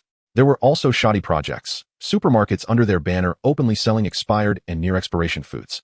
Qin Feng glanced at Qin Ming, his tone somewhat surprised. Where did you get all this? Boss, only the tax evasion part is genuine, the rest is fabricated, but I've already paved the way and it can't be traced back. I swapped out the building materials and I bribed an employee inside to quietly replace the goods on the supermarket shelves. Huh. Qin Feng laughed and patted him on the shoulder. Well done. I'll have the newspaper issue a report, and you just need to follow up digging out every piece and putting it out in the open. Understood, boss. The next morning, the Qin Empire newspaper, along with the newly merged Dongfang newspaper and ATV, all launched an in-depth investigation into the Changsha group. The reports pointed directly at Changsha. The materials used were of inferior quality. The supermarkets sold expired products. They applied for tax reductions under the guise of charity, but the donations all flowed back to Li Jiaqing's private account. The Economic Daily also released a short commentary. The abnormal surge in Changshi's stock price yesterday was a warning signal advising investors to reduce their holdings in time to avoid liquidity exhaustion, rendering the stock worthless. Once the news broke, shareholders immediately tensed up. Regardless of the truth, just the momentum alone meant the stock price would undoubtedly fall. More critically, there were images, documents, and clear timelines and locations. It didn't look fake. At the morning opening, sell orders poured out like a tide. But the mysterious capital that had been buying heavily just yesterday had completely vanished. The stock price plummeted off a cliff with no support, crashing down wildly. At Changshi's headquarters, Li Jiaqing stared at the screen, his face ashen. Slander. Pure defamation. Despicable. Lowly. Li Ziju's forehead was sweating. Dad, this stock price. How do we stabilize it? Li Jiaqing took a deep breath. Immediately hold a press conference to clarify. Also use the reserve funds to support the market. All right, I'll arrange that right away. But it was useless. Today, everyone holding stocks wanted to escape. Not just a few big players, but thousands of accounts. The little money they had prepared wasn't even enough to cover the losses. At 3 p.m., Li Zheju burst into the office, his lips pale. Dad, the money's gone. Standard Chartered backed out, saying the risks were too high and we'd have to wait until the storm passes to discuss the loan. Li Jiaqing picked up a teacup and smashed it on the ground. The storm has passed. I won't borrow a damn thing. He paused and his voice turned heavy. Zheju, if we can't hold it, then don't hold it. Let it fall. Those numbers were paper thin to begin with. Before the sentence had finished, the office door was flung open. A panting employee blurted out, Mr. Li, the suppliers are all blocking the lobby downstairs. They claim we diverted their payments to speculate in the stock market and are demanding immediate settlement. Li Jiaqing slammed the edge of the desk with one palm. Nonsense. Tell them to get lost. The contracts state the payment cycles, when due not a cent less. The man forced a bitter smile. I told them, but they wouldn't listen. They say the company is about to collapse. If we don't pay now, we'll lose everything. Li Jiaqing felt his temples throb. Collecting receivables was already difficult in ordinary times. Now, with payment dates not yet reached and goods still unsold, where was the cash to come from? Worse still, the money had indeed gone into the stock market, and it had vanished. He closed his eyes, rubbed his brow, and said, Stall them. I'll arrange short-term loans. Yes, Mr. Li.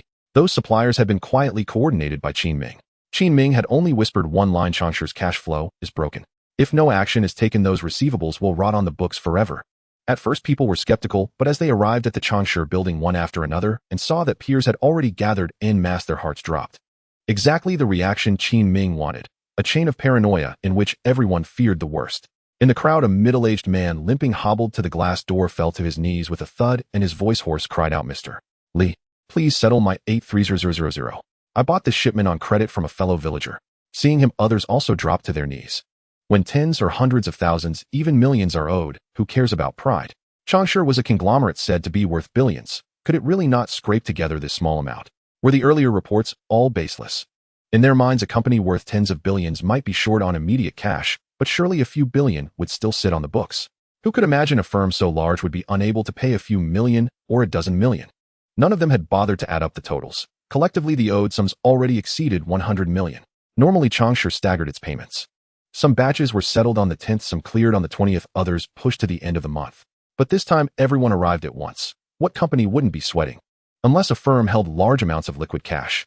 Changshe's cash flow was already strained, and most of its capital had long been sunk into real estate projects. The little that remained had recently been hastily shifted into the stock market to prop things up. Only the stocks failed to stabilize, and the suppliers' final payments became completely frozen. In the penthouse office, Li Jiaqing made several calls and managed to scrape together 50 million. After all those years mixed in Xianjiang's upper circles, he still had some face and credit left. But 50 million hardly made a ripple. Some watched with cold detachment, their thinking no different from a bank's. If the money is lent out and Changshe collapses, that loan simply turns to dust. Li Jiaqing felt anger rising. Hadn't these same people bowed and scraped to become Changshe suppliers, offering cigarettes and tea at every turn? Now when it came to collecting their dues, they truly knelt at the company gate. The humiliation turned his anger inward and then flared outward, focusing on Qin Feng. He had not paused to wonder why Qin Feng had singled him out rather than someone else. Seeing his subordinates unable to contain the crowd, Li Jiaqing's face darkened and he went straight downstairs. The suppliers rose as one when they saw him, only to be halted 3 paces back by a line of bodyguards. "Mr. Li, have mercy. Please pay my receivable first. My whole family lives off that money." "Mr. Li, mine is the smallest, only 1.5 million. Can you pay mine first?" "Nonsense. The large accounts must be prioritized. I have 13 million. Don't pretend. You think I have less. I have 11 million. All of you shut up," Li Jiaqing barked. In an instant, there was complete silence. Years in power had not left him empty of authority. His gaze swept the faces, his voice was like a shard of ice. "Accounts will be settled starting at 3 in the afternoon. Under 10 million comes first. Receive your money and leave immediately. Changshe will terminate cooperation with anyone who comes today. There will be no further dealings." The small suppliers exchanged glances and teeth clenched, nodded. They would come in the afternoon to collect.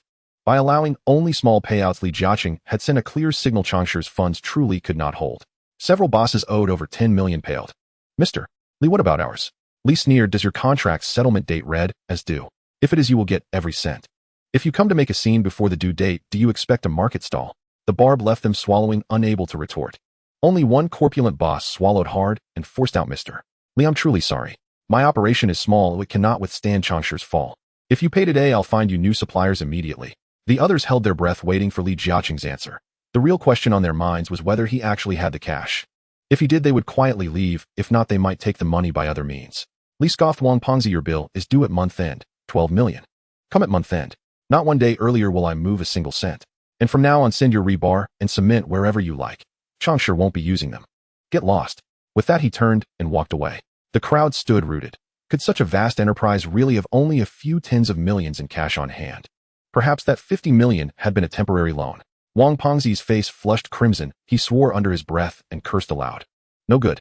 I have to hurry back and pull the materials off the construction site. Better to lose a little than everything." Those words were a spark that set the tinder alight. Exactly. Goods still lay stacked at Changshe sites. Drag them away and resell them. Anything was better than watching them rot. A few men leapt into cars and vanished in a cloud of dust. By then, Changshe's share price had tumbled to 7 Hong Kong dollars and kept plummeting.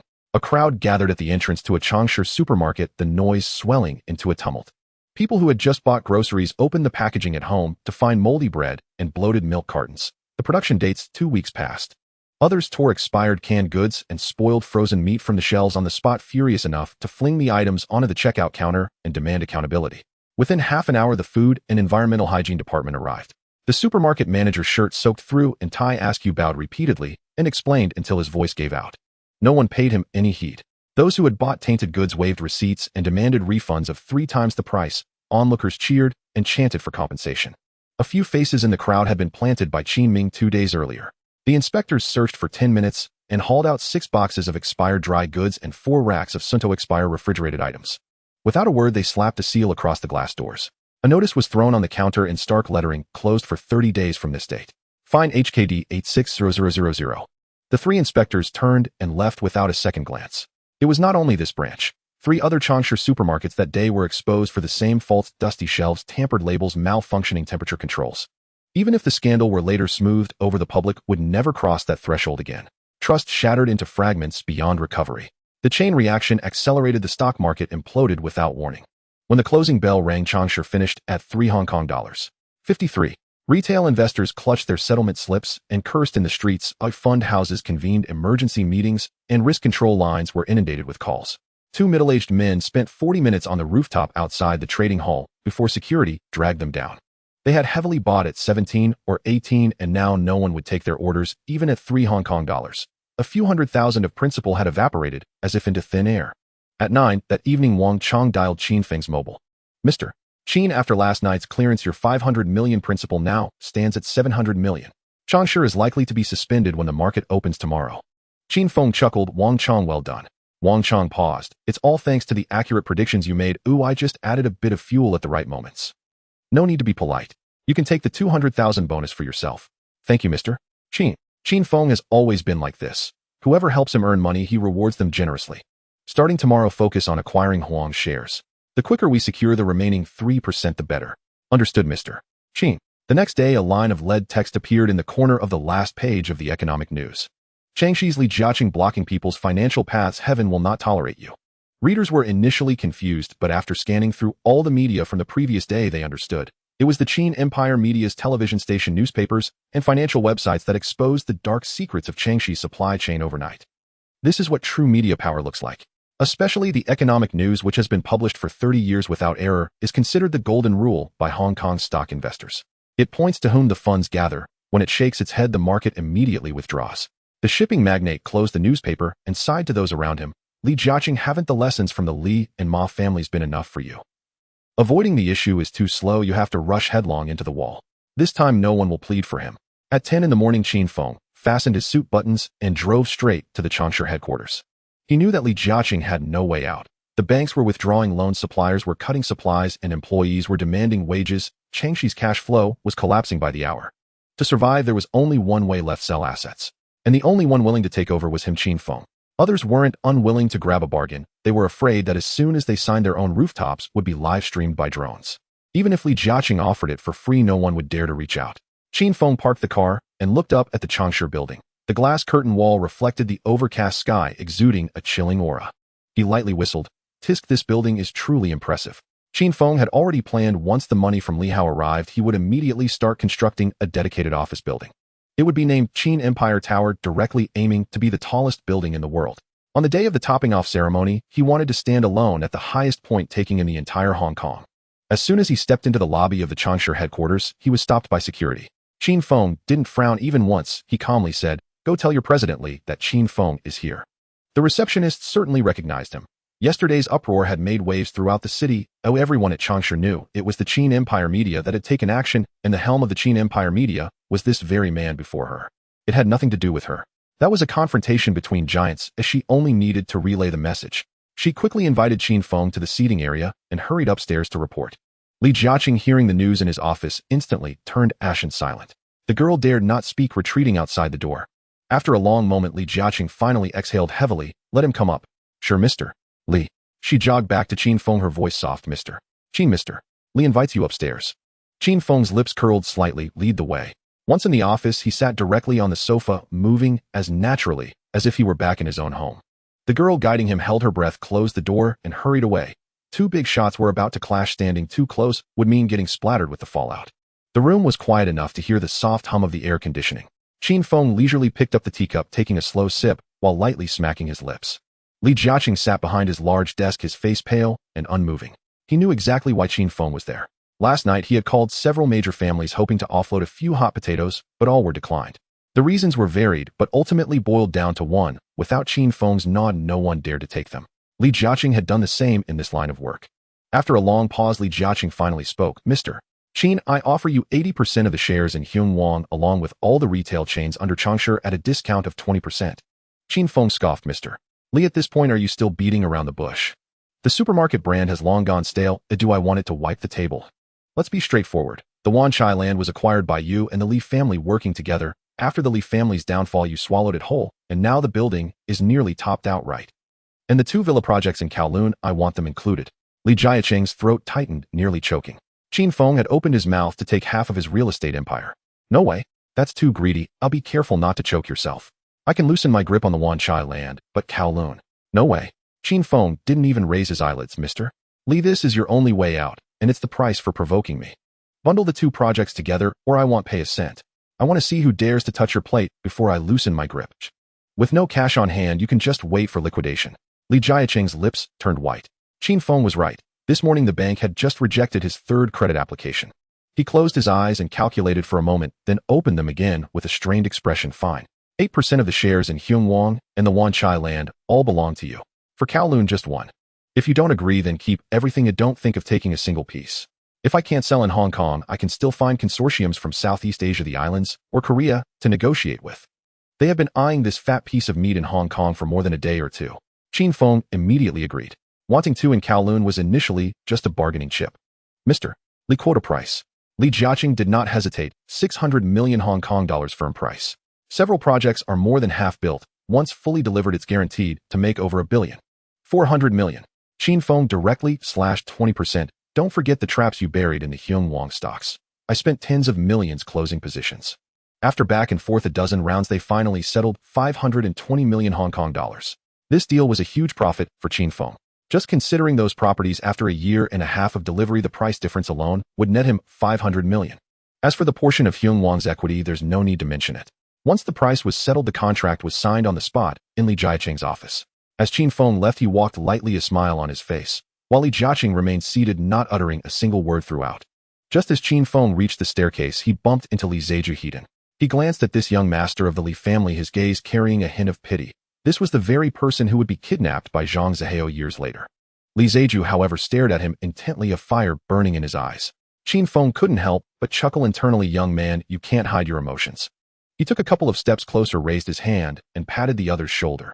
Young Li, I have a security company that protects people down to the bone. If you ever need it, we can work together at a 10% discount. Li Zheju gritted his teeth and asked, are you warning me? Qin Feng waved his hand and turned to leave.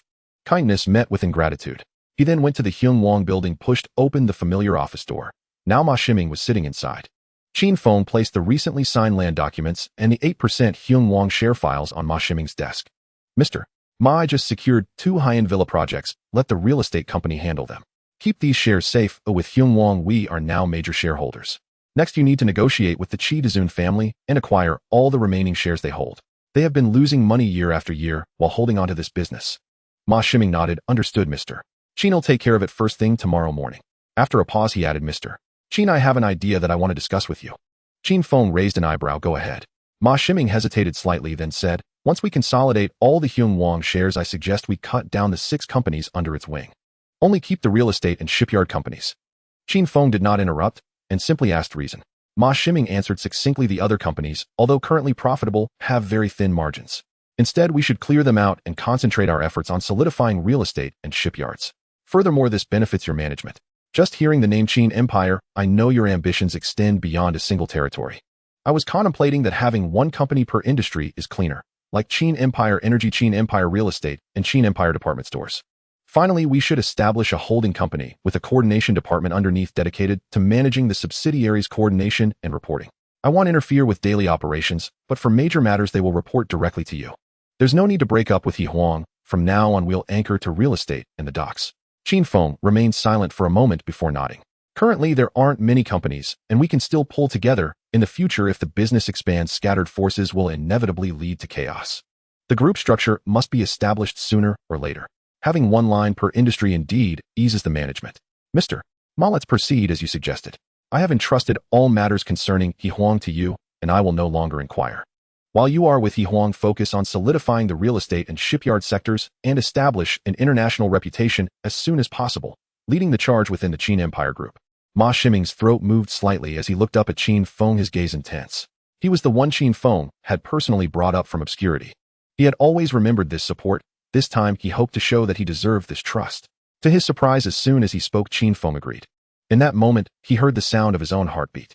He silently vowed to Qin Feng that he would build this commercial empire brick by brick up to the clouds. In truth, Qin Feng had already sketched the outline of groupification in his mind. However, with only 3 companies currently, it was not yet time to go public. Since Ma Shiming had brought it up, he would wait until the current businesses were streamlined, choose an auspicious day, and officially launch the brand. 3 days later, after several rounds of negotiations with the Qi family, Ma Shiming finally consolidated all remaining shares of Hehuang. Thus, apart from the publicly traded shares, all other equity of Hehuang fell under the name of Qin Feng. During this period, Qin Feng had been proactive, investing nearly $2 billion in total. He didn't feel distressed. It wasn't that he lost money, he simply changed its form, securely keeping it by his side. In less than a month, 2 oil-rich countries were set to erupt into conflict, spurred on by a certain superpower, causing oil prices to soar. He had already quietly set the stage, waiting for the right moment to leverage and enter the market, multiplying his profits, which was nearly a certainty. Meanwhile, in the Qin Empire, technology company Situ Jianyun worked tirelessly for 20 days, and the first television finally rolled off the production line. Without saying a word, he rushed to the gentle haven where Qin Feng was hiding and pulled him out. The two stood side by side in the testing area. Qin Feng stared at the large LCD screen that glimmered faintly before him, momentarily stunned. He hadn't examined the blueprints in detail and genuinely couldn't understand them, yet he never expected the system to actually produce this item. This was something that would only enter the homes of ordinary people in later generations. Wasn't it said that the technology is 2 to 3 years ahead of the current world? This was not just 2 or 3 years. It had clearly crossed a chasm. Would they really dare to launch it? It seemed they would be invited for in-depth discussions as soon as it appeared. System come out. Ding. Hello, host. The 1000-year family system is at your service. Qin Feng suppressed his voice and asked, didn't you say the upgraded television is only 2 to 3 years ahead? Are you sure there will be LCD TVs on the market in 2 to 3 years? If I sell this, wouldn't I be dissected on the spot?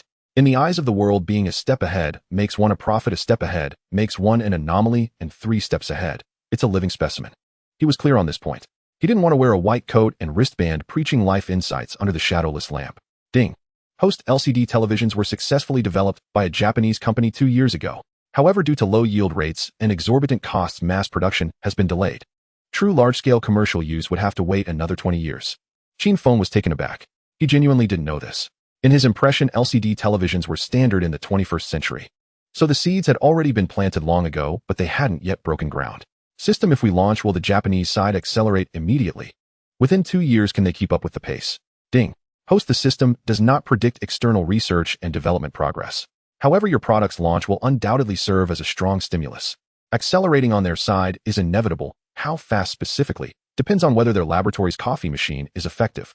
Situ Jianyun noticed him in a daze and gently patted his shoulder. Qin Feng finally came back to his senses.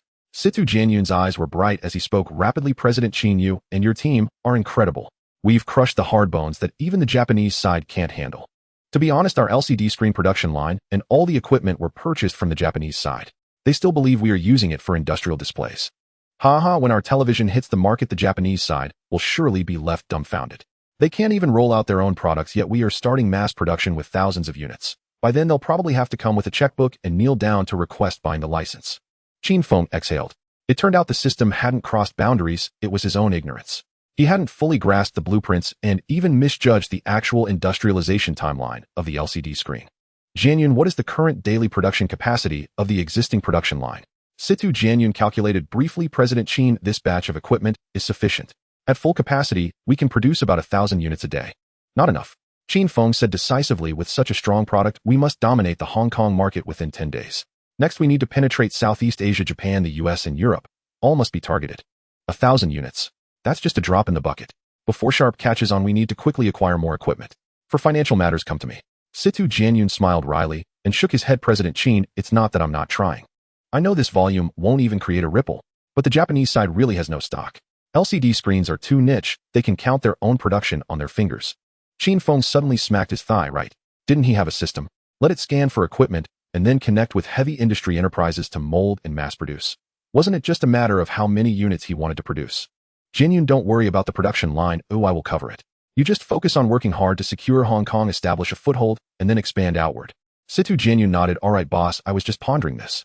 But boss, what do you think is a suitable price? The cost of a 20-inch LCD screen is $300. As the size increases, the cost rises accordingly. Qin Feng thought for a moment and said currently the televisions on the market in Hong Kong range from $500 to $1,000. We need to firmly establish our presence in the low-end market while aggressively capturing the high-end segment. Let's start with the 20-inch and 30-inch models, driving out those old brands from the island. For the 20-inch, we'll set a flat price of $500. For the 30-inch, we'll directly price it at $1,000. Situ Jianyun's eyes lit up. Understood, President Qin. Let's strive to make those bulky, big iron lumps disappear from the streets of Hong Kong within a year. By the way, President Qin, our current equipment can handle up to 45 inches. What about sizes above 30 inches? Qin Feng smirked slyly. Let's make 2 high-end models specifically for prestige projects. 40 inches for $6,666, 45 inches for $8,888. Those who value status in Hong Kong, who wouldn't want one in their home. The advertisement should be simple: the world's only most advanced LCD television. Owning it isn't just about watching TV, it's about showcasing status. Situ Jianyun perked up. President Qin, this is a genuine monopoly position. A 40-inch unit costs barely over 1,000 yuan to produce and uses nothing but top-tier materials. Mentioning materials, Qin Feng immediately instructed, Jianyun quality control must be tiered. 20-inch and 30-inch models need only sufficient materials. If they last 10 years without failure, what incentive would customers have to reorder? Of course, we mustn't deceive anyone. 5 years without major defects is the perfect balance. But for 40-inch and 45-inch models, only premium-grade materials will do. They are our flagship products, the face of our brand. Understood, President Qin. I've noted it. What shall we name the new television? Qin Feng paused briefly. Call it the Stellar Sky LCD television. Set the boot-up screen to a deep space star chart. The standard model will be Nebula No.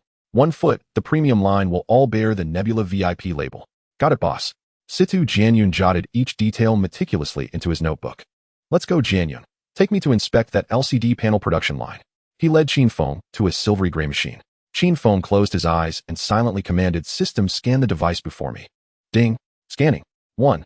As the system processed, the two continued discussing after-sales service, retail distribution, and pre-launch advertising strategies. 5 minutes later, ding. Scan complete. The host must pay $10 million to redeem the full set of blueprints. TCH. Ruthless system. Qin Feng cursed inwardly, then obediently authorized the system transfer with a flick of his finger. Ding. Blueprints saved to system storage. With the blueprints secured, Qin Feng turned to Situ Jianyun. Jianyun, I'll finalize the production line drawings immediately. You select a reputable heavy industry group and commence manufacturing directly from the plans. Understood, boss. Situ Jianyun no longer harbored doubts about Qin Feng. The research team behind him was simply formidable. Even technical bottlenecks that had stymied Japan's Shimpu Corporation for years were effortlessly resolved by him. After touring the factory, Qin Feng prepared to leave, but paused at the threshold. For the Hong Kong market, we operate exclusively through our own channels. Only once we expand overseas will we consider agents. President Qin, the storefronts are confirmed. 12 in total, all located in prime commercial districts. Qin Feng nodded, saying nothing more. Entrusting matters to Situ Jianyun, he felt not a trace of anxiety. Beyond making key strategic decisions, he delegated all operational matters without reservation. When Qin Feng returned to his villa on Victoria Peak, Zhou Huimin and her mother had already been residing there for several days. He couldn't possibly bring Zhou Huimin to live with him while leaving her elderly mother alone in the ancestral home. At over 50, frail and perpetually unwell, she was brought along without hesitation. His cohabitation with Zhou Huimin was long an open secret within their circle, making life simpler. No more frantic back-and-forth commutes, and their days flowed with quiet steadiness. Pushing open the door, he found Zhou's mother just setting lunch on the table. Qin Feng had originally intended to hire a private chef, only to have her gently wave him off. Food cooked by outsiders can never match the peace of mind that comes from one's own hearth. My hands and feet still move well enough. Only when I truly can't lift the walk will I call for help. Relenting, Qin Feng hired several domestic staff solely for household upkeep. On this point, Zhou's mother raised no objection. The villa and its sprawling garden would take her until years in to clean alone. Late at night, after tender moments subsided, Zhou Huimin rested her head upon Qin Feng's chest and murmured softly, Brother Qin, our first Jiangshi film is nearing completion. On which cinema circuit shall it premiere? Qin Feng paused, realizing to his surprise that he hadn't yet established his own cinema chain. To wait until others controlled scheduling and screening slots would place him at a severe disadvantage. After a moment's reflection, he replied, simultaneous release across Shaw Brothers' Golden Harvest and Golden Princess cinemas. Set the date for 20 days from now. I'll be promoting a new product shortly. Once that whirlwind passes, we'll launch our full campaign for Uncle Nine. By the way, Huimin, how is The Legend of Zhan Huan progressing? Brother Qin, we're just past the halfway mark. The script demands heavy performance and location scouting has proven exceptionally selective. hence the slower pace. No rush, proceed steadily. Don't exhaust yourself. As they spoke of films, Qin Feng's resolve crystallized. It was time to build his own cinema chain. It would follow future standard specifications, fully air-conditioned climate control, wide plush seating, and exclusive VIP screening rooms, each theater grander than the last. Starting with dozens of locations costing hundreds of millions, he felt no pang of regret. Yet screens alone were insufficient. He needed to secure a robust library of film rights first. Otherwise, an empty chain would merely burn capital without purpose. Regarding Zhou Huiman's mention of difficult locations, scouting the idea of a Hong Kong Hongdian briefly crossed his mind, before he swiftly dismissed it too small, too narrow a market. Such an investment would yield only losses and hollow publicity. When the time came to expand northward into mainland China, he would construct a cinematic base far larger and more professional than even the legendary Hongdian of his past life. Only then would he truly stand rooted in the entire Chinese language entertainment industry. The next morning, Qin Feng accompanied Zhou Huiman to the television station. While she entered production, he proceeded directly to his office and summoned Huang Shijiao. Manager Huang, the film division must be spun off from the television station into an independent company. Consider carefully, would you prefer to remain with the station or transfer to the new film company? Huang Shijiao pondered briefly before replying, President Qin, I'll stay with the television station. I've grown accustomed to its rhythm over the years. Qin Feng nodded. Very well. Variety shows and television dramas will remain under the station's purview. You'll oversee them. Once the new company is registered, all film production and distribution will be transferred there. Understood, President Qin. Qin Feng added, once ATV consolidates its footing, begin acquiring your next television station. Not limited to local markets, overseas acquisitions are also acceptable. Our media empire must not be confined to Hong Kong alone. First expand across Southeast Asia, then reach globally. Soon I'll integrate all subsidiaries. The media division will fall under your joint leadership with Huang Heqiang. You will serve as executive president of Qin Empire Media. Huang Heqiang will serve as vice president. You will oversee television and new media. He will manage publishing and print journalism. Huang Shijiao's eyes lit up. Thank you, President Qin. He hadn't expected promotion to come so swiftly. Yet Qin Feng's tone grew grave. Don't celebrate just yet. You have 1 year to deliver tangible influence. I don't demand exorbitant profits from the media group, but every newspaper or channel bearing the Qin Empire name must command attention. Its voice must resonate, its authority unquestioned. Huang Shijiao responded solemnly, understood, boss. Over the next 2 days, proactively contact Qin Empire Electronics. They'll unveil their new television model shortly. Oversee the promotional film personally and ensure it airs consecutively for 5 days. And don't limit outreach to the television station. Notify the newspaper division as well. You'll visit Huang Heqiang in person to deliver this message. Understood, President Qin. I'll depart immediately. Qin Feng paused, then added, also dispatch several large freight trucks. Mount high-decibel loudspeakers atop each vehicle and affix stellar sky LCD television posters across every surface. Conduct rotating street tours across designated districts. Within 1 day, cover all major thoroughfares, historic neighborhoods, and newly developed towns across Hong Kong. Such tactics would become commonplace in later eras, but today this was unprecedented. Huang Shijiao asked no questions, merely nodded in silent acknowledgement. That's all. Act promptly. The moment the door clicked shut, Qin Feng dialed Qin Wen's number. Qin Empire Electronics could afford no misstep. Once the television's launched, scrutiny of technical specifications, engineering blueprints, and production lines would intensify dramatically. The factory itself required absolute vigilance. If even a few envious interlopers breached security to sabotage equipment or destroy molds, the assembly line would collapse before the first unit reached consumers. By that time, even the current stock would be unavailable. As the phone connected, he directly said, Qin, when you need to go to the Qin Empire Electronics Company immediately to take over the security system completely. Compile a list of everyone in the company who can access core materials from engineers to administration. Monitor them closely and report any unusual activity immediately. Understood, boss. Only when the garrison team was in position did Qin Feng finally feel a sense of relief. For days later, the streets of Xiangjiang were filled with the words Starry Sky, LCD TV. Global top-tier technology, Starry Sky, LCD TV. Xiangjiang Tycoon. Qin Feng invested 1 billion Hong Kong dollars just to create a television for the people of Xiangjiang. 1 year of malfunction. We will directly replace it. If there are problems within 3 years, repairs are free. The price is reasonable. Starry Sky No. 120 inches, $500. 30 inches. Starry Sky VIP Series 40 inches, $6,666. Place it in the living room. It exudes grandeur. Hang it on the wall. It's stylish. Install one in the bedroom and another in the living room. Whether lying down to binge watch or sitting to catch the news, a small screen. That's an old story now. Starry Sky LCD TV 45 inches only. Rising at 6 in the morning, ATV TVB and the remaining 3 local television stations all switched on their channels to broadcast advertisements for Starry Sky No. 1 and Starry Sky VIP. The newspapers didn't fall behind either. Economic Daily, Entertainment Daily, Literature Daily, and Dongfang Press, the top 10 newspapers in Xinjiang, had all their front pages, middle sections, and supplement ads for the next 5 days monopolized by Qingfeng. The press worked overnight to print palm-sized advertisements, thick and glossy, with each word packed with impact. Dozens of temporary workers received 1,000 copies, each rushing through the streets, handing them out at subway entrances, tea restaurants, and office lobbies without pause. Not to mention the large trucks scurrying around the city, doors sprayed with massive posters, the rooftop speakers blasting advertisements, the sound waves rolling over Causeway Bay, Sim Sha Sui, North Point. 0. Today is just the beginning. To be precise, for the next 5 days, the entire Xinjiang would be in a frenzy. This onslaught was too intense. Citizens stood by the street with their teacups, while several old gentlemen in wealthy families rubbed their temples as they put down their newspapers. It's not that they hadn't seen advertisements before. Their own products often appeared in the papers, but who had seen such an unabashed rule-breaking campaign? This was not a promotion, it was a bombardment, not a marketing strategy, but brainwashing. Qingfeng had no intention of testing the waters slowly. He directly hammered a resounding gong into the ears of the people of Xinjiang. Overnight, no one asked, which company makes Starry Sky TV? They only calculated the cathode ray tube in my home should be thrown away. Light, thin, bright, and energy-saving. Compared to that heavy iron lump at home, it's like the difference between a radio and a smartphone.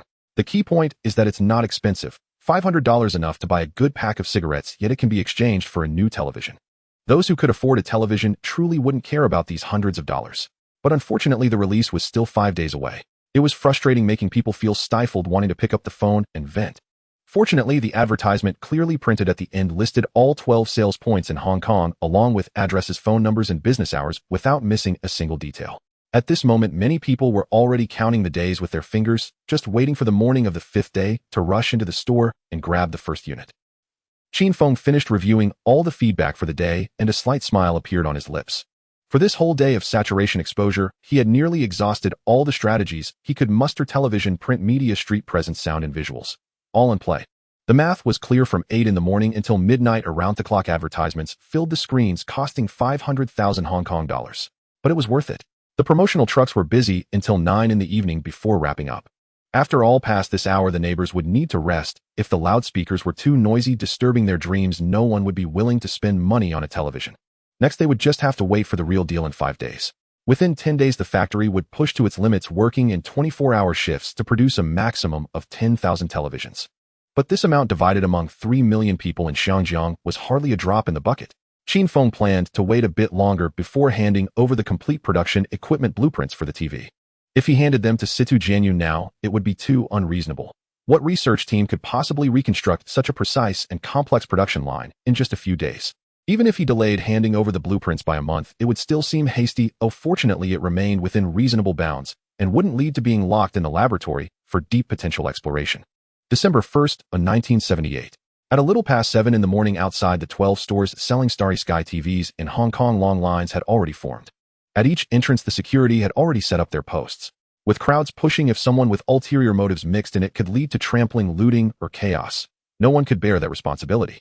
At 8 sharp, the store doors opened on time. The store manager stepped outside, scanned the sea of heads, and showed no sign of surprise. He raised his hand to signal the security to block the entrance first, then picked up the loudspeaker, his voice booming. "Everyone, please remain calm. We will allow 20 customers in at a time with 3-minute intervals, so no one's time will be wasted. After purchasing, the staff will escort you out through the back door." Before he could finish speaking, the crowd erupted. "We know. Open the door quickly." "Yeah, I'm in a hurry to pick up my child." The store manager simply fell silent and pushed open the glass door with a clatter. The people in front surged forward, and when counting to the 20th, the security raised a hand to stop them. That person stomped his foot and had to step aside to wait. Inside the store, salespeople had been waiting for a long time with all the display models hanging on the walls. Whichever model caught their eye, they would have the salesperson adjust the sound and picture quality. If satisfied, they would place the order directly. Once the new TV was powered on and tested with a clear picture and stable sound, if everything was fine, they would head to the back door to pay and pick up their goods. Want it wall mounted? Sure, just register for an appointment and a technician will install it at home for a fee of $20. Delivery was also an option, or just fill out an address form, and the shipping fee was only $10. For anyone who could afford this television, who would care about $10 or $20? The 12 stores divided up 10,000 units of stock, with over 800 units in each store. From opening in the morning until noon, half had already sold out. The store manager and salespeople even had to squat by the counter to grab a few bites for lunch before welcoming the customers. Yet the line outside didn't dissipate, but continued to grow. After all, it was lunchtime and office workers, housewives, and students all gathered together. The store manager rushed into the stockroom to check and found that half the shelves were empty, his heart sinking. At this rate, they would run out of stock before 3 in the afternoon. If they had to stand in line all day only to be told at the front we're out, they might even tear down the sign. He grabbed the phone and dialed Tianjun directly. Once busy tone, twice line is busy, 3 times, 4 times. Until the 5th time he finally heard a beep, indicating the call connected. Before the store manager could say anything, Tianjun's voice came crashing in. There's no stock left. Today we have a total of 1,000 units. Tomorrow each store will be replenished with 80 units. Not a single one more. Click. The call ended abruptly. The store manager stared at the receiver in a daze, then forced a bitter smile. It seemed he wasn't the only one making this call. He looked up at the endless tide of people outside, his throat rolling. But what needed to be said still had to be said. He picked up the megaphone, stood at the shop entrance, and loudly addressed the crowd. Ladies and gentlemen, thank you all for your support. Choose our Starry Sky television.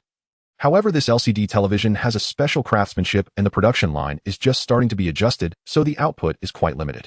Today we only have a little over 400 units left. Friends at the back, please go home first and come back in a few days. From now on, each store will supply 80 units every day. As soon as these words were spoken, the customers at the end of the line exploded with frustration. What kind of joke is this? I stood under the sun for half a day, and you tell me there are no goods left. Yes, I even took a day off just to grab a television, and you dismiss me with a simple sold out. The store manager wiped the sweat from his forehead repeatedly, explaining, his voice growing weak. He simply had the staff run errands and brought dozens of boxes of chilled drinks, distributing them to those in line. Those seeking a bargain took the drinks and did not press further. Those who were unwilling could only sigh and leave. After all, waiting another 10 or 8 days, they would surely have their turn. No one anticipated that for the next month, every day before dawn, the entrance would be packed with people. Hong Kong is such a small place, and the population is evident. Producing 30,000 units in 30 days means each of the 3 million people cannot even share half a unit. Even more chaotic scalpers set up overnight, snatching them up and instantly reselling at a markup. Those with guts hoarded the goods without selling, pondering how to export them abroad. This item was exclusive, and once overseas, wealthy people would pay any price, even 10 times the original amount. But the risks were no laughing matter. Smuggling caught could lead to imprisonment, or once the goods left the borders, encountering robbers could cost them their lives. With good luck, one might return alive. With bad luck, they wouldn't even have a body to recover. Until Feng produced the improved equipment blueprints, the factory's production line was readjusted, and the daily output finally increased, alleviating some pressure on the stores. Of course, that was a matter for later. The night before, Jianyun called, unable to contain his excitement. Mr. Qing, we sold out today. 10,000 units completely cleared. 3,000 units of 20 inches, 3,000 of 30 inches, 2,000 of 40 inches, and 2,000 of 45 inches, and not a single unit left. The total sales amounted to 355,8000 yuan. The profit from the Xingyun No. 1 platform is thin, but the Xingyun VIP channel has multiplied several times over. Calculating, we earned over 20 million in a single day. Feng listened silently, his expression calm. He was already aware of the numbers. Jianyun, don't get too excited. Right now, production capacity is the bottleneck. We can only supply a portion for now. Once the equipment expands, production and sales are launched globally, 200 million a day is not an exaggeration. Jianyun immediately chimed in. Mr. Qin, I admire your vision. I'll update my resume right away. Just one line: former president of Qin Empire Electronics Company. No need to add anything else. That line alone is enough to crush all competitors. Feng chuckled. What are you changing it for? Do you plan to switch jobs? Not at all. Absolutely not. Mr. Qin, you can trust me. I will stick with the Qin Empire for life. All right, stop with the sweet talk. Follow the procedure and just stabilize production. By the way, your family is pressuring you to get married, right? Invite the young lady out for a meal, take a walk. Feelings develop over time. Boss, rest assured. On my wedding day, you must come to officiate. Okay, I've noted that. After hanging up, Feng turned off the lights, embraced the person beside him, and fell into a deep sleep. After waiting for 3 more days, on the 4th morning, as the rush to buy televisions subsided, Feng ordered the promotion to start, featuring the zombie movie, Zombie Town, starring Uncle Gio. The story revolves around a remote small town plagued by several zombies discovered by the unintentional arrival of Uncle Gio's senior brother, Farid Boy. In a hurry, he returned to the temple to seek help, teaming up with his junior brother Uncle Gio to return to the town, and together, they suppressed the zombie crisis completely. The film only ran ads for 3 days on its own television station and in local newspapers before it hurriedly premiered. Previously, Hong Kong's zombie films mostly followed Western styles, resulting in stiff action and chaotic logic, receiving mediocre reviews. The first day's box office was tepid as expected. However, those who watched it came out almost in unison saying it was worth it. Others doubted a zombie movie. Can it really bring something new? But once they entered the cinema, they discovered Uncle Joe wasn't playing a monster. He was a living, breathing Taoist priest. It wasn't just fighting but etiquette, respect, and responsibility embedded in every move. As for the acting, there was no need to elaborate. The next day, the theater's attendance rate jumped by 50%. The following day, those who had seen it eagerly recommended it to friends, and soon lines formed outside the cinema. After the screening, no one frowned or shook their heads. Everyone was convinced, praising Uncle Joe for his superb performance that commanded the audience. In 6 days, the box office broke 1 million Hong Kong dollars. The entire industry was stunned. How could a zombie movie be this popular? At Shaw Brothers Studios, sixth uncle smashed a teacup, standing in the center of the meeting room, glaring at the row of directors, producers, and department heads below, his face livid. Uncle Joe has been our martial arts director for so many years. Who dares say he lacks acting skills? Du Chifeng, the director of Zombie Town, used to adjust lighting. How many times has he walked past you under your noses? How come none of you recognized him? He has been at Shaw for almost 5 years. Once he jumped to ATV, he immediately produced a hit. Are you blind or asleep? Today, give me a reasonable explanation.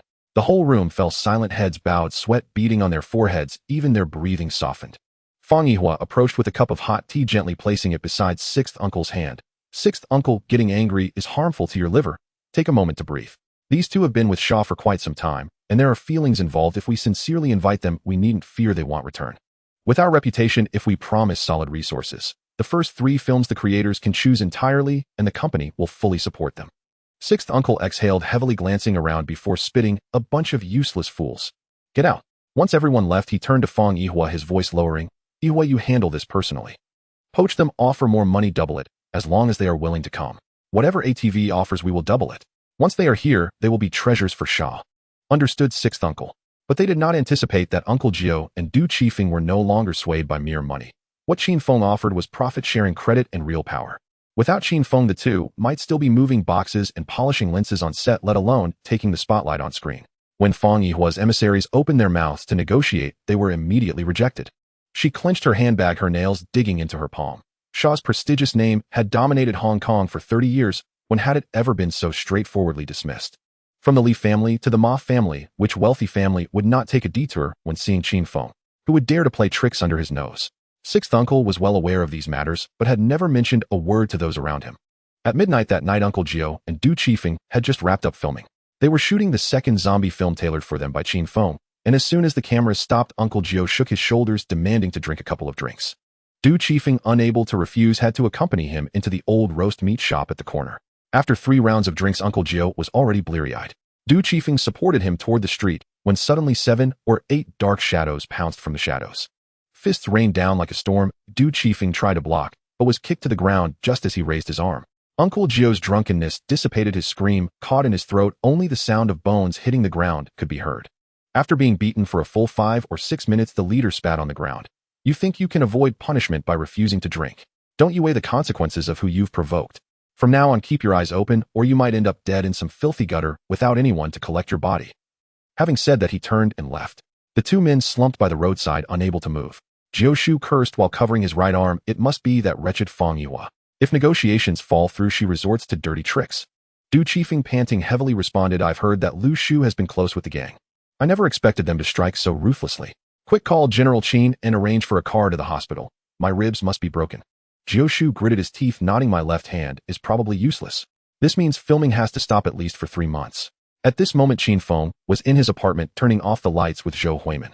The sound of the phone pierced through the morning silence, and Qin Feng suddenly opened his eyes, grabbing the phone and shouting, Who is it? It's me, Du Chifeng, General Qin.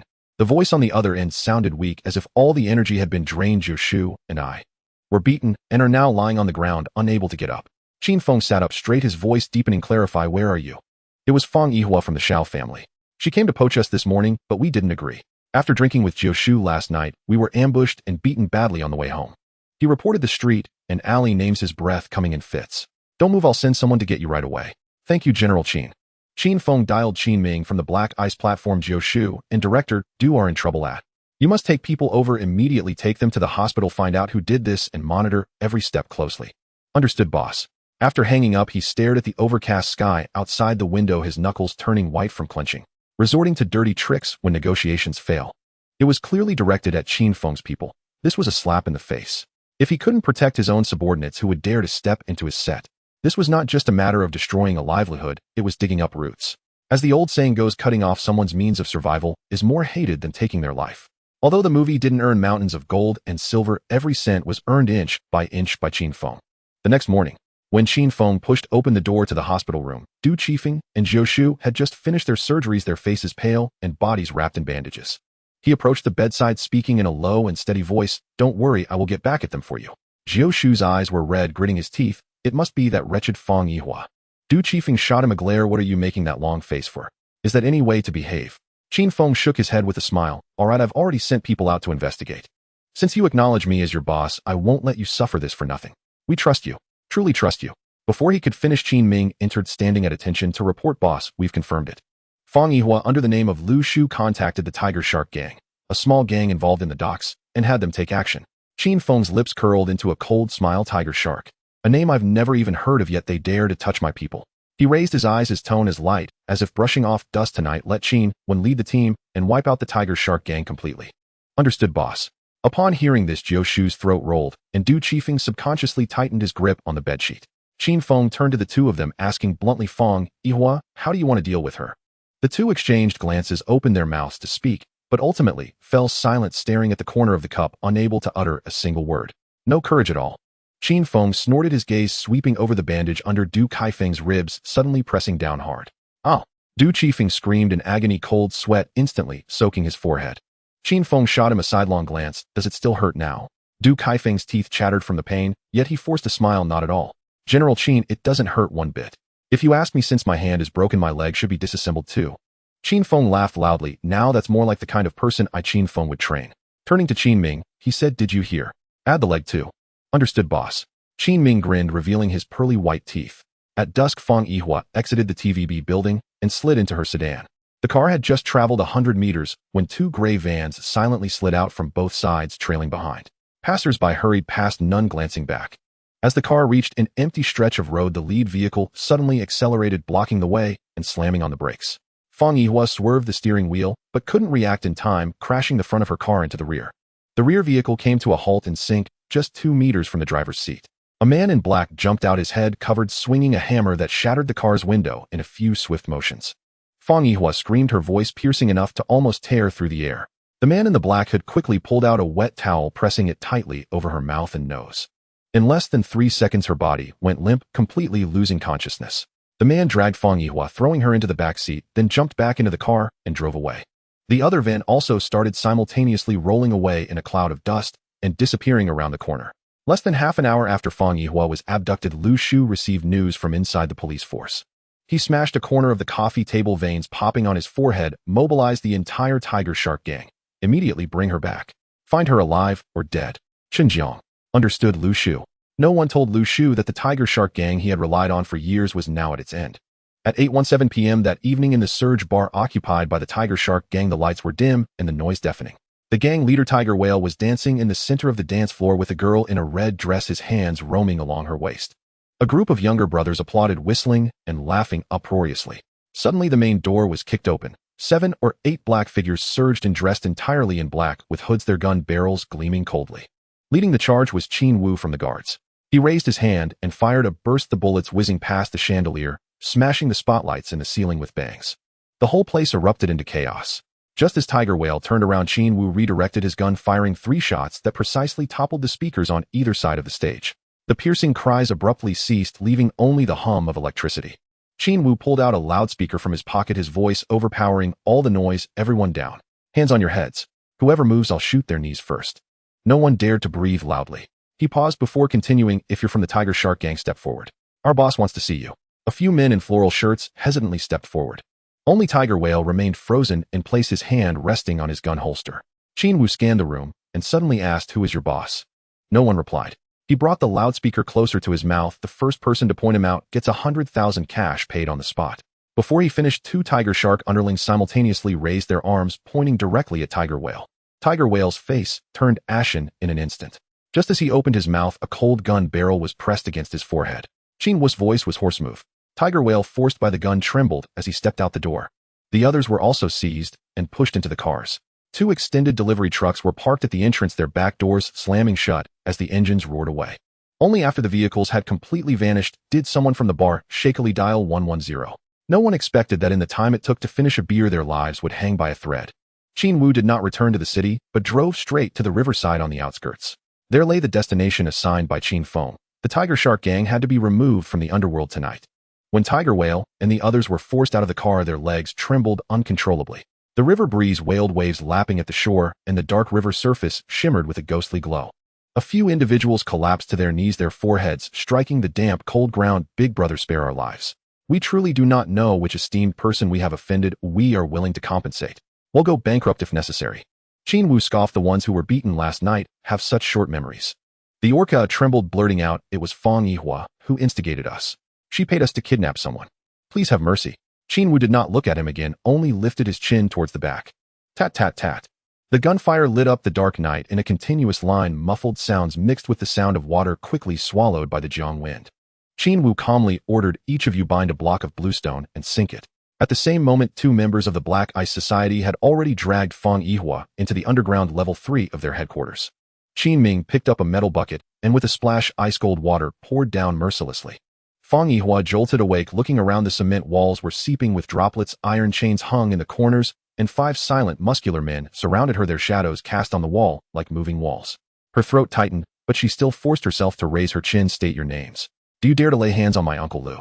Qin Ming smirked coldly. "Do you know who stands behind Uncle Jiao and Du Qifeng?" Feng Yihua's face turned pale instantly, her heart sinking. "So these people were here to collect debts for Uncle Jiao. I made a mistake. I will pay 100,000 each, no 200,000. Please have mercy on us." Her voice trembled, her knees buckling as she nearly collapsed. Qin Ming did not reply, merely picked up a steel pipe, walking slowly towards her, his tone as flat, as if announcing the weather. "Whether I can spare you depends on Uncle Jiao's nod. My job is to carry out the boss orders without fail." Just as the words left his mouth, the steel pipe came crashing down. Bang. Ah. Bang bang bang. Spare me. My hand. My leg. Ah. The screams abruptly ceased. But Qin Ming did not stop. After a few more strikes, Feng Yihua was jolted awake from the pain. After taking only 2 hits, she fainted again. Only then did he withdraw his hand, looking down at the twisted figure on the ground. He quietly hummed in satisfaction. The nearby members of the Black Ice Society felt a chill run down their spines, none daring to speak. Qin Ming executed Qin Feng's orders without a hitch. At this moment, Feng Yihua was completely broken, her hands and legs shattered, only a few ribs barely clinging together, lying there like a pile of soaking rags, breathing weakly, but still alive. He took out his phone and dialed Qin Feng's number. A light laugh came from the other end of the line. "Leave her a breath. Uncle Lu will come to redeem her. For this deal, I want to collect a bit more interest." "Understood, boss." At the same moment, a subordinate sent by Uncle Lu from the Tiger Shark gang rushed back to the office in disarray. "Uncle Lu, the Tiger Shark gang was wiped out tonight." Uncle Liu's body swayed, his fingers tightening around the armrest. "Something's off. Too coincidental." He immediately called Feng Yihua's secretary Xiao Zhang. Most of Feng Yihua's daily affairs were handled by Xiao Zhang. The phone rang twice before being picked up, and Uncle Lu asked right away, "Xiao Zhang, has Yihua offended anyone recently?" Xiao Zhang was confused. "Uncle Lu, I haven't heard of anything. Has something happened to President Feng?" Uncle Lu lowered his voice. "She has been kidnapped." "Oh." Xiao Zhang gasped. A flash of realization struck him. Yesterday, Feng Yihua had indeed asked him to contact the Tiger Shark gang, saying, "Teach those 2 ungrateful actors from Yasi a lesson, Uncle Jiao and Du Qifeng." He blurted out, "Uncle Lu, I remember now. Yesterday, President Feng sent someone to win over Uncle Jiao and the others, but they didn't respond. That night, the Tiger Shark gang went to talk sense to them. But aren't they just 2 extras? What kind of powerful backing do they have?" Uncle Liu's expression changed drastically, striking the table fiercely, completely foolish. The call was abruptly hung up. He understood everything. Yasi was under the control of the Qin Empire Media, and Qin Empire Media belonged to Qin Feng. Who is Qin Feng? Though Uncle Lu had never met him, he had heard of him. The Li family and the Ma family, 2 major underworld families, had been wiped off the map of Xianjiang overnight for offending him. Recently, he had just clashed head-on with the Li family. Feng Yihua moving against Yasi was akin to publicly slapping Qin Feng's face. Even worse, after Qin Feng destroyed the Li family, Uncle Lu took advantage of the chaos to employ some underhanded methods and seized the wireless television station for himself. He paced back and forth in his study, suddenly stopping, recalling a person, the king of charter boats. Yes, the king of charter boats was close to Qin Feng. If he asked him to mediate, perhaps he could bring her back. Uncle Lu had a good relationship with the king of charter boats, and after a phone call, he laid out the entire situation. The king of charter boats was silent for a moment, then sighed, shouting, "I know Qin Feng's temper. I can't guarantee whether Miss Feng is still alive. But since Uncle Lu had asked for his help, he could not refuse. In the end, he could only say, "You prepare a generous gift. First, go to the hospital to see Uncle Gio and do chiefing and personally apologize. Once I arrange a time, I will set up a meeting for you with Qin Feng to have a meal together." Uncle Lu had no choice but to comply. Having made the mistake first, he had to bow his head sincerely. He ran around several major hospitals, finally finding Uncle Gio and Du Kaifeng's hospital beds at Xiangjiang Mary Hospital's orthopedics department. Carrying a few boxes of tonics, Uncle Lu rushed to the orthopedics ward. Just as he reached the door of Uncle Gio's ward, two men in black suits stepped forward and blocked him with their arms, their gazes cold. "Halt. Mr. Qin has ordered that without permission no one may enter." Uncle Lu had no choice but to lower his stance, softening his tone. "Brothers, could you please go in and inform them? Just say Uncle Lu is here and Du Chiefing will understand immediately." The security guard at the door looked him up and down and said, "Wait a moment, I'll go ask." Inside the ward, Uncle Gio and Du Chiefing had already heard the commotion outside. They exchanged glances, and Du Chiefing spoke. "First, let's not show our faces. Let him talk directly to President Qin. Right now it's not our turn to make a move." Uncle Gio nodded, not saying much. The security personnel pushed the door open, and Du Chiefing nodded to him. "Big brother, we want show up. Please inform Uncle Lu to discuss the matter with President Qin in person." "All right." The other person glanced at the two and turned to leave. At the door, he cupped his fist towards Uncle Lu. "Uncle Lu, the boss invites you directly to discuss in detail. The two inside just finished their surgery and need to rest." Uncle Liu's face turned pale. There was only a thin board separating the inside from the outside, who didn't know what was going on. In his life, he had never been treated so dismissively at the door. If it weren't for Fang Yihua having been by his side since she was 15, he wouldn't have bothered to wade into this murky water. He said nothing, turned around, and called the king of charter boats. "Bao Sheng, arrange a meeting for me with Qin Feng. I haven't even stepped across the hospital's threshold." Bao Chuanwang paused, startled. "All right, I'll contact him right away." At that moment, Qin Feng sat in his television station office flipping through documents. His phone rang. Glancing at the screen, he saw it was Bao Chuanwang, and answered with mild surprise. "Uncle Bao, is there something you need?" Bao Chuanwang hesitated, visibly uncomfortable. "Xiao Feng. Sixth uncle asked me to mediate. I can't refuse. Do you think there's room for discussion?" Qin Feng gave a light, knowing laugh. "Uncle Bao, let him wait 2 days first. Then you pick a date and arrange dinner." "Done." Bao Chuanwang paused, then lowered his voice. "Xiao Feng, I'll ask just once more, is Fang Yihua still alive? She's clinging to life, but won't die? Daring to lay hands on my people, she's only spared because she still serves a purpose." Bao Chuanwang exhaled slowly, deeply relieved. "Alive. That's enough. Let it be her lesson." He hung up and immediately called sixth uncle to confirm their meeting at the Peninsula Hotel 2 days later. Though anxious, sixth uncle had no choice but to agree. Meanwhile, Qin Feng had already launched preparations for his new film company. Media operations would remain distinct from cinematic ones. Henceforth, the two enterprises would operate entirely independently. Yet the position of general manager remained unfilled. With no suitable candidate forthcoming, Lu Ruixia would assume the role. She was currently coordinating integrated operations between the newspaper and the television station, a responsibility easily delegated, freeing her for this new assignment. The thought crystallized instantly. Qin Feng dialed her number and summoned her from the newspaper office. When Lu Ruixia entered, she wore a sharply tailored short skirt, suit, fine-heeled stilettos, and sheer black stockings hugging elegant legs. Her stride calm, unhurried, assured. Qin Feng's Adam's apple shifted faintly as his gaze lingered a beat too long. "Ruixia, lock the door behind you. There's something we must discuss." Her eyes flickered upward, a subtle knowing smile playing on her lips as she turned the lock with effortless grace. She swayed lightly toward the desk and settled onto his lap, arms looping around his neck, body tilting forward with quiet intimacy.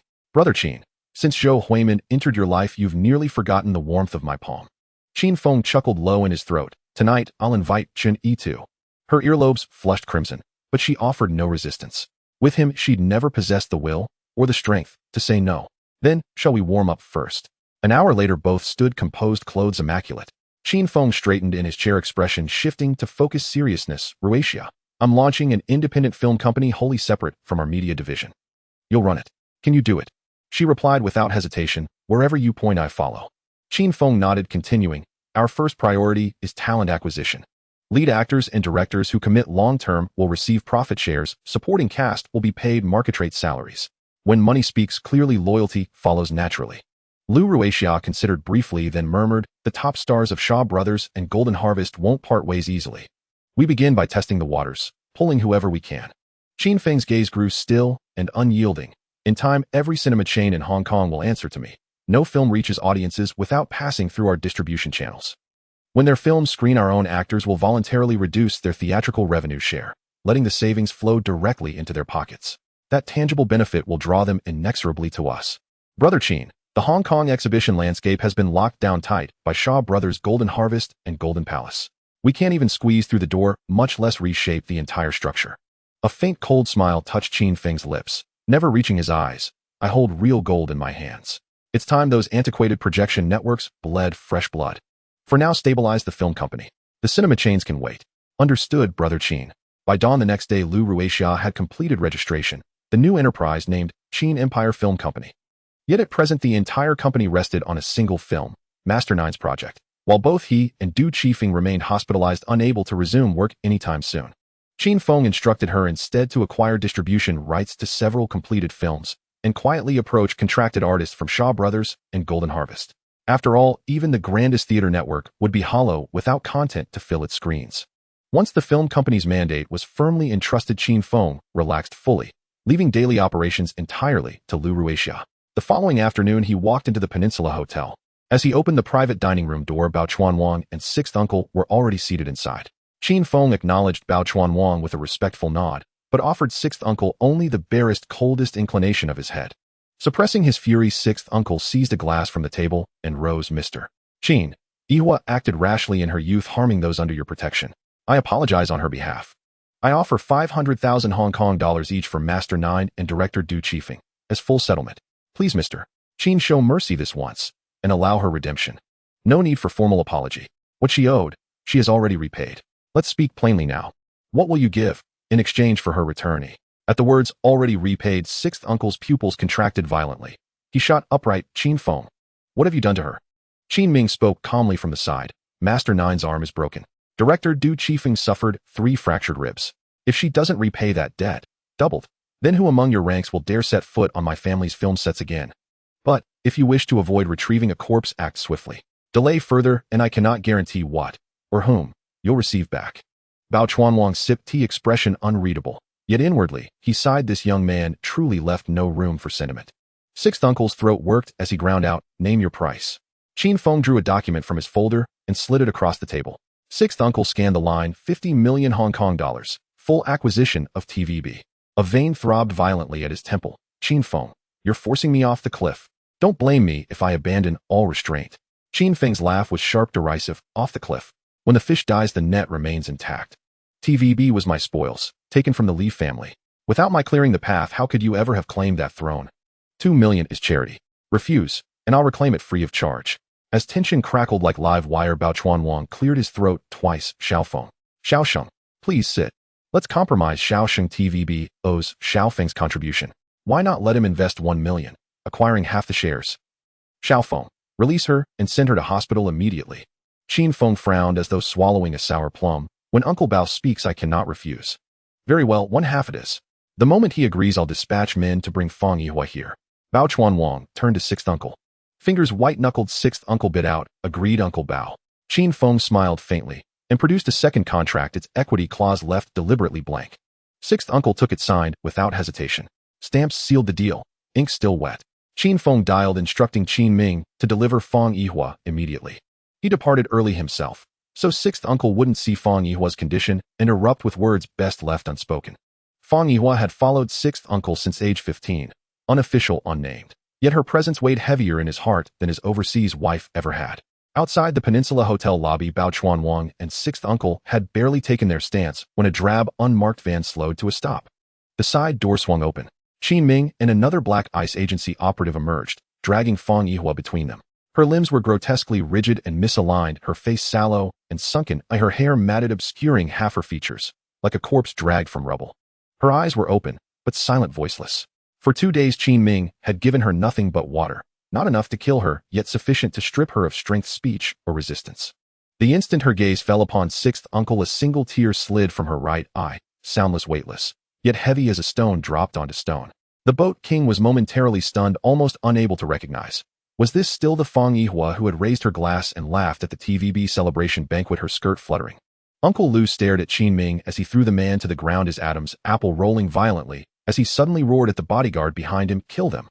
Before the words had even left his mouth, 5 or 6 men in black had already rushed out. Qin Ming crossed his arms lazily against the car door, not even raising his eyelids. Another man from the Black Ice platform had drawn his gun and fired twice the bullets, precisely grazing the outer thighs of two bodyguards, blood instantly blooming. The two of them grunted and collapsed, their bodies twitching at odd angles. The others remained frozen in place, the gun muzzles glinting coldly, and no one dared to take a third step. Qin Ming scoffed. Today, out of respect for the Boat King, I'll let you breathe. Had it been elsewhere, anyone who dared to move would never see the light of the next day. With that, he brushed off his sleeves and turned to leave. Indeed, the entrance of the Peninsula Hotel was bustling with people, cameras, reporters, and tourists, all jostling for space. If a fight broke out, no one could control the situation. Moreover, he had to give face to the Boat King. Otherwise, it was uncertain whether Uncle Lu could walk out of this street. After Qin Ming left, 50% of the shares of the wireless platform were transferred to Huang Shijiao that very day. Qin Feng had already made up his mind to swallow the wireless platform. Now holding half the power, he had more than enough to stir the pot. He didn't rely on it for profit. He only wanted Xiao Lu to earn not a single cent in the platform. Money. He wasn't lacking. He could afford to wait. It just depended on whether Uncle Lu had a hard enough backbone to withstand several rounds. Next, he set his sights on oil futures. Doing the math, there were less than 3 weeks left before the two oil-producing countries went to war. Once the funds were invested, he would no longer monitor the market, just waiting for the oil prices to soar. This deal was far more ruthless than the last, but it required a 2-month endurance. Once the futures were settled, the television design plans would be handed to Situ Jianyun, so he could expand production overnight. The Xingyun television must be spread into every household's living room. The next morning, Qin Feng entered HSBC. He increasingly understood, without a trustworthy international bank backing him, no matter how grand the plan, it was merely building a tower on sand. But once he used HSBC's leverage, he had to lay his accounts bare before them. He walked straight towards Shinbei's office. As soon as Shunbai saw him, he immediately stood up with a broad smile, saying, "Mr. Qin, please have a seat. I'll personally brew tea." "No need, Shun. I'm here today to trouble you again." Shunbai patted his chest, laughing. "What are you being polite for, Mr. Qin? Who are we to each other? As long as I can handle it, I won't be vague." Qin Feng smiled. "I want to return to the futures market this time. I don't have enough principal and want to borrow some leverage." Shinbei's eyes lit up. Here we go again. Sure enough, he had backed the right horse initially. He hurriedly asked, "Mr. Qin, how much do you plan to invest? How many times of leverage do you need?" Qin Feng answered succinctly, 100 million USD principal, 10 times leverage. Shinbai took a breath. 1 billion USD was no small amount. He lightly tapped his fingers on the table, hesitating. Qin Feng did not urge him, slowly adding, "Shin, if this works out, you might as well lend a hand too." Shinbei's eyes instantly brightened. Being part of Qin Feng's deal was far more substantial than earning a year-end bonus at HSBC. But he also knew that 1 billion was not something he could decide alone. After a moment's thought, he spoke, "Mr. Qin, you have a good relationship with the Boat King, right?" Qin Feng nodded with a smile. "The two families have been friends for generations. If needed, I can ask the Boat King to help you deliver a message at the board meeting." Shinbai nodded. "That would be troublesome for you, Mr. Qin. I'm afraid I can't handle this by myself. 1 billion USD is no joke. If there's any slip-up, the consequences will be endless." "Don't worry, Shun. They'll go communicate with the Boat King in person right away." Shinbai smiled slightly. Then it settled. "Mr. Qin, with the Boat King at the helm, this matter will really take off in HSBC's complex internal network." Qin Feng paused slightly, asking, "Shin, how much are you planning to invest this time?" Shinbai hesitated. 100 million USD. "This is all my wealth, betting it on you taking this gamble." Qin Feng looked up, his gaze calm. So Shinbai had quietly tested the waters over the years. "All right.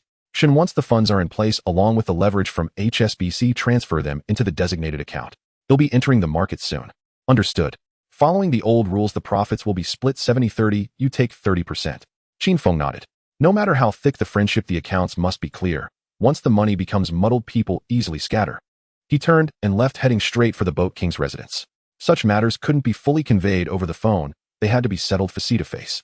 He first dialed the Boat King's number, arranging to visit that evening.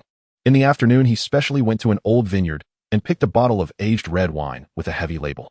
At night, he parked in front of the manor. The Boat King had already sent someone to wait. Upon seeing the car, he welcomed him. As soon as he stepped into the living room, the Boat King smiled and greeted, "Xiao Feng has arrived. Please have a seat. I've been waiting for you to start eating. Let's talk at the dining table, it's more straightforward." Qin Feng handed the wine to the butler, not refusing, and directly sat beside the Boat King. As they chatted and laughed during the meal, after finishing, the Boat King led him into the study. Wu Guangjing also followed in, one of the 3 sons-in-law of the Bao family, often by their side. Everyone understood in their hearts that this position would eventually be his. Qin Feng got straight to the point. "Uncle Bao, I want to leverage at HSBC. The amount is not small, as Shun said. We need you to come forward and communicate with a few directors." The Boat King furrowed his brow. "How much do you need? Even Shunbai can't handle it."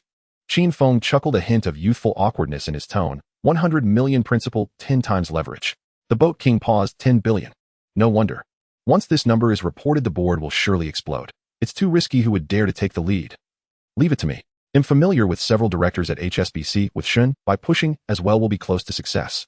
Then I'll trouble you, Uncle Bao. Wu Guangjing silently listened nearby, feeling a warmth spread across his face. Close to 40, still steadily under his father-in-law's wings, this young man could already deftly manage 10 billion in funds with ease. The boat king noticed his son-in-law's expression and placed a hand on his shoulder, smiling. You're doing great. Don't compare yourself to him. This kid is naturally here to break records. Qin Feng added. Uncle Wu, this is serious leverage. If I stumble, everything I've built over the years will need to be filled in.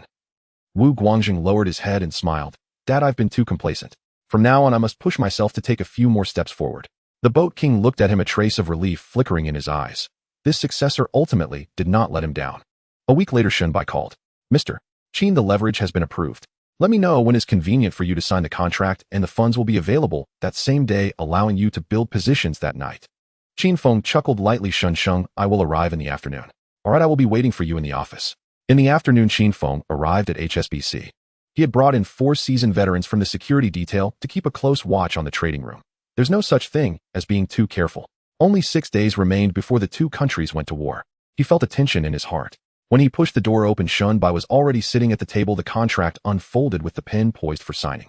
Upon seeing him enter, Shunbai stood up and handed him the document. Qinsheng, take a look. If everything is fine, we can sign. The funds will be transferred tonight, and you can enter the market at any time. The 5 traders are all in place. Wang Chong is among them.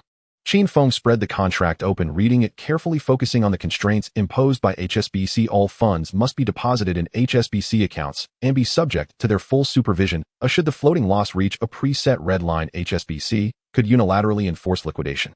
He checked it word by word twice, confirmed it was correct, took up the pen and signed, then firmly pressed his fingerprint. Xinsheng, thank you very much for your strong support this time. Please transfer your $100 million as well. It'll officially enter the market tonight. Xinbai smiled and agreed he'll take care of it right away. You should meet the trading team first. It's the same top floor VIP room as last time. I've had 3 folding beds added to accommodate the team so they can take turns resting without delaying any work.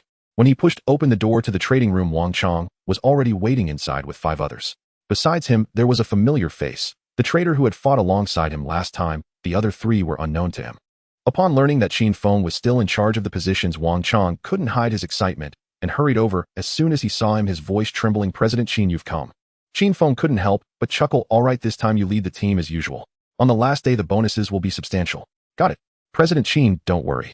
He scanned the rest of the team. This round will not be short. We will have to endure for more than 2 months. You all need to stay in this room, and no one can step outside. He paused, his tone becoming serious. Now is the time to back out. If you have any doubts, speak up early if you have concerns. The 5 remained silent for a moment, all shaking their heads. Qin Feng nodded. All right. I'll give you half an hour to call home. After that, all mobile phones, watches, and smart devices must be turned in. They will be returned as they were after the trading ends.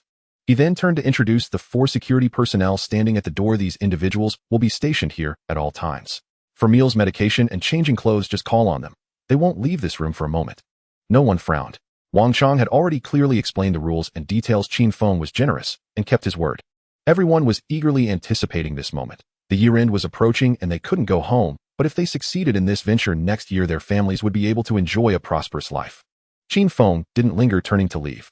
It wasn't until 11 o'clock at night that he pushed the door open again. Has the money from HSBC arrived? He asked Wang Chong. Wang Chong straightened his back. President Qin, $1.1 billion, every cent accounted for, has been transferred in full. Good. There are 30 minutes until the market opens. This time we are still betting on oil futures going long. 1.1 billion will be averaged over 5 days as we enter the market. The old rule, do not leak any information. Understood. Our scale in the market isn't large, so we'll break it into smaller orders and absorb them gradually without anyone noticing. Qin Feng patted him on the shoulder. Once this wave is over, I'll register a securities company. You can be the chief trading officer with a doubled salary and additional options. Wang Chong swallowed hard, his voice brightening. President Qin, at your command, I'll submit my resignation on the same day. Then, let's enter the market. At this moment, the price of oil jumped on the screen, $12.41 per barrel. After the previous surge, the price had returned to its original state. For the next 5 days, Qin Feng appeared punctually each day. By the end of the 5th day, his 1 billion and Shin Bis 100 million had all quietly entered the oil futures pool. Next, they only needed to wait for the storm to gather. Oil prices could skyrocket in an instant. Subsequently, Qin Feng, carrying the production line blueprints for the television, walked directly into the electronics company. Currently, both Nebula No. 1 and Nebula VIP were producing 1,000 units daily, and the 12 stores opened at 7:30 every morning with the shelves emptied by 9. Situ Jianyun calculated a sum with over 3 million people in Hong Kong, conservatively estimating 80 to 100,000 households. Even if only 30% of families bought new televisions, that would start at 2 to 300,000 units. In the future, when citizens buy color televisions, they will recognize the words Nebula. Those bulky old CRT televisions are being quietly pushed out of living rooms. If all goes well, the LCD production line in Qin Feng's hands can enjoy a stable, exclusive profit for 4.5 years.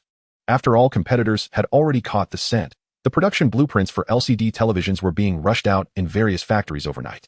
LCD televisions could not wait until 20 years later to be promoted. If they did, they would end up with nothing. If they pushed hard following the system's consistent pace of 2 to 3 years ahead, they would definitely be able to produce a prototype within 5 years. By the time the product landed, our brand would already be well established and recognized. Other brands in the eyes of ordinary people are all nameless and obscure products. As Qin Feng stepped into the electronics company, Situ Jianyun was sitting in the office leisurely sipping tea. Upon seeing Qin Feng enter, he immediately stood up and poured another cup to hand over. "Hey Jianyun, looks like you're quite free." Situ Jianyun smiled broadly. "President Qin, everything is running smoothly now. The operations are stable, and there's not much work, so I really don't need to oversee it every day." Qin Feng thought to himself, "How wait until the day the group acquisition is finalized. Oh, let's see if you can still smile." He pulled out a stack of blueprints from his pocket and handed them to Situ Jianyun. The other party took it, flipped through 2 pages, and gasped, "Qin. President Qin, this is..." Qin Feng nodded. "Correct. Find a heavy industry factory and start production as soon as possible. Our goal for daily production capacity is 10,000 units, and later we need to achieve several tens of thousands. Nebula televisions must be seen by people all over the world." Situ Jianyun's voice tightened. "President Qin, how long has it been? Your research team is simply amazing." Qin Feng smiled and didn't respond. Let him continue to ponder. "First, we need to take care of 2 things. One is the equipment, contact heavy industry immediately. The other is the factory. It's too small and must be expanded. Additionally, the markets in Southeast Asia, Taiwan, and Hong Kong won't hold out for long. We need to quickly expand overseas. Once things sell well there, we can target Japan, the United States, and Europe." "Understood, President Qin. I'll go talk about the equipment right away. Don't rush, there's more to discuss. Jianyun, our company is currently relying on one product, which is too thin. I plan to have the research team launch another electronic product. Oh, what do you think is the most suitable?" Situ Jianyun immediately replied, "Home appliances. How hot are televisions selling? Let's strike while the iron is hot and continue with home appliances. We'll use the brand Starry Sky, Nebula No. 1 and Nebula VIP have already made a name. Attaching this name to new products will guarantee sales. What do you think within home appliances? Air conditioners, refrigerators, or something else?" Situ Jianyun chuckled. "President Qin, only children choose one. Adults. Let's go all in." Qin Feng laughed heartily. "Jianyun, you really understand me. I'll arrange for research and development immediately, aiming to produce results in 2 to 3 months. Situ Jianyun clicked his tongue. "President Qin, your team working on home appliances really seems like overkill. If we turn around and start making military equipment and send it to the Middle East, wouldn't the money come pouring in?" Qin Feng's pupils constricted. "Yes, firearms are indeed the hard currency. If I were to open a company in M country specializing in this, wouldn't it be a golden road? Are there any relevant blueprints in the security mall? I need to check later." He fixed his intense gaze on Situ Jianyun. "Jianyun, I'm going to set up a firearms company in M country. Would you be willing to go as the general manager?" Situ Jianyun couldn't help but slap himself. Heaven, what am I saying? If it really happens, there might not even be bones left. He wore a bitter expression. "President Qin, I haven't even started a family, yet I'm the only child in my family. What if I..." "Stop right there. Then how about this? You help me find someone. There must be a few daring souls in your management school, right?" Situ Jianyun let out a long breath, patting his chest. "Rest assured, President Qin. I know someone who's incredibly bold. Let him sell firearms, and you'll be satisfied." "All right, we'll talk about it after the new year. I need to feel out the situation first." Situ Jianyun suddenly scratched his head, feeling a bit embarrassed. "President Qin, do you have time the day after tomorrow?" What's up?" Qin Feng raised his eyes and asked. "President Qin, I'm getting engaged the day after tomorrow. I would like to invite you to come and sit for a while." "Sure, just let me know the location." Qin Feng replied straightforwardly. "Dongfang Wenhua Hotel Banquet Hall, day after tomorrow at noon." "All right, I will definitely be there. You can take care of the company matters. You have the final say." "Understood, President Qin." Qin Feng walked out of the electronics company. A thought crossed his mind, and he summoned the system. "System, are there weapon blueprints in the security mall?" "Ding, yes. But the price is 10 times its intrinsic value." He didn't ask too much about the price. Being able to buy it is a good thing. If it's a bit expensive, consider it a peace of mind. At the same time, at the largest hospital in Shangjiang, Mary Hospital, In the orthopedic ward, Fang Yihua had just finished surgery. The doctor's words were gentle, but the meaning was clear. With weak hands and limping legs, it would be difficult to move as gracefully as an ordinary person. It's one thing to have weak hand strength, but limping while shopping, trying on skirts, and wearing high heels. For someone like her who always loved dressing up and picking things, it was akin to having her bones pulled apart. Uncle Xiao sat at the bedside, not even lighting a cigarette, quietly peeling an orange and handing a segment to her. Having weathered decades together, his concern for her was deeper than that of the legitimate wife who was far away in M country. Fang Yihua stared at the ceiling, her voice tight. Uncle Lu, I am unwilling. Am I really going to live with a limp in the future? Uncle Lu stuffed the orange segment into her hand. Nonsense. If it doesn't work, well, fly to M country and find top specialists for a redo. Money is not an issue. After a pause, he lowered his voice. But regarding Qin Feng, you should hold off for now. Look at how he deals with Chun Yongtai. That's not just a young man being reckless. He truly has a background. Fang Yihua pinched her palm. Then he'll have someone introduce a few foreign cleaners. Familiar with the ropes, tight-lipped. Uncle Liu's eyes shifted. Are they reliable? Those who do this kind of work, if they can't be trusted, they've already been nailed to the wall. Reputation is life. Uncle Lu gazed out at the gray sky, slowly exhaling a breath of turbid air. Then let's proceed. Success is the only option. If he doesn't die, we won't be able to survive. I, Xiao Lu, have never bowed my head to anyone in my life. I've never begged a young kid in his 20s for anything. Fang Yihua curled her lips. He'll take care of the arrangements. On that day, Qin Feng left the company and directly turned into an old gold shop. He wanted to make a pair of golden children and jade maidens as a gift for Situ Jianyun. For good luck, may they have a prosperous offspring, a complete family. The shop was a time-honored brand, narrow in front with the signs paint already faded. The owner was a tall, thin, old man napping in a bamboo lounge chair at the entrance with a fan covering his face. Qin Feng approached and spoke softly. Old gentleman, business is coming in. The old man did not move his eyelids, his voice hoarse. I heard. What do you want? A pair of golden children and jade maidens for the engaged couple. Only then did the old man lift the fan, slowly sitting up. How much do you need? Pure gold, or just a layer for show? Pure gold. As for weight, around 6 jin in total, just right for the average weight of a newborn. Sure. A deposit of 500,000, come pick it up in a few days. Qin Feng frowned. I need it by noon the day after tomorrow. Can you make it? At 100,000, and I'll work through the night. Tomorrow morning at 10, come to pick it up. He didn't haggle and handed over a check for 600,000 right there. Thank you, old gentleman. 2 days later, a little after 10 in the morning, Qin Feng stepped into the gold shop on time. The old man was still in the lounge chair, half covering his face with the fan. Just as Qin Feng stood still, the old man spoke. On the table, the large one weighs 6 jin, 2 together make 12 jin. The total price is 1,000,005 with an additional labor fee of 100,000. You just need to leave 65,000 on the table. All right. Qin Feng didn't say much, took out his checkbook, swiftly wrote out 70,000 and placed it on the counter. He turned to signal Li Ning to carry the 2 brocade boxes. Li Ning hugged the boxes, eyes shining. Boss, this weight. Really heavy. Qin Feng shot him a glance. When it's your turn to celebrate, it'll make you a pair too. Hey, thank you, boss. The group then drove straight to the Dongfang Wenhua Hotel. At the entrance of the banquet hall, Situ Jianyun was accompanying a middle-aged couple standing at the red carpet to greet guests. As soon as Qin Feng entered, Situ Jianyun immediately came to greet him. President Qin, you've arrived. He glanced at the pair of golden children and jade maidens held by Li Ning and Qin Han and was stunned, nearly dropping his eyes. President Qin, I'm just getting engaged. There's really no need for such a grand gesture. Qin Feng's lips curled slightly.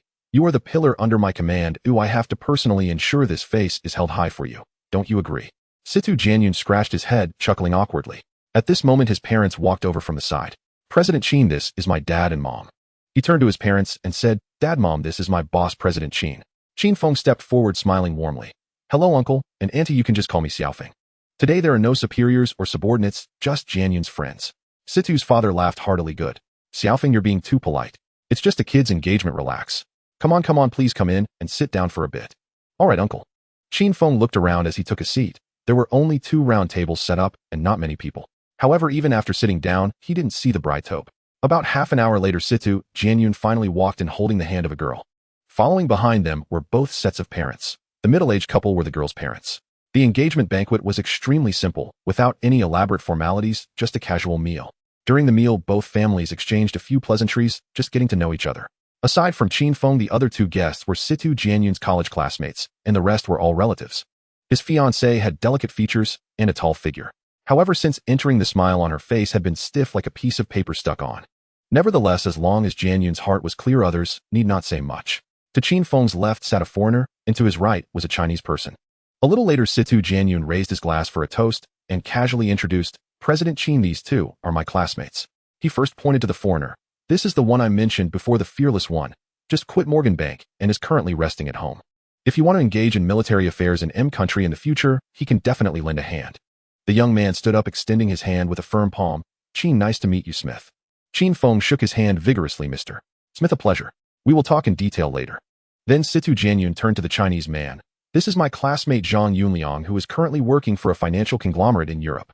Chin Feng also smiled and reached out. Mr. Zhang, I've heard much about you. Hello, Mr. Chin. After a few pleasantries, Situ Jianyun accompanied them for a couple of drinks before turning to attend to another table. The three of them chatted casually for a few moments when Chin Feng suddenly turned to Smith. Mr.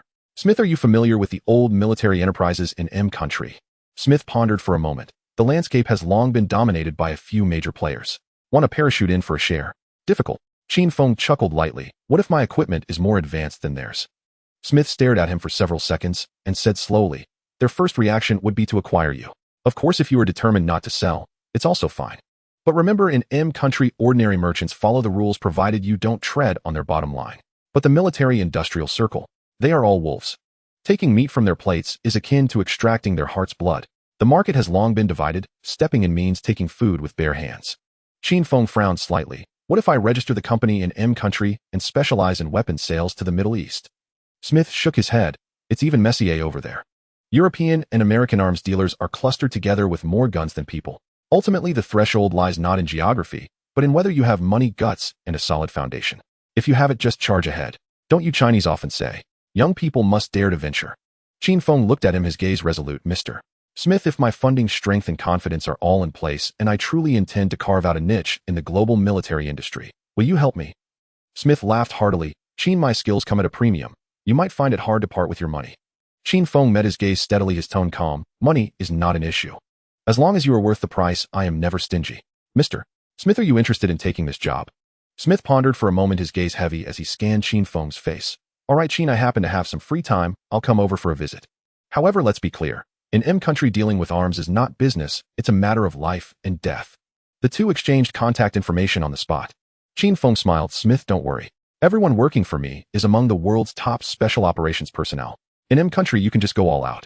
I can clearly tell you, in terms of hard power, I fear no one, even if the other side is a regular army. As soon as these words were spoken, Smith and Zhang Yunliang instinctively exchanged glances, silently thinking he was boasting. However, upon reflection, someone who can boast so boldly without changing color must have some real backing. Chin, then I am truly in. I will entrust my life to you, but as for the salary, if it's short by even a penny, I will walk away from this job. Chin Feng nodded. No problem, Mr. Smith, you name your price, and I will accept it all. Set the time for 2 months from now. At that time, I will provide you with several sets of cutting-edge weapon designs. You can start your factory and production first. During this time, you should sort out your current affairs. All right, Chin, I also need to make a trip back to M country. After finalizing the deal, Chin Feng turned to Zhang Yunliang. Mr. Zhang, would you be interested in coming to lend a hand? The treatment here will definitely be more generous than what those financial conglomerates in Europe offer. Zhang Yunliang raised an eyebrow. Mr. Chin, may I ask what position? What are the standards? Chin Feng waved his hand. You decide the position. As for the treatment, you set the conditions. I want to enter a new industry, and if you come on board, you will be the top person. You can adjust the funding as you see fit. The size of the operation will determine your position. Zhang Yunliang's mouth twitched. Mr. Chin, you haven't even seen a shadow of the company, and you're already poaching people.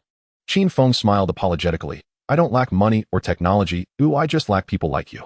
A Harvard graduate who can be on brotherly terms with Situ Jianyun. I trust your abilities. Zhang Yunliang laughed heartily. Mr. Chin, if there's 100 million in startup capital, I'll pack my bags immediately. Before he finished speaking, he waited to see how Chin Feng would respond. After all, 100 million cash is not something everyone can take out without batting an eye. To his surprise, Chin Feng blurted out, all right, Mr. Zhang, I'll give you 2 months. When the time comes, I'll call you. The money will be in your account, and you can choose your industry. Zhang Yunliang was stunned on the spot. Big brother, we've known each other for less than an hour, and 100 million is already settled. Chin Feng didn't feel distressed about this money. He knew very well that this money would eventually flow into his own industry. It was just an earlier way of keeping it in his hands. However, there are very few people with a degree from Harvard's management department in the world. Even fewer can maintain long-term dealings with Situ Jianyun. Mr. Chin, that was just a joke. Please don't take it seriously. Zhang Yunliang's voice was weak, and he genuinely felt like covering his face. Chin Feng grinned. Mr. Zhang, you said it yourself. The money is prepared, and you must be in place. Are you hoping to let the classmates know that you don't keep your word? If you don't come, I'll ask Situ Jianyun to help you promote. Haha. Zhang Yunliang almost choked. He is currently in a core position at the European financial conglomerate, and many people would break their heads to get in. If he resigns, it's equivalent to starting over. However, thinking about how his alumni group is filled with senior executives from various countries, if he gets labeled as unreliable, he won't be able to hold his head high in future meetings. Mr. Qin, allow me to return and handle the transition. Qin Feng waved his hand generously. 2 months. When the time is up, we will meet in Shanjiang. Zhang Yunliang nodded. Sounds about right. In these 2 months, think about the direction. I will take care of funding and technology. The rest is all up to you. All right, Mr. Qin, I will choose an industry I'm familiar with. Qin Feng secretly rejoiced. Just as he often says, I don't lack money, just people. The 21st century is like this, and so was the 20th century. Today's trip wasn't in vain. I brought in 2 top talents. After 3 rounds of drinks, he stood up to bid farewell. The engagement party was lively, especially Qin Feng, who wore a smile. Looking back 10 years later, he couldn't help but slap his thigh luckily back. Then he had the audacity to invite these 2 great talents into his home. Otherwise, he would have had to fill a hole worth hundreds of billions with his life. He nodded at the 2. You 2 stay a little longer. I need to go to the company this afternoon, so I won't be joining for drinks. Smith and Zhang Yunliang smiled in response. Mr. Qin, you're busy. He nodded at Situ Jianyun and turned to leave. The original plan was to check out the film company. Currently, all other industries were on track, but this one was still stuck at the starting line. The cinema chain has yet to be established, not for lack of desire, but because funds were truly running low. Over 200 million Hong Kong dollars had just been invested in the Hutchison Whampoa acquisition, and many miscellaneous expenses had been incurred, leaving only an empty shell in the account. But just as he reached the door and placed his hand on the car door, a chill suddenly shot up his spine. That familiar knife-edge alertness returned. It was identical to the ambush by the Li family last time. Li Ning also tensed up, and Qin Han reacted even faster, shoving Qin Feng aside. Li Ning immediately pounced, pinning him down forcefully. Bang! A bullet grazed the spot where Qin Feng had just stood, forcefully embedding itself into the marble floor tiles. Qin Feng gritted his teeth and swore, Damn, I'm just trying to conduct proper business, and I can't even stand at the door. Which idiot did this? They better not fall into my hands, otherwise I'll fill them with cement and feed them to the fish. Qin Han's figure swayed as he dashed toward the alley on the right. This shot was fired from a close-range handgun, and the assassin couldn't have gone far. In the crowd, a skinny man wearing a baseball cap saw Qin Han rushing over and immediately fired 2 shots. Bang! Bang! Qin Han sidestepped swiftly, the bullets whizzing past his ear. He drew his gun in a swift motion, raised his arm, aimed, and fired in one smooth action. Bang! In an instant, the skinny man's wrist exploded in a spray of blood, and his handgun clattered to the ground. The man twitched in pain and turned to flee, but in less than 100 meters, Qin Han caught up to him in just 10 seconds. The skinny man elbowed fiercely, but Qin Han caught him with one hand, delivering a heavy punch to his abdomen. Ugh! Before the scream could finish, the second punch landed on his temple. His eyes rolled back, and he collapsed on the spot. The surroundings were already in chaos, yet Qin Han remained expressionless, dragging the man back. Qin Feng's face turned ashen. He spat out 3 words, "Get in the car." Then, under the tight escort of Li Ning and Qin Han, he quickly got into the vehicle and left. Inside the car, he clenched his knuckles until they turned white and whispered to Qin Han, "Go back and pry his mouth open." "Understood, boss." This time he was genuinely prepared to kill. Having repeatedly retreated and restrained his sharpness, yet some still dared to treat him like a soft persimmon. The matter with the film company could only be set aside for now. Back at the villa, Qin Han and Li Ning forced the man into the basement. Their methods had always been ruthless, unless the other party was truly ignorant. Moments later, a piercing scream echoed from the basement. But that place was well soundproofed, and nothing could be heard upstairs. In less than 2 minutes, the sound abruptly ceased. Qin Han and Li Ning walked into the hall and reported, "Boss, he's a southern kid who smuggled in from the south. After fighting, he ended up in Hong Kong, relying on fabricating lies to impersonate an overseas assassin, taking on a few jobs from wealthy clients who don't know the ropes. This time the orders were placed by Uncle Xiao Lu and Feng Yihua, offering $1 million to buy your life." Qin Feng scoffed. "My life, Qin Feng, is only worth $1 million. He raised his eyes to Li Ning, his tone calm. "Do you want to show off a bit?" Li Ning's eyes sparkled. "Boss, I've been waiting for this day for a long time. Go take care of it. How you do it is up to you. But make sure they remember, those who provoke me will pay a price etched in their bones. By the way, Uncle Xiao Lu has 2 sons. Once they return to Hong Kong, find a way to force them to hand over the film company and the television station with interest willingly." Li Ning slapped his chest heavily. "Boss, you can count on me. I'll handle this." Qin Feng's tone turned cold. "Hang that southern kid assassin at the Xiao family's front gate." "Understood, I'll take care of it right away." Li Ning had been with Qin Feng for so long and had never touched dirty work. He was quick and agile, but Qin Feng wanted him to cross that line. Once they took action, there would be no turning back. He could only follow him wholeheartedly from then on. Qin Feng once again tasted the bitterness of cutting the grass without removing the roots. This time it completely changed his character. From now on, whenever he faced an irreconcilable enemy, he would strike, without mercy. The night deepened. Uncle Xiao Lu and Fang Yihua were still lying in a hospital room at Mary Hospital, completely unaware that their death was imminent. Li Ning put on a mask and donned a white coat, walking straight into the hospital's storage room to grab 5 bottles of medical alcohol. He already knew exactly which room Fang Yihua was in. Even better, Uncle Xiao Lu was in the same room, saving him the trouble of running back and forth. It was just after 9 and the ward was bustling with people, doctors and nurses hurrying by. With his head down, he passed through without anyone giving him a second glance.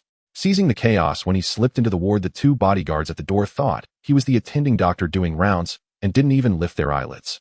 Inside, Uncle Xiao Lu was talking to Fang Yihua. Seeing Li Ning enter, he frowned and asked, "Why isn't Dr. Wang here today?"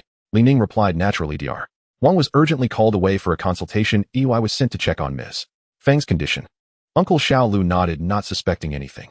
After all, they had invited an expert. How could he only tend to one patient? Li Ning took a few steps forward, and as Uncle Xiao Lu turned his head, he struck his neck with a knife. The man collapsed immediately. Fang Yihua opened her mouth to scream, but Li Ning had already covered her mouth and nose with a cloth soaked in drugs. In just a second and a half, both of them lay limp on the bed. The bodyguards outside remained oblivious. Li Ning locked the door behind him, pulled out a rope, and swiftly tied Uncle Xiao Lu and Fang Yihua together like 2 dumplings. Then he poured all the alcohol over them, and with a whoosh, the acrid smell permeated the air.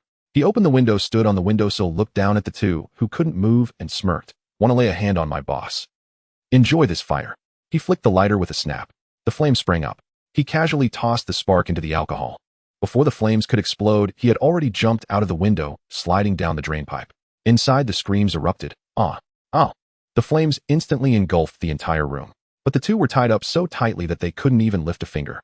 The bodyguards outside heard the commotion and rushed over, violently kicking the door, only to find it locked. In a panic, one of them kicked hard, smashing the door open. But the flames surged toward them, blinding them. "Call for help to put out the fire." The 2 screamed as they sprinted down the hallway. But it was already too late. Their cries faded from high to hoarse, from hoarse to silence, leaving only the crackling sounds of the fire echoing in the corridor. Li Ning didn't look back. He drove straight to Uncle Xiao Lu's villa in Deepwater Bay. The iron gate was tightly shut. He dragged the corpse of the Southern Kid assassin from the SUV's trunk, tied it up with rough rope, and hung it in the middle of the ornate copper gate. After finishing, he turned and left, not leaving even a single shoe print behind. The next morning, Hong Kong was in an uproar. Media tycoon Uncle Xiao Lu and his mistress Fang Yihua had burned to death in the hospital room that night. On the same day, a corpse was glaringly hung at the Xiao family's gate. Who did this? Only the Boat King understood the situation clearly. He smashed his teacup, cursing Uncle Xiao Lu for asking for death. The matter ended there. Qin Feng had always been this way. He would not stir the pot further once the matter was settled, unless Uncle Xiao Liu's ghost lingered and came back for more. Reflecting on the corpse at the Xiao family gate, the causes and effects became apparent. The Boat King felt not a shred of sympathy. 2 days later, Xiao Weizhong and Xiao Weiming returned to Hong Kong from abroad. The 2 had been working at TVB, but had completely severed ties with their father after Fang Yihua entered the station, never stepping back into the Xiao family's threshold since. Once Uncle Xiao Lu took up with Fang Yihua, he hardly paid any attention to their biological mother. Thus, Xiao Weizhong and Xiao Weiming felt no closeness to this father. This trip back to Hong Kong was solely due to Uncle Xiao Liu's sudden death. They, as the legal heirs of TVB, had to return to handle the paperwork and inherit the estate. As for how Uncle Xiao Lu died, they couldn't be bothered to ask. But just 2 days after taking over the television station, Li Ning came knocking. On the evening of the 3rd day, as the 2 were just stepping out of the television city's gate, their vehicle turned into a narrow street in Wan Chai, and 3 gray delivery vans suddenly encircled them from the front, back, and sides, forcing their vehicle to a halt. The 2 brothers had not yet reacted when the car window was shattered by an iron rod. A group of men in black jumped out of the car. Without saying a word, they yanked open the car door, dragged the people out swiftly, put on black hoods, and drove away in one of the cars. About an hour later, the 2 were pushed into a small windowless room. Li Ning stepped forward and with a sharp sound tore off the bags from their heads. Xiao Weiming's voice trembled. "Big brother, we really don't know what we did wrong. Just tell us, we can change. You want money, right? We still have a bit on hand. We only ask for our lives." Li Ning sneered. "With your little fortune, do you think I would personally tie you up?" He pulled out 2 documents from his suit pocket and slammed them on the table. These were the share transfer agreements for Xiao's film company and wireless television. "Your dead old man, along with that little stepmother Fang Yihua, dared to touch our boss, people not knowing the consequences. With the death, debts cannot be cleared. The assets must be converted into spiritual compensation and turned over to us completely." The brothers exchanged a glance without a hint of hesitation and nodded immediately. Xiao Weizhong's face turned pale, his lips trembling. "Sign. We will sign right away." We never wanted to deal with this mess. Our mother forced us to come back, saying we couldn't let our father's reputation fall. In fact, we already had our own business in Canada. Who cares about this? The film company and the television station free of charge. We only ask for your mercy. Li Ning's lips curved slightly. Don't worry, this is a legitimate deal. The money will be paid at market price, not a penny less. No, big brother, you really don't need to give money. Just consider it. An apology from the old man. Li Ning waved his hand, his tone suddenly turning stern. What do you mean no money? We are not bandits. The pen is here, sign it now. The money will be credited tomorrow. The two felt their throats tighten, their fingers stiffly took the pen, and they scrawled their names at the end of the agreement, the pen tip trembling violently. Li Ning glanced at the contract, nodding in satisfaction. He then narrowed his eyes, his voice soft, yet laced with coldness. You two are quite understanding, but the boss has one thing to say. No loose ends. The money will definitely arrive tomorrow. You two can rest easy on your journey. Oh, don't kill us. Li Ning had already turned to walk toward the door, as if behind him were merely two pieces of deadwood. Bang, bang. After that there was no more echo. Qin Feng received 2 stamped transfer documents, but did not rush to take over the company or the television station. He planned to wait a few more days. Otherwise the brothers would go missing one moment, and he would step in the next, which would be too conspicuous. In a few days he would simply announce to the outside world that the Shao brothers had sold all their shares to him, and then set off for Canada to accompany his mother in her remaining years. No one would delve deeply into this matter. After all, the business community in Hong Kong rarely dealt with these two, and no one remembered what they looked like. A few days later, the news of the formal outbreak of war between 2 Middle Eastern countries was simultaneously reported by Qin Feng's newspaper and TVB reporters. He stared at the telex paper, grinning. Oil prices are going to skyrocket. It's my turn to collect money now. Just as he was preparing to take over Shao's assets, Wang Chong called, President Qin, the oil futures opened directly up today. Qin Feng's tone was calm. Just keep an eye on it. The rise was expected. Understood, President Qin. The flames of war were still spreading. The arms dealers were popping champagne overnight, while those speculators who had long lurked in the crude oil contracts were at this moment smoking cigars, grinning from ear to ear. How this war started, to be honest, is hard to conclude. After all, aside from the warring parties, the number of hidden winners could not be counted on one hand. Qin Feng could also be considered one, and he was among the most favored. But he knew himself that he merely rode the wave and didn't exert much effort. As the end of the year approached in Hong Kong, there were not many people Qin Feng was familiar with, just a few, like the shipping magnate Wang Shunbai and Huang Dong. A few interactions before the year-end would suffice. However, in the half-month leading up to the Lunar New Year, an urgent matter abruptly shattered his leisure. That day, Situ Jianyun called, his voice tense. President Qin, the blueprints for the television factory are missing. Qin Feng's heart sank, and he immediately lowered his tone. Explain clearly.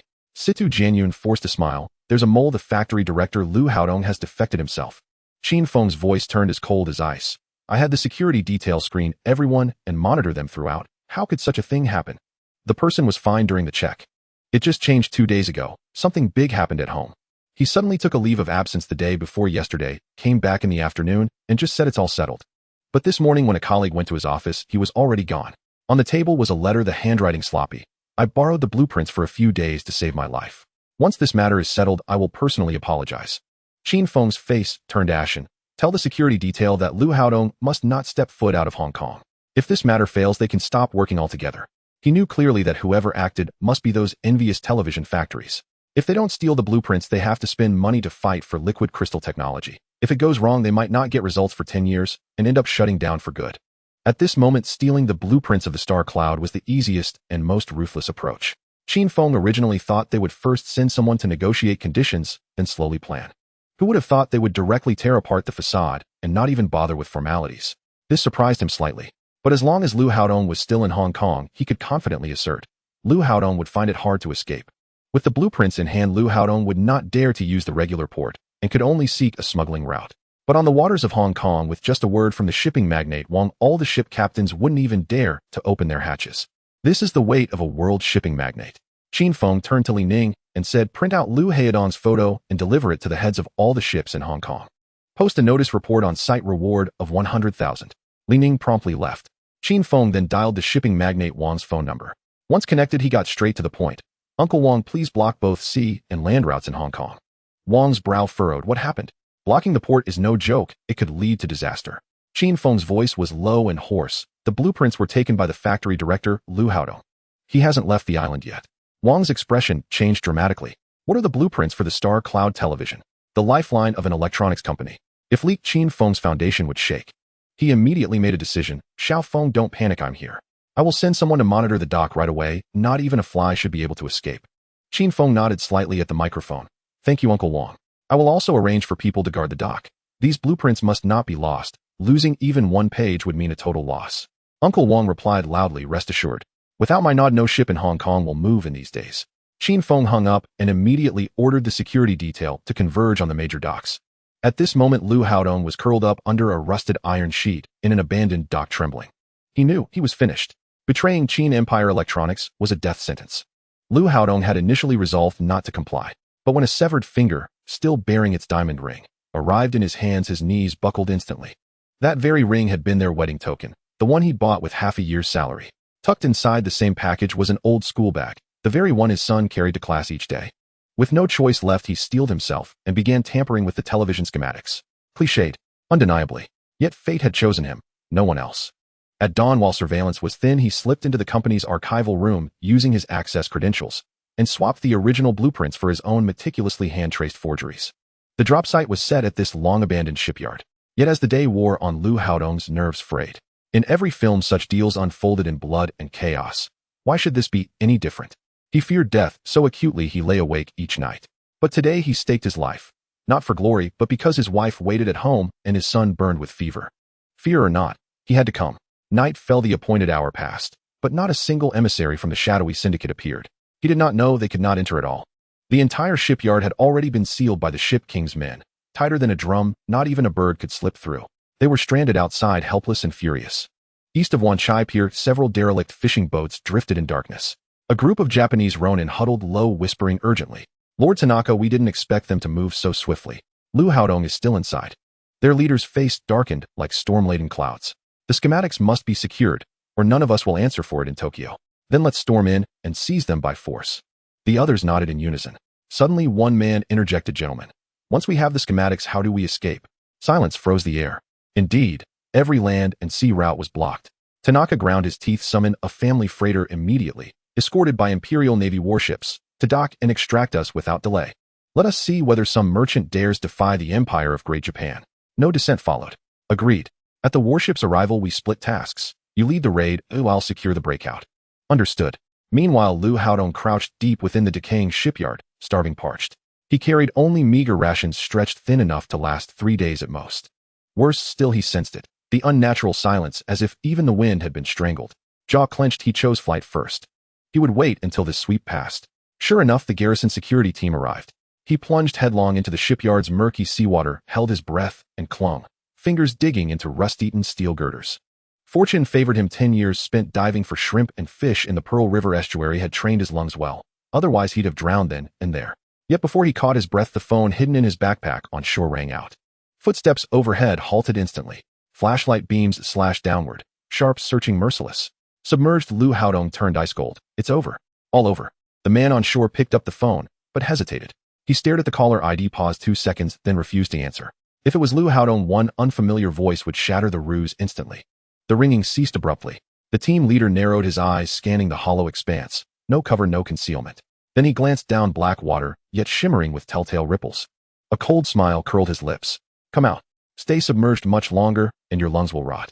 Beneath the surface, only silence. He wasn't surprised. The phone was here, so the man couldn't be far. But was it truly Lu Haodong? He gestured sharply behind him. 2 of you. Go in. Bring him up, alive. Yes, sir. As the pair unbuckled their belts to dive, the water erupted with a violent splash. Lu Haodong burst upward, gasping like a fish flung ashore, desperate, raw, drowning in air. He simply couldn't hold his breath any longer. Nearly 3 minutes. His brain was moments from oxygen-starved collapse. After several ragged breaths, he wiped salt water from his face and offered a wry, exhausted smile. Upward, no need to search. I'm Lu Haodong. The leader scoffed, tilting his chin. Drag him up. Moments later, Lu Haodong was hauled onto dry land. Without hesitation, the security captain drove a brutal fist into his gut. Damn it, you're why my instructor tore me apart. Thud, thud. 2 more muffled impacts followed. Lu Haodong collapsed to his knees, vomiting yesterday's dinner. You bastard. You've humiliated our entire garrison security unit before Mr. Qin himself. Still seething, the captain raised his boot for another kick, until teammates seized his arms. Captain, first things first. The schematics. The captain lowered his foot. Eyes sharp and cold, he leaned down. Where are they? Lu Haodong curled on the ground, one hand pressed hard against his abdomen, voice hoarse. In my chest, wrapped in plastic. The captain seized his hair. yanking him upright by sheer force. A teammate reached into his jacket, rummaged briefly, and pulled out a bulging plastic bag. "Captain, found it." Relief softened the man's tone. The captain took the bag and peeled back its layers, revealing a thick stack of blueprints, edges crisp, seal intact. He skimmed them cursorily. Though technical details eluded him, the dense annotations, LCD panel architecture, backlight module schematics, left no doubt these were the core production blueprints for televisions. He rewrapped the bundle tightly and tucked it into his inner jacket pocket. Then he gripped Lu Haodong's hair again, forcing his head back. "Who else has seen them? Were copies made?" His scalp screamed with pain. Lu Haodong clenched his jaw, refusing even a whimper, shaking his head. "Instead, I stole them just now. Slipped them straight into my coat. Haven't had time to pass them on." The captain's throat bobbed. He exhaled slowly, then asked again, "Who ordered this? Where was the exchange meant to happen?" Lu Haodong gave a hollow, trembling smile. "I truly don't know who they are. My wife and son were kidnapped. The caller said get the TV production schematics, or they die. The drop was set right here, at this shipyard. But you sealed it off completely. They'll never show themselves. That call just now must have been theirs." The captain held the phone before Lu Haodong's eyes. "Call them back. Tell them your old phone was ruined in water, and you've switched to a new one. I'll quietly open a gap in our perimeter. You lure them in." Lu Haodong shook his head wildly, face ashen. "No, I can't. They permit only incoming calls. If I dial first, my wife and son die instantly." The captain's gaze hardened. These operatives were indeed seasoned. He immediately dialed Qin and delivered a concise, factual report. Qin felt immediate relief upon hearing Lu Haodong had been captured, yet shame burned hot in his ears at the thought that the schematics had been stolen under the garrison security team's very watch. Thankfully, they'd been recovered. But his fury toward the mastermind burned fiercer still. This time, the garrison security's dignity had been publicly slapped across the face. Lu Haodong was the factory director of a television manufacturing plant. It was he who had personally vetted the people involved, and now that such an incident had occurred, it was truly embarrassing. After hanging up on his subordinate, Qin immediately dialed Qin Feng. After listening, Qin Feng squinted his eyes and said, "Have Lu Haodong find a way to lure them in and eliminate them. Starting tomorrow, the ship King will open 2 docks, giving them a false impression of being overwhelmed. You should also relax your defenses a bit and leave some openings. Wait for them to come in and then take them all at once." "Understood, boss." Currently, while the ship King had blocked the maritime route to Xianjiang, it was still manageable for a day or two. If time dragged on, the port authorities would inevitably intervene. 90% of the island's logistics relied on maritime transport. With the sea route blocked, the docks would come to a standstill, trucks would run out of supplies, and the entire chain would immediately collapse. After receiving the order, the security team leader quickly replaced his old phone with a new one and handed it to Lu Haodong. "Just say the old phone was damaged by water. This is a backup that I just managed to get from the schematic package." Lu Haodong staggered back 2 steps, trembling all over. "We can't strike. My wife and children are still in their hands. If I deceive them, my whole family will be gone right on the spot." The team leader slapped the back of his head hard, shouting, "You fool. Do you really believe they will leave any survivors after the deal is done? Once the schematics are in hand, your family will become a burden. Eliminating them is the simplest solution. Help us now and catch the mastermind. Only then will your wife and children have a chance to live. If you don't cooperate, we will immediately release news of the capture. Your wife and children might not last until dawn." Lu Haodong had no choice. To ensure his family's survival, he could only follow the security team's leader's instructions and dialed the number given by the mastermind. The phone rang, but no one answered. He dialed again, but still no one picked up. The security team leader frowned. "What's going on?" "They instructed that we must call 3 times in a row. Then call again." On the 3rd attempt, just as it rang twice, the other party picked up. A dry, hoarse voice came through the receiver. "Hello. Who are you looking for?" Lu Haodong lowered his voice, saying, "I am Lu Haodong. My phone was damaged by water, and this one is a backup I just got from a cargo ship at the dock." There was a long pause on the other end before the voice lazily replied, "You've been caught, haven't you? Do you take me for a fool?" Lu Haodong's heart tightened. "I really haven't been caught. I'm hiding in the underwater compartment of the shipyard. They searched twice and didn't find me. My phone was damaged, so I stole this one to call."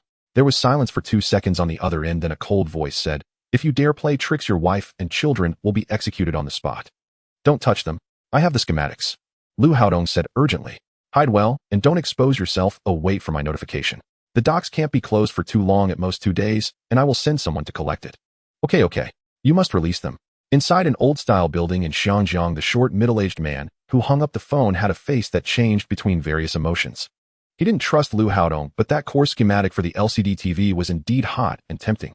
He decided to take a gamble. He then dialed Takeda's number, speaking directly. "The day after tomorrow afternoon, a cargo ship from the Sumitomo Group will stop in Xianjiang. I've made all the arrangements. You can board the ship. Tomorrow morning, find a way to sneak into the shipyard to get the schematics. If the security is too tight, you can force your way in. I will arrange for someone to assist you aboard. Once you're on the Sumitomo ship, it will be foolproof. Those 4 words are more reliable than a warship. Takeda acknowledged, understood boss. The next day the ship King eased the maritime blockade, but all departing ships still had to undergo rigorous inspections. The patrol personnel at each dock were also slightly reduced, but sneaking quietly into the shipyard where Lu Haodong was hiding was still as difficult as climbing to the sky. By the 3rd day the sentries had become even scarcer. On that morning Takeda and several others had prepared a bulk carrier planning to blend in during the loading and unloading. At the same time Lu Haodong's phone vibrated deep within the shipyard. Lu Haodong, a ship will come to pick you up shortly. Just follow along. Once the schematics are in hand, your family will be released immediately. He forced a smile. Great. I don't want to stay in this damned place any longer. After hanging up the phone, he turned to the security team leader, pleading with a face full of desperation. Please, you must save my wife and children. They really might lose their lives. The security team leader patted him on the shoulder, speaking gently. Don't worry, President Qin keeps his word. People will definitely be rescued. Yet inside he sneered, those who betray the Qin Empire should rot in the mud. What grievances, what notes to remind. In Qin Feng's eyes, betrayal equates to death without exception. The security team leader turned and reported back to Qin Wen. Qin Wen laughed loudly. Finally, it has come. He then ordered, notify all nearby teams to immediately set up an ambush. Capture the live target, pry out the main stone, and then clean it up thoroughly. After a brief pause, his voice turned grave. Lu Haodong must also be dealt with. Give him a quick end. The Qin Empire cannot tolerate traitors. Yes, instructor. The security team leader bowed his head in acceptance of the order. Personnel quickly assembled. Ever since Lu Haodong made his appearance, the guarding security had been constantly patrolling the perimeter of the shipyard. This was to wait for the mastermind to show up to retrieve the goods to catch the turtle in the jar. Just after noon, Takeda and his group from the island nation quietly sailed into the shipyard where Lu Haodong was hiding aboard a cargo ship. Inside the shipyard, the security team leader solemnly ordered Lu Haodong, just pretend to hand over the goods and lure them all off the ship. Lu Haodong's heart raced, not wanting to go at all. But upon seeing the gun in the other party's hand, he could only nod in agreement. After all, his wife and child were still in their hands, and he had to rely on them for rescue. At this moment, he was covered in grease, his clothes torn, huddled in this rusty old shipyard, looking like a destitute fugitive. No one would suspect anything upon seeing him. On the cargo ship, Takeda and his companions were on high alert and did not disembark, but instead had the mastermind call Lu Haodong, ordering him to come aboard immediately. Lu Haodong hung up the phone, glanced at the security team leader and others, and then walked out alone. At this moment, the guarding security personnel had already spread out and set up their ambush. The other party did not disembark. They had anticipated this. The security team leader immediately made a call. In less than half a minute, 5 fast boats that had been lying in wait in the nearby waterways surged towards the shipyard. Takeda walked to the edge of the deck, squinting as he observed the dirty Lu Haodong below, shouting in broken Cantonese, "Come up, hand over the schematics." Lu Haodong's heart sank. Damn, the schematics were handed over long ago. Where are they now? But with an arrow on the bow, he could only hold firm. He dared not show fear, nor let the other party see any flaws, hoping the guards would act quickly. The security team leader didn't care about his life at all. The longer it dragged on, the better. Every second meant more chance for his brothers. A few minutes later, Lu Haodong stepped onto the cargo ship's deck. Takeda extended his right hand and coldly asked, "Where's the stuff?" Lu Haodong's gaze wandered, gritting his teeth. "Let me see my wife and children first, then I will give you the schematics." Takeda's brow twitched. This sounded reasonable, but the man's face clearly showed anxiety. Without saying a word, he pressed the gun barrel against Lu Haodong's temple. Last chance, handed over now. Lu Haodong's legs felt weak, and he felt warmth in his pants, yet he still held firm. "I've hidden the schematics well. If I don't see them, I won't give it." Bang! Takeda swung the gun, but down hard on his forehead. Lu Haodong collapsed on the spot, unconscious. Takeda turned and shouted, "Retreat. It's a trap." Unfortunately, it was too late. Looking up from the deck, 5 boats were approaching in a fan-shape, their bows cleaving through the waves, heading straight for the cargo ship. The faces of the crew turned pale as they suddenly realized they had been played. Wu Tian let out a low growl, "Charge out." Before he finished speaking, he had already crashed into the cockpit, pressing the gun against the captain's neck. "Do you see the 5 boats outside? You want to escape today, you'll sink with us." The captain's face turned ashen. There was a full hold of cargo on board while the opponents were on light boats moving at a crushing speed. But with the gun pressed against him, he trembled and summoned all his piloting skills accumulated over his lifetime. In the dock, the security captain, seeing that Lu Haodong hadn't tricked anyone down, simply tore off his disguise and shouted to his men, "Go. Charge hard. By time for the brothers on the outside." "Yes, Captain." Several responded in unison. In the next second, the security guards sprang up from their cover, bullets pouring like rain towards the cargo ship. Everyone held assault rifles, and one of the team members was manning a light machine gun. This was delivered by Qin Wen overnight, specifically for preventing a surprise attack during the transaction. The cargo ship had just set sail very close to the shore with a distance of only about 100 meters between the two sides. The machine gun roared and rifle shots rang out instantly, turning several of Wushin's subordinates on the deck into sieves. People in the cargo hold rushed out to fight back, but all they pulled out were handguns. This level of firepower was no match for the guards. The cargo ship accelerated and broke free, quickly exiting effective firing range. But Wushin's real troubles were just beginning. He watched the 5 fast boats getting closer, sweat beading at his temples. He knew very well once intercepted there would be no way out. Wu Tian clenched his teeth, pulled out his phone, and dialed the number of the mastermind behind it all. Boss, I've fallen into a trap surrounded. Hurry and send a ship from the Shuyu Consortium to rescue us. Wait a moment. There was silence on the other end for a few seconds, then suddenly a voice said, Wu Tian, we will arrange a generous compensation for your family. Just understand what you need to do. Wushin's eyes burned with anger, his throat tightened. Damn. He cursed, the words pouring out for half a minute before he finally caught his breath, and added with a cold smile, whether my bones are hard or not, that's hard to say. Then came the sound of a click as he hung up. He truly did not want to betray his employer, but no matter how tough the bones, they wouldn't withstand torture. Who could guarantee that one could keep their mouth shut when subjected to electric shocks, water torture, or needles driven between their fingernails? In an old red brick building in Xiangjiang, Wushin's superior was hastily stuffing passports, cash, and USB drives into a canvas bag, rushing to the door without even zipping it up. Wu Tian and his men's lives. Nothing compared to his own survival for another day. In the cargo ship's cockpit, he stared at the 5 blips closing in on the radar, knowing escape was impossible, and shouted at the captain, stop the ship. The captain's palms were sweaty as he slammed the brake. He regretted it deeply. Just for a mere 10,000 he had allowed these desperate criminals on board. Once he returned, he would definitely roll up his bedding and leave. If he could do it all over again, he would rather jump into the sea than let a second person step onto this deck.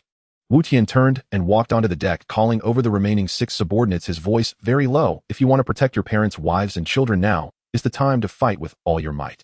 No one spoke. The only sound was the Jiang wind whipping past, carrying a scent of rust. However, the 5 security boats did not follow the usual rules. They didn't shout, didn't sound horns, but directly rammed their bows into the cargo ship. Before anyone could react, boom. The right side shook violently. The whole ship felt like it was hit by a giant hammer in the waist, and the crew fell in a heap. Before they could get up, boom. The second crash hit the bow, shaking loose rivets. 2 subordinates slipped and fell straight into the murky river. The remaining 3 boats did not slow down, crashing repeatedly. Boom, boom, boom. The hull was torn apart, the cabin walls caved in, and water rushed into the cargo hold. At this moment, dozens of armed personnel in black stood up on the decks of the 5 boats, abandoning their speedboats and surging onto the cargo ship like a tide. Wu Tian had just drawn his gun when he collided head-on with the prow of a security boat rushing at an angle. His forehead slammed against a steel beam, and everything went dark as he slumped to the ground. Resist? There was simply no opportunity.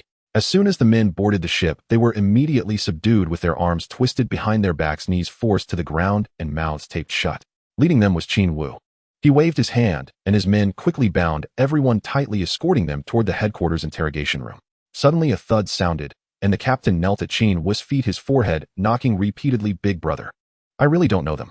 I only took 1,000 saying I'd take them here to pick up something, and that would be all. Before he finished speaking, he was already in tears, blood trickling from his forehead. Please let us go. I swear I had nothing to do with this. Qin Wu frowned sharply, ordering shut up. The captain instantly fell silent. Point out everyone one by one clearly to me. Yes, big brother. The captain crawled forward, trembling as he pointed. That one in the black jacket is the leader. Just now he held a gun to my temple, forcing me to bypass the interception line. Qin Wu's face darkened like iron. Next, the captain again pointed shakily at Lu Haodong. This person was picked up from the dock. Qin Wu's gaze sharpened like a knife. He certainly recognized Lu Haodong. Would remember even if he turned to ash. That was the first name to be nailed to the pillar of shame since the establishment of the security force. The file stated that he was a dedicated teacher, abiding by the rules, even requiring handwritten receipts for overtime pay. Who would have thought that beneath that honest face lay a complete detonator? Lu Haodong's lips turned white as he stared at Qin Wu, the last plea caught in his throat, rasping out, Brother Wu. Save my family. I'll personally meet the boss to apologize. Qin Wu curled his lips, his voice cold as ice. You won't meet the boss anymore. You're the first to betray us. I should really applaud you. Just a nameless minion like you can confuse all of us. Tisk, you've got some skills, huh? Before he finished speaking, he raised his leg and kicked Lu Haodong in the temple, blood immediately splattering out. Qin Wu didn't even lift his eyelids, turning to urge the ship's captain to identify the people from Wushin's side. In a matter of moments, the list was cleared. He raised his hand, and his men immediately took Wushin's group away separately. Then he glanced at the captain and the others, his tone flat. Come with us for a trip. Once your identities are verified, you will naturally be released. With guns pointed directly at their heads, the captain and his men dared not utter a word. They watched helplessly as their own were taken aboard the ship, the vessel moving away from the shore. Qin Wu pulled out his phone and dialed Qin Feng's number. Boss Lu Haodong, along with the group that came to steal the blueprints, has been detained and is on the way back. Understood, Qin Feng replied. The rest is up to you. Find out who is the backstabber and everyone will sink into the sea. Understood, boss. After hanging up, Qin Feng immediately called the ship's captain again. The blockade in Xiangjiang had lasted so long that all the pressure fell on the ship captain's shoulders. The entire transportation circle was demanding an explanation from him. But the ship captain hadn't complained a single word. Qin Feng remembered this debt. When the call connected, Qin Feng got straight to the point. Uncle Bao, everyone is gathered. The matter is settled. You can open the port at any time. We owe you a lot this time. The ship captain laughed heartily. Great. Little Feng, the blueprints didn't leak outright. No, they were tightly sealed. They didn't even come close to the transaction. After a pause, he added, Uncle Bao, I'm tight on funds. Do you want to invest in Qin Empire Electronics? Lacking money. That was merely an excuse. He genuinely wanted to thank this man. Ever since his rebirth, the ship captain had never treated him as an outsider, this time even more so, directly severing the entire port's shipping line. Moreover, with the ship captain's clout in the international shipping industry, a single stomp could shake the docks. If he invested, how many fewer hurdles, hidden reefs, and cold guns would the electronics company encounter when it went overseas? The ship captain was clearly taken aback. Little Feng, you're not joking with me, are you? He understood the weight of this company. Right now, it was a firmly monopolized territory. In any trade where a single house dominates, which money tree is not heavy with coins? Qin Feng smiled and said, Uncle Bao, do you think I'd joke about matters like this? If you truly cannot arrange the funds, and you are willing to make a modest investment. Bao Chuanwang fell silent for a moment. Very well. We'll call upon you tomorrow, and we will discuss it at length. I will keep this favor in my heart. Qin Feng replied with a smile. Uncle Bao, calling it a favor between us sounds awkwardly distant. He laughed. Haha, fine. Since you put it that way, when we unmask the mastermind, do not forget to inform me. My own stall was tampered with. Can I simply sit and drink tea? Certainly, Uncle Bao. In the underground level of the garrison security headquarters, Qin Wu brought the Wutian team and the captain and his men inside. For the captain and his crew, he only instructed his subordinates to verify identities. If clean, release them at once. They were not bloodthirsty nor given to wanton killing. They did, however, shove the Wutian members into an interrogation room. When the door opened, the array of instruments hanging on the walls met their eyes, and their legs went weak. What followed was too sordid to recount. From the adjacent cell came scream after scream intermittently for nearly half an hour until they were finally silenced. Qin Wu adjusted his cuff and pushed the door open. To the security guard at the threshold, he said, Lu Haodong, add these men as well.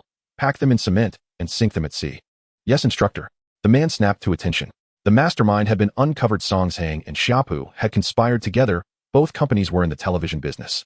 Xiaopu stood out, especially televisions were their flagship trade, and even the world's first LCD television had been engineered by them. Yet before they had perfected mass production techniques, Qin Feng had already rolled out LCD televisions across Xinjiang. The chairman of Xiaopu was furious, berating his RD team so harshly they could not lift their heads. Songsheng could not sit still either and immediately phoned in indignation. A company hailed as the father of LCD still has its TVs stuck in the lab. How can a small Xinjiang firm be selling them all over the streets? Xiaopu was like a mute swallowing bitter honey, unable to voice its grievance. When the two met, Xiaopu proposed first approaching Qin Digwo's 547 company to see if the technology could be bought outright. The Songsheng chairman immediately vetoed the idea, calling it a waste of effort. Who would hand over their secret technique on a platter? His instinct proved correct. Qin Feng had never contemplated selling the technology. Why share the fruits of a monopoly? What he held was the power to swallow the market whole. Besides, he would never sell to that island nation. He had never harbored any fondness for that people. In 1985, he had even schemed to acquire half of the island nation's real estate and make the locals his employees. Qin Wu stepped into the office and reported the interrogation findings in full. Boss Xiaopu and Songsheng were the ones who carried it out. Qin Feng did not even blink. There were only a handful of global television makers. Who was most anxious, who was most panicked? The answers were written plainly on their faces. As for envious bystanders, they were merely a secondary concern. After ending the call with Qin Wu, he dialed Qin Ming. This was his first direct confrontation with international giants. The first battle had to be loud, steady, and decisive. When the line connected, Qin Feng began. Qin Ming immediately dispatched people to infiltrate the island nation. Keep a close watch on Songsheng and Xiaopu. If you can embed undercover agents, all the better. If not, act from the top down. Coercion or inducement, whatever is necessary. Bend them to our purpose. I want to hear what they say in their boardrooms, how many fuses they burn in their labs, even the murmurs in the pantry. Let all of it reach my ears. Execute the orders and await my next instructions. Understood, boss. Qin Feng had already folded these two companies into his chessboard since they dared to reach out. There were only two paths: be absorbed or be expelled. There was no third possibility. He had always acted thus brazen, yet self-righteous, brazen, yet supremely confident. The next day, Bao Chuanwang arrived punctually at Qin Digua Electronics Company. Qin Feng had been waiting at the office door and personally escorted him in. After the customary pleasantries, he expressed his thanks again, then produced two documents from a drawer: the company's latest operational briefing and the product plan for air conditioners and refrigerators to be launched after the Spring Festival. Bao Chuanwang had assumed Xingyun Television could only sustain itself in the Xiangjiang market and was surprised to learn production capacity would immediately double. He was more surprised that two major new products would appear right after the new year. The speed was astonishing. Though he had not seen prototypes, judging by Xingyun Television's current daily sales momentum, the new products were unlikely to fail. He could not help asking Xiao Feng, "How do you value Qin Digua Electronics in your mind?" Qin Feng smiled. "Uncle Bao, I will not flatter you. If I told you bluntly, you'd be startled, so I'd rather keep it to myself. Like this, 2 billion Hong Kong dollars for 20% of the shares. Look again at the end of next year. I guarantee you will find the deal worthwhile." Bao Chuanwang frowned slightly. "Xiao Feng, the company is only just starting, and you dare to value it at 10 billion. Old talk." Qin Feng still smiled. "Uncle Bao, for you it is 10 billion. If anyone else came to negotiate, I would not budge even at 100 billion. Because I believe in what I have." Bao Chuanwang studied him for a few seconds, then slowly nodded. "All right, Xiao Feng, I will trust you this once. 2 billion paid within 6 months. I will have to turn over my own operations as well." "Very well, Uncle Bao, arrange whatever suits you. I will follow your lead." In truth, Qin Feng had never intended to sell to outsiders. The offer was sincerity, reserved for Bao Chuanwang alone. As for Pinghua, it would have no further involvement. With the system in hand, upgrades took only 5 minutes. No matter how many sleepless nights Kyobusi endured, he could not catch up with that invisible RD curve. The contract was signed on the spot. Bao Chuanwang closed the documents and asked Xiao Feng, "Have you traced who leaked the television blueprints?" "Uncle Bao, it has been confirmed: Songsheng and Xiaopu from the island nation." Bao Chuanwang's brow tightened. He truly lacked leverage over the island nation. Qin Feng smiled lightly. "Do not worry, Uncle Bao. I have already arranged personnel to monitor them. Once we have the full picture, I will act." Bao Chuanwang, somewhat anxious, said, "Xiao Feng, the island nation is not Xiangjiang. On some roads you must keep a sharper eye. Rest assured, Uncle Bao, I will simply mirror what they did and return it to them.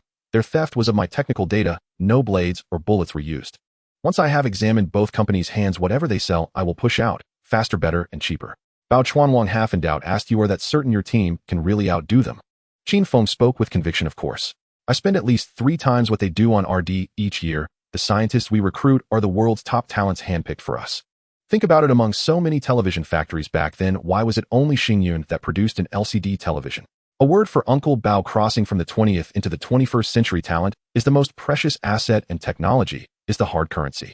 Bao Chuanwang shook his head and laughed. "Old, truly old. We are still chewing on old capital while you have already stepped into tomorrow." Qin Feng laughed in return. "Uncle Bao, the business wisdom you have accumulated over decades is beyond our reach. We will need more of your guidance." After a few polite exchanges, Qin Feng shifted the topic. "Uncle Bao, in a while Xingyun Television will enter Southeast Asia. Which country do you think would be the most prudent first foothold?" The Boat King pondered. "How many units are produced in a day now?" Qin Feng forced a smile. "To be honest, I haven't counted.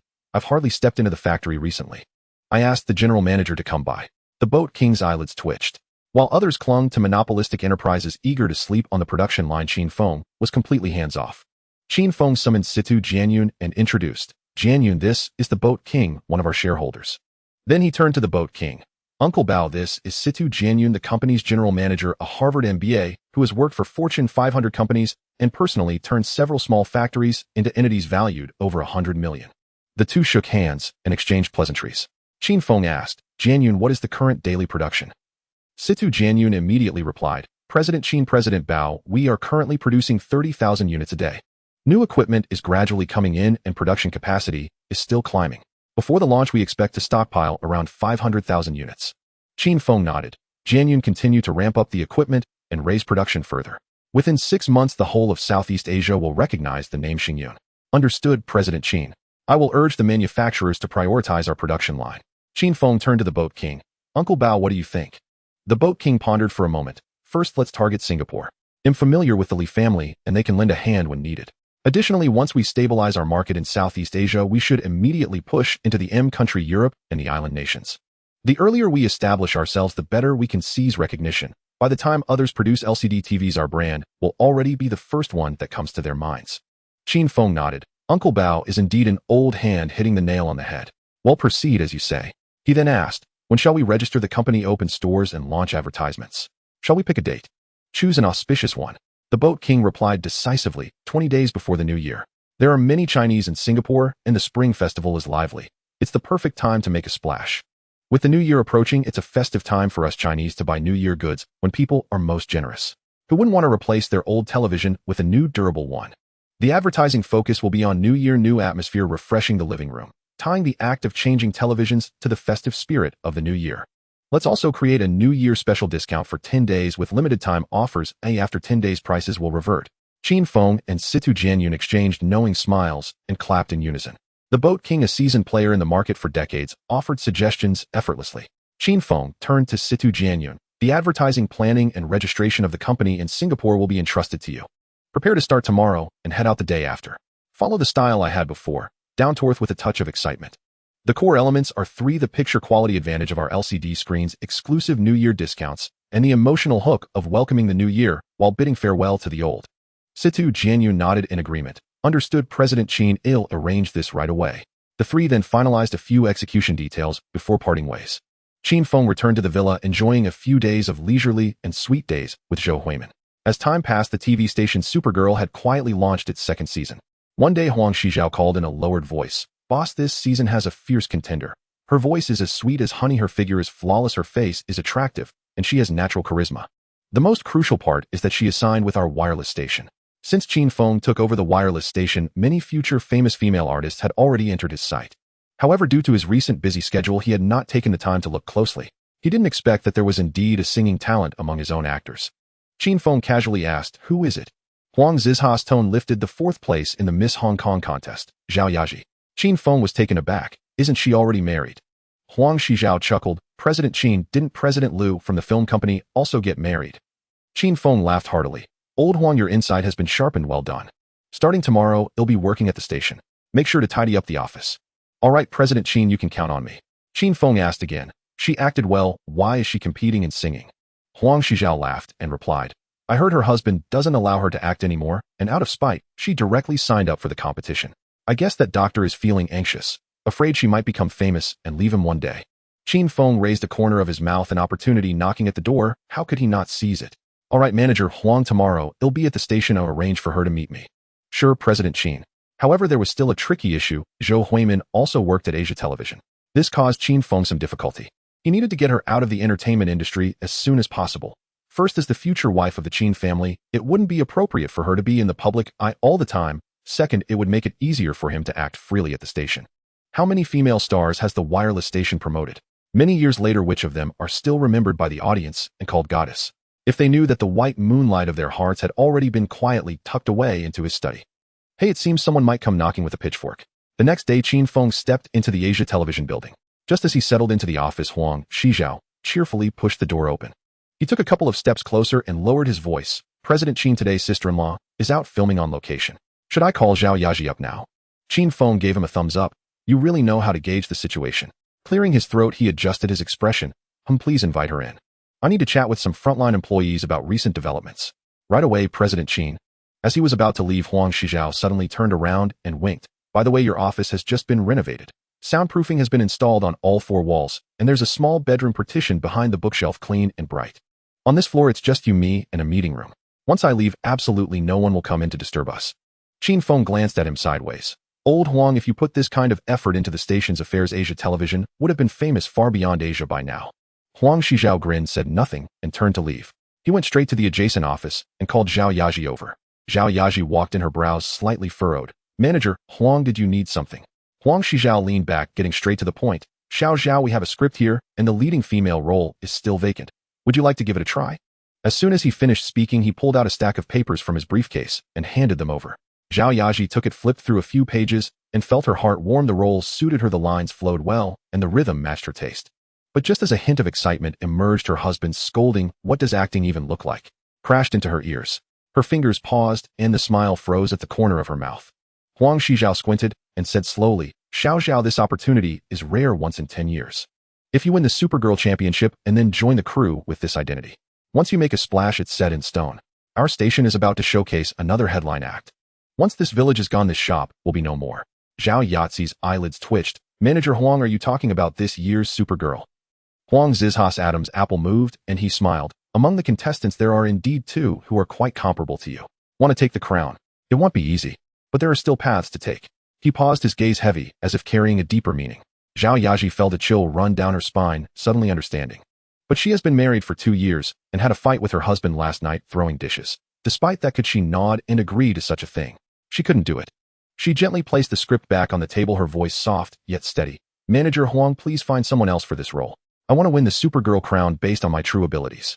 Huang Shizhao was not in a hurry, lifting his teacup and blowing on it. Xiao, the champion list is not signed by me, it was decided by the boss.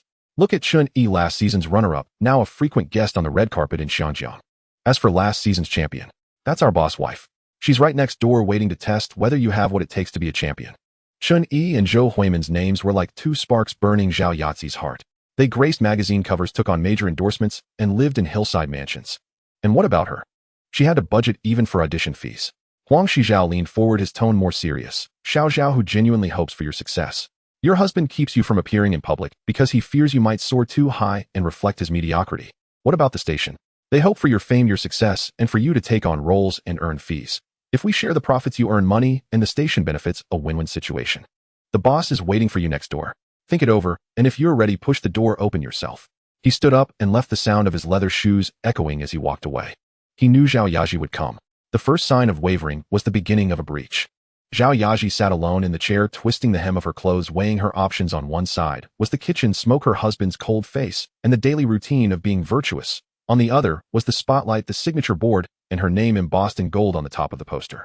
She closed her eyes, her nails digging into her palm. Just this once. Just this once. But once a person steps over that line, they can never return to their original footing. Moments later, there were 3 knocks on Qin Feng's office door.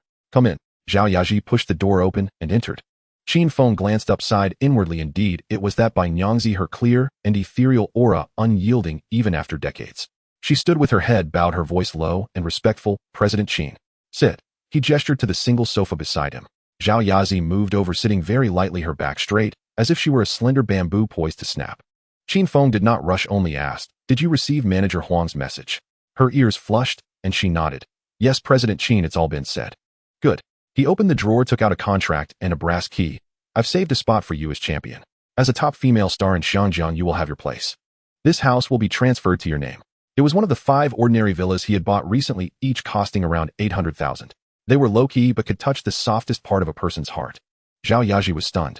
After 3 years of playing supporting roles, the money she had saved couldn't even buy the study of this villa. In earlier years, the industry was too harsh on artists. For someone like her, with little fame, the pay was pitifully low. After ATV took over TVB, the rules changed. So long as the series sold well, the dividends were substantial. But she had only just arrived, and with not a single production begun, she naturally hadn't received any money. Zhao Yaji stared at the keys and contract on the table, biting her teeth, and accepted them. Since she had made up her mind, it would be foolish not to accept something offered for free. Grasping every bit of what she deserved is the way to be awake. Thank you, President Qin. Qin Feng smiled easily. From now on, this villa will be our base. They'll call you, and you can just come over to wait. Zhao Yazi's cheeks flushed slightly as she lowered her head and replied, all right, President Qin. She had thought it would just be a one-night affair, yet he had directly gifted her a villa. Her heart sank to the bottom.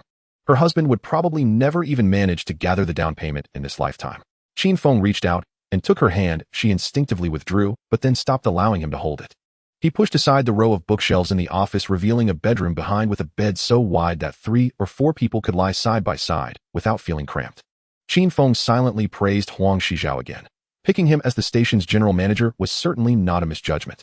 In an instant, the harmonious divine beast has arrived.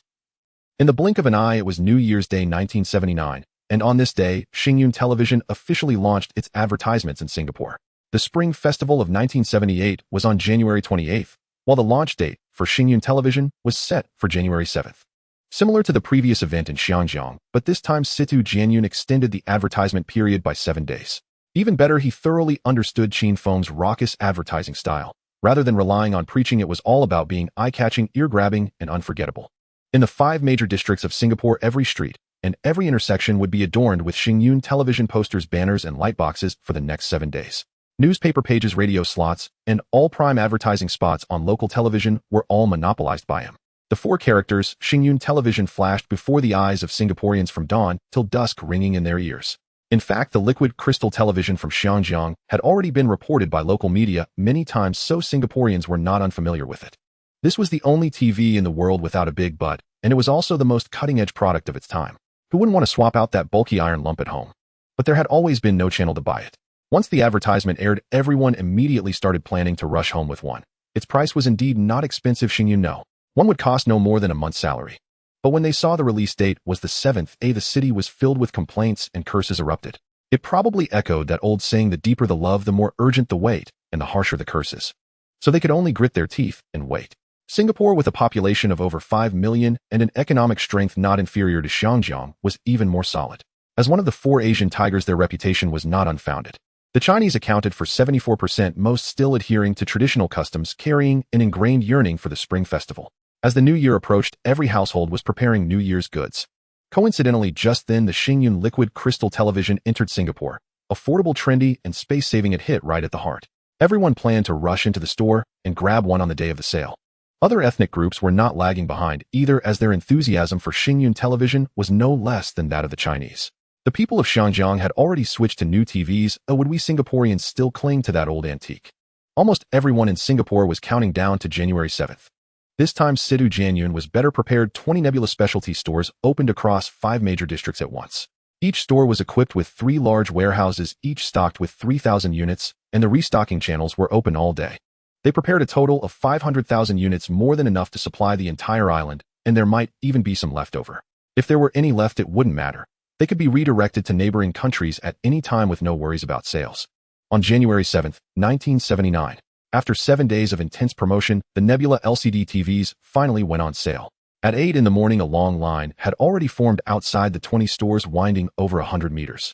From today until New Year's Eve, for a full 20 days, the first 10 days will have an 8% discount on Nebula TVs. During the last 10 days, orders will enjoy a 10% discount.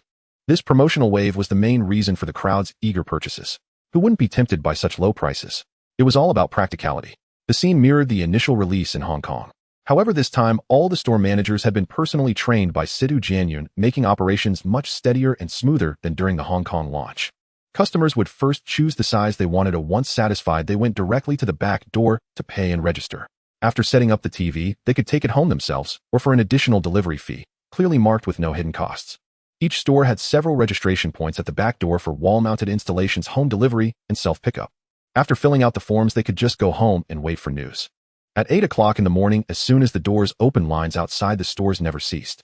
The store managers and staff were busy all day long, yet their faces were filled with uncontainable joy. Situ Jianyun had previously promised them for every 1,000 units sold, the base salary would increase by 10%. Who wouldn't work hard for that tempting raise? By 10 o'clock at night, a long line still stretched out the door. Situ Jianyun had no choice but to step out and announce, "We're closing for today. Please come back early tomorrow." Everyone had been working nonstop for 14 hours. They had to catch their breath. Even if those outside were dissatisfied, they had no choice. Once the doors closed and the lights went out, there was nothing they could do. They had to come back early the next morning, even before dawn, to line up again. That night, after midnight, Situ Jianyun finally sorted through all the sales data. He casually dialed Qin Feng's number, not even considering that it was the middle of the night, or that Qin Feng might be busy. Coincidentally, Qin Feng was exercising. As soon as the phone rang, he raised his hand and hung up. He muttered, "Who the hell is calling at this hour?" Before he finished, he turned back to continue with Zhou Huimin. Situ Jianyun was taken aback by the busy signal, scratching his nose. He was so shocked by the numbers from tonight that he forgot to check the time. The next morning at 8, the lines outside the newly opened 20 stores in Singapore were still long. According to his estimation, the local market capacity was around 300,000 units. At noon, he dialed Qin Feng's mobile phone once again. At this moment, Qin Feng was leisurely sitting at a tea table sipping hot tea. Recently, no company needed him to run around personally. Everything was on the right track. Even the film company that had previously lagged behind had completely revived after swallowing Shaw Brothers. Many future stars who would later shine in the film industry were now signed under him. He just needed to go with the flow with no need to intervene further. Qin Feng's calm voice came through the receiver. "Jianyun, what's the matter?" "Mr. Qin, I'm here to report on yesterday's first-day performance." "Go ahead." Situ Jianyun hesitated slightly. Why did the boss tone sound like he was listening to a weather report? But he still reported truthfully. Yesterday, the 20 stores sold a total of 32,000 Nebula TVs. Because of the 8% discount in the first 10 days, the overall sales revenue was slightly lower. The total income was over 23 million Singapore dollars, equivalent to just over 100 million Hong Kong dollars. Today's momentum is not inferior to yesterday's. It should be about the same. Qin Feng lightly responded, "All right, understood. You should also inform the shipping king." Situ Jianyun was taken aback. 100 million Hong Kong dollars seemed to be treated as a casual remark by the boss. After all that excitement, was he merely performing a one-man show? Qin Feng hung up the phone feeling no waves in his heart. This number was already expected. Oh, what was so special about it? After all, he was the one holding the system. Situ Jianyun turned to recount the situation to the shipping king, and fortunately the latter was visibly shocked after hearing it repeatedly asking for details. This reassured him a bit. At least someone still thought this was a significant matter. The Nebula TVs were selling like hotcakes in Singapore, while over in Hong Kong Qin Feng had already started preparing for the new year. In the last few days before the new year, he still planned to keep an eye on oil futures. The war between the two major oil-producing countries in the Middle East had been raging for a month and a half. According to his memories from his past life, a ceasefire would still take another half-month. But Qin Feng didn't want to wait it out. In the last 10 days, even if oil prices were still climbing, they were nearing their peak. What he feared most was, if one day the two sides suddenly shook hands and made peace, his long contracts would immediately turn into worthless paper, resulting in a total loss. When Qin Feng stepped into the HSBC trading room, the room was so quiet that he could only hear the sound of shuffling cards at a card table. One person was staring at the screen, his eyes straining, while Wang Chong and the others were gathered in a corner playing poker, the cards slapping together loudly. The war hadn't stopped and oil prices were steady as a rock. If they weren't playing cards, what else could they do? Upon seeing him enter, Wang Chong quickly stood up, rubbing his hands, and stammered, "Mr. Qin, that. Enough chatter, don't waste time." Qin Feng lifted his eyelids. Wang Chong grinned, "Don't worry. The prices are being monitored closely, and someone is on shift to watch over them." "What's the current price?" Qin Feng asked. Wang Chong's voice rose by 8 degrees. "It was built at $12.41, and it's now surged to $111.96. It's increased by a full 9 times. The rise may be slow, but it hasn't turned around. 9 times, that's $9 billion. Not Hong Kong dollars, but US dollars.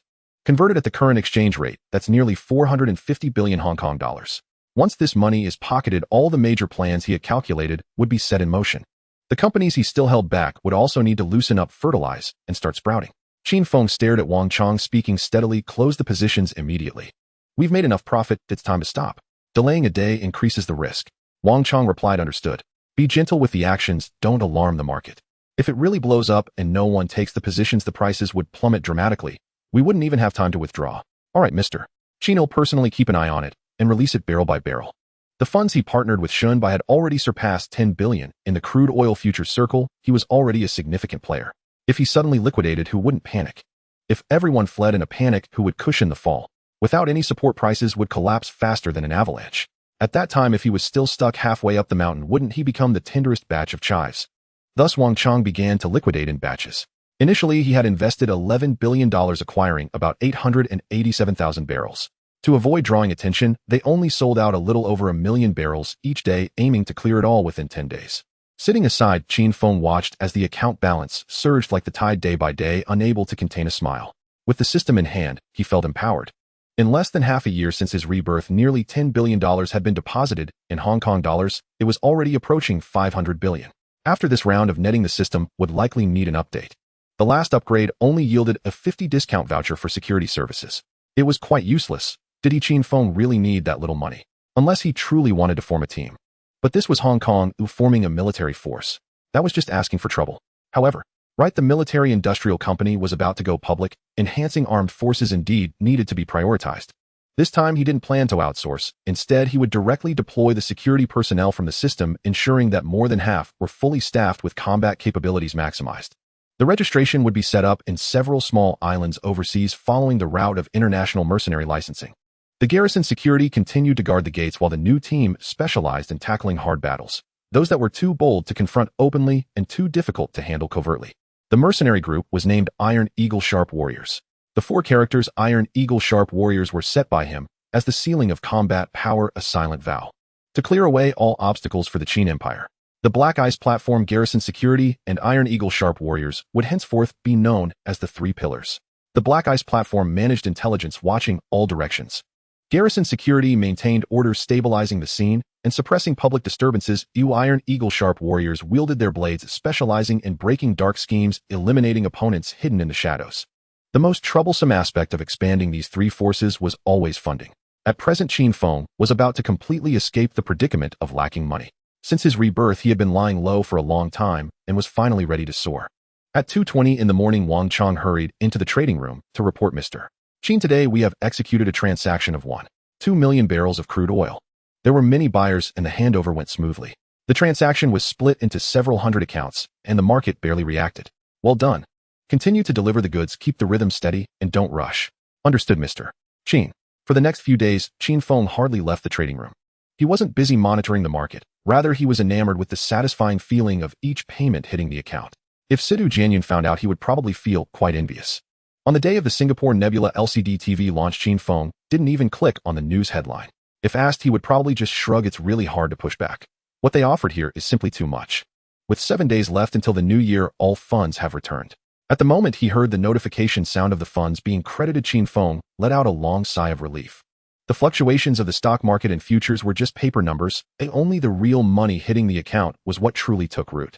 Wang Chong nearly sprinted in his voice, trembling. Mr. Qin, all accounts have been settled, and the total funds are $11.286 billion. Qin Feng laughed, his eyes crinkling with joy. His fight for a turnaround had truly begun at this moment. He patted Wang Chong on the shoulder. Tomorrow when the bank opens, transfer all the funds to my main card. It's too late today. Everyone should rest. Bonuses will be distributed in the morning. Wang Chong immediately bowed deeply. Thank you, Mr. Qin. I thank you on behalf of everyone for this generous reward. The other traders, hearing the noise, looked up, their eyes shining with excitement. After enduring so long, they had been waiting for this moment. Qin Feng then turned to the garrison personnel, standing at the door, speaking sincerely. You all will also have a share. These days you have put in a lot of effort. I've booked a top-notch banquet at the Peninsula Hotel for noon. Everyone is invited to enjoy a hearty meal. The group bowed in unison, their faces brimming with uncontainable excitement. In fact, they were more exhausted than the traders. While others could take shifts to rest, they had to keep a constant watch on the screens, and people fearing that a single oversight could lead to an accident. The next morning, Qin Feng withdrew 1.5 million in cash from HSBC. Wang Chong immediately distributed 2.0 to each trader. The 4 security personnel received 1.0 each. Earlier, everyone had not spoken up, but they had anticipated this, especially since Wang Chong often praised Mr. Qin's generosity in casual conversations. However, when the heavy cash pressed in their palms, only then did everyone's anxious hearts truly settle. Qin Feng understood that sense of security. They understood it too. For ordinary people, no figure was more real than seeing and touching it with their own hands. After distributing the bonuses, Qin Feng went straight to Shinbis' office. Shinbai had already learned about the trading closure that morning, and the amount had been synchronized in real time from HSBC's backend.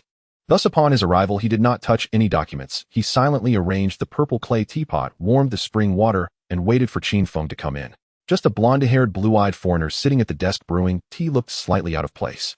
As Qin Feng pushed the door open, Shinbis' old face instantly broke into a smile. Mr. Qin, please sit.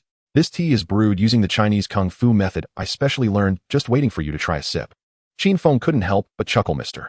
Qin, stop right there. Why does this sound like we have secretly come to an understanding? All right, enough of that. Hurry and call your HSBC finance department to settle the account's principal, interest, everything that should be deducted. The remainder we will split between us. Shinbai laughed heartily. Mr. Qin, knowing you is truly my luck in this lifetime. I have worked in banking my whole life, yet I haven't earned as much as you in just over 2 months. Now I truly want to open your head and see what's inside. Qin Feng shook his head with a smile. Mr. Qin, the jokes end here. I need to pack my bags and go home for the new year. It's been a whole week since I stepped into my house. All right, they'll have someone come up to settle the account right away. Shinbai raised his hand to press the call bell on the edge of the table, and a female secretary walked in quietly. Go to the finance department and clarify the details of the principal and interest for Mr. Qin's leveraged operation and bring the formal contract for Mr. Qin to sign.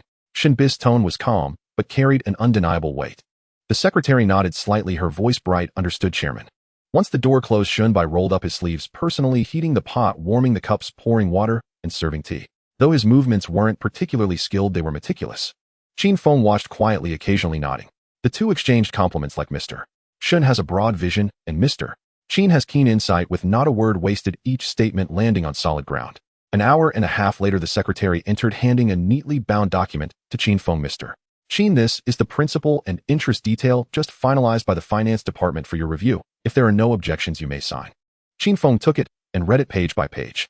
$1 billion leverage with $8 million in interest. This was a guaranteed profit for HSBC. The entire process was monitored in real time by their risk control system, plus the full $100 million that Qin Feng had pledged as collateral, locking the risk exposure tightly. Once the floating loss touched the liquidation line, the system would automatically close the positions without mercy. He closed the document, picked up a pen, and wrote decisively. After signing, Qin Feng's account balance was fixed at $27 billion. This was the total amount of all the funds available for him and Shunbai in this operation. 1/10 belonged to Shunbai. However, as per previous agreements, Shunbai still needed to pay Qin Feng a 30% profit share. Qin Feng turned to the secretary and said, "Please transfer $700 million from my account to Director Shun." With the transfer instructions sent, he was left with $57 billion in his account. This was all the net profit he had gained this time. The secretary glanced at Shunbai, who nodded slightly, and she turned to leave. Shinbi's smile instantly spread, his eyes crinkling with delight. He bowed deeply to Qin Feng, cupping his hands. "Mr. Qin, I will remember this favor. In the future, should you need anything, Shun will do his utmost." Qin Feng waved his hand, smiling openly. "Mr. Shin, you flatter me. In business, it's always a give and take, helping each other out. In the future, I will still rely on this big tree of HSBC for shade." Shunbai laughed heartily. "All right. Based on Mr. Qin's words, let's only talk about cooperation in the future, no need for pleasantries." Thus the matter with HSBC was settled. Qin Feng, filled with a sense of security, packed his bag to go home, preparing to celebrate the new year joyously. First a family reunion, the rest would be discussed in the spring. At exactly 12 midnight, after he had just helped Zhou Huimin finish washing up and was about to turn off the lights, a crisp notification suddenly echoed in his mind. "Congratulations, host. You have achieved a single profit exceeding $1 billion, and the Millennium Family System is initiating an upgrade. For the next advancement, a total asset of $1 billion is required. Extra reward system space expanded to 1,000 cubic meters." Qin Feng scoffed inwardly. Again, 1,000 cubic meters? Even stacking cardboard boxes would seem to take up space. What is this thing even for? Beep. "Host, please do not underestimate. After the level 5 space upgrade, it now supports temporary storage of living beings valid for 7 days. He rolled his eyes and said, "Oh, are you suggesting I should stuff a person in there? Show me the attribute panel." A flash of white light revealed the data before him. Host Qin Feng. Age 21. Constitution 17 with a standard value of 10 for ordinary people. Spirit 17 with a standard value of 10 for ordinary people. Family level 5 upgrade threshold $10 billion. Funds $3 billion including cash and converted assets. Industries: Qin Empire Media including newspapers, Asian channels, wireless channels, comic studios, Qin Empire Electronics, Qin Empire Film Industry, Hutchison Whampoa Black Ice Consulting, and Guard Security Defense. Security 11. System space 1,000 cubic meters, living storage function unlocked. He glanced over and felt a slight stir in his heart. His assets had quietly crossed $3 billion. The cash portion surprisingly reached $6 billion. In terms of financial strength, Hutchison Whampoa remained the cornerstone. The other sectors were still building momentum, but as long as they gained traction this year, doubling was merely a matter of time. Wait a minute. This number seems to just hit the mark. As soon as this thought arose, the system notification chimed again. Detected host assets met the requirements. The Millennium Family System is about to undergo a second upgrade. The Millennium Family System has been upgraded to level 6, requiring a cumulative investment of $1 billion for the next level. Host constitution has been comprehensively enhanced with strength, stamina, reaction, and coordination, each increased by 2. A warm sensation surged from his spine to his fingertips. Qin Feng clenched his fists, the knuckles cracking lightly, and even his breathing became steadier.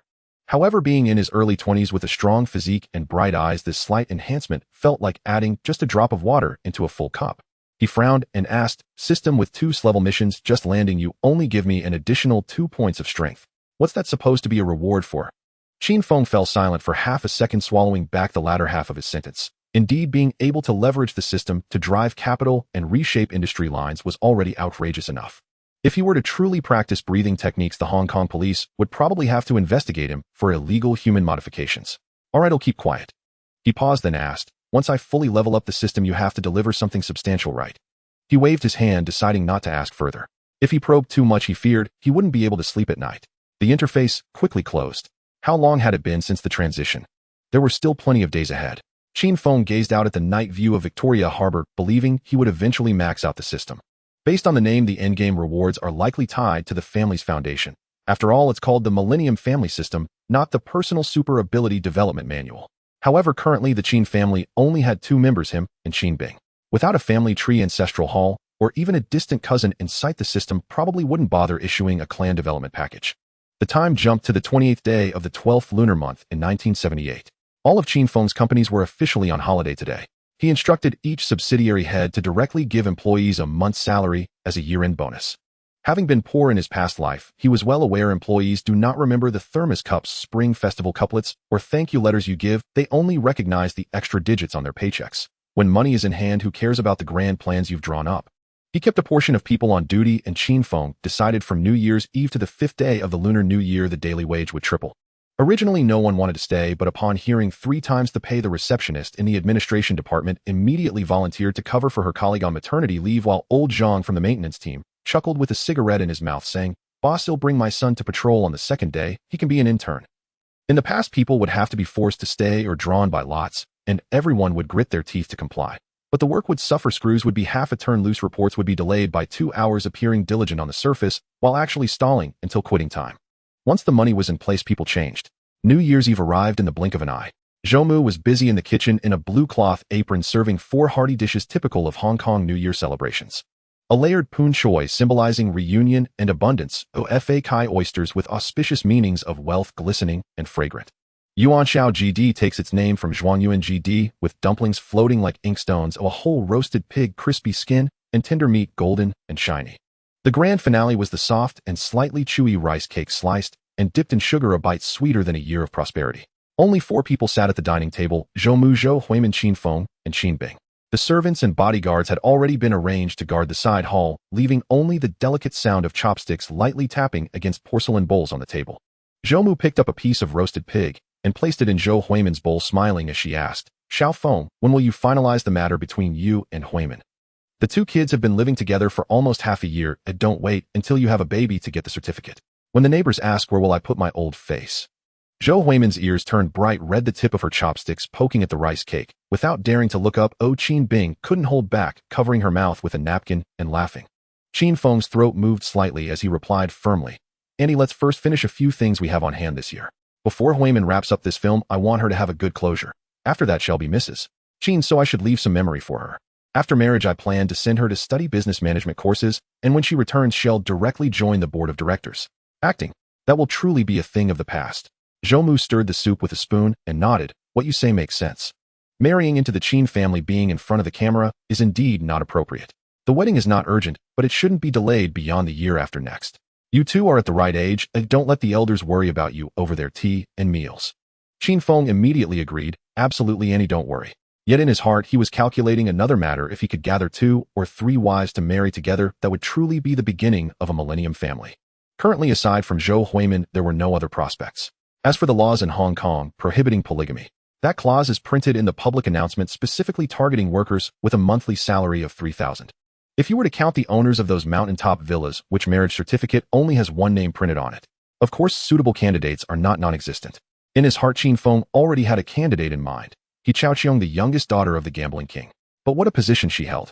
The precious gem of the Gambling King's knee. Would she allow herself to share a husband with others? Moreover, Qin Feng's understanding of her was limited to her past lives, resume as the chairwoman of the Shinda Group.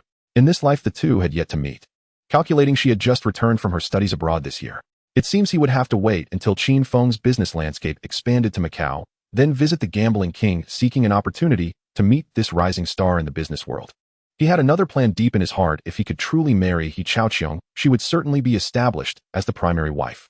Growing up in a wealthy family and being the daughter of the Gambling King, she lacked neither vision, determination, nor skill.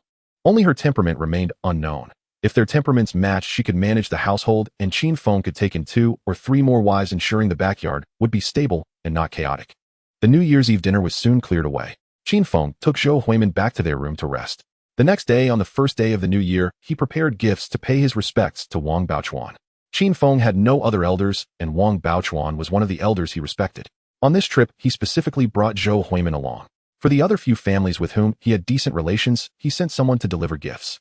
The other party would also return the New Year's goods the next day, which was a long-standing custom among the wealthy families in Xiangjiang. Although Qin Feng was new to this circle, under Wang Baochuan's guidance, he did not commit any faux pas.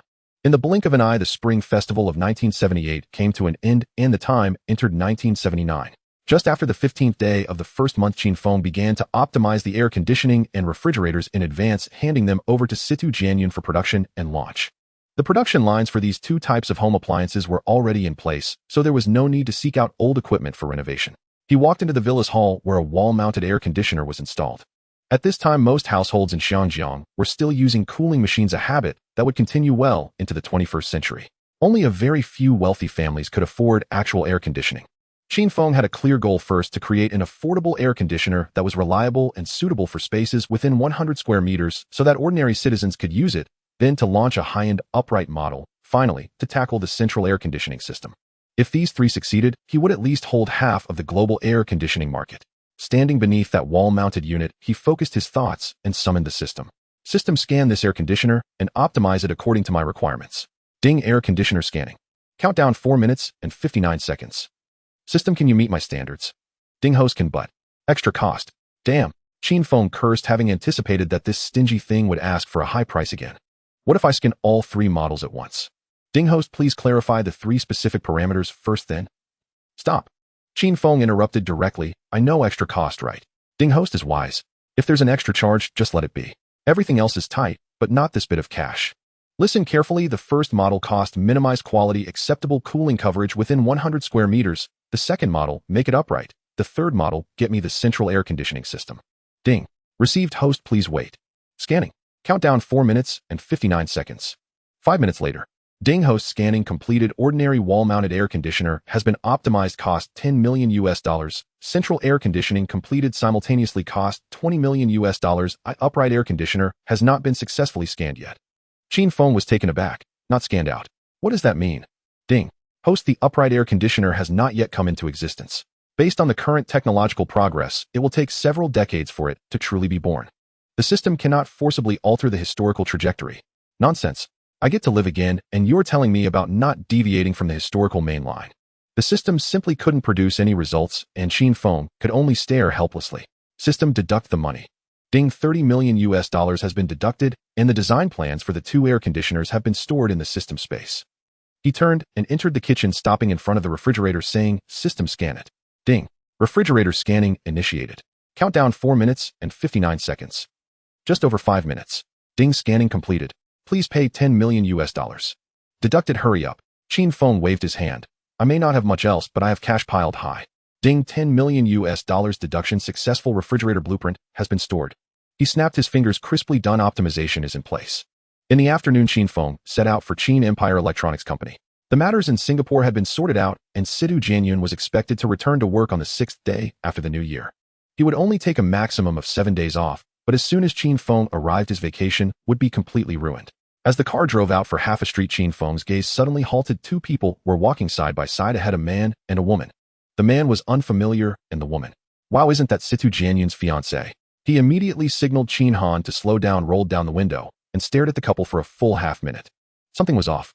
It was definitely not a relationship like that of brothers, cousins, or uncles. The two were holding hands the entire time, with the man's hand resting on her waist, moving so intimately, as if they had been together for 10 years. Qin Feng silently counted to 3 in his heart. Situ Jianyun, my condolences. Had they just broken up? Or had she been wearing a green hat for a long time? No need to rush to conclusions. If they really had split up, worrying about it would only make things awkward. But he needed to find out the details of that person. Have Li Ning quietly follow them and find out who that man was and what his background was. When the car stopped at the electronics company building, Qin Feng headed straight for Situ Jianyun's office. Upon entering, he saw him buried in paperwork. Qin Feng glanced over and almost couldn't maintain his composure. His head was so green it shone brightly and had a healthy glow. Situ Jianyun looked up and saw him, immediately standing up with a warm smile. President Qin has arrived. Let me brew you a pot of tea. Qin Feng coughed twice. Jianyun, let's put the tea aside for now. Business is urgent. After we finish, he'll treat you to a meal. It's been tough for you during this time. Situ Jianyun was taken aback, looking at him suspiciously. President Qin, you seem a bit different today. Let's talk business. Qin Feng took out 3 stacks of blueprints from his pocket and handed them over, the complete design plans for the air conditioner and refrigerator.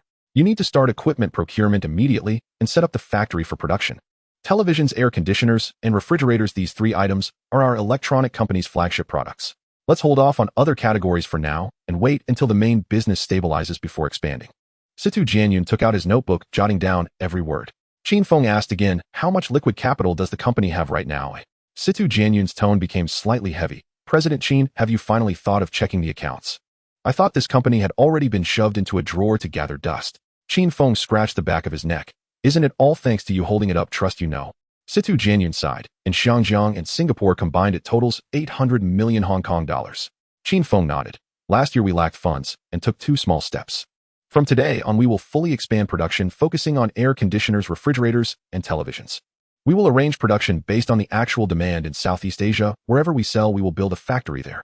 Shipping goods from Xinjiang is too convoluted. Macau and Wanwan will also be advanced in sync, expanding together with Southeast Asia. Once these areas are running smoothly, we will move towards the island's M country and Europe. The money will come from the company's profits. We will play war to sustain war. Wherever the home appliances are sold, we will establish our base there. If it's still not enough, just come directly to me, and I'll add more. The goal is singular: to have the Qin Empire's brand displayed in living rooms all over the world. After hearing this, Situ Jianyun's heart shook. The plan Qin Feng set was indeed too grand. President Qin, given the current profit level of the electronics company relying on self-revenue to pry open the entire Southeast Asian market, can barely keep up the pace. However, to fully establish and expand, it would take at least a year longer. If slow in such a long cycle, without leaving a penny in the company's accounts, it might be possible to set up the framework. Qin Feng frowned slightly. 1 or 2 years. Too long. Jianyun, go for it. Don't hold back money for calculations. This year it's just one thing: open branches, set up stores, seize territory. Market occupation is the hard truth. Make a list of the funding gaps and I'll cover it. Situ Jianyun nodded in agreement. Understood, President Qin. Qin Feng paused and softened his tone. Jianyun, I have another matter to discuss with you. Whether you listen or accept it is entirely up to you. Situ Jianyun looked up. President Qin, please go ahead. Heir, the thing I plan to establish a group company soon, consolidating and integrating all the businesses under my name. The position of group president is not just a title, it is the hub for connecting and coordinating, requiring someone who can maintain control. Currently, the person I have in mind is you. But if you were to transfer, the electronics company would likely come to a standstill. Situ Jianyun suddenly smiled. Thank you, President Qin, for trusting me. They'll take care of things on the group side. But have you really forgotten about the number one person in the electronics company? Who? Qin Feng was taken aback. Zhang Yunliang, my university classmate, the one you personally recruited. Back then you even let him choose his own path. Isn't he the perfect backbone? Qin Feng slapped his forehead. Oh, the person was right in front of him, yet he had gone around in circles, making Zhang Yunliang start from scratch. All right, Jianyun, I'll meet with him in the next couple of days. Once he lands back, you can hand over everything quickly, including the expansion plans we just discussed. Good, President Qin. With the formalities settled, Qin Feng stood up and smiled. Let's go, lunch is on me. We won't discuss work at the dining table, we can continue in the afternoon. Although Situ Jianyun was a bit puzzled, he still smiled and replied, Sure thing, President Qin, I'll gather a few materials and we'll head out right away. Qin Feng nodded. Just as Situ Jianyun opened the drawer to get the documents, Qin Feng suddenly asked, By the way, have you set a wedding date with Xianxian? Mentioning his fiancée, Situ Jianyun's eyes brightened. President Qin, Xianxian is pregnant, we're having the wedding in May and you must be the officiant. Qin Feng's smile froze. Pregnant? What about the way she was holding hands and whispering with someone else a couple of days ago? He asked nonchalantly. Everything else is settled, right? It's settled. Situ Jianyun replied cheerfully. The dowry of 1 million has been transferred, a full set of gold and jade accessories, and the diamond ring is also ready. Nothing has been overlooked. Qin Feng gave a thumbs up. A real man. After a slight pause, he casually asked, Are there any male relatives in their 20s from Zhuangshuan's family? Like cousins or younger brothers? Situ Jianyun was taken aback. President Qin, why are you asking this? He thought for a moment and finally answered. There are male relatives, but they are either elders or children. There really isn't anyone in their 20s. Qin Feng's mind rang with a clear sound. This confirmed it. That scene on the road, even if they were siblings, they would never be so intimate. Only lovers would have such boundaries. Moreover, she was carrying a child. He finally suggested, Let's invite Xianxian to join us for lunch. I'll have my partner come as well, so she can consult with Xianxian about what expectant mothers should pay attention to. Situ Jianyun didn't hesitate. Sure. They'll call her right away and ask where she is. The call connected and rang for a long time before being answered. Xuanchuan, where are you? President Qin is treating us to a meal. Ah, sure. Be careful on the way. You just got pregnant, so take care. After hanging up, Situ Jianyun scratched the back of his head, feeling slightly apologetic. President Qin, Xianxian is out shopping with a few girlfriends. It's crowded, so I'll treat you and your wife to dinner another day and definitely bring her along. Qin Feng nodded. Okay, then it will just be the two of us this time. He secretly sighed. This meal was likely to turn into a farewell banquet. How should he open the conversation later? His most capable subordinate couldn't be allowed to fall into this trap unknowingly. If he hadn't stumbled upon it, it would have been one thing, but since he couldn't just stand by. On the way, Qin Feng dialed Li Ning's number. Did you find out? Boss, the two of them have entered room 803 of the Hilton Hotel and haven't come out yet. I'm in 806 next door. All right, withdraw. No need to keep an eye on them. Come to the Peninsula Hotel for dinner. Understood. After the two arrived at the Peninsula Hotel, they chose a table by the window on the second floor. Qin Feng didn't let Situ Jianyun order directly, taking the menu and flipping through a few pages. Situ Jianyun didn't think much of it, assuming it was just an ordinary meal. Qin Feng raised his hand to the nearby waiter. 1 serving of blanched vegetable hearts, a plate of stir-fried cucumbers, 1 serving of garlic broccoli, and add a stir-fried kale. Just these for now. The waiter smiled warmly, jotting it down without showing any disapproval at the all-vegetable order. Situ Jianyun was slightly surprised. President Qin, aren't you ordering some meat dishes? Qin Feng smiled. I've been eating too much greasy food lately, just want to clean my stomach and maintain my health. Today you accompany me for a vegetarian meal. All right. Situ Jianyun nodded in agreement. Soon 4 plates of vibrant green vegetables were served with 2 bowls of steaming white rice. In between bites, Qin Feng suddenly said, Jianyun, can I tell you an old story? President Qin, why are you being so mysterious today? He chuckled lightly. Just listen first, and you can ponder the answer yourself. Once upon a time, there was a woman who had a secret affair with a tailor. Later, her husband remained oblivious, and she even specifically asked the tailor for a piece of green cloth, sewing a green hat, and placing it on her husband's head. Situ Jianyun burst into laughter. That man is too pathetic. If it were me, I'd just slam my head against the wall. Qin Feng placed a piece of broccoli in his bowl. Exactly, it's quite frustrating. Here, eat more. Green vegetables are good for you and beneficial for your health. After a brief pause, he casually asked, what if? I have a very good friend whose wife is in trouble, and I witnessed it with my own eyes, but I can't directly say it. What approach should I take to hint to him without hurting his feelings? Situ Jianyun smiled and replied, if President Qin can't speak directly, then just hint around. You're sharp. Qin Feng took the opportunity to add more kale to his bowl. This helps clear heat and replenishes vitamin C. Just as he reached for his bowl, Situ Jianyun froze. He stared at the table filled with green dishes, his gaze sinking inch by inch, his throat moving, and his eyes gradually reddening. Qin Feng remained silent, methodically eating his meal, and didn't touch his bowl again. Situ Jianyun's voice tightened. President Qin, are you making fun of me? Qin Feng glanced at him sideways. Treating you to a meal? What kind of joke is that? Just then Li Ning pushed the door open, glanced at Situ Jianyun with a hint of pity in his eyes, then silently stood behind Qin Feng. Situ Jianyun clenched his fists, his nails digging into his palms. President Qin, where are they? Qin Feng nodded to Li Ning. Li Ning immediately replied, I saw them enter the Hilton 803, they should still be inside. Situ Jianyun's shoulders slumped as if his bones had been pulled out, and he fell back into his chair, rubbing his heated eyes vigorously. Qin Feng had expected him to immediately jump up and rush out, but to his surprise, he just sat there motionless. Seeing Qin Feng's puzzled gaze, Situ Jianyun forced a bitter smile. President Qin, I trust you. Our psychology teacher used to say anyone can lose their temper, but being able to control their anger and keep calm is true skill. Qin Feng's eyes flashed with a trace of approval. He quietly studied Situ Jianyun for a few seconds before asking, what are you planning to do next? Situ Jianyun gritted his teeth, enunciating each word. President Qin, I've heard that you have many capable people under you. About that man, I need your help to handle it discreetly. As for the child in Zhuangshuan's womb, once it's born, I'll personally verify the DNA. If it's mine, I'll raise it. If not, send it directly to an orphanage. As for her, you'll need to trouble President Qin to help me clean things up. Qin Feng nodded. All right, who told you that you're the person I trust the most? This matter will be on me. As soon as he finished speaking, he turned to Li Ning. Handle what Jianyun instructed. Be quick and leave no traces. Li Ning bowed his head and replied, understood, boss. After returning to the Taiping Mountain Villa, Qin Feng dialed Zhang Yunliang's number. A long sigh came from the receiver. President Qin, I'll definitely arrive the day after tomorrow. Oh, please don't rush me. Qin Feng chuckled softly. Yunliang, am not in a hurry. Just focus on your work. I've thought everything through for you to save you the trouble. Zhang Yunliang replied lazily. All right, I've noted it down, and will call you back as soon as I arrive. After hanging up, Qin Feng dialed Smith's number. The year has long passed, it's time to get moving. A hearty laugh came from the other end. Qin, I'm landing today, I'll see you at Kai Tak Airport. Make sure to pick me up. Qin Feng perked up. Smith, what time is your flight? At 11 tonight, arriving in Xianjiang. No problem, I'll be there on time. Setting aside his phone, he suddenly recalled the mercenary company matter.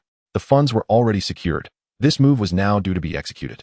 He murmured silently, system, open the security marketplace. Ding. Access granted. Qin Feng bypassed miscellaneous categories and went straight to the security personnel section. After the last upgrade, the per unit cost had dropped to HK5000. After brief consideration, he declared, purchase 100 elite security operatives, 80 men and 20 women. He retained female personnel because certain operations demanded a lower profile. Women were simply less conspicuous. Ding. Transaction complete. In 5 minutes, the full contingent would arrive at the host location. Equipment could wait.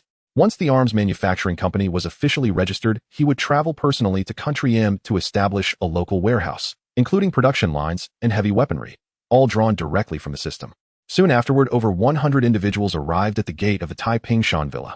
Their numbers drew immediate scrutiny from the gate guards. After a security officer phoned for authorization, Qin Feng instructed Qin Han to personally escort them inside. They assembled in formation within the courtyard. Qin Feng's gaze swept across the ranks before singling out the leader. From this day forward you shall be known as Qin Rue. These 100 shall collectively bear the name Iron Eagle Vanguard. Yes, sir. 100 voices responded in unison, sharp, precise, and blade-like. To Qin Rue he added, in the coming days you will fly to Country M to formally establish the mercenary company. Your primary mission: safeguard my arms manufacturing company in Country M and ensure the absolute safety of its general manager Zhou Quan. Understood, sir. For now report to the Garrison Security Division for standby duty and assist senior instructors Qin Wen and Qin Wu in training new recruits. Understood, sir. Qin Han then led the group away. Once they had departed far enough, Li Ning lowered his voice. Director Qin, how exactly were these people trained? Each one rivals the caliber of senior instructor Qin Wen's original cadre. Qin Feng smiled faintly. They emerged from a classified training camp. Upon entry, they surrendered their names. Only upon graduation did I bestow them anew. Beyond that, no further questions. Understood, Director Qin. Li Ning fell silent, but inwardly his thoughts churned. 20 years of relentless cultivation, never a single day of slack. Yet these 100 stand on equal footing with me. Have I truly been treading water all this time? That same evening at precisely 1100 p.m., Qin Feng appeared punctually at the exit of Kai Tak Airport. After retrieving Smith, he arranged immediate accommodation in the penthouse suite of the Peninsula Hotel. The following morning, Smith was escorted into the villa. The two entered the study, one preceding the other. Formal pleasantries concluded, Qin Feng lifted his teacup and asked, Mr. Smith, has everything been settled on your end? Qin, it's all finalized. Now I can officially represent you in the arms trade. Qin Feng gave a light chuckle. Smith, tell me plainly what you lack. I'll find a way. Also, I'm granting you 10% equity in the arms company, a responsibility no less perilous than walking barefoot across a blade's edge. Smith did not decline. Given the mines he would need to navigate and the risks he would shoulder, this share was modest indeed. Qin, the arms industry is staggeringly broad: handguns, heavy weapons, fighter jets, tanks, armored vehicles, even missiles. Where do you intend to begin? Qin Feng fixed him with a steady, luminous gaze. Smith, I aim to become a comprehensive arms merchant. What others possess, we must possess. What others lack, we must pioneer first. Smith blinked in astonishment, nearly choking. Lockheed Martin had just secured the F-35 contract, yet here was Qin Feng already positioning himself as a rival. Did he truly possess such capability? Qin Feng cleared his throat. Trust my defense engineering team. We'll start small, solid foundations, deliberate progress. Only then did Smith exhale, nodding agreed. Let's draft a preliminary list. No need to mention handguns if you can't even secure a viable production line for those. Why launch an arms company at all? What about rifles? Qin, how many rifle production lines do you currently control? A faint smile curved Qin Feng's lips. Smith, name the model you desire. I'll deliver it, provided it remains in active global production. Smith narrowed his eyes, skeptical yet intrigued. His confidence was audacious, undeniably so. He pressed on, and light machine guns, heavy machine guns, hand grenades. What about those? Just choose. You may take them all, if that's your wish. Finalize your selection and inform me. Smith's pulse quickened. Was Qin Feng truly backed by formidable infrastructure or merely speaking recklessly? Yet even the CEO of Raytheon would hesitate before signing with such unflinching authority. He continued, what about rocket launchers and mortars? Qin Feng waved dismissively. No need to itemize further. Draft a complete list, register the company in Country M, lease a large-scale warehouse, and send me the address. I'll arrange direct shipment of the production lines. Understood. I'll compile and forward it shortly. One more thing, Qin Feng added, roughly estimate the budget. Once registration is complete, provide me the account details. I'll wire the funds immediately. Smith paused thoughtfully. Qin, how aggressively do you intend to proceed? A conservative approach would require roughly 11 million US dollars.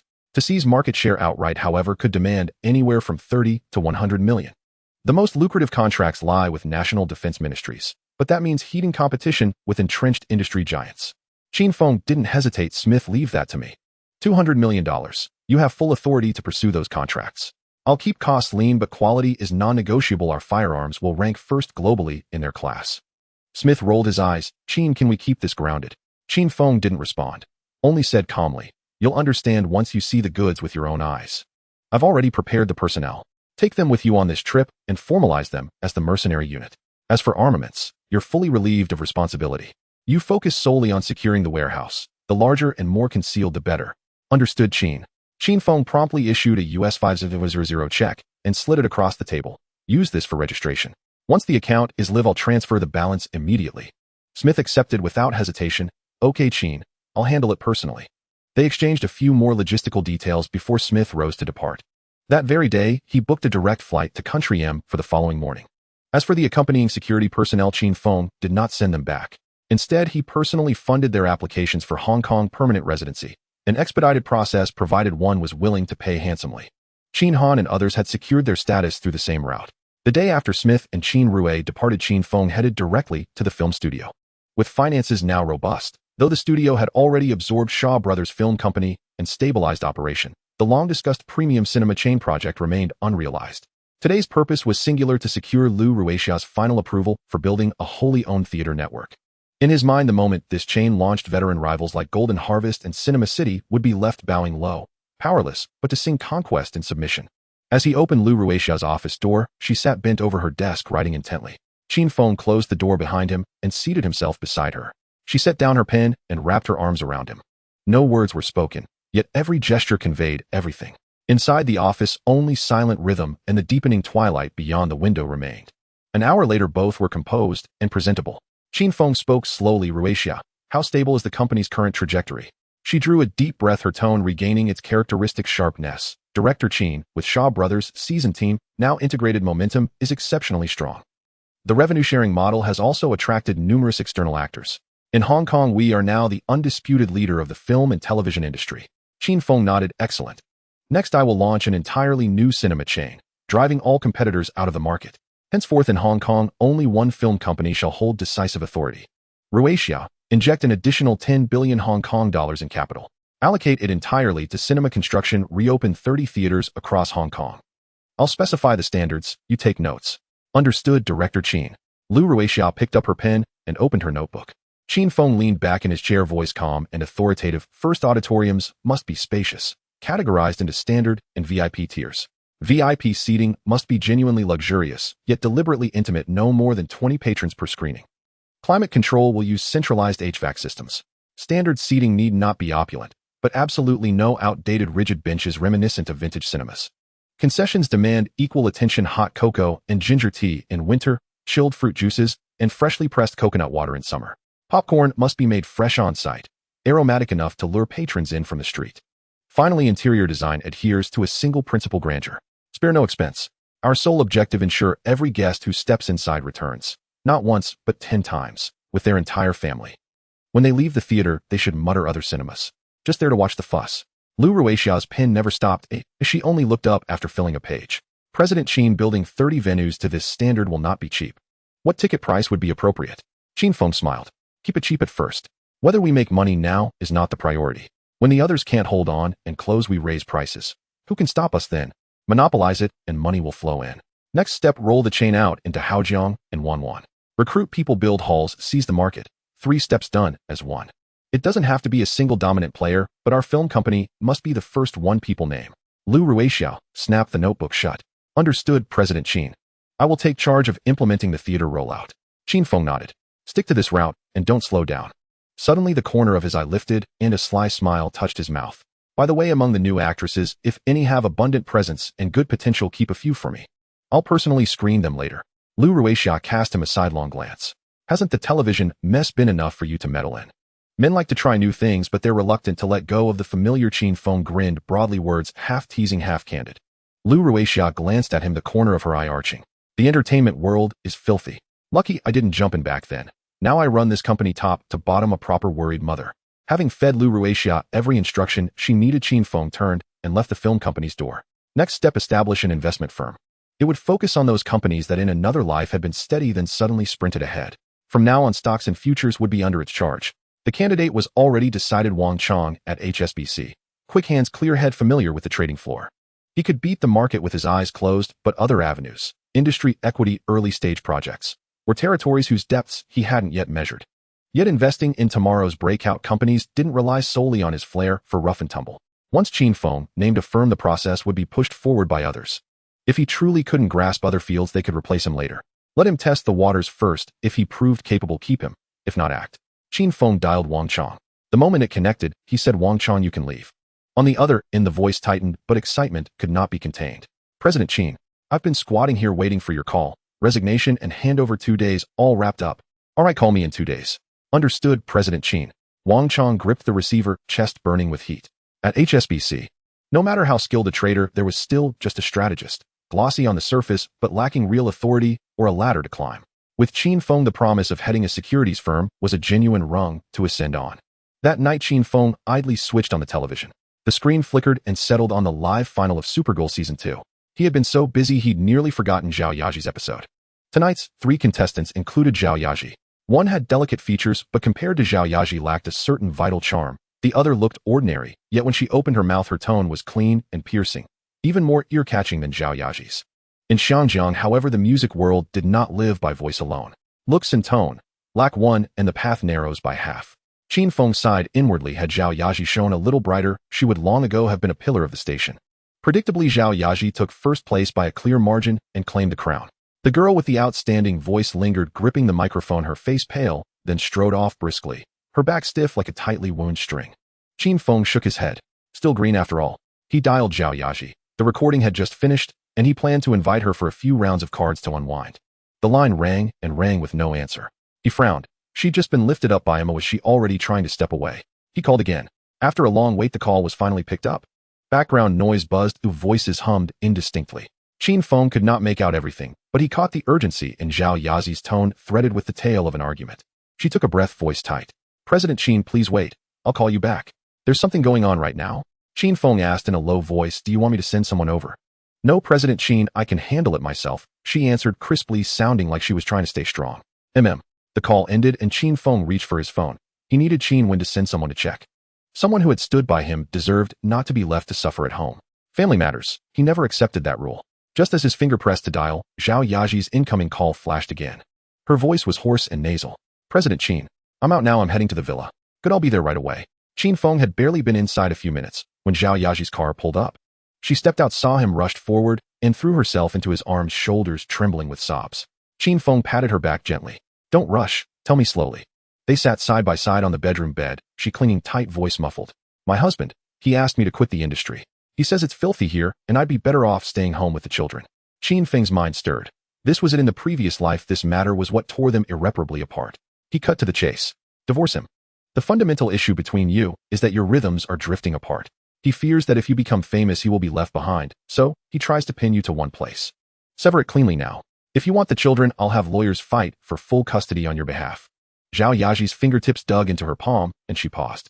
Her husband had always treated her well in daily matters, but if she truly rode fame with Qin Feng, the gulf between them would only widen and deepen. Holding on and struggling for the long haul would be harder than letting go. President Qin, I'll talk to him tomorrow. Please arrange the lawyers. Those 2 children I must keep with me. I won't contest anything else. Qin Feng nodded. Fine. Starting tomorrow, don't show your face out there. Stay here. I'm afraid if he gets emotional, he'll lose restraint. She thought for a moment and then agreed. All right, I won't go out. Later, you hire a reliable nanny to bring the children here. I'll buy another house so we can go there often. She stood on tiptoe and left a kiss on his temple. President Qin, you've truly been impeccable to me. Qin Feng grinned. Then, you owe me a proper thank you. In this world, there was no woman who could not be moved by money. Even a top-tier star. If she would not be persuaded, it only meant the offered price had not yet reached her inner scale. The next morning, the bedroom still lay in half-light when Qin Feng's phone suddenly vibrated. He answered as Zhang Yuliang's voice came through. President Qin, I have landed in Xiangjiang. I'm at the electronics company in Situ Jianyun's office. Wait a moment, I'll be right there. Qin Feng wiped his face. Understood, President Qin. Once Zhang Yunliang arrived, Situ Jianyun could be freed. Once Wang Chong steadied the investment company, the group headquarters would naturally fall into place. Right now, everything was spread too thin, like a tangled skein of threads. Qin Feng rose and told Zhao Yaji today, go find Huang Shizhao and ask him to recommend a trustworthy law firm to handle the suit. Once the children are settled, you just push forward. Remember what I promised, the name Zhao Yaji will be on the list of Xiangjiang's first-tier stars. She answered, yes, President Qin, I remember. When Qin Feng arrived at the electronics company, Zhang Yunliang and Situ Jianyun sat on the sofa drinking tea. At his entrance, Zhang Yunliang looked up, still wearing a residue of grievance in his eyes. Qin Feng pretended not to see. The truly capable cannot be held back by pettiness. Situ Jianyun brewed another cup and pushed it into Qin Feng's hand. Qin Feng got straight to the point. Yunliang, estimate for me. Does this electronics company deserve $1 billion? Zhang Yunliang forced a smile and said, President Qin, I've already submitted my resignation. Am I really supposed to just walk away if it isn't worth this much? Qin Feng chuckled and patted him on the shoulder. Then don't leave. This company is now entrusted to you. Zhang Yunliang nodded. Jianyun should have mentioned it to you, right? We had a brief chat just now. Good. During the handover, have him explain the plans for the next 3 years in detail. Starting tomorrow, you will be the general manager. Jianyun will stay for a while to help stabilize the situation. Once I have sorted out a few business matters, I will transfer him over. Understood, President Qin. Both replied in unison. Qin Feng suddenly remembered something. By the way, Yunliang, have you settled on a place to stay in Xiangjiang? Zhang Yunliang shook his head. My home is in Zhujiang. Once I stabilize here, I will slowly look for a house. Qin Feng casually tossed a set of keys over. Those were among several private residences he had stored in Zhulong Royal Garden for convenience during social engagements, each house spaced out far enough to avoid running into each other. Villa 18, a Zhulong Royal Garden. All appliances are fully equipped, you just need to have the cleaners tidy it up before moving in. Zhang Yunliang accepted it without hesitation. He knew that such things in Qin Feng's hands were never meant to be polite. Thank you, President Qin. Qin Feng then stood up and left, leaving the space for the two to handle the handover. Just as he stepped out of the company door, he suddenly remembered there was still a matter in Xiangjiang that needed attention. The area of Butterfly Bay currently cannot be considered a port. At most, it is just a small fishing village by the sea. However, in a few months, an announcement from the Port Authority will come down and construction will begin there. Once the news breaks, the land price will immediately soar 5 to 6 times. Qin Feng was not looking to make a profit from flipping the land. He sought the right for independent development. Whether to build a shopping mall, office buildings, or residential complexes would all be at his discretion, providing a much larger profit margin than simple reselling. It would be most appropriate to leave this matter to the real estate company under Hutchison Whampoa. Furthermore, the shipyard business also needs to be close to the port for seamless waterland connections, which would significantly reduce logistics costs. In simple terms, this piece of land seemed to be specifically reserved for Hutchison Whampoa, with all the right timing and advantages in place. Early the next morning, Qin Feng went to the Hutchison Whampoa headquarters to specifically discuss the Butterfly Bay land issue with Ma Shiming. He walked straight into Ma Shiming's office, where the latter was engrossed in reviewing documents. Upon seeing Qin Feng enter, Ma Shiming set down his pen. President Qin, you're here. Yes, Qin Feng nodded. Manager Ma, how has Hutchison been operating lately? Ma Shiming replied with a smile. President Qin, after shedding those miscellaneous items, the company has become much clearer. We are now focusing primarily on real estate and shipyard business. Good, then keep a close eye on these two areas. Manager Ma, I have another task for you. Acquire the land at Butterfly Bay. Ma Shiming looked slightly puzzled. President Qin, there isn't even a proper road there right now. It's all fishing boats and drying nets. Is there really any development value? Qin Feng smiled. Just acquire it, and you'll understand in a few months. Ma Shiming did not press further. Understood, President Qin. I will arrange it right away. Qin Feng added, be discreet, don't alert outsiders. Got it, President Qin. As soon as he finished speaking, his phone in his pocket suddenly vibrated. Upon answering, Qin Ming's voice came through, hurried and urgent. Boss, the people lurking at Songsheng and Xiapu just sent back news. These two are colluding with the Sumitomo Consortium to kidnap Miss Xiaoya and force you to hand over the LCD TV design drawings. Qin Feng's expression suddenly darkened. He had initially planned to wait until the electronics company stabilized its position in the island nation market before retaliating, but he didn't expect the other party to tear the veil first. This was a slight that couldn't be swallowed. Qin Ming immediately increased the personnel sent to the Sumitomo Consortium and keep a close watch on all their movements. Understood, boss. After hanging up the phone, Qin Feng stood up to bid farewell. He had intended to discuss a few more topics with Ma Shiming, but now he had lost all interest. Once outside, he drove directly to the headquarters of Haibingtai. Earlier, with Ma Shiming present, there were some matters that were inconvenient to speak about over the phone. He could only touch upon the essentials. Qin Ming led him into a sealed office. Qin Feng sat in the chair, his gaze calm. Have we clarified the details of Songsheng and Xiapu? Qin Ming nodded. Boss, we have verified it. Behind Songsheng Electric is the Songsheng family, while Xiapu is controlled by the Haikawa family. The encirclement aimed at our electronics company last time was orchestrated by these two families together. Qin Feng raised his eyes. What about Sumitomo? After the last kidnapping attempt failed, Sumitomo's cargo ship has been waiting at the dock preparing to assist the suspects. We have followed the leads. The Sumitomo Consortium is controlled by the Sumitomo family, and over the past 30 years the Songsheng family has married into them 4 times. Among the major shareholders of Songsheng Electric, the Sumitomo Consortium holds nearly 30% of the shares.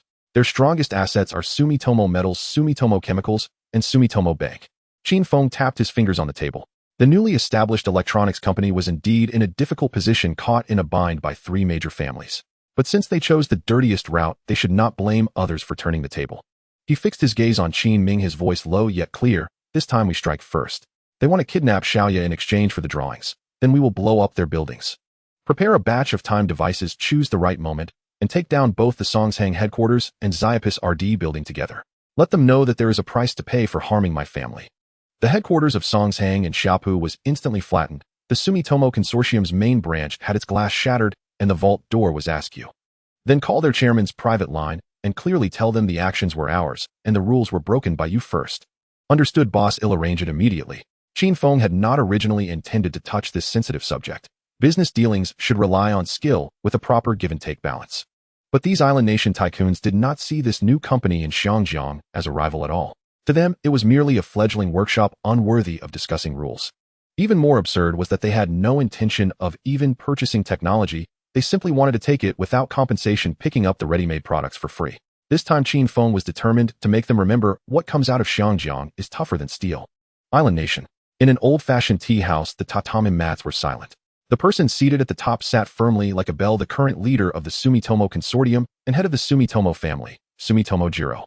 Two individuals knelt below Matsushita Electric's president Matsushita no Susumu and Shapu Corporation's president Hayakawa Jitoku. Sumitomo Jiro personally poured tea for the two, steam rising gently. His gaze fell directly on Hayakawa Jitoku's face, his voice steady. Hayakawa, do you think your company still deserves the title of father of LCD? A Chinese individual and a new factory have already rushed ahead of you to pave the way for mass production. Hayakawa Jitoku's brow was sweating. Sumitomo-kun. Our laboratory has been working day and night, but we are stuck at the quality control stage. We can't get past this hurdle no matter what. Idiot. Yudo Jiro slammed his hand on the table, causing the teacup to tremble. Matsushima Yoshimitsu swallowed hard and tentatively suggested, how about we offer some money to buy the technology? Just give him a hint. He's just a fledgling businessman from the harbor. How dare he stand against us three? Before his words faded, Yudo Jiro and Hayakawa Tsutomu exchanged a sharp glance, their eyes like blades. Nonsense. Buying it. If that gets out, where would that leave the reputation of the electronics industry in our country? Matsushima Yoshimitsu immediately lowered his head, no longer daring to speak. Yudo Jiro lightly tapped the table with his fingertips. Have we thoroughly checked the backgrounds of the people we sent this time? Hayakawa Tsutomu smirked coldly. Rest assured, Yutosan, we've hired veterans from the Tiger Mercenary Corps. They never miss their target. Yudo Jiro nodded. Last time those incompetents almost ruined the whole plan. The Chinese value family ties. Let's kidnap his sister. I want him to choose money or his sister. Unbeknownst to the three, on the other side of the partition in the tea room, a server in a dark blue uniform stood with his back to the door, his left hand hidden beneath a tray, quickly pausing a miniature recording device. This person was originally pried away from the Black Ice platform at 3 times the market price. Ordinary high-end tea house attendants are well-trained and easily unshaken. But this time, the price was so high that even rules had to bow down. After Qin Feng returned to the harbor, he immediately ordered the security to double the posts, and Qin Bing, along with Zhou Huimin, were placed under house arrest, not allowed to leave the villa. At the same time, he secretly ordered the Black Ice platform to closely monitor all unfamiliar faces arriving at the port recently, especially those inquiring about Qin Bing's whereabouts. Sure enough, a contact station near Qin Bing's university discovered a foreign woman repeatedly questioning campus workers and dormitory managers about Qin Bing's situation. The intelligence was quickly sent to the command center of the Black Ice platform. Qin Ming personally inquired, instructing the tracking team to keep a close watch on this person while dispatching 3 standby teams to be combat ready. The woman circled for several hours, thinking she had shaken off any tails, and finally slipped into an old building with peeling walls and a rusty iron door. Little did she know the people from the Black Ice platform had never been more than 10 steps away from her. They merely changed faces at the street corners and alleyways, their shadows adopting thousands of faces, yet never breaking contact. As she pushed the door open, her pursuers immediately halted. One person turned and raced toward the shadows to report, the hideout has been confirmed. It's time to move and hand over to the action team. Inside that dilapidated building, an elite squad from the Tiger Mercenary Corps was meticulously cleaning their weapons. All were armed to the teeth, tactical vests loaded with magazines. Captain James had a bare left arm with dark tattoos winding up to his neck. His large knuckles and cold gaze resembled a dagger tempered in ice. The 12 members of the team were all combat veterans, each with blood on their resumes, none having survived more than 3 real battles. James raised his eyes to see the woman entering, immediately asking, Firefox, what did you find? Firefox shook her head gently. Boss, Qin Bing didn't go to school today. Where did she go, and what was she doing? We didn't get any leads. James frowned and spat.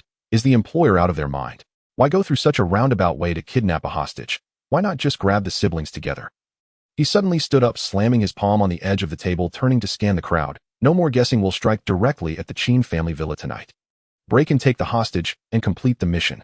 Let the employer weigh this. Tiger Mercenary Corps is not just for show. The subordinates grinned, fingers stroking their gun barrels in unison, responding, understood, boss. No one knew they had already been pinned down. A team was swiftly approaching.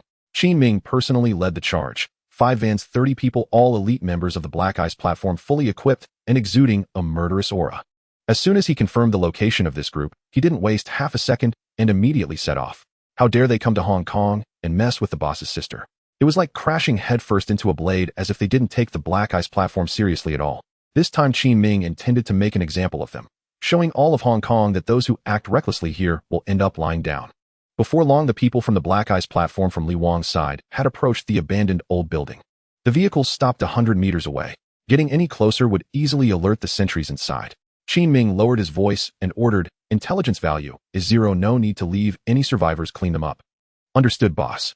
The group swiftly concealed themselves around the eastern corner of the building about 100 meters from the target. There were indeed lookouts above swaying their heads while smoking. Qin Ming nodded to a few behind him. "No fancy moves, launch the rocket launcher first, blow the windows and stairway, then storm in and leave no one alive." "Copy that, boss." 3 team members carrying rocket launchers quickly unloaded loaded ammunition and aimed. With a single command, 6 projectiles whistled out. Boom, boom, boom, boom, boom, boom. The 6 explosions tore through the air, causing the entire dilapidated building to shake violently. The lookout on the rooftop's pupils contracted sharply as the projectiles streaked past his throat, erupted with a scream. "Jump." Before his words fell, he had already leaped from the 3rd floor. The height wasn't great and landing could still be cushioned. But just as his feet touched the ground, a barrage of bullets greeted him. The Black Ice platform's assault team opened fire with their weapons, unleashing a hail of bullets. The man didn't even have time to roll before collapsing into a pool of blood. Inside, James and the others reacted swiftly. As soon as the alarm sounded, everyone grabbed their weapons and retreated downstairs. Unfortunately, it was futile. No matter how fast their legs were, they couldn't outrun the projectiles. Boom. The 6 explosions merged into one. The west wall of the building collapsed, the load-bearing beams fractured, and bricks fell like rain. "Damn!" James cursed loudly. 2 members of the Tiger team were buried in a pile of debris. The others hurriedly retreated to the 1st floor, each occupying predetermined cover. This was a lesson they must learn every time they settled in: understand the structure, mark fire points, and leave a route for retreat. But no preparation was enough now. The Black Ice platform's vanguard had already closed in to within 20 meters. Qin Ming ordered coldly, "Throw all grenades inside." Dozens of grenades arced through the air, whizzing into windows and doors. James and the others had barely squatted down when they looked up to see shadows flying in. His face went pale as he shouted, "Grenades! Hit the ground!" But it wasn't necessary to shout. Everyone had already thrown themselves to the ground. Boom, boom, boom. The chain explosions flipped a floorboard, shaking loose concrete blocks, killing 2 people on the spot. As the smoke cleared, the Tiger mercenary corps had lost the will to fight. Just listening to the number of grenades, the enemy had at least 20 to 30 people, and their equipment far exceeded expectations. James had a gash opened in his thigh from shrapnel, blood pouring down his pants, dripping. The beautiful Firefox, responsible for intelligence gathering, had her entire left arm blown off, shrieking in agony. The others were similarly injured, some with severed limbs, some wounded, all in chaos. James glanced around, no longer caring about his subordinates, and turned to retreat towards safety. If they waited to regroup, none would survive. Qin Ming led the team toward the entrance of the dangerous building amidst the lingering smoke of the grenades. He was at the forefront, holding a submachine gun as he kicked the door open, immediately firing at the shadows rolling on the ground. Others simultaneously burst in through side doors, broken windows, and collapsed wall openings. Regardless of whether the opponent was unconscious or feigning death, they would first unleash a whole magazine of bullets. They had no intention of leaving any survivors. Gunfire erupted suddenly, causing shards of glass to rain down. The wounded members of the Tiger mercenary group lay in pools of blood, lacking even the strength to raise their hands, and in the blink of an eye they were all eliminated. At the same time that Qin Ming and the others broke through the door, James was dragging himself away with a wound on his thigh, limping towards the back alley. Counterattack. That would be equivalent to voluntarily seeking death. However, the winding trail of blood he left behind was still spotted by a member of the Black Ice team. That person crouched down, dipped their hand in the blood, and shouted, "Boss." Someone ran towards the north. Qin Ming's eyes turned cold. "Chase. Leave no one behind." "Understood." 5 shadowy figures immediately leaped out, racing along the trail of blood. In less than 10 seconds, 20 meters away, James was supporting himself against a brick wall, staggering forward. He heard footsteps behind him and suddenly turned around. His face went pale as he reached for his gun, only to find 5 black muzzles already firmly locked onto him. Tat-a-tat. The hail of bullets erupted. Several blossoms of blood instantly burst forth from his chest as he was violently slammed against the wall and slid to the ground. At this point, the carefully laid trap by Yujiro was completely shattered. The combat team sent by the Tiger mercenary group to Hong Kong was annihilated. Qin Ming gestured, directing that all the bodies be dragged to the courtyard and piled up. He then pulled a bucket of gasoline from the back of the enemy's SUV and drenched them. With a click, the lighter ignited, flames leaping up to engulf the pile of bodies. Boom. The flames roared, thick smoke billowed, and the smell of burning flesh mixed with the heat rushed towards them. With the cleanup completed, Qin Ming called Qin Feng to give a brief report. On the other end of the line, Qin Feng clearly let out a long breath. But moments later his tone suddenly turned grave. We can no longer wait for that bunch from the Yujiro family. Act quickly. Let them know what happens when they provoke us. Matsushima, Fujiwara, and Sagawa. Keep a close eye on these three. If necessary, eliminate them directly. Got it, boss, Qin Ming replied succinctly. That afternoon, Qin Feng called Zhao Yaji back to the small villa where the two lived together. This standalone house with a garden was specially prepared for her. After a bout of intimacy, Qin Feng leaned against the headboard and lit a cigarette. In his past life, he never touched cigarettes, but in this life, whenever something weighed on his mind, his fingers would unconsciously reach for one, using the flickering flame to steady his thoughts.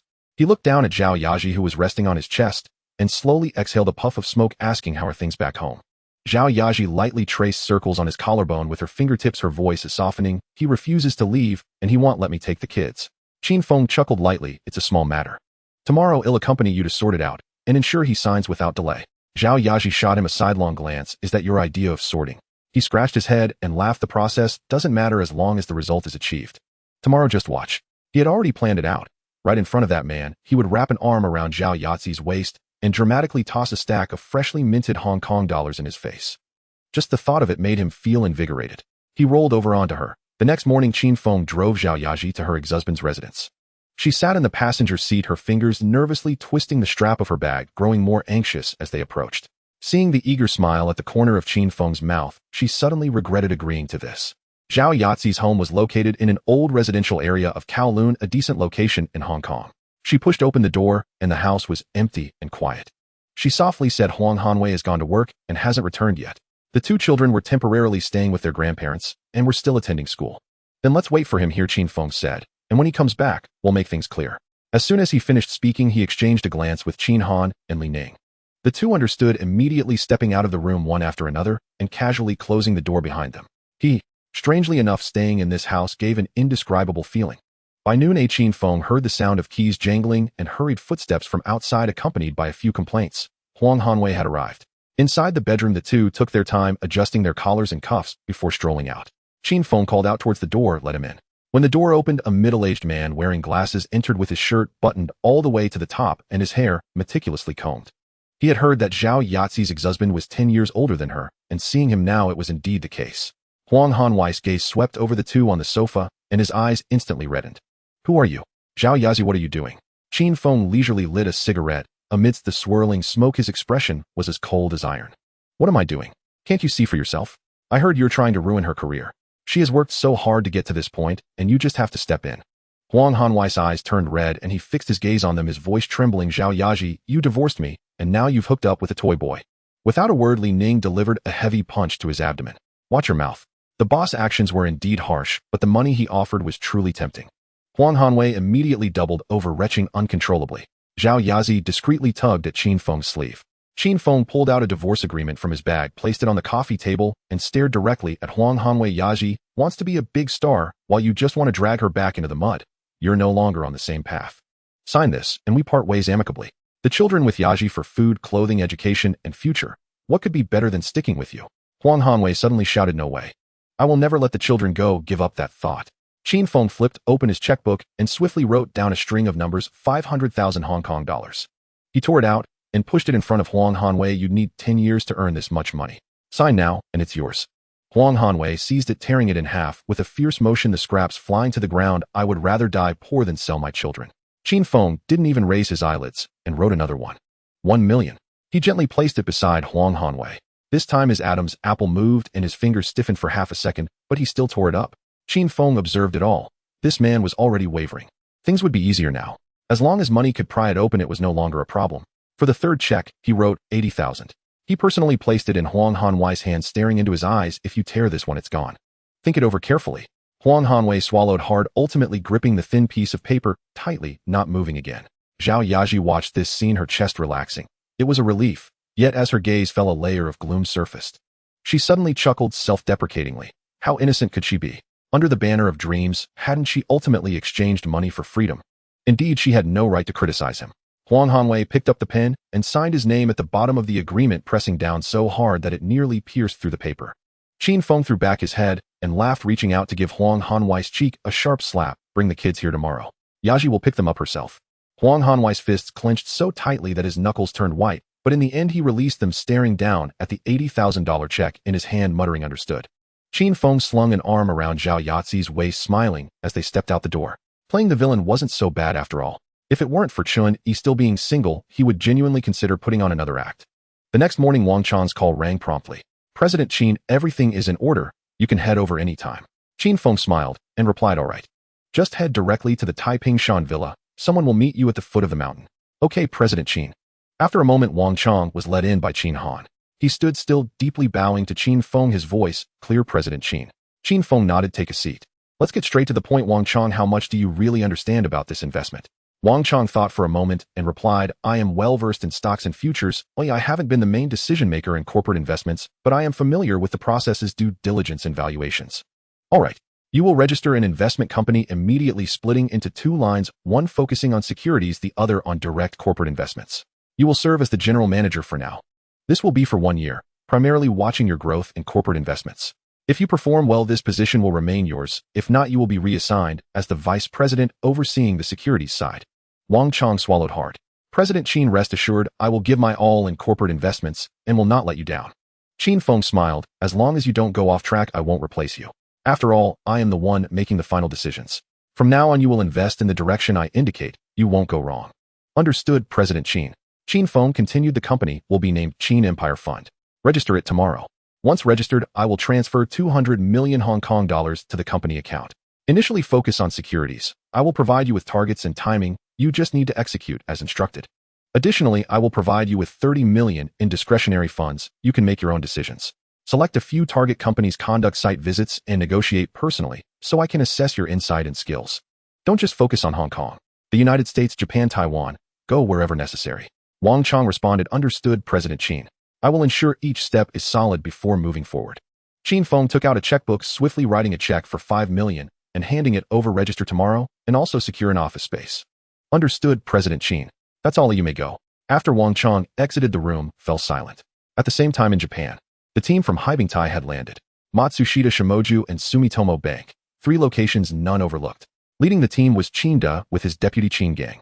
12 members arrived, all seasoned veterans from Heibingtai. Qin Da scanned the group. Are all the bombs ready? The team nodded. Instructor, all set. Good. Split into groups of 3 and proceed separately. I will keep watch over Sumitomo Bank headquarters. He turned to Qin Gang. You take Matsushita headquarters. Qin Gang gave a thumbs up, signaling okay. He then looked to the remaining 4. You 4 will handle Shimoja headquarters. With the tasks assigned, he checked his watch. At 2:30, each group will enter. The detonations will all be synchronized for 5 o'clock. Understood, instructor. 12 voices replied in low tones, yet every word was firm. At 2:30, Qin Da, dressed in plain clothes and carrying an old canvas bag, walked into the lobby of Sumitomo Bank, resembling an ordinary customer. The others were scattered at street corners, cafes, and in nearby office buildings, ready to assist. The first floor was busy, just starting business with a line at the windows.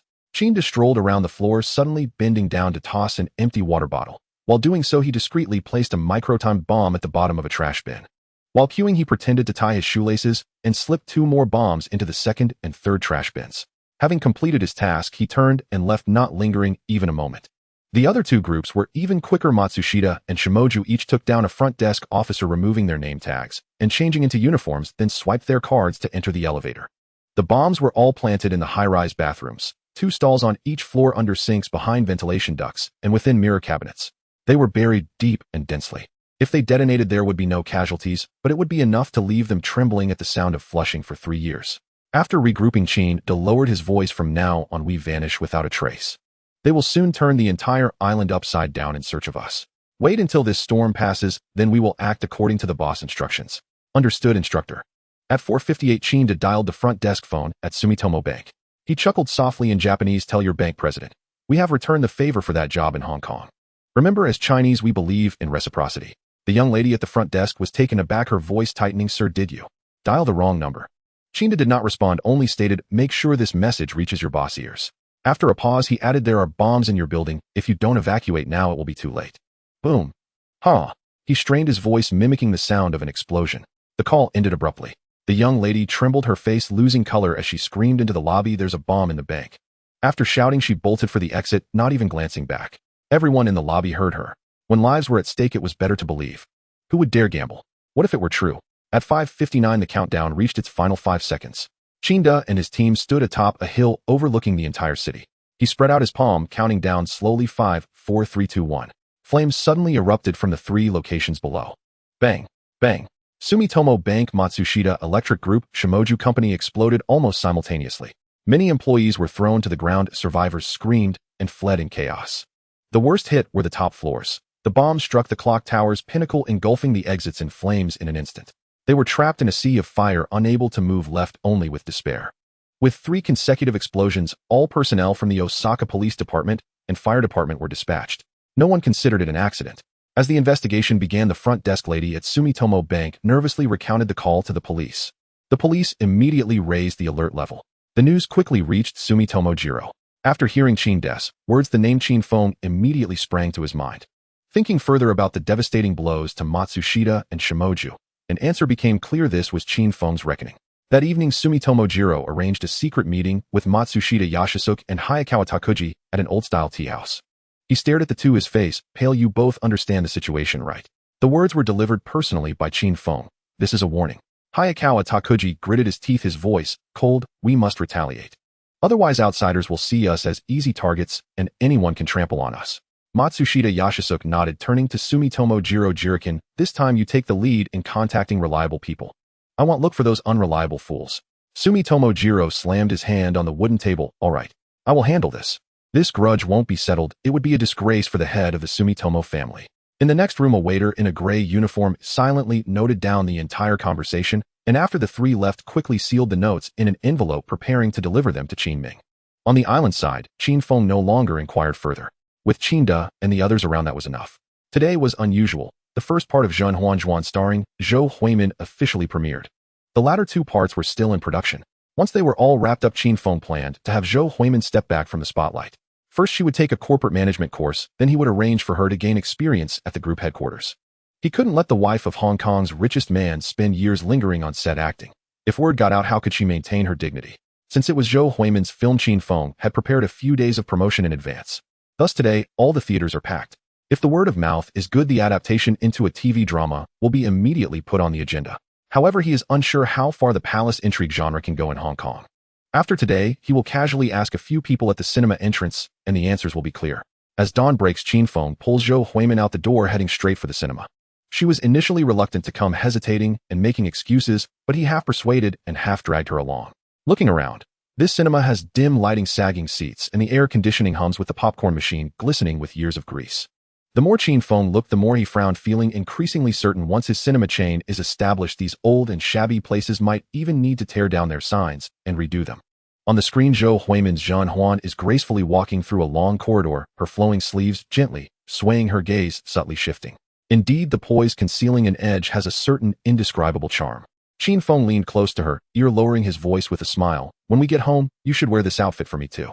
Zhou Huimin shot him a sidelong glance and pinched him sharply at his waist, her grip precise and fierce. Chin Feng inhaled sharply, gasping. While this move certainly didn't need teaching, the women naturally know how to do it. As the show ended, the hall buzzed with chatter, mostly praises and few criticisms. As the two listened, the corners of their mouths involuntarily lifted. No one noticed that the actress playing Zhen Huan was currently seated in the same row as them, clutching half a pack of uneaten potato chips. Chen Yi's starring role in The Heart's Attack is still being filmed with uncertain progress. However, judging by the audience's reaction today, this type of harem genre is indeed quite popular in Hong Kong. If adapted into a TV series, the popularity would likely soar even higher. Another 7 days passed. Smith called, his voice crisp and direct. Chin, the arms company registration has been completed with the address in New York. The warehouse and office building are all ready, just waiting for your goods to arrive. Chin Feng replied loudly, I will book the flight today, landing tomorrow morning. Good'll personally pick you up.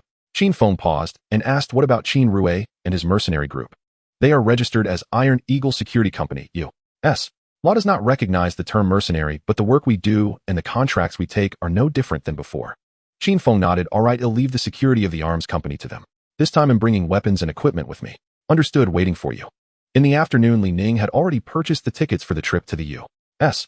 That night on the 11 o'clock flight, Chin Feng only took Chin Han and Li Ning with him. Not long after the plane took off, he opened the arms mall in the system interface, his fingers scrolling through a whole row of production line options. The Colt 1911 pistol was the first item he circled, an old companion used by the U.S. military for over half a century. Isn't it time for it to go to the museum? The rest of the rifles, grenades, and bulletproof vests were all lists filtered out by Smith based on global bestsellers handed directly to Qin Feng. But copyright issues are always tricky. Qin Feng closed his eyes and silently asked System, can these equipment in the mall be optimized? Ding. Yes. After optimization, can you give me the production line blueprints directly? Surely you won't make me go find factories all over the world with just the blueprints. Ding. Yes, but it requires an hour of scanning. Additionally, extra charges. Qin Feng didn't even raise his eyelids at it. Then I can directly scan the models on the list without having to buy them first, right? Ding. The host can scan directly upon selection, no need for pre-purchase. Alright. He followed Smith's list and checked each item. M14, M16, 1911 automatic rifle. What serious arms dealer would only sell one type of gun? He also selected 3 types of light machine guns: Belgium's M249 U.S. M60 and the German MG4. For heavy machine guns, he kept only 2: Maxim and Gatling. These are names forged in the fires of battle, stable, ruthless, and resounding. There were also several batches of grenades, rocket launchers, and bulletproof vests, all personally selected by Smith. Capping it all off were complete production lines for different specifications of ammunition. Once he finished selecting, Qin Feng silently called for the system. System, this is it. Start scanning. Ding. Scanning. 19 hours of 59 minutes 59 seconds. Qin Feng was stunned. Did it really take an entire hour just for a single gun? He had previously thought it would only take 60 minutes in total. Fortunately, there was no rush. He still had to stay in New York for a while. Before he knew it, it was around 7 o'clock the next evening when the plane landed steadily at New York Airport. Qin Feng thought to himself that he really needed to equip a private plane as soon as possible. It's one thing for appearances, but the key is safety. Just as he stepped off the stairs, he saw Smith and Qin Rue standing at the arrival area, holding up a large welcome sign. He walked over quickly. Smith opened his arms and gave him a hearty hug. Qin Feng felt a bit uncomfortable. This kind of American enthusiasm always made him feel awkward. Qin, let's go, we'll show you our company. Smith, do you see what time it is now? Qin Feng shook his head helplessly. Smith scratched the back of his head. Oh. Then how about we go tomorrow morning? Qin Feng nodded and checked into a 5-star hotel in the heart of Manhattan that night. The next morning, Smith drove him straight to the Twin Towers of the World Trade Center in New York. Qin, this is the tallest building in New York. Working here really boosts your presence. Since we're in the arms business, we can't lose face. Qin Feng looked up at the 2 glass towers piercing the clouds, and suddenly his mind went blank. Isn't this the early 20 years? Oh no. His heart raced. His expression darkened as he stared at Smith seriously. In the next 2 years, we need to build a new headquarters. The further away from here, the better. The building doesn't need to be tall. A shorter one would feel more secure. Smith was taken aback, but didn't ask further, only nodding. Qin Feng still felt it wasn't safe enough, so he added, let's not stay in New York. Find a second-tier state capital, something more low-key. Once our foundation is stable, we can build a proper building. Okay, Smith agreed. Qin Feng made up his mind, wait until the 21st century turns before starting construction. Who knows if their territory will be targeted? After all, he is an arms dealer and one of the most conspicuous targets in the eyes of that madman. Then Smith led him to the 18th floor of the World Trade Center. I've taken the whole floor. Currently, there are only 2 companies. Our Qin Empire Defense Industry and Iron Eagle Security. Qin Empire Defense Industry is displayed in gold letters on a black background on the left doorframe, while Iron Eagle Security hangs a silver-gray sign on the right. The room is equipped with everything needed, with the wiring already embedded to industrial standards. Smith continued, all the salespeople are hired. Oh, we're just waiting for your arms to come online. Sure, I can buy the materials. The production line will arrive in the next few days. Take me to see the warehouse and factory. No problem, Qin. The car drove out of the city and stopped in a spacious area in the suburbs of New York. Smith pointed ahead. I've secured the factory. We're just waiting for your production line to arrive. Once it's set up, the workers will start immediately. Qin Feng walked around the factory. It's really not small, with several thousand square meters of open space, more than enough to fit 20 lines. But he didn't plan to pile everything together. You don't put all your eggs in one basket, especially when it comes to guns and ammunition. He told Smith, find another factory. Firearms and ammunition must be produced separately. Understood, Qin. They'll start looking for another place right away. Finally, they arrived at a storage area. Qin Feng scanned around and nodded slightly. Indeed, it was hidden enough. A few scattered warehouses surrounded the area, while the rest was all vacant land. Smith grinned. Qin, all the nearby buildings are empty. It's too remote. No one wants to rent them. Last month, the last tenant vacated the entire building, and now this place belongs to me. This secluded area, rarely visited by people, is perfect for hiding things. On the way back, Qin Feng turned to Smith and said, Smith, the security for the company headquarters, the factory, and this warehouse. Let the Iron Eagle warriors keep a close watch on all 3 locations. I will send another batch of people over later. Smith nodded in agreement. Understood, Qin. but 100 people still seemed a bit thin. He calculated that he would immediately recruit 200 more guards from the system. As soon as he returned to the hotel, they would surely come in handy eventually. Upon entering his hotel room, he opened the system interface, heading straight to the security section. $100 million was deducted in the blink of an eye, and the 200 new security personnel were simultaneously credited. He called Chin Han and instructed him to pick them up. They couldn't go to the hotel. It would attract too much attention. He instructed Chin Han to take the people to the warehouse for temporary housing. After all, it was empty, and he would need to go there later to set up the equipment. The optimization of the production line had just finished, but the payment had not yet been made, and the equipment was still locked in the system and could not be retrieved. Chin Feng closed his eyes and focused quietly, commanding in his mind, "System, come out. I want to check out." Ding. Post this time, a total of 20 military industrial devices have been scanned and optimized with a service fee of $100 million. The procurement price for the equipment is $1.62 billion, totaling $2.62 billion. He couldn't help but be amazed. This military industrial line optimization was much cheaper than household appliances. 20 devices for just $100 million. If it were household appliances, each would cost $10 million. Deduct the amount. Ding. The funds have been deducted. The production line has been stored in the system space. He swept his mind across the space and saw the equipment quietly floating ready for retrieval. System, if I want to buy the same model of optimized equipment in the future, do I have to scan it again? Ding. Host, no need. That model has already been listed in the security section and can be ordered at any time. Now he felt assured. If he were to expand his ARMS channel in the future, the existing production line might not be able to keep up, or if he had to repeatedly optimize and purchase, that would be quite troublesome. The current batch was sufficient for now. He browsed the security mall and equipped 300 people with gear. All configurations were strictly based on the types of weapons that the new production line could produce. After all, he couldn't run to M country for supplies when the bullets ran out, could he? 300 sets of equipment along with 20 sniper rifles were ordered together, totaling $30 million. At 2 in the morning, Chin Feng and Chin Han arrived at the warehouse once again. Li Ning was left at the hotel, better for fewer people to know about this. Previously, Chin Han had already settled in the newly arrived guards, and at this moment the warehouse had quietly changed its defense. The first thing Chin Feng did upon entering was to gather all personnel in an open area. 200 people lined up in an orderly fashion, standing tall in several rows. "Hello, boss." Chin Feng nodded, his voice clear yet not loud. "From tomorrow morning, all of you will be incorporated into the Iron Eagle Warriors." "Yes, boss." "Now each of you report your call sign, and then return to your posts guarding this place." After the crowd dispersed, he walked alone into the depths of the warehouse. With a slight shift of his thoughts, the weapons and the entire military production line in the system space silently descended, firmly standing on the cement floor. Looking at the array of cold and sharp steel before him, he felt a warm surge in his chest. This was the true confidence he held in his hands. It was already past 3 in the morning. He didn't return to the hotel, but instead rested briefly in the car. After all, he had to come back again when daylight broke. Around 8 in the morning, he called Smith and asked him to bring Chin Rue along. About an hour later, the two arrived. Smith raised his eyes and saw so many more people inside and outside the warehouse, arching an eyebrow, but not asking further. Chin Feng turned to Chin Rue, speaking calmly. "These people will officially be part of the Iron Eagle Warriors Mercenary Corps starting today." Chin Rue responded, "Okay, boss." Then Chin Feng led the two into the storage area. Before them were piles of military equipment, and several weapon production lines stood quietly. Smith surveyed the area, his eyes filled with genuine admiration. Having been in M country for less than 24 hours, he had already secured a complete set of hard goods, which was quite impressive. Chin Rue, however, remained unperturbed, accustomed to the boss maneuvers, and not surprised at all. Chin Feng turned to Smith, speaking straightforwardly. "These production lines will be sent back to the factory and will soon be put into production. All the equipment has been recalibrated by me. The performance of the finished firearms surpasses the original versions, but the naming convention remains unchanged. Just a Chin added before the original model. The selling price aligns with the mainstream market, not a cent more. However, the performance, data, reliability, and lifespan all outstrip our competitors. Old customers know how to choose, no need for us to say more."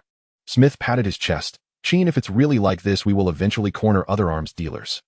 After a pause, he lowered his voice, slightly testing the waters. "However, those giants rely on missiles, tanks, and aircraft, high-precision, big items. We currently—" He didn't finish his sentence, subtly glancing at Chin Feng. Chin Feng frowned slightly. This person had quite the appetite. "I have already begun to lay out the research and development of large equipment." He spoke with determination. "Within a year, at least 2 new heavy weapon production lines will be delivered." Smith's eyes brightened. "Chin, I remember that. Within 10 years, let's fight for our place in the top 3 of the entire M-arms market." Chin Feng smiled and patted him on the shoulder twice. "Then this burden will truly rest on your shoulders." Then he looked at Chin Rue. "This batch of equipment is enough for 300 people to be fully armed. You will immediately equip everyone when you return. The warehouse, factory, and headquarters will all be fortified. Also select a few capable ones to specifically protect President Smith and the safety of Tsangtian. Qin Rue nodded. Okay, boss. At this moment, Smith suddenly asked, Qin, after the customers place their orders, how will the goods be delivered? We can't let people fly all the way to New York to pick them up, can we? Qin Feng was taken aback. This detail had somehow slipped their minds. After a moment of thought, he replied, I will contact the shipping king right away. Borrow his fleet for a few trips. Once I secure a few dedicated transport ships, this logistics line will be entirely in our hands. Smith nodded in agreement. With matters settled, Qin Feng stood up to leave. With just Qin Rue and Smith left, they were enough to hold the fort. He planned to stay in America a few more days, waiting for Smith to sort out the factory affairs before returning to port together. New York was rather dull. He had been thinking about Las Vegas, wanting to see that sleepless gambling city for himself. He had been mulling over the idea of taking a spin around the casino to test the waters. Of course, he would need the system's assistance. As for whether it would work, it was still just an idea for now. Qin Feng silently asked in his mind, System, can you ensure I win every bet? Ding. Host, this system is a 1,000-year family system, not a gambling assistance module. Once you get addicted to gambling, even a millennial foundation will collapse. He did not respond to this and directly pursued, then how much money do I need to spend to unlock this feature? He was well aware of the system's temperament. If he could afford it, there is nothing that cannot be accomplished. As for why it charges fees, it doesn't matter, as it can't be spent anyway, nor is it under his control. As expected, $100,000 a day is indeed quite expensive, but as long as the rhythm is grasped accurately, it is a sure profit. Qin Feng had his assistant book a flight ticket for around 3 in the afternoon. He landed around 9 in the evening, right at the busiest hour of the gambling city. He slept until 1 in the afternoon at the hotel, and then headed straight to the airport with Qin Han and Li Ning. At 8:30 in the evening, the plane landed. The group hailed a taxi and headed straight for the largest casino in Las Vegas. The driver was cheerful. After all, bringing a passenger here meant a good commission. According to the driver, the destination was the MGM Grand, the #1 casino in the city. It covered an area of 1,700 square meters, stretching as far as the eye could see. There were more than 4,000 old-fashioned slot machines alone. Qin Feng wasn't interested in those. His focus was on the big casino, the place where one could make a guaranteed profit. He got out at the entrance of the MGM Grand, and just as he stood still, a bellboy quickly approached him, slightly bowing and saying in a clear voice, Sir, making a fortune, please step inside. Qin Feng couldn't help but sigh inwardly. This service is truly exceptional. No wonder they can achieve such success. In fact, the bellboy was also observant. Although Qin Feng arrived in a taxi, 2 tall bodyguards in black suits followed closely behind him. Thus, this respect was truly deserved. Qin Feng said nothing, but nodded slightly. The bellboy led him into the casino, stopping at the currency exchange desk, bowing to the front desk, and then stepping back. At the exchange window, there were more than 10 young women, each with exquisite makeup and a proper smile. Qin Feng casually picked an empty spot, took out a HSBC check from his bag, and swiftly filled it out for $1 million. He pushed the check forward, a slight smile on his lips. Exchange for $1 million in chips. The young woman took the check and replied gently, Sir, there are various chip denominations, 10,000, 100,000, 500,000, or a full 1 million. Which would you prefer? 10 of 100,000, please. Qin Feng casually replied. The young woman nodded, quickly counted and packaged the chips and handed them over. Qin Feng picked up the chip box and strolled through the casino. The casino was bustling with noise, filled with swirling smoke and dazzling lights from various gambling tables. The games were diverse, many of which he had never even heard of. It was normal. He rarely gambled, so encountering unfamiliar games was not surprising. After walking around, he stopped at a sick bow table at the edge. After watching for a long time, the rules were straightforward. Bet on big or small. If the sum of 3 dice is over 10, it's big. If 10 or below, it's small. He silently murmured, System, deduct money. Let's get to work. Ding. Received host. Ding. $1 million has been deducted. System, should I bet big or small? Ding. As you wish, the dice will obey your command. Qin Feng almost laughed out loud. He pushed all 100,000 chips onto the big area. This stack was the most eye-catching on the entire table. People around turned to look. The dealer scanned the room, confirmed that betting was complete, and raised his hand to shake the shaker. The table erupted in shouts. Big, big, big, small, small, small. Only Qin Feng stood there, hands in his pockets, without even raising an eyebrow. The result was already determined. There was no need to get excited. The shaker fell, the lid was opened. 4, 5, 6, a total of 15. Those who bet big were laughing loudly, while those who bet small cursed and walked away. The dealer remained unfazed. Scenes like this happened dozens of times a day. He had already become numb to it. In front of Qin Feng, the chips clinked and doubled. 2 million. The salary for the day was credited immediately. After distributing the winning bets, the dealer raised his voice. Ladies and gentlemen, a new round of betting has begun. Everyone took out money to bet again. Qin Feng did not move. He stacked all 2 million chips neatly on the big area. Others gasped in surprise. 2 million betting it all, not even leaving a bit behind. If he loses, it would be gone in the blink of an eye. The dealer glanced at him for 2 seconds, but quickly lowered his gaze. This amount in a top-tier Las Vegas casino would barely make a splash. His daily loss limit was in the tens of millions. In the previous round, he considered it a stroke of luck. In this round, he still had no intention of making any moves. Once everyone had placed their bets, he followed the usual procedure of shaking, confirming, and opening the shaker. 5, 6, 6, a total of 17. Still big. The dealer hesitated for a moment, his throat moving. 2 million was gone again. A fine sweat appeared on his forehead. Several tables nearby quietly turned their heads, staring at Qin Feng's youthful face, whispering, "This young man has too much luck." In just 2 rounds, he had earned over 3 million. The dealer finished counting the chips for the winners, turned to Qin Feng, and smiled. "Sir, your luck is truly on fire. I wish you smooth sailing." Qin Feng nodded slightly, raised his hand in a light salute. "Thank you for your kind words, I'm steady." The gambling resumed, and everyone placed their bets one after another. Without hesitation, Qin Feng pushed all 4 million chips neatly to the small area. Others' eyes lit up, some immediately followed suit, while others hesitated for a moment but returned to their own bets. Most people thought to themselves the first 2 rounds were purely a stroke of luck. The dealer cast a heavy gaze over Qin Feng, his fingertips pausing slightly at the edge of the shaker. Time to close the net. Qin Feng met that gaze, thinking it was just a casual glance, not taking it to heart. He was no longer someone who relied on luck to make his living. Betting closed, the shaker left his hand. If someone was watching closely, they would notice that this time the shaking motion was slightly more awkward than before. The wrist held lower, but the difference was minimal, almost imperceptible. The dice settled, and the whole table held its breath. The dealer lifted the shaker lid. Some people cheered while others sighed. The followers all surrounded Qin Feng, their eyes shining. What they thought would just be a chance to ride on good fortune turned out to be a real win. Those who bet on big gripped their empty chips, feeling frustrated, pounding their thighs. If only they had bitten the bullet and followed through. The dealer stared at the 3 dice on the table, suddenly turning pale. 1, 1, 2, clearly a small. He distinctly remembered he had rolled a big. How could it have flipped? Just this round, he had made 4 million, combined with the 3 million lost in the previous rounds, he was down 7 million overall.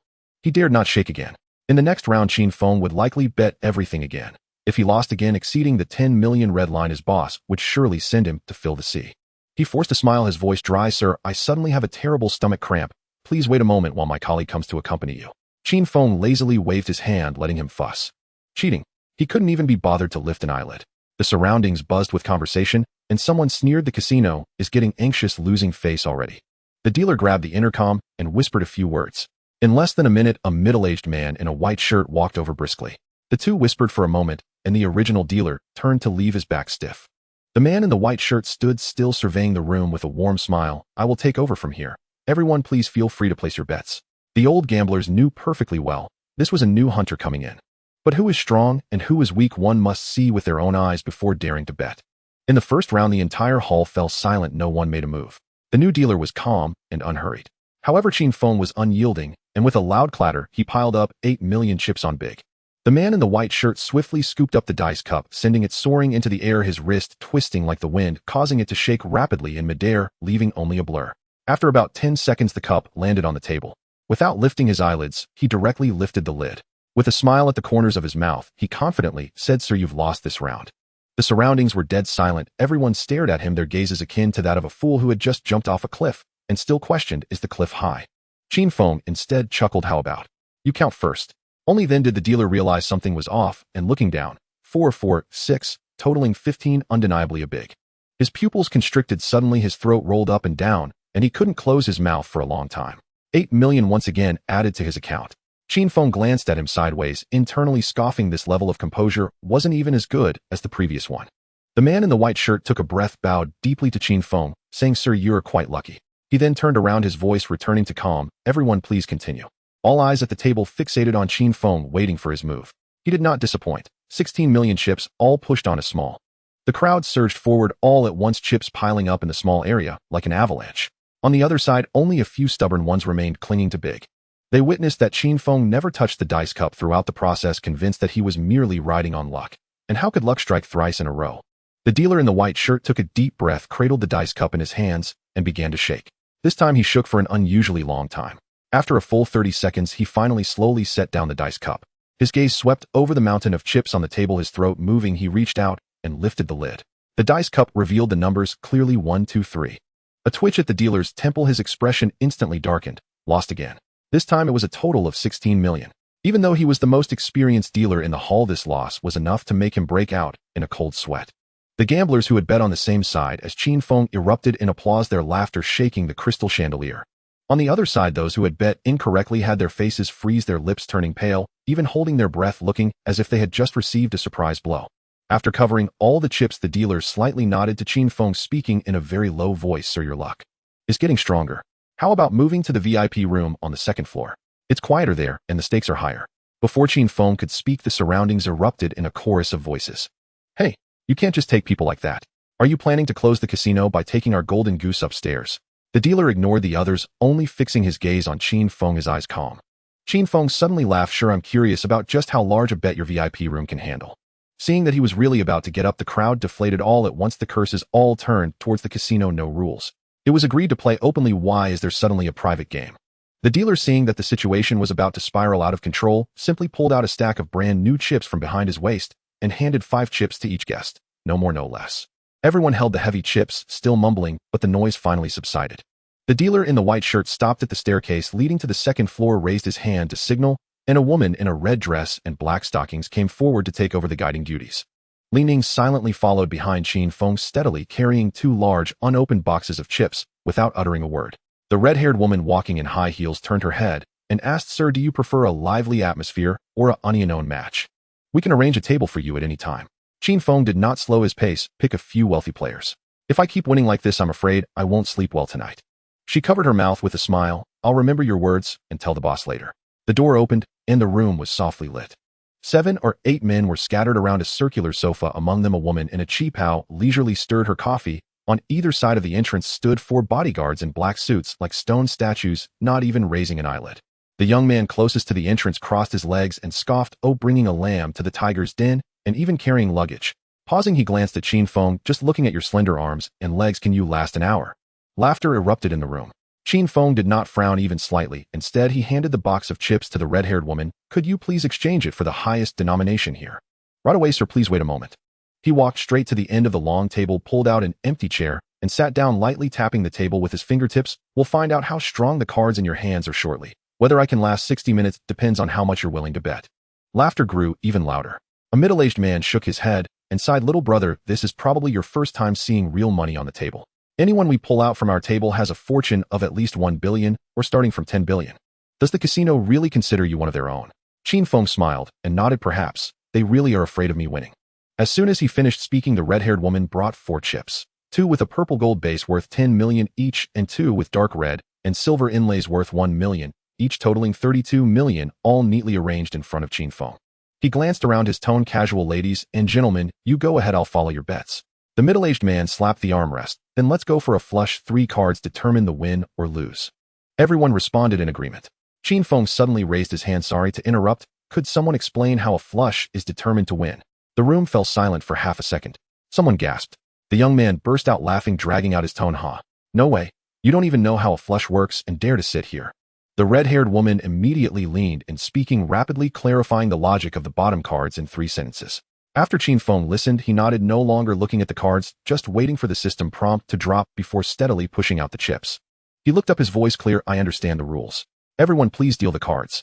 The blonde dealer approached, tearing open a sealed deck of cards, showing everyone the backs and faces, then shuffling, cutting, and dealing the cards. 3 cards, 1 for each person, all fell into their palms. Qin Feng did not touch his cards, and everyone else also remained still. The turn began with the only beauty at the table. Without a word, she pushed out a million chip. The others immediately followed, their movements crisp and decisive. In the second round, it was her turn again, and she tossed out another million chip, with Qin Feng matching the same amount. In the third round, she flicked her fingers, and 5 million chips slid into the pot. A total of 5 million. Qin Feng's eyes lit up. Now that was substantial. A single win equaled the total of several rounds below. Everyone followed with 5 million. To this point, no one had revealed their cards. Whoever looked first would have to double their bet. When it was Qin Feng's turn, he had no million denomination chips, so he simply slammed that 10 million chip onto the table. Several gazes swept over. The next player was a middle-aged man, hesitating for a moment, finally lowered his head to glance at his bottom card, his brows instantly furrowing, his hand relaxed, and the card was slapped back onto the table, folding. The next player was the blonde beauty. She didn't even lift her eyelids, raising her hand to push a 10 million chip into the center. The pressure suddenly shifted to the others. Look, or not look. 8 people started, 5 of whom folded after seeing their bottom cards. One player glanced briefly, gritted his teeth, and called. Yet by house rules, each subsequent bet would now double. It was Qin Feng's turn again. Unfazed, he tossed another 10 million chip onto the table. Finally, it fell to the blonde woman.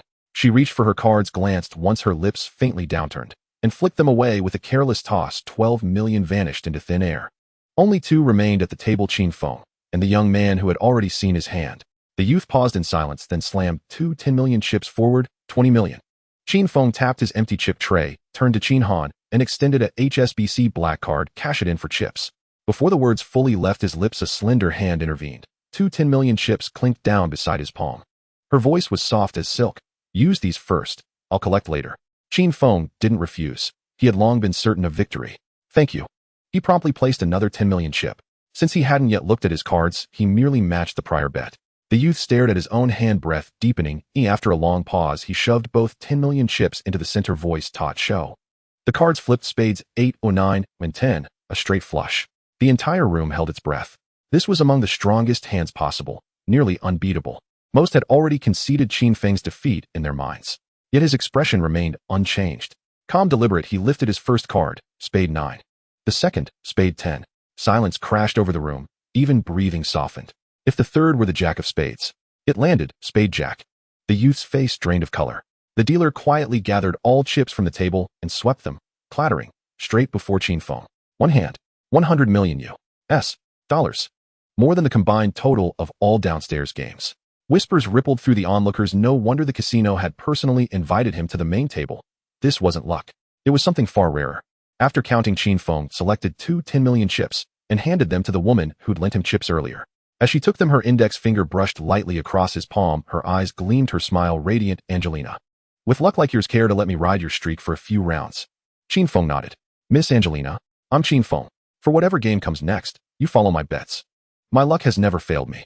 The youth sat frozen in place, fingers unconsciously gouging the table edge until his knuckles whitened. Others folded their arms, watching with quiet, knowing amusement. Qin Feng cleared his throat and smiled at the group. Shall we continue?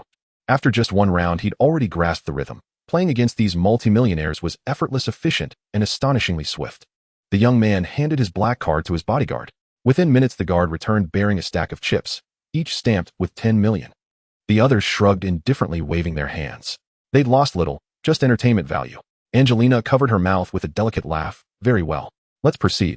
The American female dealer shuffled, cut, and dealt. Each received 3 cards, and this time Qin Feng acted first, having won the prior round. As before, he didn't glance at his cards. With a fingertips nudge, a 10 million chip clicked smoothly into the pot. Angelina didn't look either. Her wrist flicked, and another 10 million chip landed with the light, effortless grace of discarded candy paper. Others lacked such audacity. Facing 10 million stakes, most still lowered their gaze to peek at their hands. Just one glance, and their faces fell. They flung down their cards and walked away. Only the middle-aged man who'd earlier challenged Qin Feng didn't blink. His eyes never lifted as he tossed out a 10 million chip, clean and decisive. And the unlucky sucker who'd lost earlier closed his eyes this time and dropped his 10 million without hesitation. This round left 4 players standing. Qin Feng, Angelina, the middle-aged man, and the young man. Everyone else had peeked, and all had folded. Strikingly, none of these 4 had revealed their cards, not once. When it cycled back to Qin Feng, he raised 2 10 million chips, 20 million total, slid decisively into the pot. That forced caution. Anyone choosing to peek now would need to raise at least 40 million. Even wealth has its limits when burned so recklessly. Of course, if you truly believed your fortune was unassailable, you could always reveal your hand and raise. No one would stop you. Having placed his bet, Qin Feng watched as Angelina followed suit. Still unread, 2 10 million chips landing with serene certainty. The middle-aged man studied the growing pile of chips, brow furrowed, then finally picked up his cards. One glance froze his face. With a sharp slap, he slammed them onto the table. Onlookers leaned in. Their hands showed only a 2, 3, and 5, the weakest possible 3 of a kind. Angelina pressed her lips together, suppressing a quiet laugh. Others clenched their molars, shoulders trembling with suppressed fury. 3 remained: Qin Feng, Angelina, and the young man. His turn came, and again he didn't lift a card. 2 10 million chips dropped with a heavy thud into the pot. 3 players gambling purely on fate. Qin Feng welcomed it. His hand was mathematically guaranteed to win. He didn't need to look. The system had already sealed the outcome. He pushed in another 20 million. When Angelina's turn arrived, she paused, her fingertip tapping the backs of her cards. No more blind guessing. I'm looking. Qin Feng smiled, gently reminding her. Angelina, be certain. Once you look, the minimum raise jumps to 40 million. She tilted her head, eyes glinting. Do you take me for some reckless bull? Like you too? Before the last word faded, she snatched up her 3 cards, scanned them, and her brows drew tight. Not terrible 6, 7, 8. A straight. But on this table it was barely worthy of mention. After a long hesitation, she reversed her cards and slid them silently off the table's edge. I'm out. In an instant, only Qin Feng and the unlucky sucker remained locked in silent confrontation. This time the young man didn't even touch the corners of his cards. 20 million chips crashed into the pot. Between them now lay nothing but raw nothing chance. Qin Feng didn't hesitate. He swept the remaining 50+ million chips from his side and sent them crashing into the center in one fluid cascade. The young man's face darkened. Wordlessly, he counted out an equal stack and pushed it toward the table's heart-locking eyes with Qin Feng. I call you. Qin Feng spread his hands relaxed. Fine, show me. The youth flipped his whole cards. His face erupted crimson the moment his eyes met them. There unmistakable lay the ace of hearts, flanked by 2 utterly unrelated random cards. No pair, no sequence, no flush, a lone solitary ace. In other words, any hand of substance would beat it, guaranteed. Qin Feng flipped his cards, and the table nearly gasped. The young man had risked a full $100 million on a single ace. And what was the result? A bare ace. Jaw clenched, the youth refused to retreat. His stare pinned Qin Feng. It's time I left. Slowly, lazily, Qin Feng slapped all 3 cards onto the table in one crisp motion. 10, Jack Queen. Crystal clear, undeniable. The youth's face went ashen. The dealer silently pushed the entire mountain of chips toward Qin Feng. He grinned, eyes crinkling at the corners. Cheating to win. Exhilarating beyond words. Nearby spectators exchanged stunned glances, expressions haunted, as if witnessing a specter 2 consecutive wins. Was the casino deliberately seeding this force of nature at their table? Angelina offered a gilded business card, her fingertip tracing a featherlight path across his knuckles. Call me sometime. Before the sentence finished, she flashed him a sly, sparkling glance. Brandon slammed his fist onto the table, roaring, Angelina, rein it in. She shot him a cool, sidelong glance. Brandon, mind your own affairs. How I choose to behave is none of your concern. Brandon's lips trembled, turning a sickly shade of blue. He turned his head and stared intently at Qin Feng. Kid, do you dare to challenge me to a onion? Let's have a few big games. Qin Feng scanned the crowd and asked, are you all still playing? Not playing, you'll just accompany him a couple of rounds. The middle-aged man waved his hand and laughed. Your luck is too good. If you keep playing, you might lose your mind. We'll take a break and watch the show. The others shook their heads. You two go ahead, we'll just watch. Angelina leaned close to Qin Feng's ear, her breath warm when his underwear. That slight warmth sent a shiver down his spine. He instinctively wrapped his arm around her waist and chuckled back, don't worry, let him roll out naked. Brandon's forehead twitched with veins pointing at Qin Feng, his voice trembling, get your filthy hands off. If you don't let go, we'll chop it off. Qin Feng lazily lifted an eyelid, too disinterested to engage. If it weren't for the hefty bills in his pocket, just this remark would have made him understand what unqualified for this world truly meant. For the sake of money, he endured. He leisurely lit a cigarette, lifted his gaze through the smoke, and spoke in a nonchalant tone. How do we bet? You set the rules. Brandon took a breath. Let's bet on luck. 5 million a round, still a flush. But the dealer must be changed. Call your casino's general manager to deal the cards personally. Just as Qin Feng was about to respond, Angelina gently tugged at his sleeve. He paused, understanding instantly that manager was suspicious. But so what? The system had already been lurking there.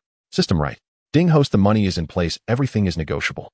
However, listen to my orders later. Let me lose 2 rounds in a row first. Don't scare away this god of wealth. Ding. Understood. The original dealer smiled faintly. Gentlemen, please wait a moment. He'll go fetch the manager. Qin Feng nodded. Angelina furrowed her brows tightly, nearly writing her warning on her face. How could he still jump into the pit after it had been pointed out so clearly? Within 2 minutes, a man in a deep gray suit pushed the door open, quickly scanning Brandon before standing at the card table. Next, I will deal the cards for you two. He took out a new deck of cards and handed them over with both hands. The 2 men each checked their cards. Brandon opened his mouth. Deal a flush. The dealer turned to Qin Feng. Qin Feng nodded. All right, flush it is. At this moment, Qin Feng noticed clearly. This man was missing the tip of his right little finger. He discreetly observed him a bit longer, indeed a seasoned player. The cards were dealt quickly. Neither of them flipped their cards. Brandon sneered, 50 million, let's show our hands. Are you brave enough? Qin Feng flicked the ash from his cigarette and silently accepted. In his mind, the command rang out, system, this round has another round. Don't move. Ding received. Qin Feng pushed 50 million in chips to the center of the table, raising his eyes to Brandon. Show your cards. Brandon leisurely flipped over 3 bottom cards. K as the top card, and the other 2 were irrelevant cards. His expression was calm, even a hint of a smile on his lips. Qin Feng also revealed his cards. The highest was a 9, with the others being 2 and 3.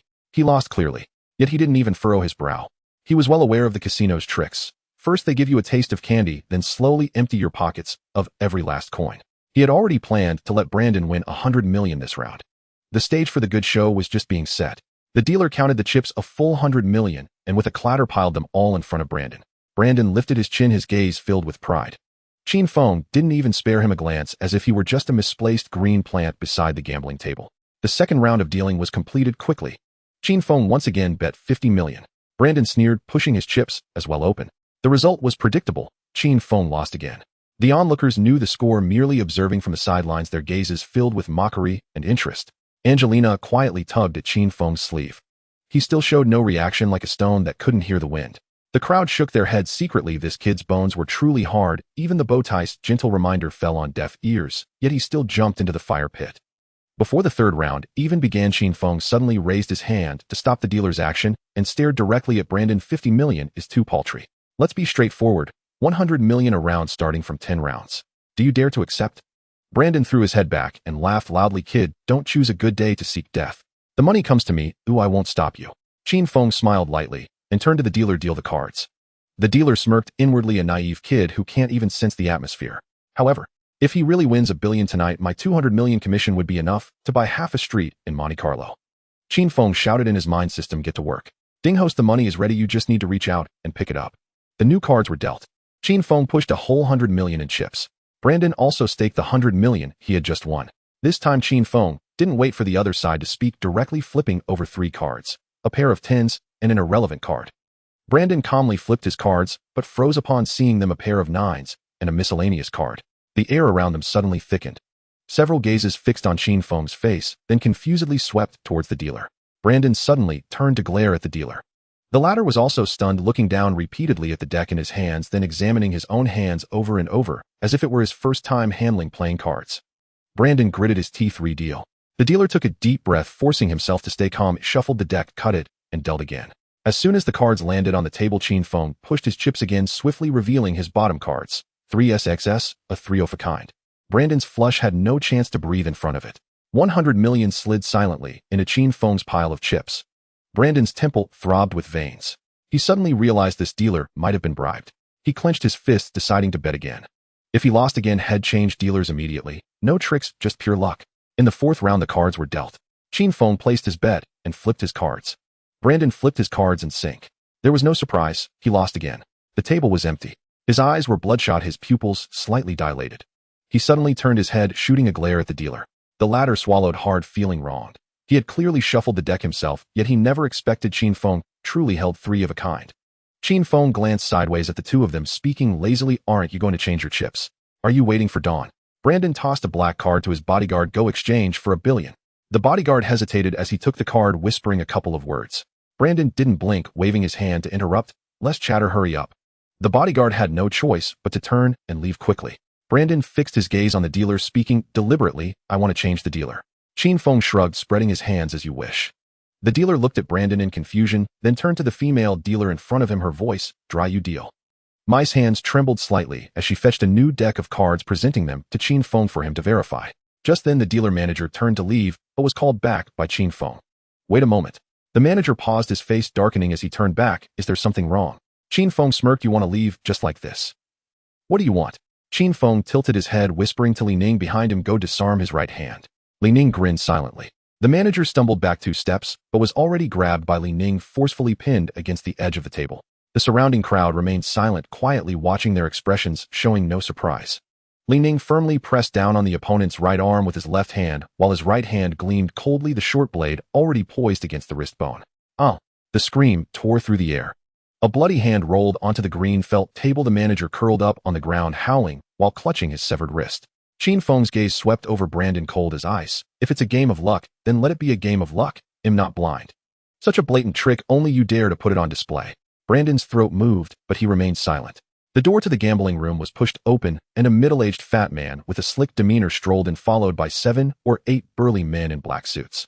He glanced at the twitching manager on the ground, and immediately bowed deeply to Qin Feng, saying, Sir, we take responsibility for this matter, and will certainly provide you with an explanation. I guarantee it will not happen again. Qin Feng raised his hand with a light wave. Clear the area, don't obstruct our betting. Understood, sir. I never intended to actually take that man's hand. Just to make everyone see clearly, in this game he is not the dealer, but he is also not an easy target to manipulate. Otherwise, even if he won money, he might not be able to leave the place. The fat man snapped his fingers, and the bodyguards lifted the wailing manager and dragged him out the door. Such matters had long become an unspoken rule in the gambling house. No one interfered, no one asked, and no one spoke up for those who faltered.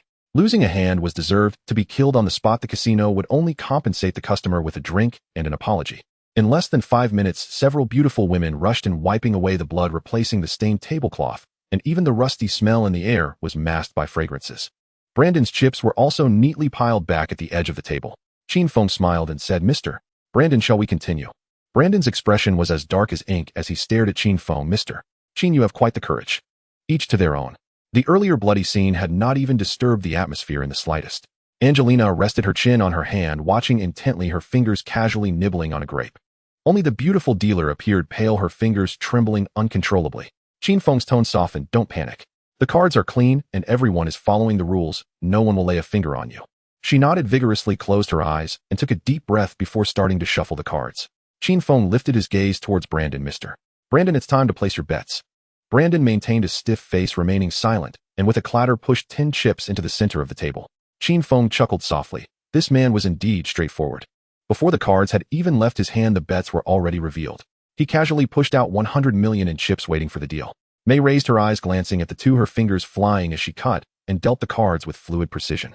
Without a doubt, Chin Feng emerged victorious once again. After winning 5 rounds in a row, he looked at the bulging veins on Brandon's forehead and knew it was time to let him catch his breath. In the 6th round, he silently instructed the system to quietly swap in a small card. Brandon stared at the card he had just won, a glimmer appearing in his eyes, and his shoulders relaxed. There was still a chance for a comeback. If he truly lost $10 billion when he returned, he would be unable to even appease his family's rage. Chin Feng spat out, "Damn it." Before the words had even faded, he forcefully pushed all the chips on the table forward, his eyes piercing. "Brandon, dare you? Go all in." Brandon lowered his head to look at the few chips left in front of him, his brows furrowing.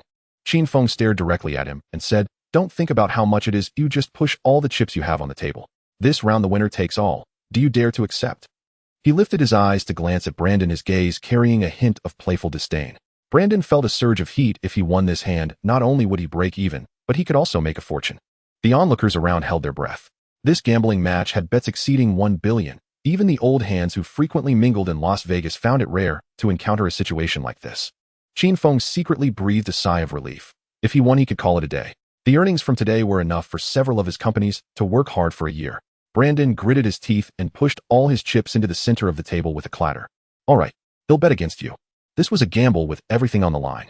If he won, everything would be fine. If he lost, it would be the end of his life. At the very least, he would lose his status as the heir. For the rest of his life, he would receive $1 million a month, living day by day until he died. He suddenly turned around and shouted to the bodyguards behind him, "Keep a close watch on the dealer." Several bodyguards tensed their backs, staring intently at the female dealer's hands as she shuffled the cards, afraid to miss even a blink. The girl was so scrutinized that her hands shook and she struggled to shuffle properly. Chin Feng suddenly chuckled lazily, saying, "Brandon, why don't you shuffle? Look at how scared she is." Brandon's eyes lit up. "Do you really want me to shuffle?" Chin Feng glanced at him sideways. "If you want to keep your dignity, don't touch. If you don't care, do as you please." Brandon chuckled awkwardly twice and fell silent. Finally, the female dealer steadied her nerves and began to deal the cards. 3 cards landed on the table, and Brandon flipped them one by one, his expression growing brighter with each reveal. The last card was turned over. 3 kings. The crowd erupted in a stir.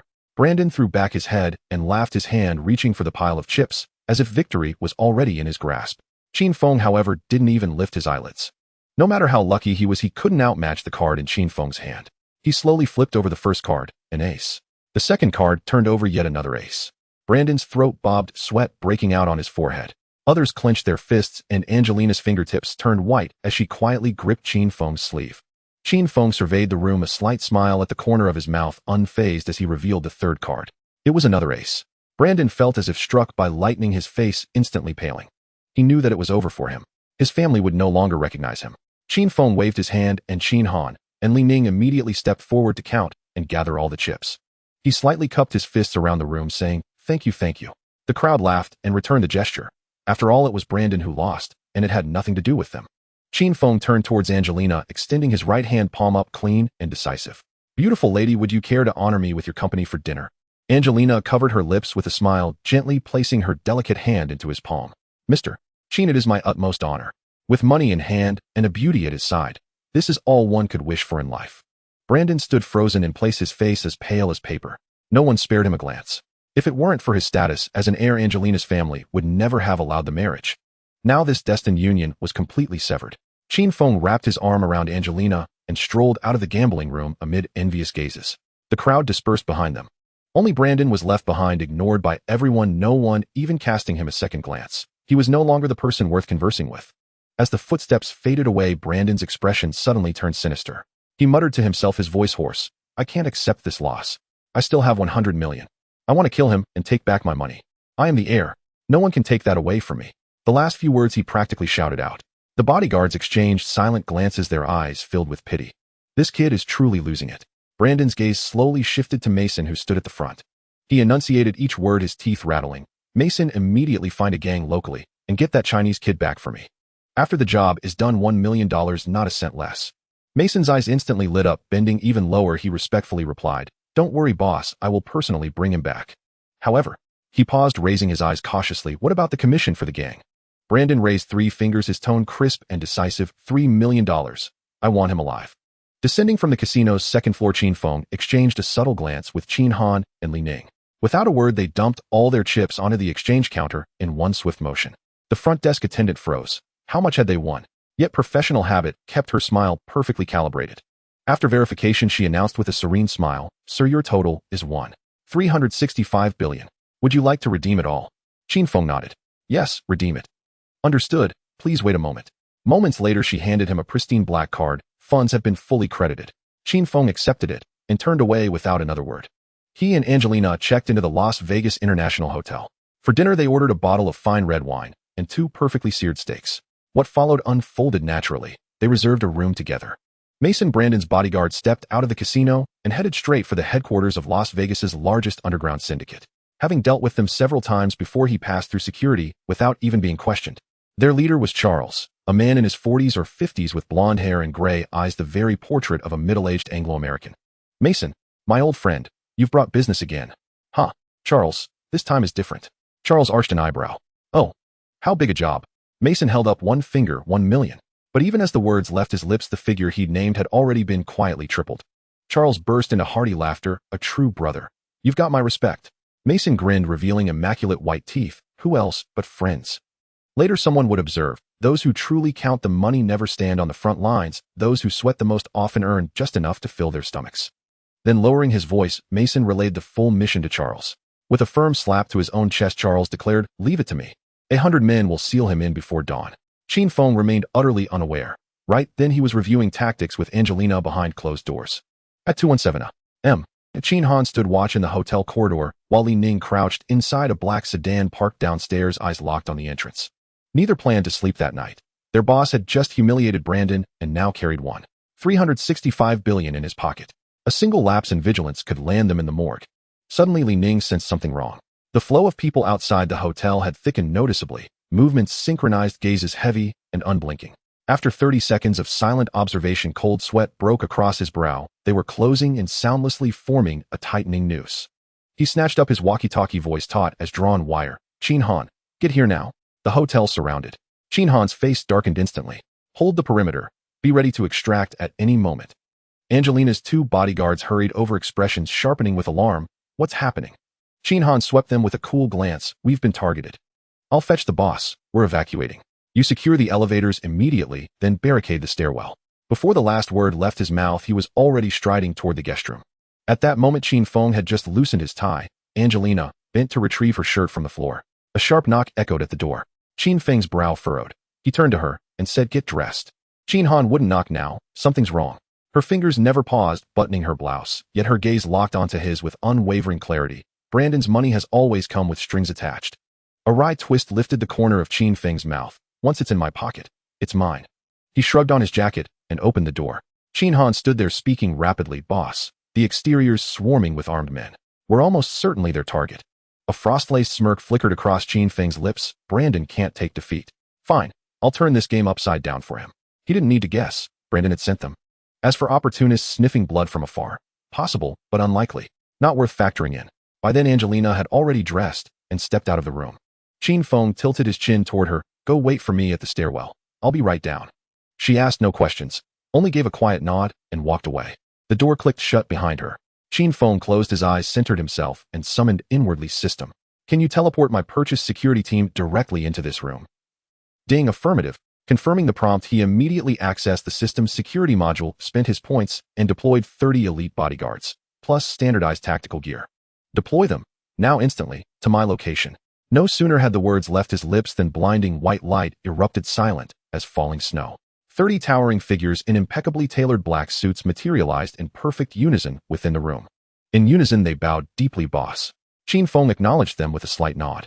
With a thought, several tactical crates manifested midair. The lids sprang open, revealing gleaming firearms, cold and lethal. His gaze settled on the lead operative. You're Qin Chuan. Take command. A gang of desperate men has infiltrated the hotel. Move only after I exit. Leave none alive.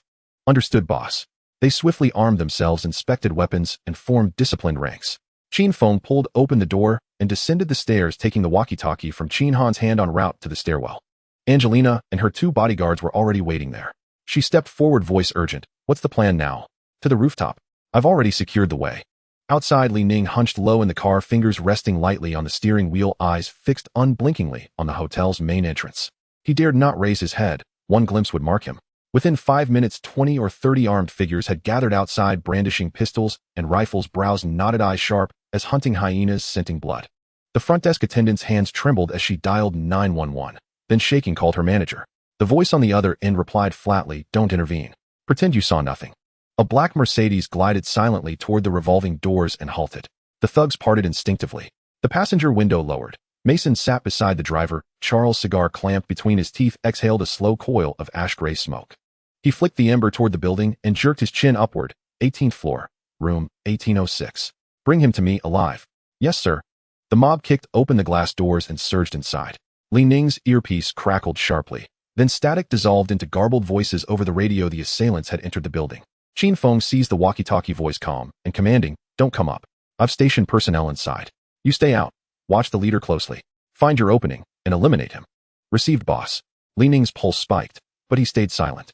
He'd long since learned his boss never explained his moves. Asking too many questions invited trouble, or worse. The intruders rushed into the lobby, aiming for the elevators, only to find the cars stubbornly frozen on the 18th floor. Cursing, they abandoned the idea and stormed toward the emergency stairwell.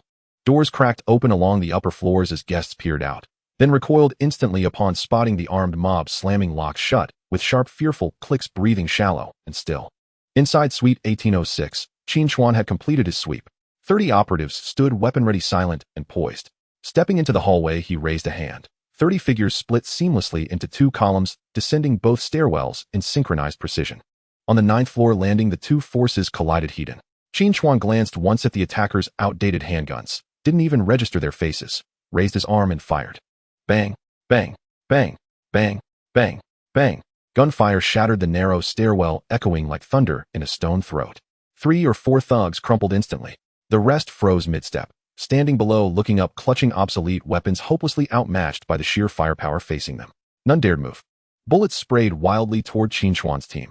As muzzle flashes lit the gloom, the attackers staggered backward step by desperate step. On the other side, the group sent by Qin Chuan encountered the same situation. They had just taken down a few adversaries when they immediately halted and turned back. No one dared to charge forward again, as several rifles were aimed at the open field below. Anyone who attempted to push forward would be courting death. With just 30 or so people, they firmly pinned down nearly 100 rioters at the corner of the staircase, gradually pushing them down. On the hotel rooftop, the night wind was biting. Qin Feng and Angelina stood at the edge with a cigar pinched between his fingers as the smoke mingled with the sporadic gunfire echoing from within the building. Angelina was not the least bit flustered. She tilted her head to observe him, her eyes sparkling with curiosity. This man had just shared a bed with her last night, and in the blink of an eye, he could stir up chaos in the entire building. She reached for a cigar from his box and placed it between her lips, lighting it herself. Without a word, Qin Feng snatched it away, extinguishing it with a puff and returning it to the box. Women who smoke age quickly, so don't touch it again. She shot him a sidelong glance and muttered under her breath, stingy. He turned to her. Who is Branton? They're trying to take my life. I should at least know their name right. The heir of the Adams family from the Boston Consortium. She replied crisply with a hint of provocation. Are you scared? He scoffed in air. The one who can make me frown is still in the womb. If he can't take a loss, he sends people to kill. I've underestimated this consortium. She suddenly burst into laughter. You really dare to say that? He's just an heir for now. If one day he sits in the main seat, it won't be this group of rabble, but mercenaries who fight for money, or even soldiers in uniform. He shrugged. I've never been afraid. When it comes to a real fight, who kneels and who stands is yet to be determined. She rolled her eyes. You think boasting is tax-free, huh? Outside the hotel, Li Ning saw that everyone had entered the building, leaving only 2 leaders in the Mercedes. The time had come. He crouched low and silently crept closer. Inside the car, Mason and Charles had already heard the dense gunfire from within. They were acutely aware that their subordinates had entered with only handguns. Only Qin Feng's people could draw rifles. But just the 2 of them. Even if they had rifles, how much trouble could they stir? Dozens of handguns firing together, and they couldn't suppress 2 long guns. However, the gunfire showed no sign of stopping. Charles' expression darkened while Mason's brow furrowed deeply. Didn't you say there were only 2 bodyguards? Not even a decent guy. Charles suddenly turned his head to question. Mason was silent for a moment and whispered, there might be an ambush. Someone has already infiltrated. I'll go take a look. You stay in the car, do as you wish. Damn, if I were afraid of dying, I wouldn't be here today. Charles spat. Let's go see for ourselves. Just as they opened the car, Li Ning stepped out from the shadows, his handgun steadily aimed at their foreheads. Don't move. I'm known as Quick Hand in the Underworld. Sweat beaded on Mason's forehead.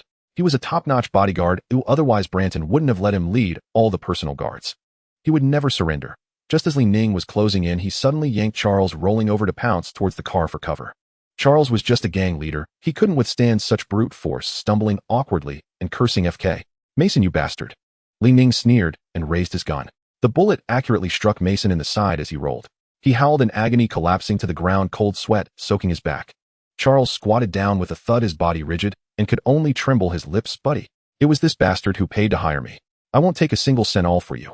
I beg you, spare my life. Li Ning stepped forward, smashing the butt of the gun hard against Charles's head, blood immediately gushing from his forehead. Then he reached down and rummaged through him, quickly finding a handgun, turning to walk towards Mason. Mason was so weak he could barely lift his hands. Just now that shot had struck his spine, severing his spinal cord, rendering his lower body completely numb. At this moment his mind was filled with one thought: hurry up and die, so I can endure a few seconds less of pain. Moreover, even if he truly wanted to draw his gun, it was already too late.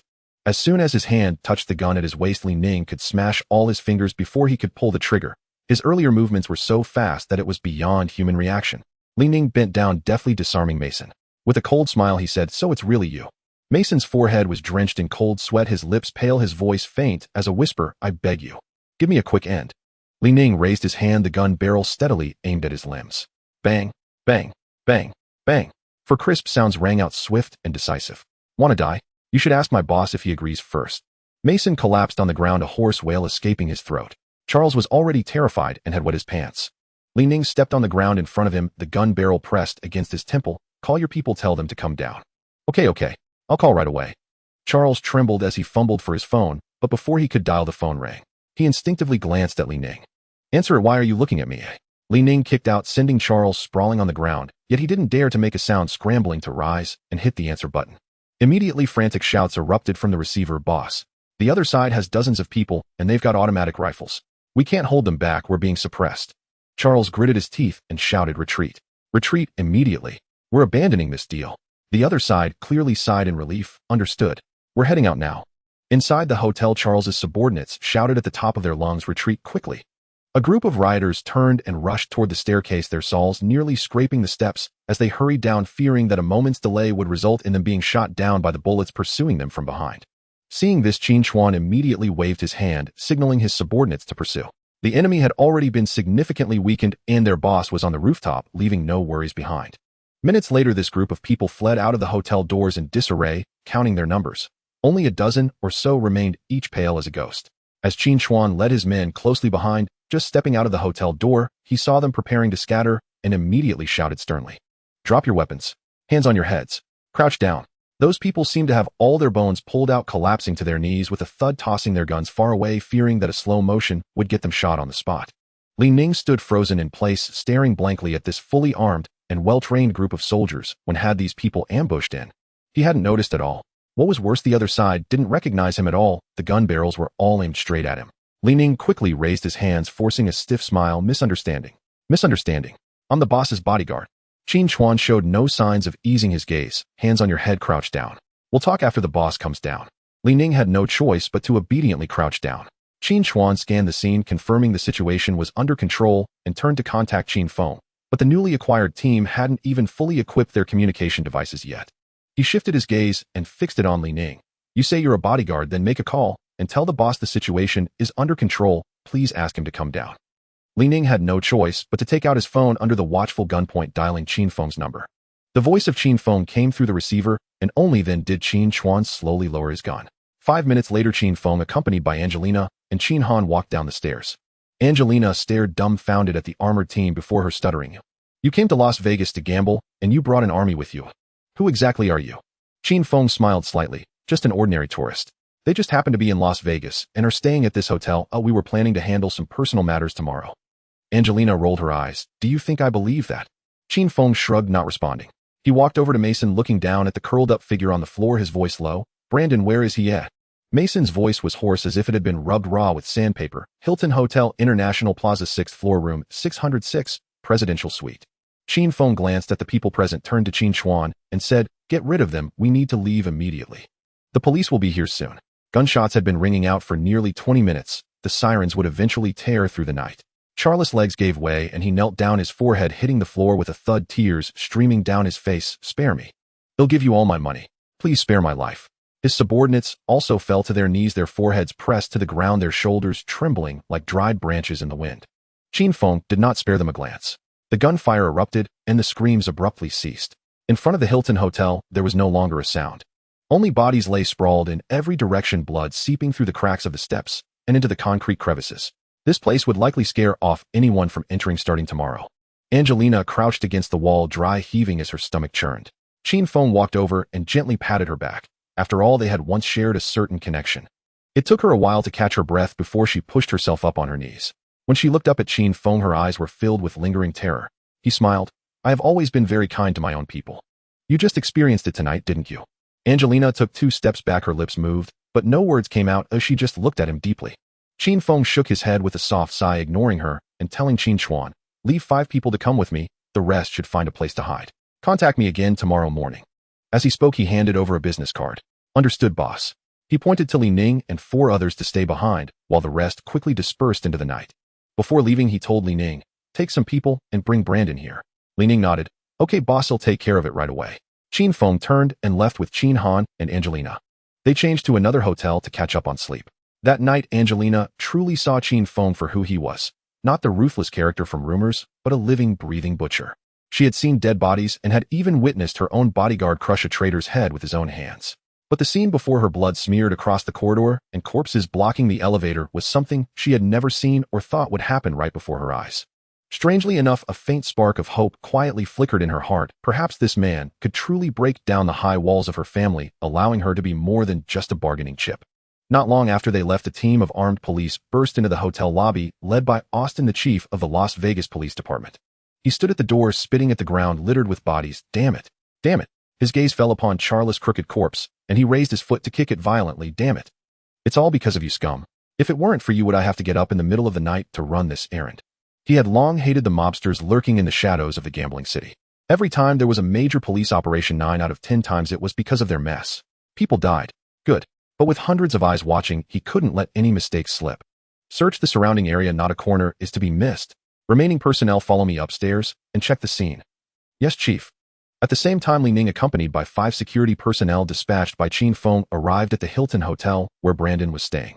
He lowered his voice and ordered, the front desk must be secured immediately, not a single call is to be let through. Go to the 6th floor, use the stairs, don't touch the elevator. A few nodded, their movements brisk. In room 606 on the 6th floor, Brandon lay on the bed smoking one cigarette after another, the ashtray already piled high. 2 blonde women were curled up beside him. But he felt tightness in his chest, his throat dry, and even his fingertips were cold. No matter how the women's fingers slid along his waistline, he waved irritably, get out. He extinguished the cigarette in the palm of his hand, grabbed his phone, and dialed Mason. The busy signal rang again and again, but no one answered. His face changed suddenly, and he rolled out of bed, grabbing a coat to put on quickly. But as soon as the door lock was turned halfway, bang, bang, 2 muffled sounds echoed, and the bodyguards outside didn't even have the chance to grunt. Upon hearing the gunshots, Brandon's face instantly drained of color. On the 6th floor, jumping out meant certain death. For now, he could only gamble that the other party would be wary of the Boston Consortium's influence and leave him a way out. Bang, bang. Two muffled sounds cut through the air, followed by the loud crash of the door being kicked open, splintering, wood flying everywhere. Li Ning led a group of people boldly into the room. Brandon on the bed had already turned into a puddle of mud. Li Ning didn't even lift his eyelids. He just waved his hand, and two security personnel dragged him out. In the Hilton Hotel, other guests heard the commotion and hid behind their doors, even holding their breaths. No matter how chaotic things got in the M country, few dared to carry guns and commit murder in a five-star hotel. After stuffing Brandon into the car, Li Ning immediately dialed Qin Feng's number, confirmed the address, and the engine roared to life. $1 million, let me go, how about it? Brandon's lips were pale, his voice trembling. You work as a bodyguard, can you really earn $1 million a year? Before he finished speaking, Li Ning swung the butt of his gun hard against Brandon's temple, shouting, shut up. Brandon covered his head, blood seeping through his fingers, but he still gritted his teeth and persisted, 20 million. Or I'll tell you, I am the sole heir of the Boston Consortium. With the money in hand, you could leave the country immediately, and it would be enough for you to live comfortably for the rest of your life. But if you don't, another scream echoed. Li Ning's expression remained unchanged as he broke two of Brandon's fingers, the sound of dislocated joints crisp and clear. He stared at Brandon's face, contorted in pain, and coldly laughed. From now on, if you say another word, it won't just be a matter of broken fingers. Brandon bit down hard on his lower lip, no longer daring to move his throat. In another five-star hotel in Las Vegas, Qin Feng and Angelina were lying side by side in the center of the bed. She had just been startled, and he was leisurely helping her calm down. After a long while, Angelina lay on her back, rolling her eyes in her heart. There were several corpses tonight, yet he still had the mind to comfort someone. If it weren't for him holding on tightly, she would have left in a cab long ago.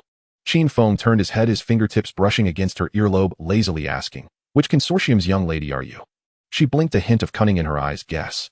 But let me remind you, sleeping with me is a serious matter. Qin Feng scoffed, the more lice the less itch.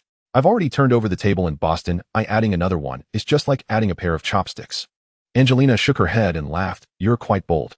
Many have stepped on the landmines of the consortium over the years, and those who can still stand and speak are already buried deep in grass. He tugged at the corner of his mouth. There are even more who have become enemies with me. Unfortunately, they are all feeding shrimp at the bottom of the sea now. He got up, put on his shirt, and reached out to her. Let's go. Li Ning is almost here. You can help me see how much meat is left on Brandon. After all, he is an heir. Don't you think?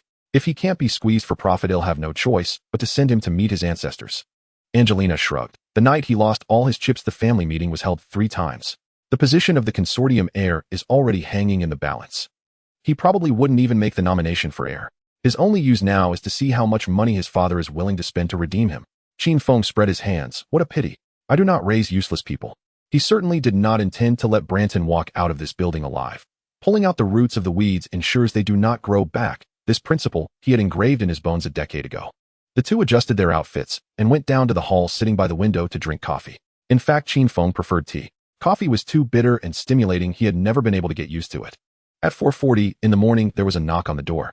Come in. The door opened and Li Ning stepped in, followed by Brandon, whose face was covered in blood, his left hand curled against his chest, sweating from the pain. He caught sight of Qin Feng and Angelina sitting side by side on the sofa. Though he had anticipated the outcome, a flicker of anger still flashed across his eyes, quickly vanishing. With his life on the line, he could hardly concern himself with any fiancée. Li Ning kicked him in the knee and Brandon fell to the ground with a thud, his forehead almost touching the tip of Qin Feng's shoe. Qin Feng did not look at him, merely lifted his coffee cup, blew on it, and asked casually, what can you offer to exchange for your life? Upon hearing that he could still live, Brandon hurriedly spoke up. I have a gold mine under my name along with an oil field valued at $500 million. I will transfer everything to you. Will it work for my life? Qin Feng turned to Angelina, asking, is he telling the truth? Angelina nodded. It is true. But I advise you to take cash, but is more secure. Those 2 assets are in the Middle East, heavily guarded. With just a transfer document, you won't even be allowed through the mine's gate. Brandon glared fiercely at Angelina, his nails digging into his palm. He had sworn that as soon as he escaped, he would ruin her reputation. Qin Feng took the gun from Li Ning, pointing it directly at Brandon's forehead, his index finger hovering over the trigger. You have lost all your cash, and now you are of no use anymore. Goodbye. As soon as he finished speaking, he racked the slide of the gun. Brandon's legs gave way, and a deep yellow stain quickly spread in his pants. A wave of silent disgust filled the air. His voice broke, trembling as he cried out, my father has money. Let me make a phone call. He will definitely ransom me. Qin Feng raised an eyebrow. Really? With your character, do you think he would spare any money? Brandon nodded vigorously. Absolutely. My mother won't let him off. She is also a daughter of a major consortium, much larger than the Boston Consortium, and in terms of family influence, it is overwhelmingly superior. I managed to become the heir purely because of my mother's backing. Angelina added from the side, that's right. His mother hails from the Howard Consortium, which is far more powerful than Boston. This matter is not exaggerated in the slightest. Qin Feng's heart stirred no wonder. If the heirs of M country's top consortia were all like this, it was no surprise he looked down on them. A flicker of shame and anger crossed Branton's eyes, but ultimately fear pressed him down firmly. Angelina suddenly spoke, her tone cold and crisp. Branton, you are no longer worthy of being my fiancé. The engagement is hereby dissolved. His face turned a deep shade of purple, his lips moved for a long time, and he finally squeezed out a word through gritted teeth, fine. Angelina turned around to fetch a white sheet of paper, drafted the dissolution agreement on the spot, and handed it to him. Sign here and affix your seal. Once she secured the agreement, Qin Feng focused back on Branton. Now name your price. You have one chance. Think carefully before you speak. Branton swallowed several times. My father has about $2 billion in liquid assets to use, but he needs to keep some for the company operations. I can free up a maximum of $1 billion. Qin Feng did not frown. All right, $1 billion. Make the call. Just tell him you were caught cheating at the gambling table and that I have detained you. I'll let him prepare the money for your ransom. Call now. Just as Branton reached for his phone, Qin Feng suddenly turned to Angelina, smiling casually. I'm not a hard-hearted person. What is your card number? I will give you half of this money. Angelina was taken aback and shook her head repeatedly. No, I really don't need the money. Qin Feng had anticipated this. He snatched the dissolution agreement from her hand and waved it in front of her. If you don't accept this, I will tear this paper up immediately. She instantly understood his meaning. She glared at him resentfully for a while, but ultimately resigned herself to fate. She knew all too well that if she refused again, he would search her pockets and her wallet in the next second. With this person's style of doing things, there were no boundaries to speak of. She silently took out a Citibank black card. Although she had a Swiss anonymous card, she knew Qin Feng would not recognize it. Qin Feng shrugged, nonchalantly calculating in his heart, just walk through the HSBC channel and give Shunbai a heads up. By the time the investigation from Boston finds out, it will be too late. Meanwhile, Branton dialed his father's number, briefly explaining the situation. The other end exploded with a series of furious shouts. He bowed his head, not daring to retort, and simply let the curses fill his ears. After a long time, he finally offered the phone with both hands, his voice trembling. My dad wants to talk to you. Qin Feng took the phone, his tone flat. Your son broke the rules tonight, lost everything, and still wants to take my life. He is now in my hands. If you want him to live, prepare $10 million, otherwise I will send his corpse back as it is. A low, hoarse male voice came from the other end. Kid, do you know who I am? I don't know, or else why would I ask you for money? Qin Feng scoffed. Who else could come up with so much? Money, or your son's life, you choose. As soon as he finished speaking, another female voice urgently interrupted. Don't harm him. We will pay. Then came two muffled arguments, and after a moment the woman spoke again. Send over the account details. As soon as the bank opens tomorrow morning, we will transfer the money immediately. Qin Feng provided his and Angelina's card numbers, ending with a cold laugh. If the money isn't received tomorrow, expect to receive a corpse instead. After saying that, he directly hung up, leaving no room for negotiation. After hanging up, he quickly dialed Shunbai's number. At that moment, it was still afternoon in Xianjiang. Shunbai was busy processing documents at her desk. After exchanging a few pleasantries, Qin Feng got straight to the point. Shun, if someone checks or freezes my account tomorrow, please help me out. Shunbai immediately replied, rest assured, Qin Feng. You are the pillar of our HSBC. How could we let your account have issues? Qin Feng had over $9 billion sitting in his HSBC account, and today he added another couple of billion, and nearly half of the bank's performance depended on him alone. Whoever dared to touch his account was essentially challenging HSBC. After hanging up, Shunbai immediately summoned the executives, ordering that from now on all accounts under Qin Feng's name be classified as highest secrecy, with no one else allowed to access or freeze them except him. Qin Feng's heart stirred. Without a bank of his own, he ultimately felt constrained. Although his relationship with Shunbai was still good in the business world, personal feelings could never outweigh interests. This time when he returned, he had to either merge or establish his own bank that would listen to him. He turned to Angelina and asked with a smile, aren't you going to Citibank to give them a heads up and clean up the information? She rolled her eyes. The people in the gambling hall may not know you, but they all recognize me. If I walk out with you, what's the point in hiding any longer? After a pause, she added, however, many people already suspect you are from Xianjiang. Once the Adams family investigates, your name will surely surface. Qin Feng waved his hand. Let them investigate. As long as my money in HSBC is as solid as a rock, what does it matter if they find me? Am I supposed to be afraid of them trailing me? Angelina covered her mouth and laughed lightly. Then you can use me as a shield, which would be quite convenient. If there's a ready-made scapegoat, it would be foolish not to use it. He answered boldly. I truly can't stay in M country anymore. There are always people eyeing my head. She stretched and stood up. I'm leaving too. I'll go home and hide for a few days to avoid being torn to pieces by the Adams family. Qin Feng glanced at Branton, who was still kneeling on the ground, and told Li Ning, take him with you and return to Hong Kong immediately. Understood, boss.